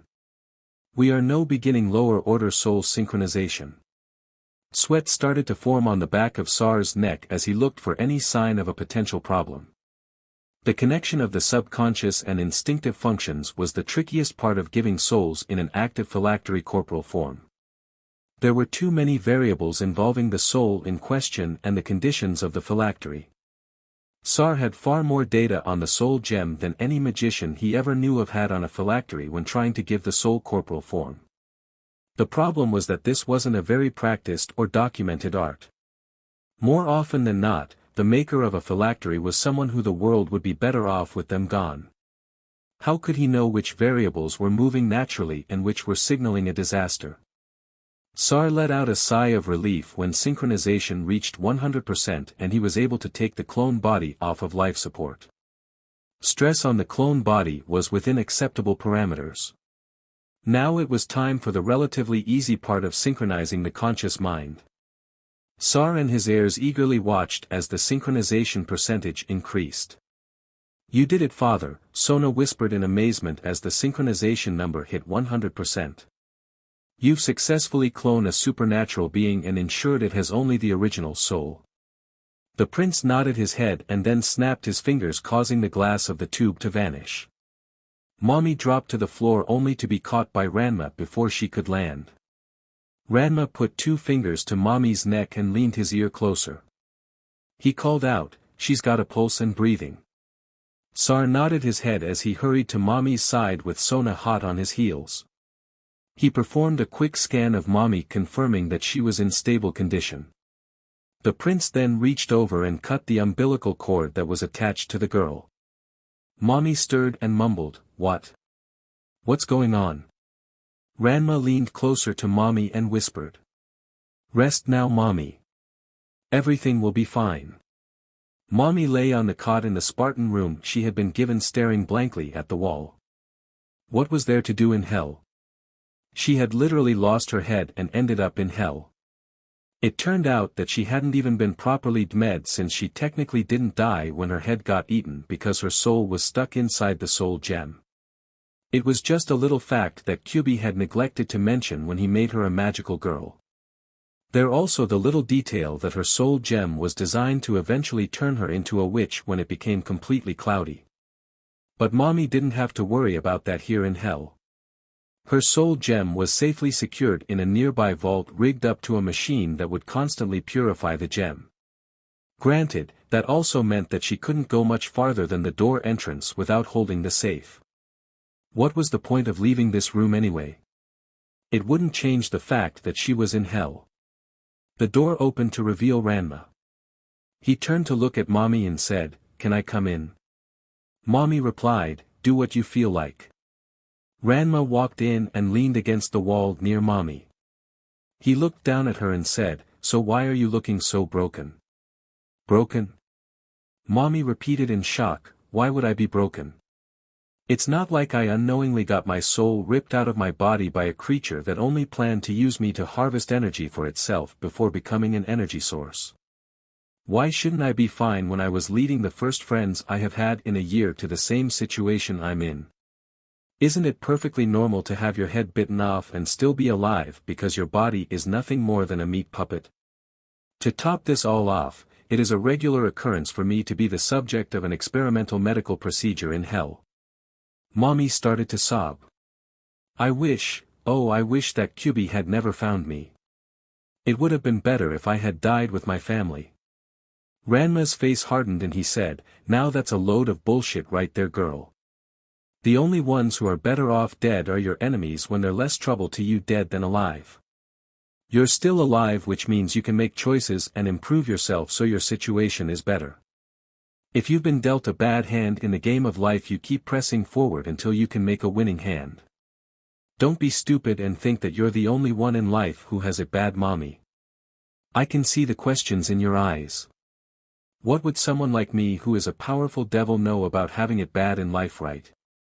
Well, let me fill you in on a few facts. I'm a half-devil, and down here that's not good thing to be for a devil in my position. There are heaps of political and cultural pressures against someone like me. My mother is one of the Satans ruling the underworld, but she had to have me placed in my grandparents' clan due to political pressure. Most of my peers in rank are purebloods who want nothing to do with mongrel filth like me. Even reincarnated devils can look down on me since they are at least pure devils, even if they are not pure-blooded devils. There are also a multitude of enemies outside my clan that would happily assassinate me just to knock Clan Citri down a peg or two. Oh, and since I'm a devil I have to hide what I truly am to most of the world. Most humans would try to either kill me or consider me a pit of moral corruption. A large amount of supernatural beings would be wary of me since devils don't have the best reputation to the world at large. To top this all off, I also have all the expectations heaped on me for a typical Japanese teenager. I could have easily broken down under the weight of all that stress. However, I used my pride to stop myself from falling down that pit. I refused to bow to challenges and worked my butt off to get stronger. Power is the leverage of success in the moonlight world after all. My power is now among the top tier of my age group, and my peerage routinely made it on the top 10 ranking in tithes for my age group as well. That was back when my peerage was just Ryu and myself. I fully expect to be in the top 5 with how my peerage has expanded recently. Ranma paused for a moment to let his rant sink into Mommy's head. Part of him was upset at himself that had let that information slip out. It just enraged him to see her so down in the dumps. He took a deep breath and spoke more calmly. Look, Mommy, I'm not the best when it comes to the motivational pick yourself up after you fall kind of talking. Just take stock of what you have and figure out where you want to go. You're alive and you can stay that way. Heaven, you might be able to get transported back to Earth and keep the soul gem purifier if you make a good case of it being a long-term study for my grandfather and agree to periodic examinations. Perhaps you can become a valuable freelancer in the local moonlight world and make a comfortable living. If the truth of your soul gem is too discomforting to you, there are ways to change what you are. The main way I know is to have a high-ranking devil agree to transform you into a devil by joining their peerage. There are costs and downsides to go with the advantages of such a deal. However, I doubt you'll let yourself become something different again without fully considering all the facts of the transformation. Stop bemoaning your problems in life and start figuring out how to deal with them. With that said, Ranma left the room so that Mommy could think. Ranma wanted Mommy in his peerage after learning more about the girl from Hamura. Her skills were perfect for long-range support and she had an extraordinary amount of combat experience for a magical girl or for most people his age. Part of Ranma was still surprised that Sona had given up all rights to convince Mommy to join her peerage over to him. Mom could really bring out Sona's irrational side. The problem was that Mommy had been betrayed by the incubators and it hurt her. Ranma would have to get her to come to him to join his peerage in order for her joining to have any success. The question racking Ranma's brain was how was he supposed to get Mommy to want to join? He had been able to give every member of his peerage something that they wanted when they joined. What did Mommy want, and was she even in a state to try and figure that out? No longer being a magical girl of the exact type she was seemed the most likely answer to Ranma. That led to the question of how the heaven was he supposed to get Mommy to accept becoming a devil given the similarities with the incubator's deal. Being upfront that there were upsides and downsides and also offering an alternative to becoming a devil was the most reasonable option to Ranma. It was unlikely that Mommy would choose to remain as she was for long. Even if she made a deal to leave the underworld as she was, the facts about what she was would haunt her. It was possible that Ranma was wrong in his reading of Mommy. She might become comfortable with what she was and might only longing prevention to becoming a witch. If that was the case, then she probably wouldn't want to become a devil. In that situation, having Mommy as a favorable ally would be acceptable. Gimma walked into the Yukimura diner looking for a relaxing meal after a hard day's work. Ranma wasn't home since his grandfather had called him to witness a potential scientific breakthrough. Ryu was out doing a simple moving mission. The others in the boys' peerage were off doing who knows what. Gimma didn't care to have them in his personal business, so he wasn't about to go checking in on their business. For a second Gimma thought about sitting at the counter, but then he decided to sit down in one of the booths.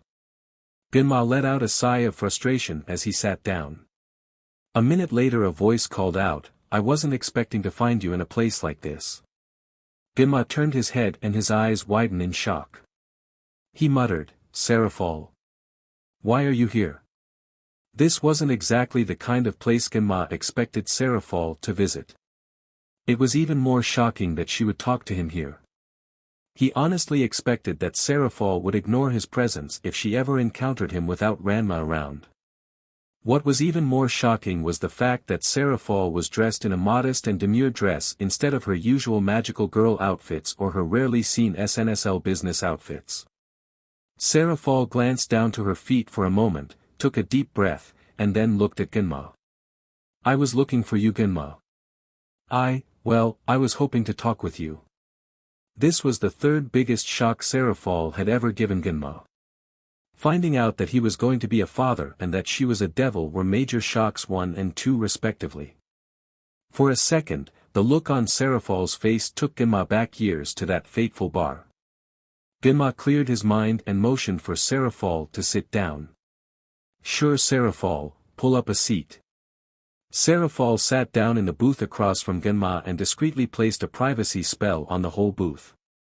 She then looked at Genma and asked, Genma, how were you able to cope with everything when you learned about my past? It's been almost 16 years since you told me you were PRGNT with Ranma. Serafall, why are you asking me about that now? The devil leader looked around and then nervously replied, because recently I discovered something that completely upturned my view of the world. I don't know how to really deal with it, and you're the only one I know who has gone through something like this that I can trust to talk about it.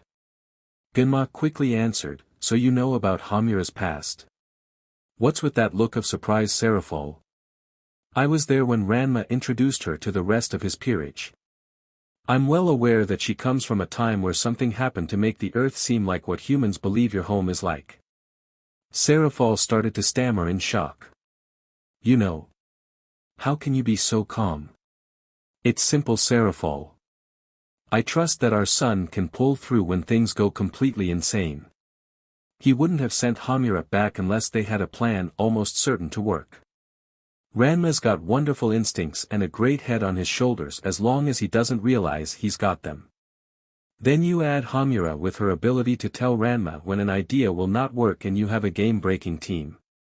What about your responsibility as a parent, Genma? Don't you want to protect Ranma from this mess? Of course I want to protect Ranma from this mess, Serafall. However, there are things in life that parents can't protect their children from no matter how much they want to protect them. Do you think I like it when Ranma goes on a routine stray devil hunt? That's the reason why I have to wear this bandana since my hair fell out from worry. However, I haven't put myself in an early grave from worry because I know I taught Ranma what he needs to know in order to survive. The fact that he couldn't really compete against supernatural dangers had long been a sore point for Genma. He could deal with the lowest level yokai with lower than comfortable odds of success. But even then it was very situational. Spells could take him out from a distance while most supernatural beings were stronger, faster, more durable, had more endurance, or any combo of the aforesaid over humans. Genma would need to know the weaknesses of his opponent and have to catch them off guard to have a good chance to win. Even then, Genma would need to end the fight quickly before his opponent had the chance to assess the situation and bring their superior abilities to the fight. Serafall looked down at the table and muttered, but I still failed to protect Ranma. He wouldn't be in this situation if I had done my job properly. Genma reached across the table and gently grabbed Serafall's hand, giving her a comforting squeeze. You didn't fail, Ranma. No one originally knew what was going on until Ranma stumbled across Hamura. Following your request gave Ranma the key to deal with this problem. Besides, I'm sure you've looked over everything Hamura has given you trying to find where Ranma might have overlooked something. A silent nod was all the response Serafall was willing to give to Genma on Ranma's plan. The current plan was to deal with the witch that would have triggered the end of the world. Once that witch was removed from the picture, it would be total destruction for the incubators. Hamura would provide the means to destroy the incubators and Serafall couldn't wait to be rid of them. Not only had the little cretins subverted one of her hobbies, but their activities had increased tensions throughout the wider supernatural world. Over 3/4 of the unexplained incidents in the last decade that increased faction tension between any two supernatural groups were caused by the incubator's activities. Ajuka had been able to cross-reference energy signals that had been dismissed or considered minor details with which labyrinths. This had likely been happening for centuries if not millennia. However, Ajuka could not definitively tell Serafall that since the needed records weren't kept. With the heavy subject out of the way, Gimma decided to move things to lighter matters. "Would you like to stay for dinner, Serafall?" Serafall looked like a deer caught in the headlights. She blurted out, "What?" Gimma smiled and said, "Would you like to stay for dinner? The food here might not be 5-star quality, but it is enjoyable and the milkshakes are a real treat. You've already taken this much time off from work, so why not take another half hour or so and pretend that the office doesn't exist?" A faint blush dusted Serafall's cheeks as she nodded her head. She then dropped the privacy fields, allowing the waitress to come over and take their order. The food was good enough and better tasting than its menu price had a right to be. However, that wasn't what kept Serafall there with Genma. It was the feeling of stepping out of her usual world into an existence that was both smaller and more enjoyable than her usual one. Ranma lay on his bed staring up at the mural in his Citri bedroom. It was a magnificent scene showing devil forces overpowering angels during one of the major battles of the Great War. It was normally a relaxing image for Ranma. However, he couldn't draw any comfort from it tonight. With a sigh, Ranma stopped looking at the mural and pulled out the latest issue of Modern Magic Journal. A quick look at the contents revealed a new article on the animakinetic spectrum by one of Ajuka's peerage members. The article was both fascinating and revolutionary in its contents. The writer's main focus was on proving that the animakinetic spectrum existed by showing that all mystical energies were different expressions of one source energy. Ranma could follow most of the article and was only a little stumped with some hyper-technical bits. However, what really grabbed hold of Ranma's attention was when the writer talked about source energy radiation. Ranma paused his reading to reread several paragraphs and make sure he had fully comprehended what he had just read. Sentient beings had a danger sense because of mystical energies radiating out from someone else, also known as an aura. It was a person's sensitivity to different animakinetic energies and the quantity of that energy in a foreign aura that determined how acute said person's danger sense was. Furthermore, the writer showed through extensive testing that a being's aura contained roughly 95% of their animakinetic energy. "I'm only using 5% of my real total power." Part of Ranma didn't want to believe what he had just read. It was insulting to think that all the effort he had put in to get as strong as he had become was only a paltry fraction of what he really could use. However, Ranma refused to let his anger get the best of him and considered everything rationally. His pride refused to let himself have a weakness that could be exploited. It was better to accept some criticism and improve oneself than to reject the criticism and be a fool. After rereading the relevant section of the article yet again, Ranma pulled out his mathematics textbook and flipped over the geometry section. Ranma knew from experience that you could feel stronger fighters further out from weaker fighters, and that the feeling of a person's aura got stronger as you got closer to the fighter. He also knew that it didn't matter where you were around a fighter to feel their aura. The intensity was the same whether they were staring at you or you were looking at the back of their head. Ranma found the chapter on spheres in his textbook and began to read it. He then tossed the textbook away and let out a sigh. "Bless me, I am wasting my power." The mathematics did not lie. His power had to be radiating out in an aura in order to be felt, and that was governed by strict mathematical laws. What could he do about all that wasted power? Everyone knew that a fighter's aura increased the more of their power they called into use. It's not like he could just stop emitting an aura. Ranma's eyes widened in shock as the thought truly hit him. Not emit an aura, that was it. He needed to train himself to keep his power within him until he needed to use the power. His power needed to be like a laser beam instead of a bonfire. These thoughts were put to the side when Ranma noticed his bedroom door opening. He put the magazine down and watched as Hamura walked into the room, closing the door behind her. Hamura walked over and sat down at the foot of the bed. Ranma looked at his queen and said, "Yes, Hamura." She turned to look at her lord and said, "Mommy is willing to join the peerage." "That's wonderful news, Hamura. But, how did you convince Mommy to join? She didn't seem like she wanted to make such a decision when I talked to her this morning." A faint smile appeared on Hamura's face. "Mommy has been a friend in more loops to me than she's been a problem. Mommy is afraid of being alone. I pointed out that joining your peerage will give her a place to belong with beings that will look after her. I also explained the full costs of what becoming a devil will bring her along with its benefits. Oh, I might have pointed out that living for centuries would be a way to spite Kyubi." That tidbit brought a smile to Ranma's face. Schadenfreude was something Ranma could revel in as much as any devil. "I'll check on Mommy in the morning to confirm that she truly wants to join. Anything else I should know?"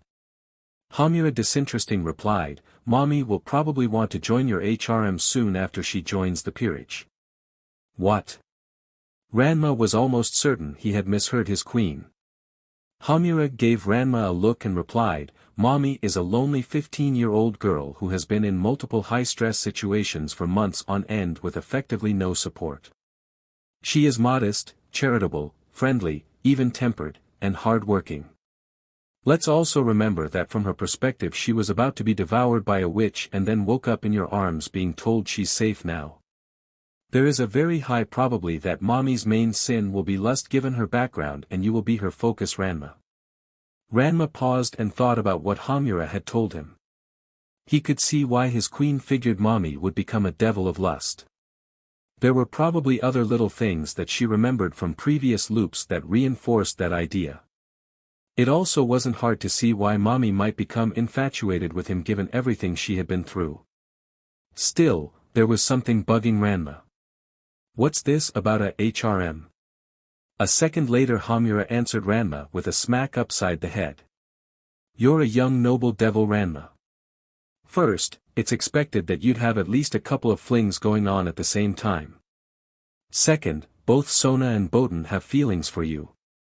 That's not counting the fact that we've been lovers in many timelines and I know that most of Sona's peerage wouldn't mind having a shot or two with you under the sheets." Ranma blurted out, "Boten too? So you knew about Sona's feelings?" A blush appeared on Ranma's face. "Well, Sona accidentally admitted them after I stumbled upon her training at a level she couldn't quite handle yet." The image of Sona naked in his arms had haunted him more than he wanted to admit, and that kiss. Oh boy, Ranma could still feel his toes curling from that kiss she gave him. Ranma just wasn't sure how he was supposed to handle that situation or what he wanted out of it. Boten was another issue that Ranma had shoved to the back burner. He still had 5 months and change before the 6-month waiting period he had imposed on them possibly pursuing a relationship expired. Part of Ranma honestly expected Boten to go after someone else once her emotional balance was regained after being reincarnated. Boten was as appealing on the inside as she was on the outside and could easily make any man happy as their wife. Ranma didn't know how Reikai viewed things like HRMS in general or how Boten herself viewed those things. He just figured it was better to assume she'd be against the idea. Even women who viewed such a thing as normal typically weren't thrilled by the idea. Hamura smirked and said, "Don't worry, Ranma. You'll have her miming your name soon enough. I happen to have a confiscated home video of you and Sona if you would like to study what she likes." There was a foreboding feeling in the pit of Ranma's stomach. Confiscated video? Your mother wanted a video record of you taking Sona's virginity. Ranma sighed and replied, "That sounds like Mom. Is that the only such video?" Hamura paused to consider things for a moment before answering. "That's the only video I collected with just you and Sona making an amateur porno. Multiple versions of it were created in different loops, but that one was the best in my opinion. Other time loops had videos made with you and other girls. With those I've kept the best versions as part of my collection. Before you ask, yes, one of those videos has me as the star actress." "Ah, Hamura, how can you handle it? I mean with the looping back between having a relationship with me and not having a relationship. Doesn't it become stressful for you? Ranma couldn't understand how Hamura was able to handle the constant time travel and the stresses it put on her. Hamura flicked her hair with her hand and calmly replied, I'm used to it. I also fully intend to move into this bed with you as your CNCBN once we settle the incubator issue. It will be interesting to be a relationship with you without the end of the world hanging over our heads. Ranma wasn't sure how he was supposed to respond to that. It was both disconcerting and a little hot to hear Hamura say that they were going to be lovers like she was stating the time. Maybe he had a thing for assertive women. That was something for him to mull over at a later time. He decided discretion was the better part of valor and shifted the conversation. Speaking of the end of the world, how goes your end of the plan to deal with Walpurgisnacht? Hamura was willing to let Ranma change the subject. However, she was not willing to let him just brush off and ignore what she had told him. Hamura casually sat down on the bed next to Ranma and leaned onto his shoulder before speaking. Overall things are going well. I've already mined the typical battle zone with Walpurgisnacht along with the 3 other locations it sometimes shows up at. I actually can't wait to test radiation-removed nukes on Walpurgisnacht. Trust an American mage to come up with a way to make a safer and larger explosion. Besides blowing the witch to high heaven, I'm rather loose with an actual plan. Most of the details depend on exactly how the magical girls in the area discover the incubator's secrets and how I can manage their discoveries. I want to limit their and thus the incubator's knowledge of the wider supernatural world. Otherwise the butterflies I have to account for go up astronomically. Ranma snorted and replied, it also doesn't help that we're going into the situation with both hands tied behind our backs. Clan Citri or the underworld in general can't mobilize many resources to deal with this situation without causing an international incident. If we inform others about what's going on, we have more unknown elements in a situation that calls for precision and swiftness. Other factions might start lashing out thinking they're attacking the incubators or might use them as an excuse to settle old grudges. Who knows what the incubators themselves might do? A shiver ran down Hamura's spine and she whispered, we're going to get it right this time. I have to get it right now. Knowing his queen needed help, Ranma wrapped his arm around Hamura and hugged her tightly. Hamura sunk into the hug and somehow seemed so much smaller and fragile than she really was. Ranma extended his wings and folded them around the duo to keep them safe. The blanketing darkness covered Hamura and stopped the shivers. The duo silently sat there allowing Hamura to gather herself. Ranma broke the silence and said, remember that you're not alone, Hamura. You can always call me in to help you in any situation. Having my existence revealed might cause some problems. However, we can mitigate it by having me masquerade as a unique existence. Hamura sighed and replied, thanks Ranma. I'm just wondering how to keep as many magical girls alive to deal with Walpurgisnacht. This is the time PRD when my allies start to drop like flies if they haven't already. Ranma smirked and said, you're forgetting 2 very important facts, Hamura. First, you're no longer just a magical girl like you used to be in this time PRD.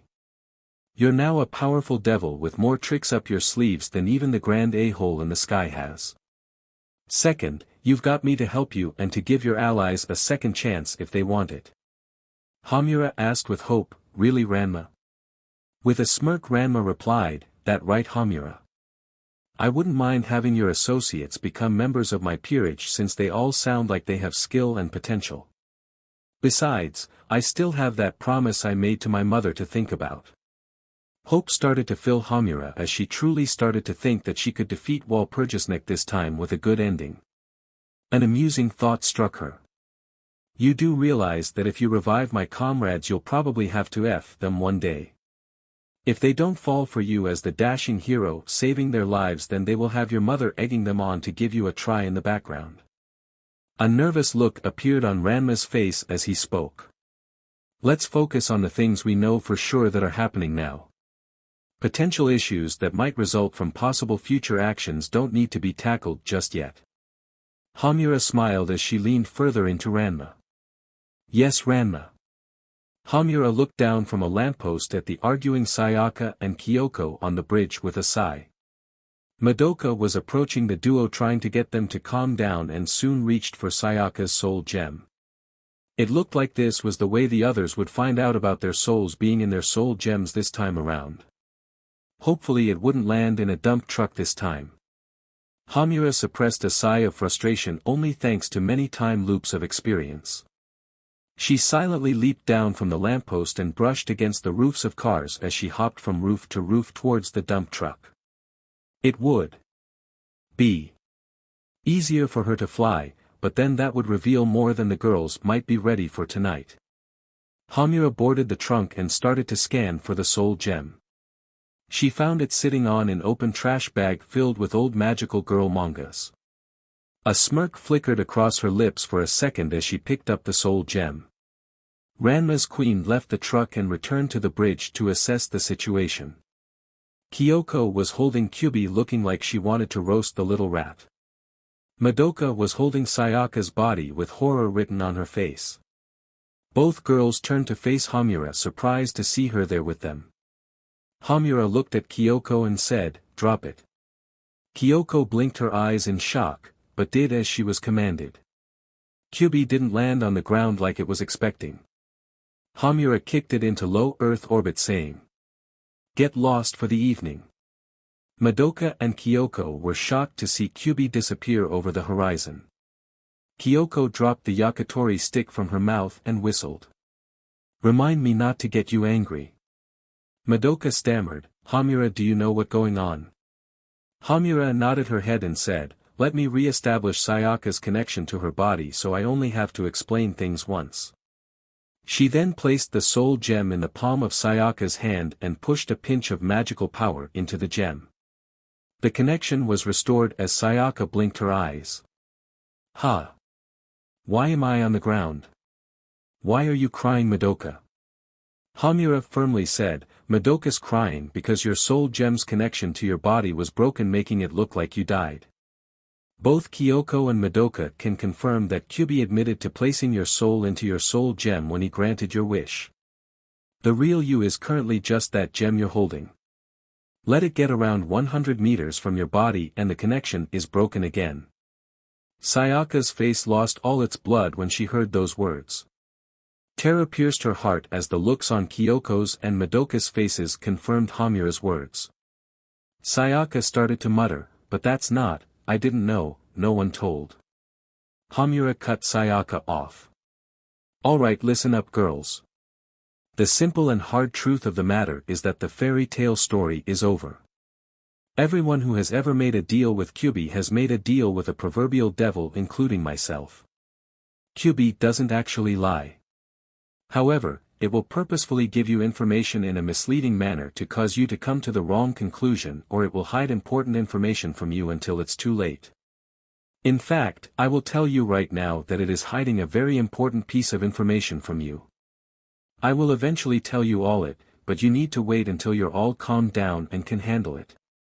Mommy is still coming to terms with that piece of information." That was a slight misdirection on Hamura's part. Mommy was probably unconscious and buck naked in bed with Boten to help her recover from the reincarnation process.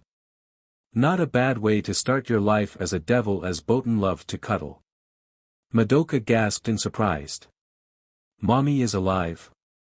Magical girls are their soul gems, Madoka. The body you saw get eaten that day might as well have been a wooden puppet for Mommy even if she didn't know it. I recovered her soul gem before it could be destroyed." All the other girls looked at Hamura in shock and faint hope.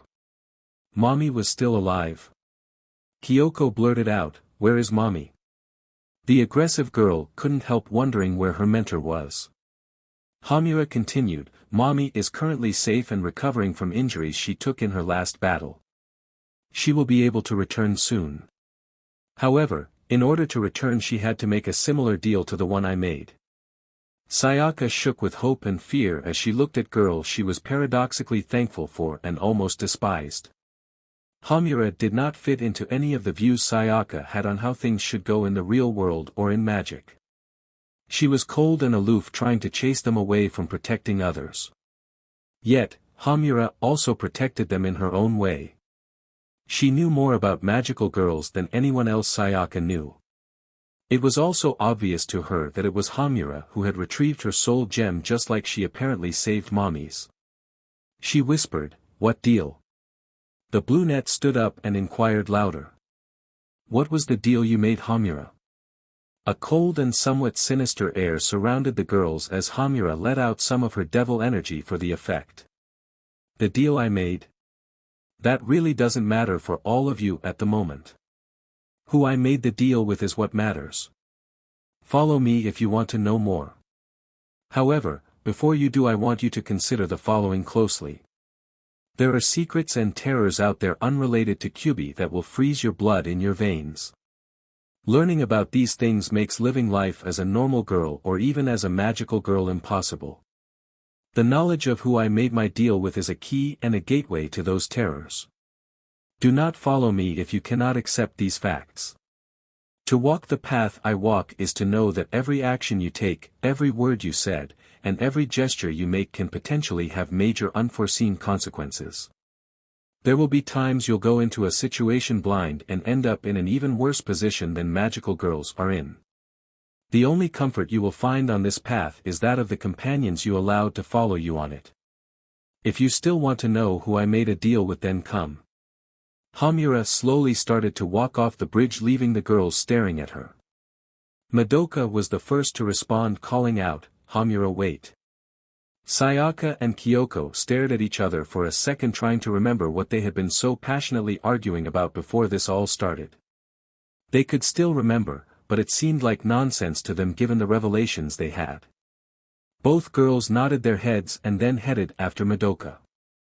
The devil led the trio to the seedier side of town to see how committed the girls were to their chosen path. Gangsters, HKRs, dealers, and even worse human predators gazed at the girls as they were led through rows of rundown and broken tenements surrounding cracked streets. Hamura used a minor spell to keep the filth away from her companions. The spell has had the useful side effect of making those being kept away seem even more terrible than they already were. All of Hamura's companions shivered at different times from fright as they walked.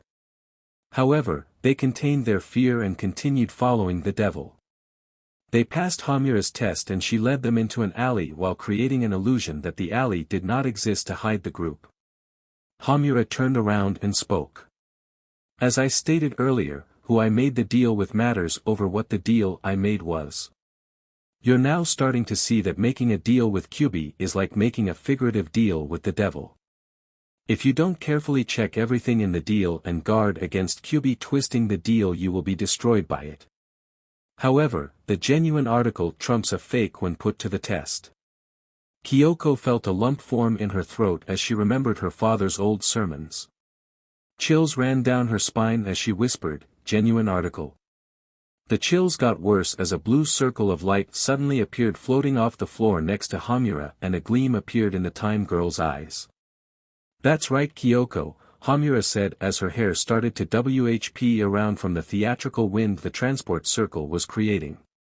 "To escape the consequences of my deal with a false devil, I made a deal with a real devil."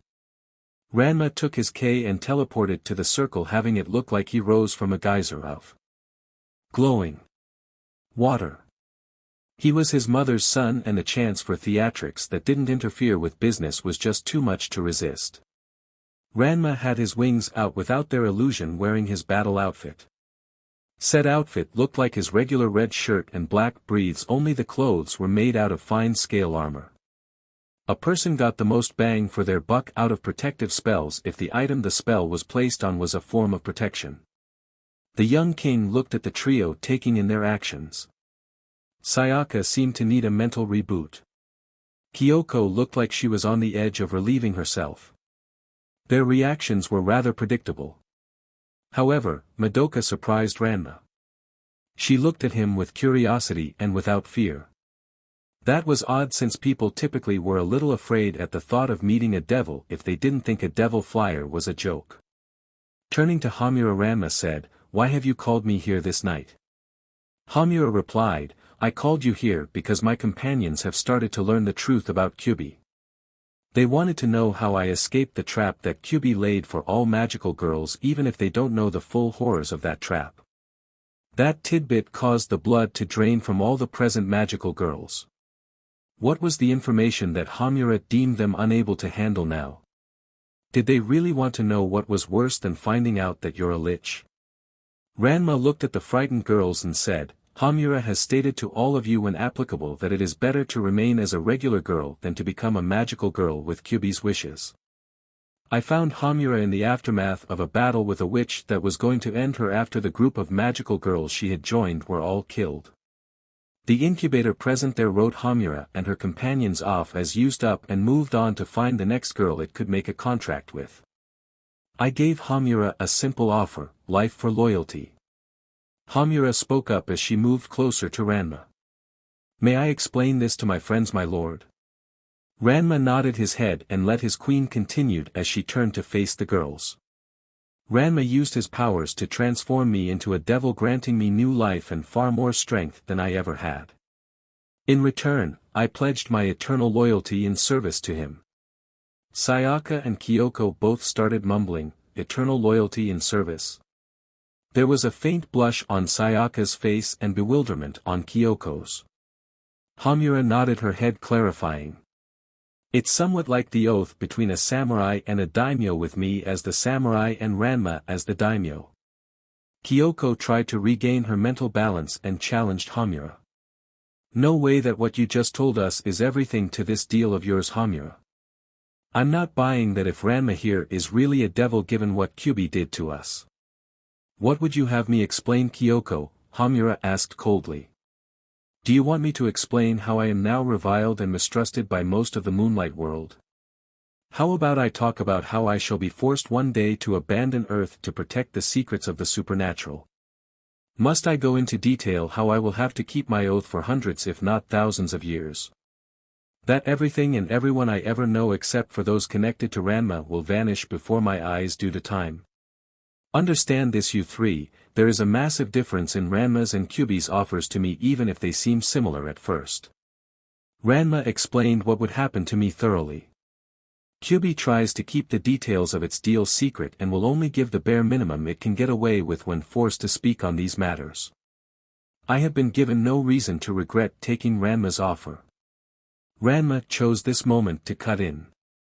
I think that your friends have had enough revelations for the evening, Hamura. They need time to process all that they've learned right now, and there is still much for them still to learn. Guide them to a safer neighborhood and then return to me. With that said, Ranma teleported away from the girls. Mommy slowly woke up even though she wanted to go back to sleep and cuddle. It had been over a year since she had been able to enjoy a slumber party. That thought caused a flood of memories to hit her mind. This wasn't a slumber party. Mommy cracked open an eyelid and saw a blue-haired girl cuddling her. Bowden was the girl's name if she remembered correctly. That was now her fellow pawn. A slight breeze from the fans ran down Mommy's back. A quick look with her eyes informed Mommy that Bowden was NDE as well. It was expected given how Hamura explained the necessities for devils to transfer their energy to each other. What Mommy was not expecting was just how blasé she was at the thought. It hadn't been like this when she had just been a magical girl. Mommy closed her eyes and thought back to her transformation into a devil. She had Ranma resurrect her while she was NDE. Her standing naked before Ranma so he could resurrect her had been mortifying. However, the thought of someone stripping her while she was unconscious had terrified her more. Mommy had only been able to go through with it since it was just Ranma, Bowden, and her in Bowden's room with several privacy spells in place. Ranma had also been wearing a BLNDFLD for the ceremony. Bowden started to stir and her adjusting limbs felt shockingly good to Mommy. It was as if her ability to feel pleasure had been increased an unbelievable amount. Mommy resisted the urge to pout and groan in disappointment when Bowden let go of her. Bowden stretched and then looked at Mommy. A smile appeared on Bowden's face as she looked at Mommy and said, "Good morning to you, Mommy. I must say that you're handling your first wake-up as a devil better than I did." "Oh. How is that Botan? I fell out of bed and woke up Ranma's mother who had volunteered to help me. In my defense, I was dying from being shot when Ranma made his offer to resurrect me. The image Botan's words conjured in Mommy's mind caused her to chuckle. I bet that went over well with her. Botan grinned as she replied, "You'd be surprised, Mommy. She actually started giving me advice and encouragement on how to stuck Ranma." What? You mean his mother wants you to sleep with Ranma? Is that normal for devil parents? Mommy couldn't ever imagine her mother encouraging such a thing. Why she'd have grounded Mommy for sleeping next to Botan like she had, since it wasn't what a lady should do. Botan got off the bed and continued the conversation. You truly don't know much about the supernatural world. Sorry, it's just rather surprising given that you had magical powers for a couple of months before your reincarnation. Devils are one of the biblical factions along with fallen angels and heaven. The trio is collectively known in the wider supernatural world as the three factions and also as the three great powers. They're the big boys, and the general strategy of all the other supernatural powers has been to keep the trio focused on each other. I can explain more to you while we take a bath if you want to join me. Mommy nodded her head and followed Botan into the bathroom that had a bath that could double as a hot tub. The rest of the room looked like something out of penthouse suite at a 5-star hotel. Botan cheerfully selected several sinful bath soaps to get the tub bubbling. She also lit several aromatic candles and turned on her stereo to play some traditional Japanese folk music. Botan turned to look at the surprised Mommy and smiled, surprised that a mere pawn rates a suite like this. The Citri are one of the top clans among the devils, and Ranma is very highly placed in the clan through blood and his own efforts. Something like this is roughing it as far as the clan is concerned, and that's only because Ranma likes things Spartan for a devil. It's hard to imagine the word Spartan used to describe a place such as this. Mommy looked at the room with wide eyes. Even the simplest things in this room were more than what her trust fund budget allowed. The thought that things such as this were now hers because of her oath to Ranma brought a cautious sense of joy to her. Mommy couldn't put it into words, but she had instinctively realized that these trappings were a subtle form of control used by Clan Citri on their servants. It was a reminder to all servants, most of whom came from desperate backgrounds, that loyalty and service to the clan was rewarded. While mind-boggling expensive to regular humans, the cost was nothing for devils compared to the loyalty it helped maintain. Loyalty was truly one of the greatest treasures one could possess in a culture with 66 different words for treachery. Shiori looked up from the stove and turned to see her son Shuichi teleporting into the house. It was almost humorous how such a shocking mystical sight could become so ordinary. Her son was home from his regular after-school activities. It honestly made no difference whether he walked in the door from the poetry club or teleported in from meeting with the rest of the peerage. Shuichi was happy and healthy, which was all that truly mattered. Shuichi bowed his head politely and said, "I'm home, mother. How was your day?" Cheerfully Shiori replied, "Welcome home, son. I had good day at work as there weren't any unexpected tasks for the school office to handle. How are things going for you? Is anything new happening with the peerage?" Shuichi paused for just a second as he thought about the Kurama side of his life. It wasn't that he thought his mother couldn't handle the mystic side of things. He just didn't want her to have to handle them. Casually he said, "Ranma added another member to the peerage today." "Oh. And who did Ranma add?" "Her name is Mommy. She's an acquaintance of Hamura and she's now a pawn." Shiori thought for a moment as she stirred the stew. "Hamura, that's Ranma's queen.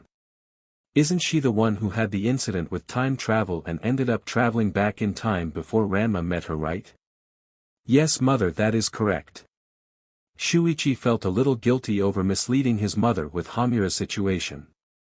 He never lied to her about it, that was something he just couldn't bring himself to do. However, Shuichi never gave all the details to his mother. It wasn't like he needed to correct his mother's assumption that Hamura had accidentally sent herself back in time. After grabbing a few skis, Shiori decided to prod her son more about his new friend. So what do you think about mommy joining the peerage, son? Shuichi looked at his mother and replied, I have not thought about her addition very much, mother. We haven't been formally introduced yet, so I cannot say about her personality. I understand that she has several months of experience working handling supernatural situations. I will probably meet her tomorrow when we have the group training exercise. Both Shuichi and Shiori's attention was grabbed and another Citri teleport sigil appeared on the floor. Hai appeared in the room looking dead on his feet from mental exhaustion.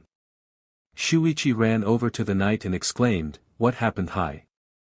Hai looked at companion with a blank stare and muttered, It was a nightmare, Kurama. Lady Citri just had to prove why she is the mother of a Satan. History, art, language, mathematics, magic theory, and there were even more subjects covered. The testing never seemed to end. Every time I finished one paper she would have another 2 waiting for me along with a running tally of my score. Shiori watched her son kneeling next to his dazed friend. She worriedly asked, Is everything alright, son? Shuichi turned to face his mother and replied, I think things will be fine. Hai apparently had a full day of testing in his education and is exhausted from the effort. That puzzled Shiori for a moment and then she stated, I know testing can be rough on students. However, Hai is acting like he's never had a test before in his life. That is because he has never had an academic test before in his life, mother. Formal education is sadly one of the lesser needed skills in Makai where Hai grew up. A blush covered Shiori's cheeks as she gave a polite bow to Hai. I am sorry for making the assumptions I did, Hai. Part of Shiori was aghast at the idea of children not being able to get an education like what happened to Hai. Another part of Shiori was proud that her son was associated with someone who was willing to face a challenge like Hai was. She had seen far too many teens who decided to run away from their problems in school by dropping out or using the excuse that high school wasn't mandatory to quit their education. Hai blinked his eyes in stunned surprise at Shiori's apology. This wasn't something he had ever experienced before. The closest thing he had ever experienced to this was the rare time a demon cowered before him begging for mercy. However, it was obvious that Shiori wasn't afraid of him or concerned about her life. Hai desperately drew upon the etiquette lessons Lady Citri had drilled into his head to come up with a response. Somewhat nervously Hai replied, Apology accepted. Shiori smiled and said, Hai, would you care to join my son and I for some dinner? We have plenty of beef stew. Hai nervously bowed his head as he spoke. I gratefully accept the invitation. Shuichi said as he moved to the cabinet. I will set up the extra place setting, mother. Inwardly the reborn Kitsune bishop was a nervous wreck. He had been trying to keep his life as Shuichi and his life as Kurama as separate as possible. Now those 2 aspects of his life were going to have a collision. At least he could pray to the kami for good fortune in this. They didn't care too much that he was a devil. Sona was lying on a reclining couch in her room tuning her oud. All homework and peerage assignments had been completed and now she just wanted to relax. Part of her wanted to smack herself for giving mommy over to Ranma. She now had the inferior peerage in terms of battle strength and now quantity. The political maneuvering necessary because of this had been handled. However, it was more draining than Sona had hoped it would be. The best remedy for her situation would be to find high-quality people and recruit them into her peerage. However, Sona's options weren't too good at the moment. Kuo was not brimming with loads of hidden potential in terms of fighters. Rias also had rights of first refusal between the 2 in Kuo while they were in school because of a forfeit Sona paid 2 years ago. Sona couldn't go looking across Japan in general because of the treaties leasing Kuo from the Shinto faction. She didn't have direct blood ties to Japan like Ranma did, allowing her to travel wherever she blessed well pleased. These thoughts came to a halt when one of Sona's proximity wards went off. Sona put her oud away on its stand and straightened her dress. There was a knock on the door and Sona called out, You may enter. Her heart started to pound as Ranma walked in alone and closed the door behind him. Ranma locked onto Sona lying on her couch like an ancient princess cosplaying as a schoolgirl. He walked over and stood a few feet away from Sona. Ranma kept his hands behind his back to hide how sweaty they had become. I believe it's time that the two of us discuss something of mine, Sona. It took all of Sona's training to keep the hope and fear she felt from showing. Sona spoke in a pleasantly neutral tone. What is this thing of yours that you feel we need to discuss, Ranma? Silence reigned for a moment as Ranma tried to get the words to form. He then said, my mstrs. We need to talk about our relationship, Sona. Sona wanted to leap up and ravish Ranma when she heard those words. But, Sona had given Ranma instructions on what he needed to do in this situation and he wasn't following them. She made it a point of pride to follow through when she said something. That her instructions came out of a frequent fantasy of hers had nothing to do with anything. Coyly Sona said, as I recall you were told that, if you are interested, come to my room and take me. I will admit that I'm not comfortable yet with the idea of you just bending me over and using me as a cheapware. However, I also don't see you acting like you want a potentially dangerous and illicit affair. Something in Ranma snapped and he bolted towards Sona, capturing her lips. The couple's arms curled around each other as the floodgates of their feelings were opened. Both Ranma and Sona started to struggle for depths and they rolled off of the couch. The kiss wasn't broken as Ranma shifted so that he hit the floor, protecting Sona from the fall. Sona tried to use fall to keep herself on top, but Ranma quickly rolled them so he was on top. Once Ranma was firmly on top, Sona stopped trying to be in charge. She became tenderer in her caresses and her kisses became softer. Ranma pulled away from the kiss for a second and whispered, "You're mine." Sona smiled and replied, "I'm yours." Here alone with Ranma, Sona could be honest with herself. She didn't need to be the calm and confident heiress she showed to the world. Here with Ranma she could just be herself. Ranma would protect her from all those who threatened her. She also knew that he would let her protect herself when she wanted. Unlike others who might want to keep her weak, Ranma would be happy to let her resume her burdens when she decided to assume them. Ranma looked down at Sona, still trying to sure this wasn't a dream. He had always loved Sona for as long as he could remember. It was just the nature of that love had shifted over the past several months. Of course, like any boy his age, Ranma had needed someone to hit him with the proverbial clue bat to understand how his affections for Sona had changed. Working up the courage to act on his feelings had not been easy for Ranma, even when he knew that Sona was romantically interested in him. It wasn't because of any guilt or shame at the thought of pursuing a close relative. Ranma was too immersed in devil culture to give a blessing about what humans considered morally acceptable, especially about something some human cultures had viewed as tolerable at different times. His hesitation was because he never had a romantic relationship before. Dealing with romantic issues was some scary stuff. Ranma would much rather risk his life against a horde of stray devils than his heart against a girl's emotions. Brawls were so much simpler and cleaner than romantic issues.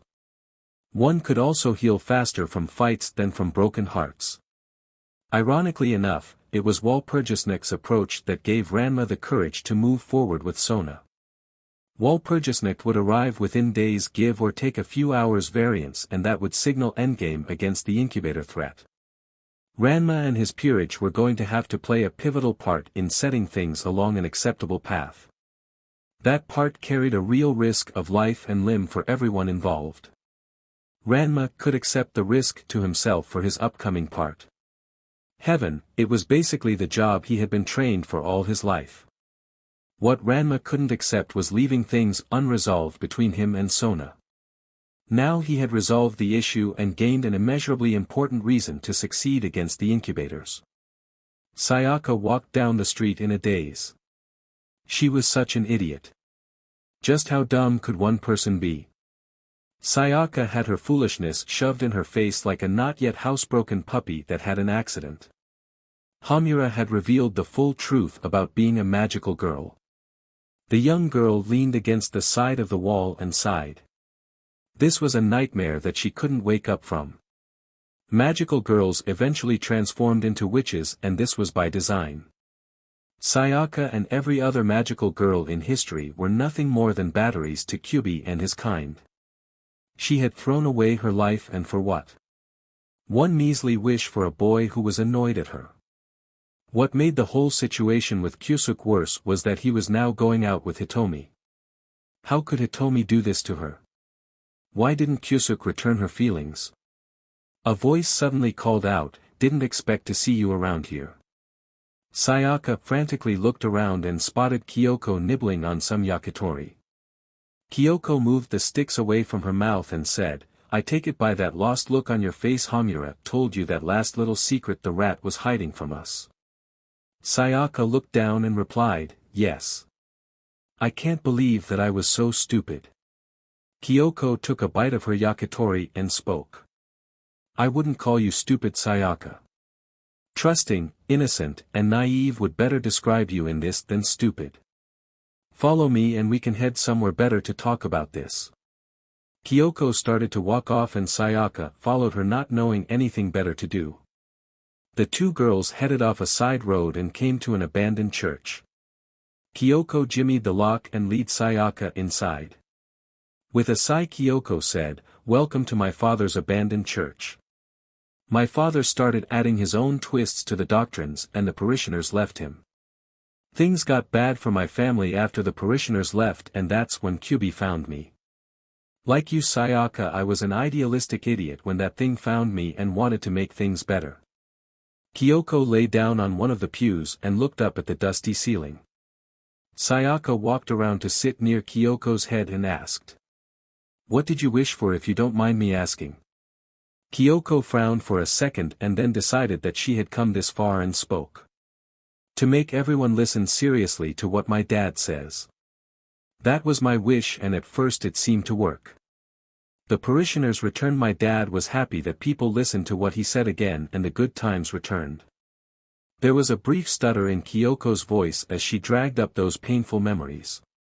"Then I made the first big mistake that I learned was a big mistake. I told my father about Kyubi and the wish. He accused me of making a deal with the devil. That hurt me and caused me to run out of the house. When I returned," Kyoko paused. Her eyes watered as the painful memories. Part of Kyoko wanted to shove those memories away and pretend they didn't exist. However, she was in so much pain that she couldn't keep holding it in. Quietly Kyoko continued, "When I returned, the house was on fire. My father had the rest of the family commit suicide and they listened to him. Just like I wished people would do."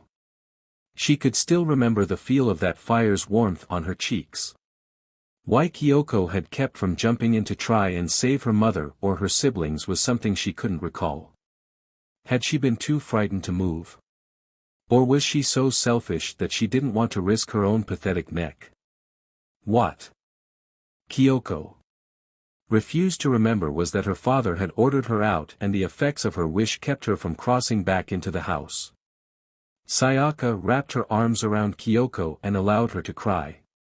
What could Sayaka do to help Kyoko with her pain? Madoka was always the better of the two of them when it came to helping people in emotional distress. This new revelation put Kyoko's earlier actions into better context for Sayaka. The redhead hadn't been callous and cruel.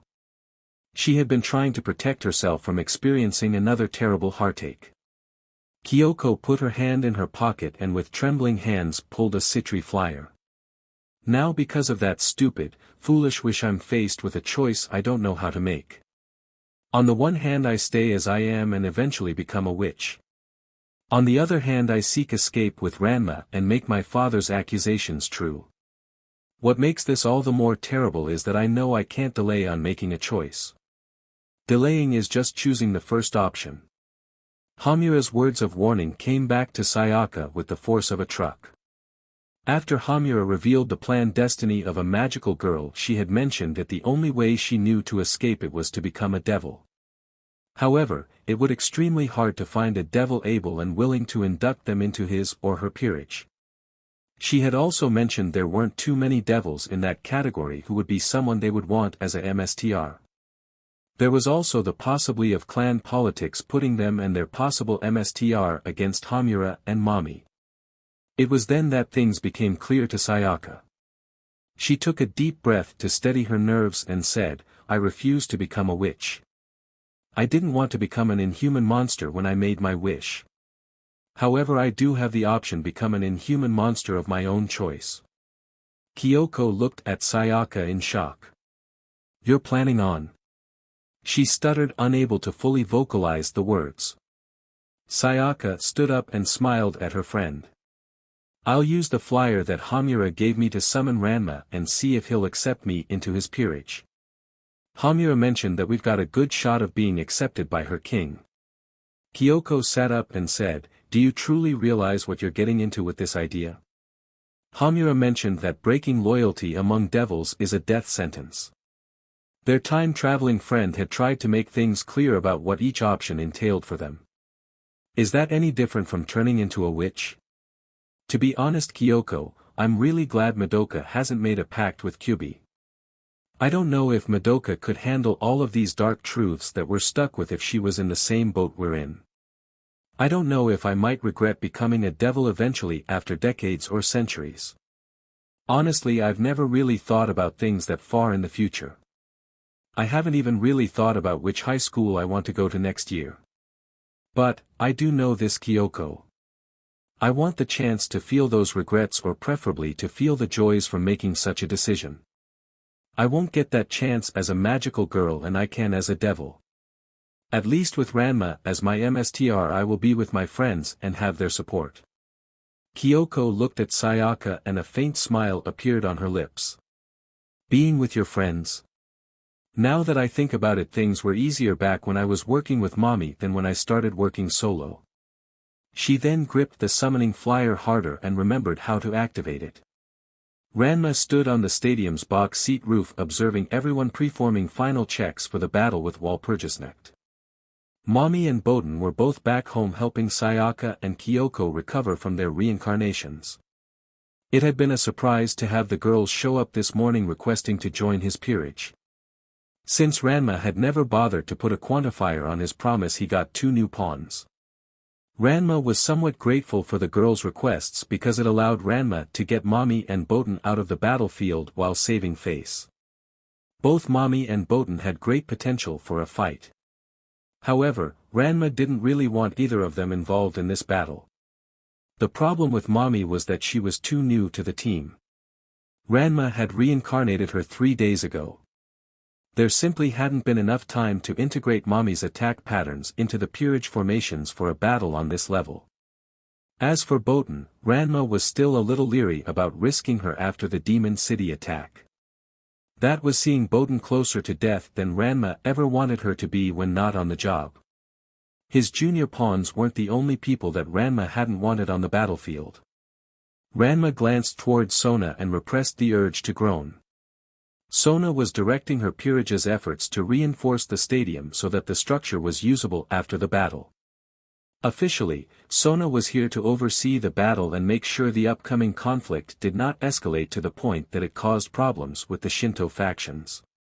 Unofficially, Sona was here to wave the flag as it were so that the vassal clans didn't get upset with the idea that the Citri heir was hiding for safety.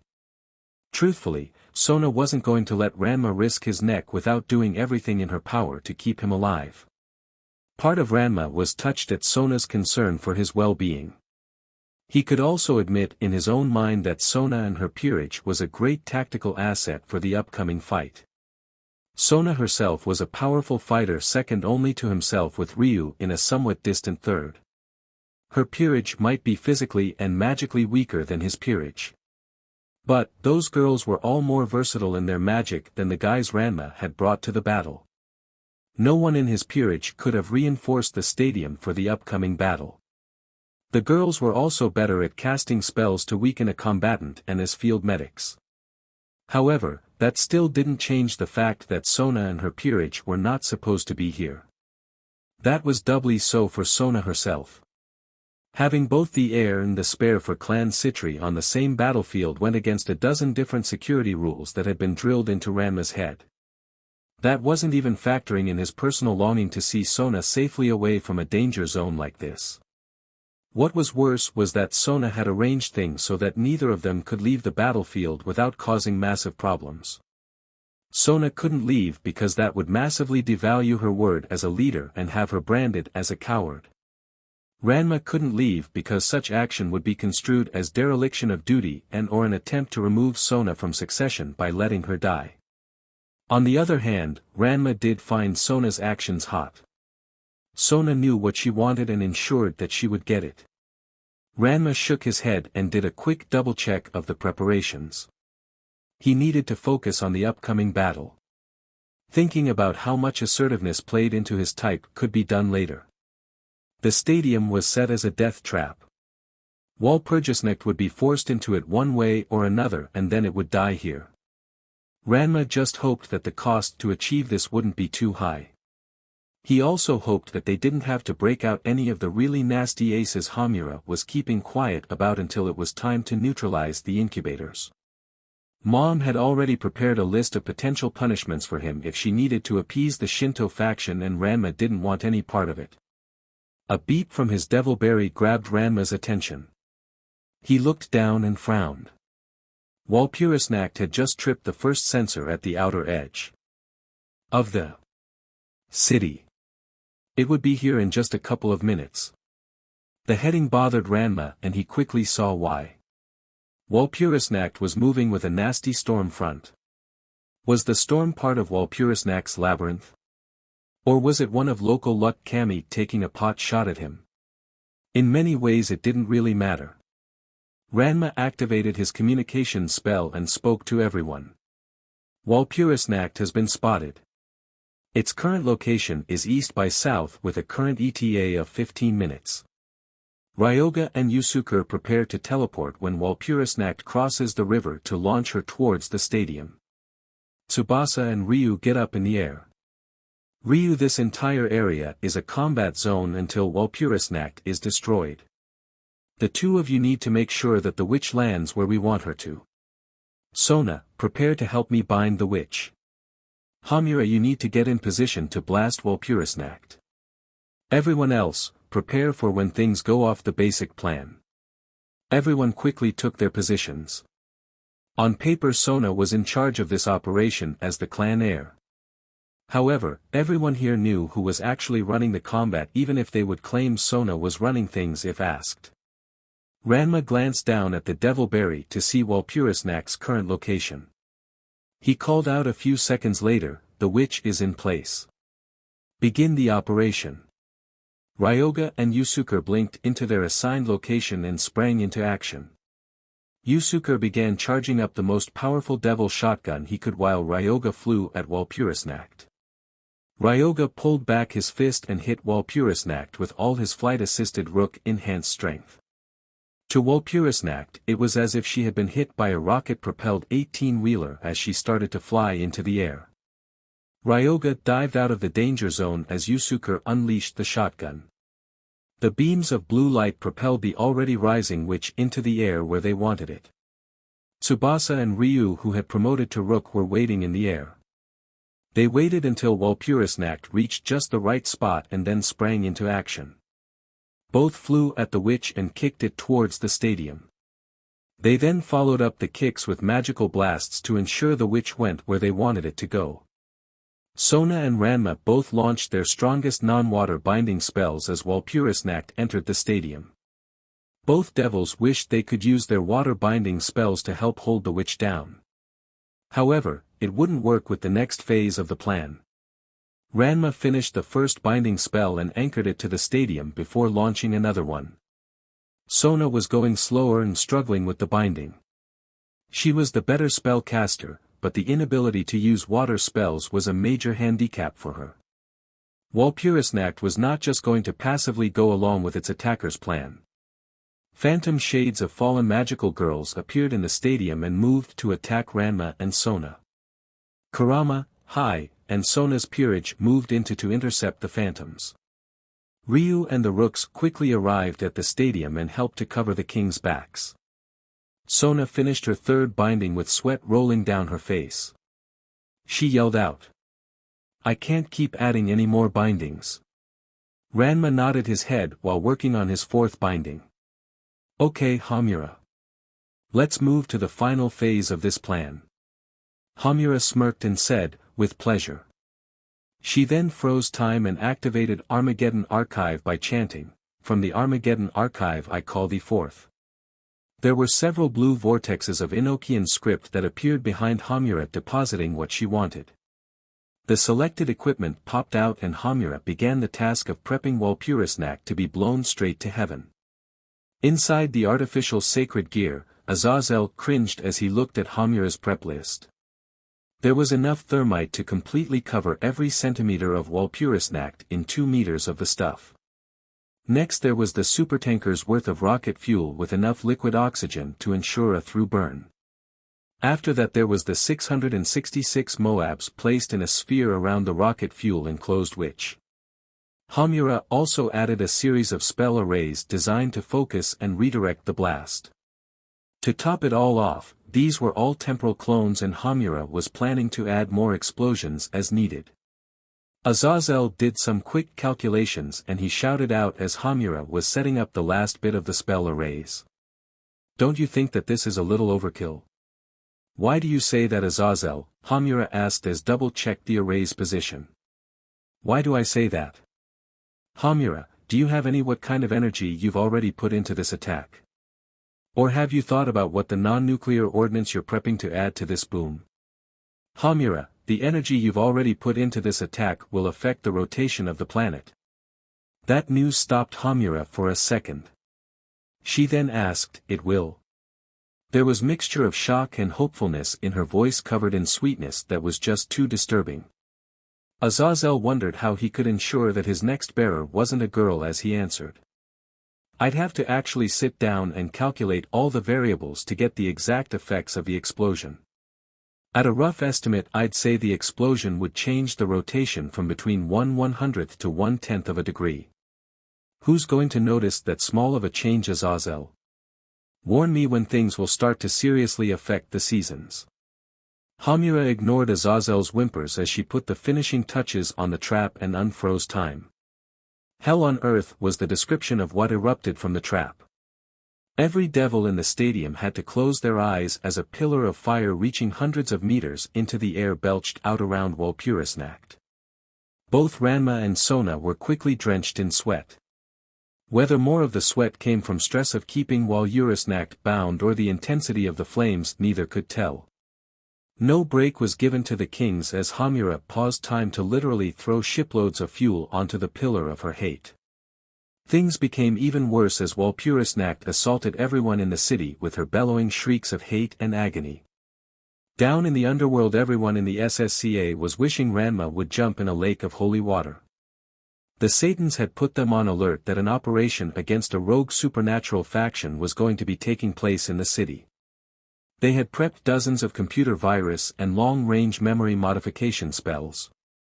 However, a 900-meter-tall pillar of fire with city-wide screams of agony in a major urban area was not an easy thing to cover up. Their counterparts in the Shinto faction weren't any happier about the situation either. The only reason they weren't cursing the SSCA was the fact that the SSCA's director had informed her counterpart among the Shinto faction that something was going to happen via a back channel.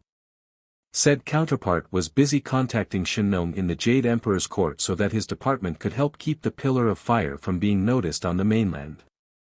That in itself was generating a political mess. Shinnom tried to get a hold of the SSCA's director. Ranma couldn't give a dead rat's but about the near exposure of the supernatural his queen was causing at the moment. He was too busy straining at his magical control to keep his fraying binding secure. One of Sona's bindings had broken under the stress of the attack and Walpurgisnacht was doing everything it could to escape the pillar. Never before had Ranma faced such a challenge to his powers. His power, his control, and his endurance were tested past the limits Ranma had trained himself towards. The stress became too much for Ranma as the pillar flared up yet again, causing one of his bindings to snap under the stress. Ranma refocused all his efforts his remaining bindings.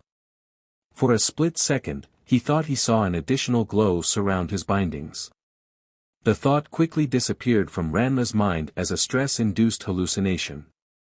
It was becoming crystal clear to Ranma why a wish to defeat this witch could cause the end of the world. The resulting magical girl and thus the witch would be an absolute beast unleashed on an unsuspecting world. Walpurgisnacht finally stopped screaming as its ability to withstand the pillar exhausted itself. The witch's carcass quickly burned to ash in the pillar as its phantom shades vanished. Everyone fell to the ground in exhaustion from the brutal fight. They all watched the pillar with joy in their hearts as it burnt out. They had done it. 2 incomplete peerages of young devils had averted the apocalypse. Hamura would have danced for joy if she could have found the strength to do more than breathe.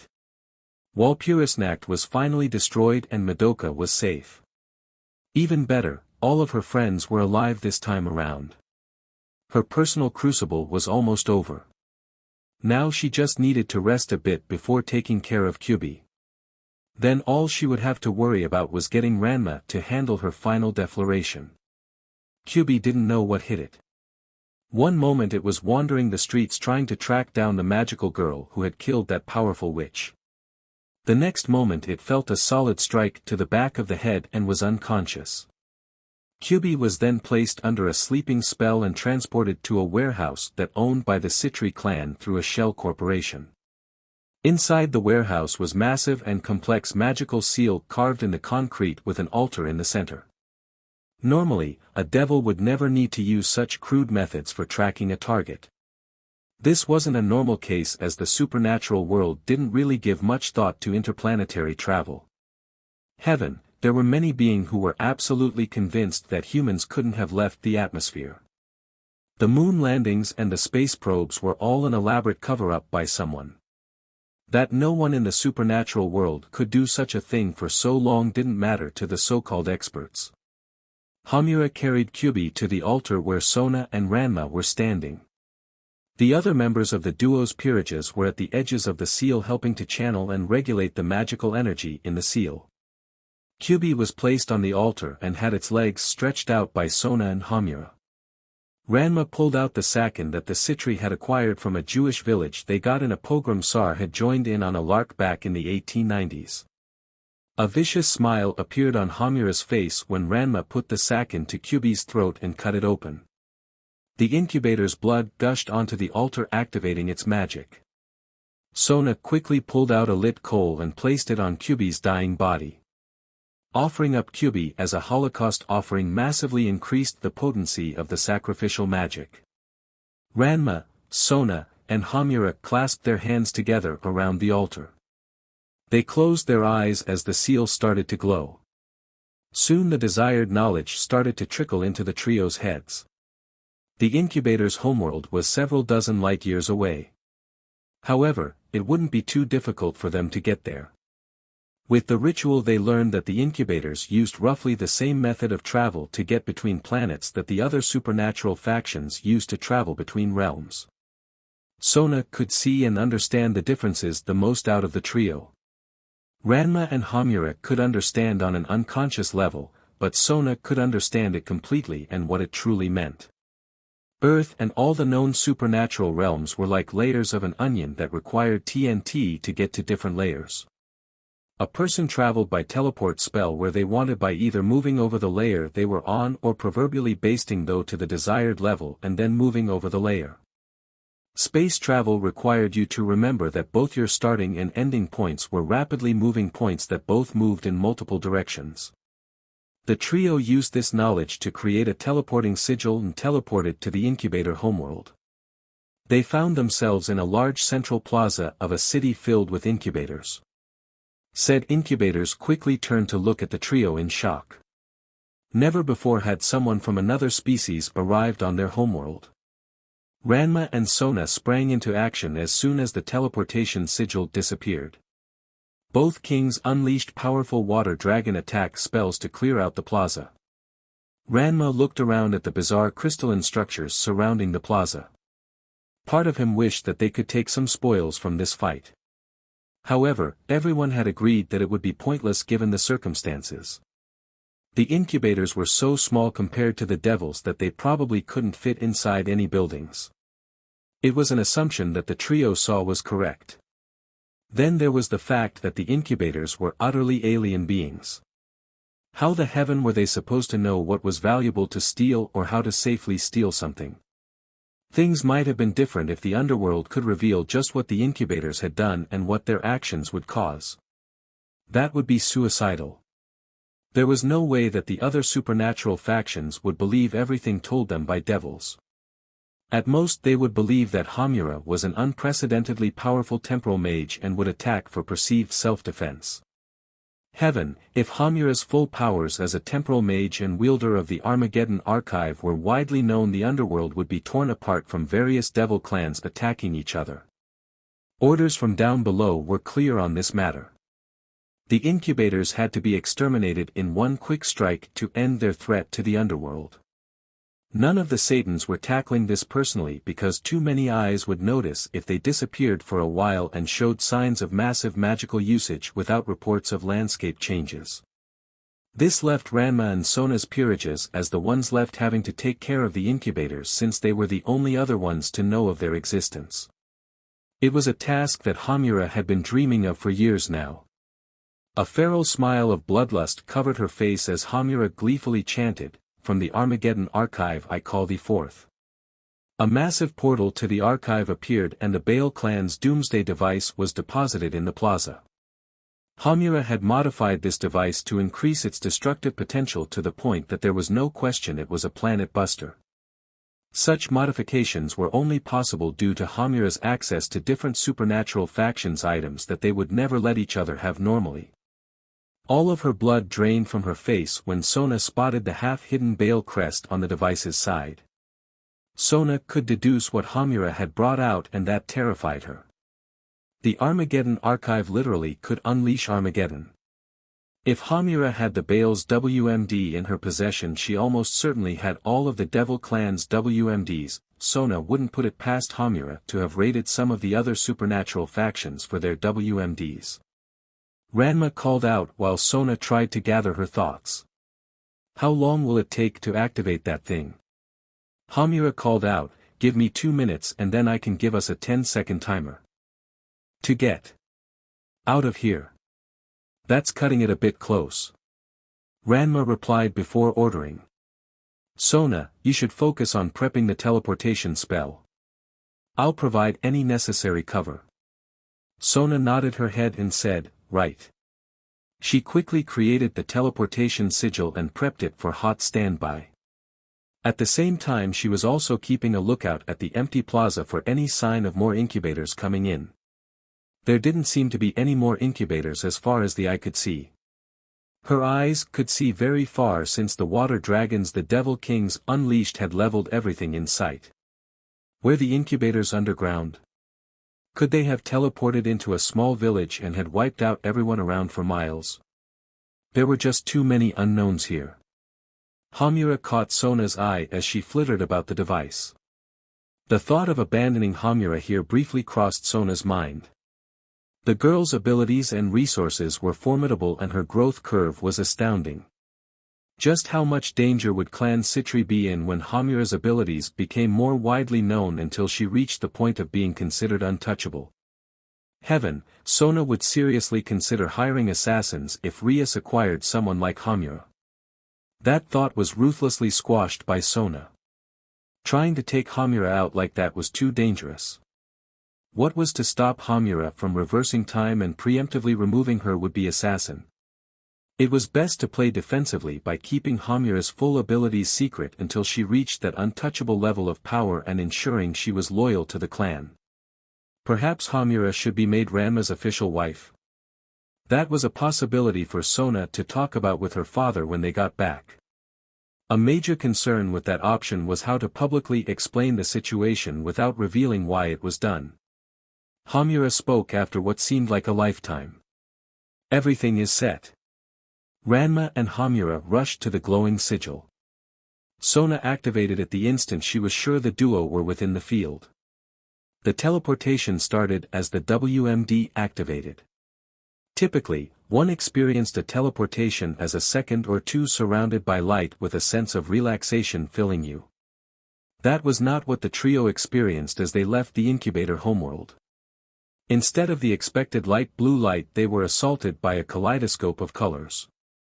The sense of relaxation was replaced with the feeling of being pulled through a straw while dunking them in itching powder. What was most worrying was that the trip seemed to take longer than it should. When the teleportation ended, the trio found themselves being dumped from the ceiling of a study. Everyone was so disoriented that they couldn't stop themselves from falling into a heap on the floor. Ranma landed on the floor with Hamura and Sona landing on him in embarrassing positions. The study's owner looked at the trio in slight surprise.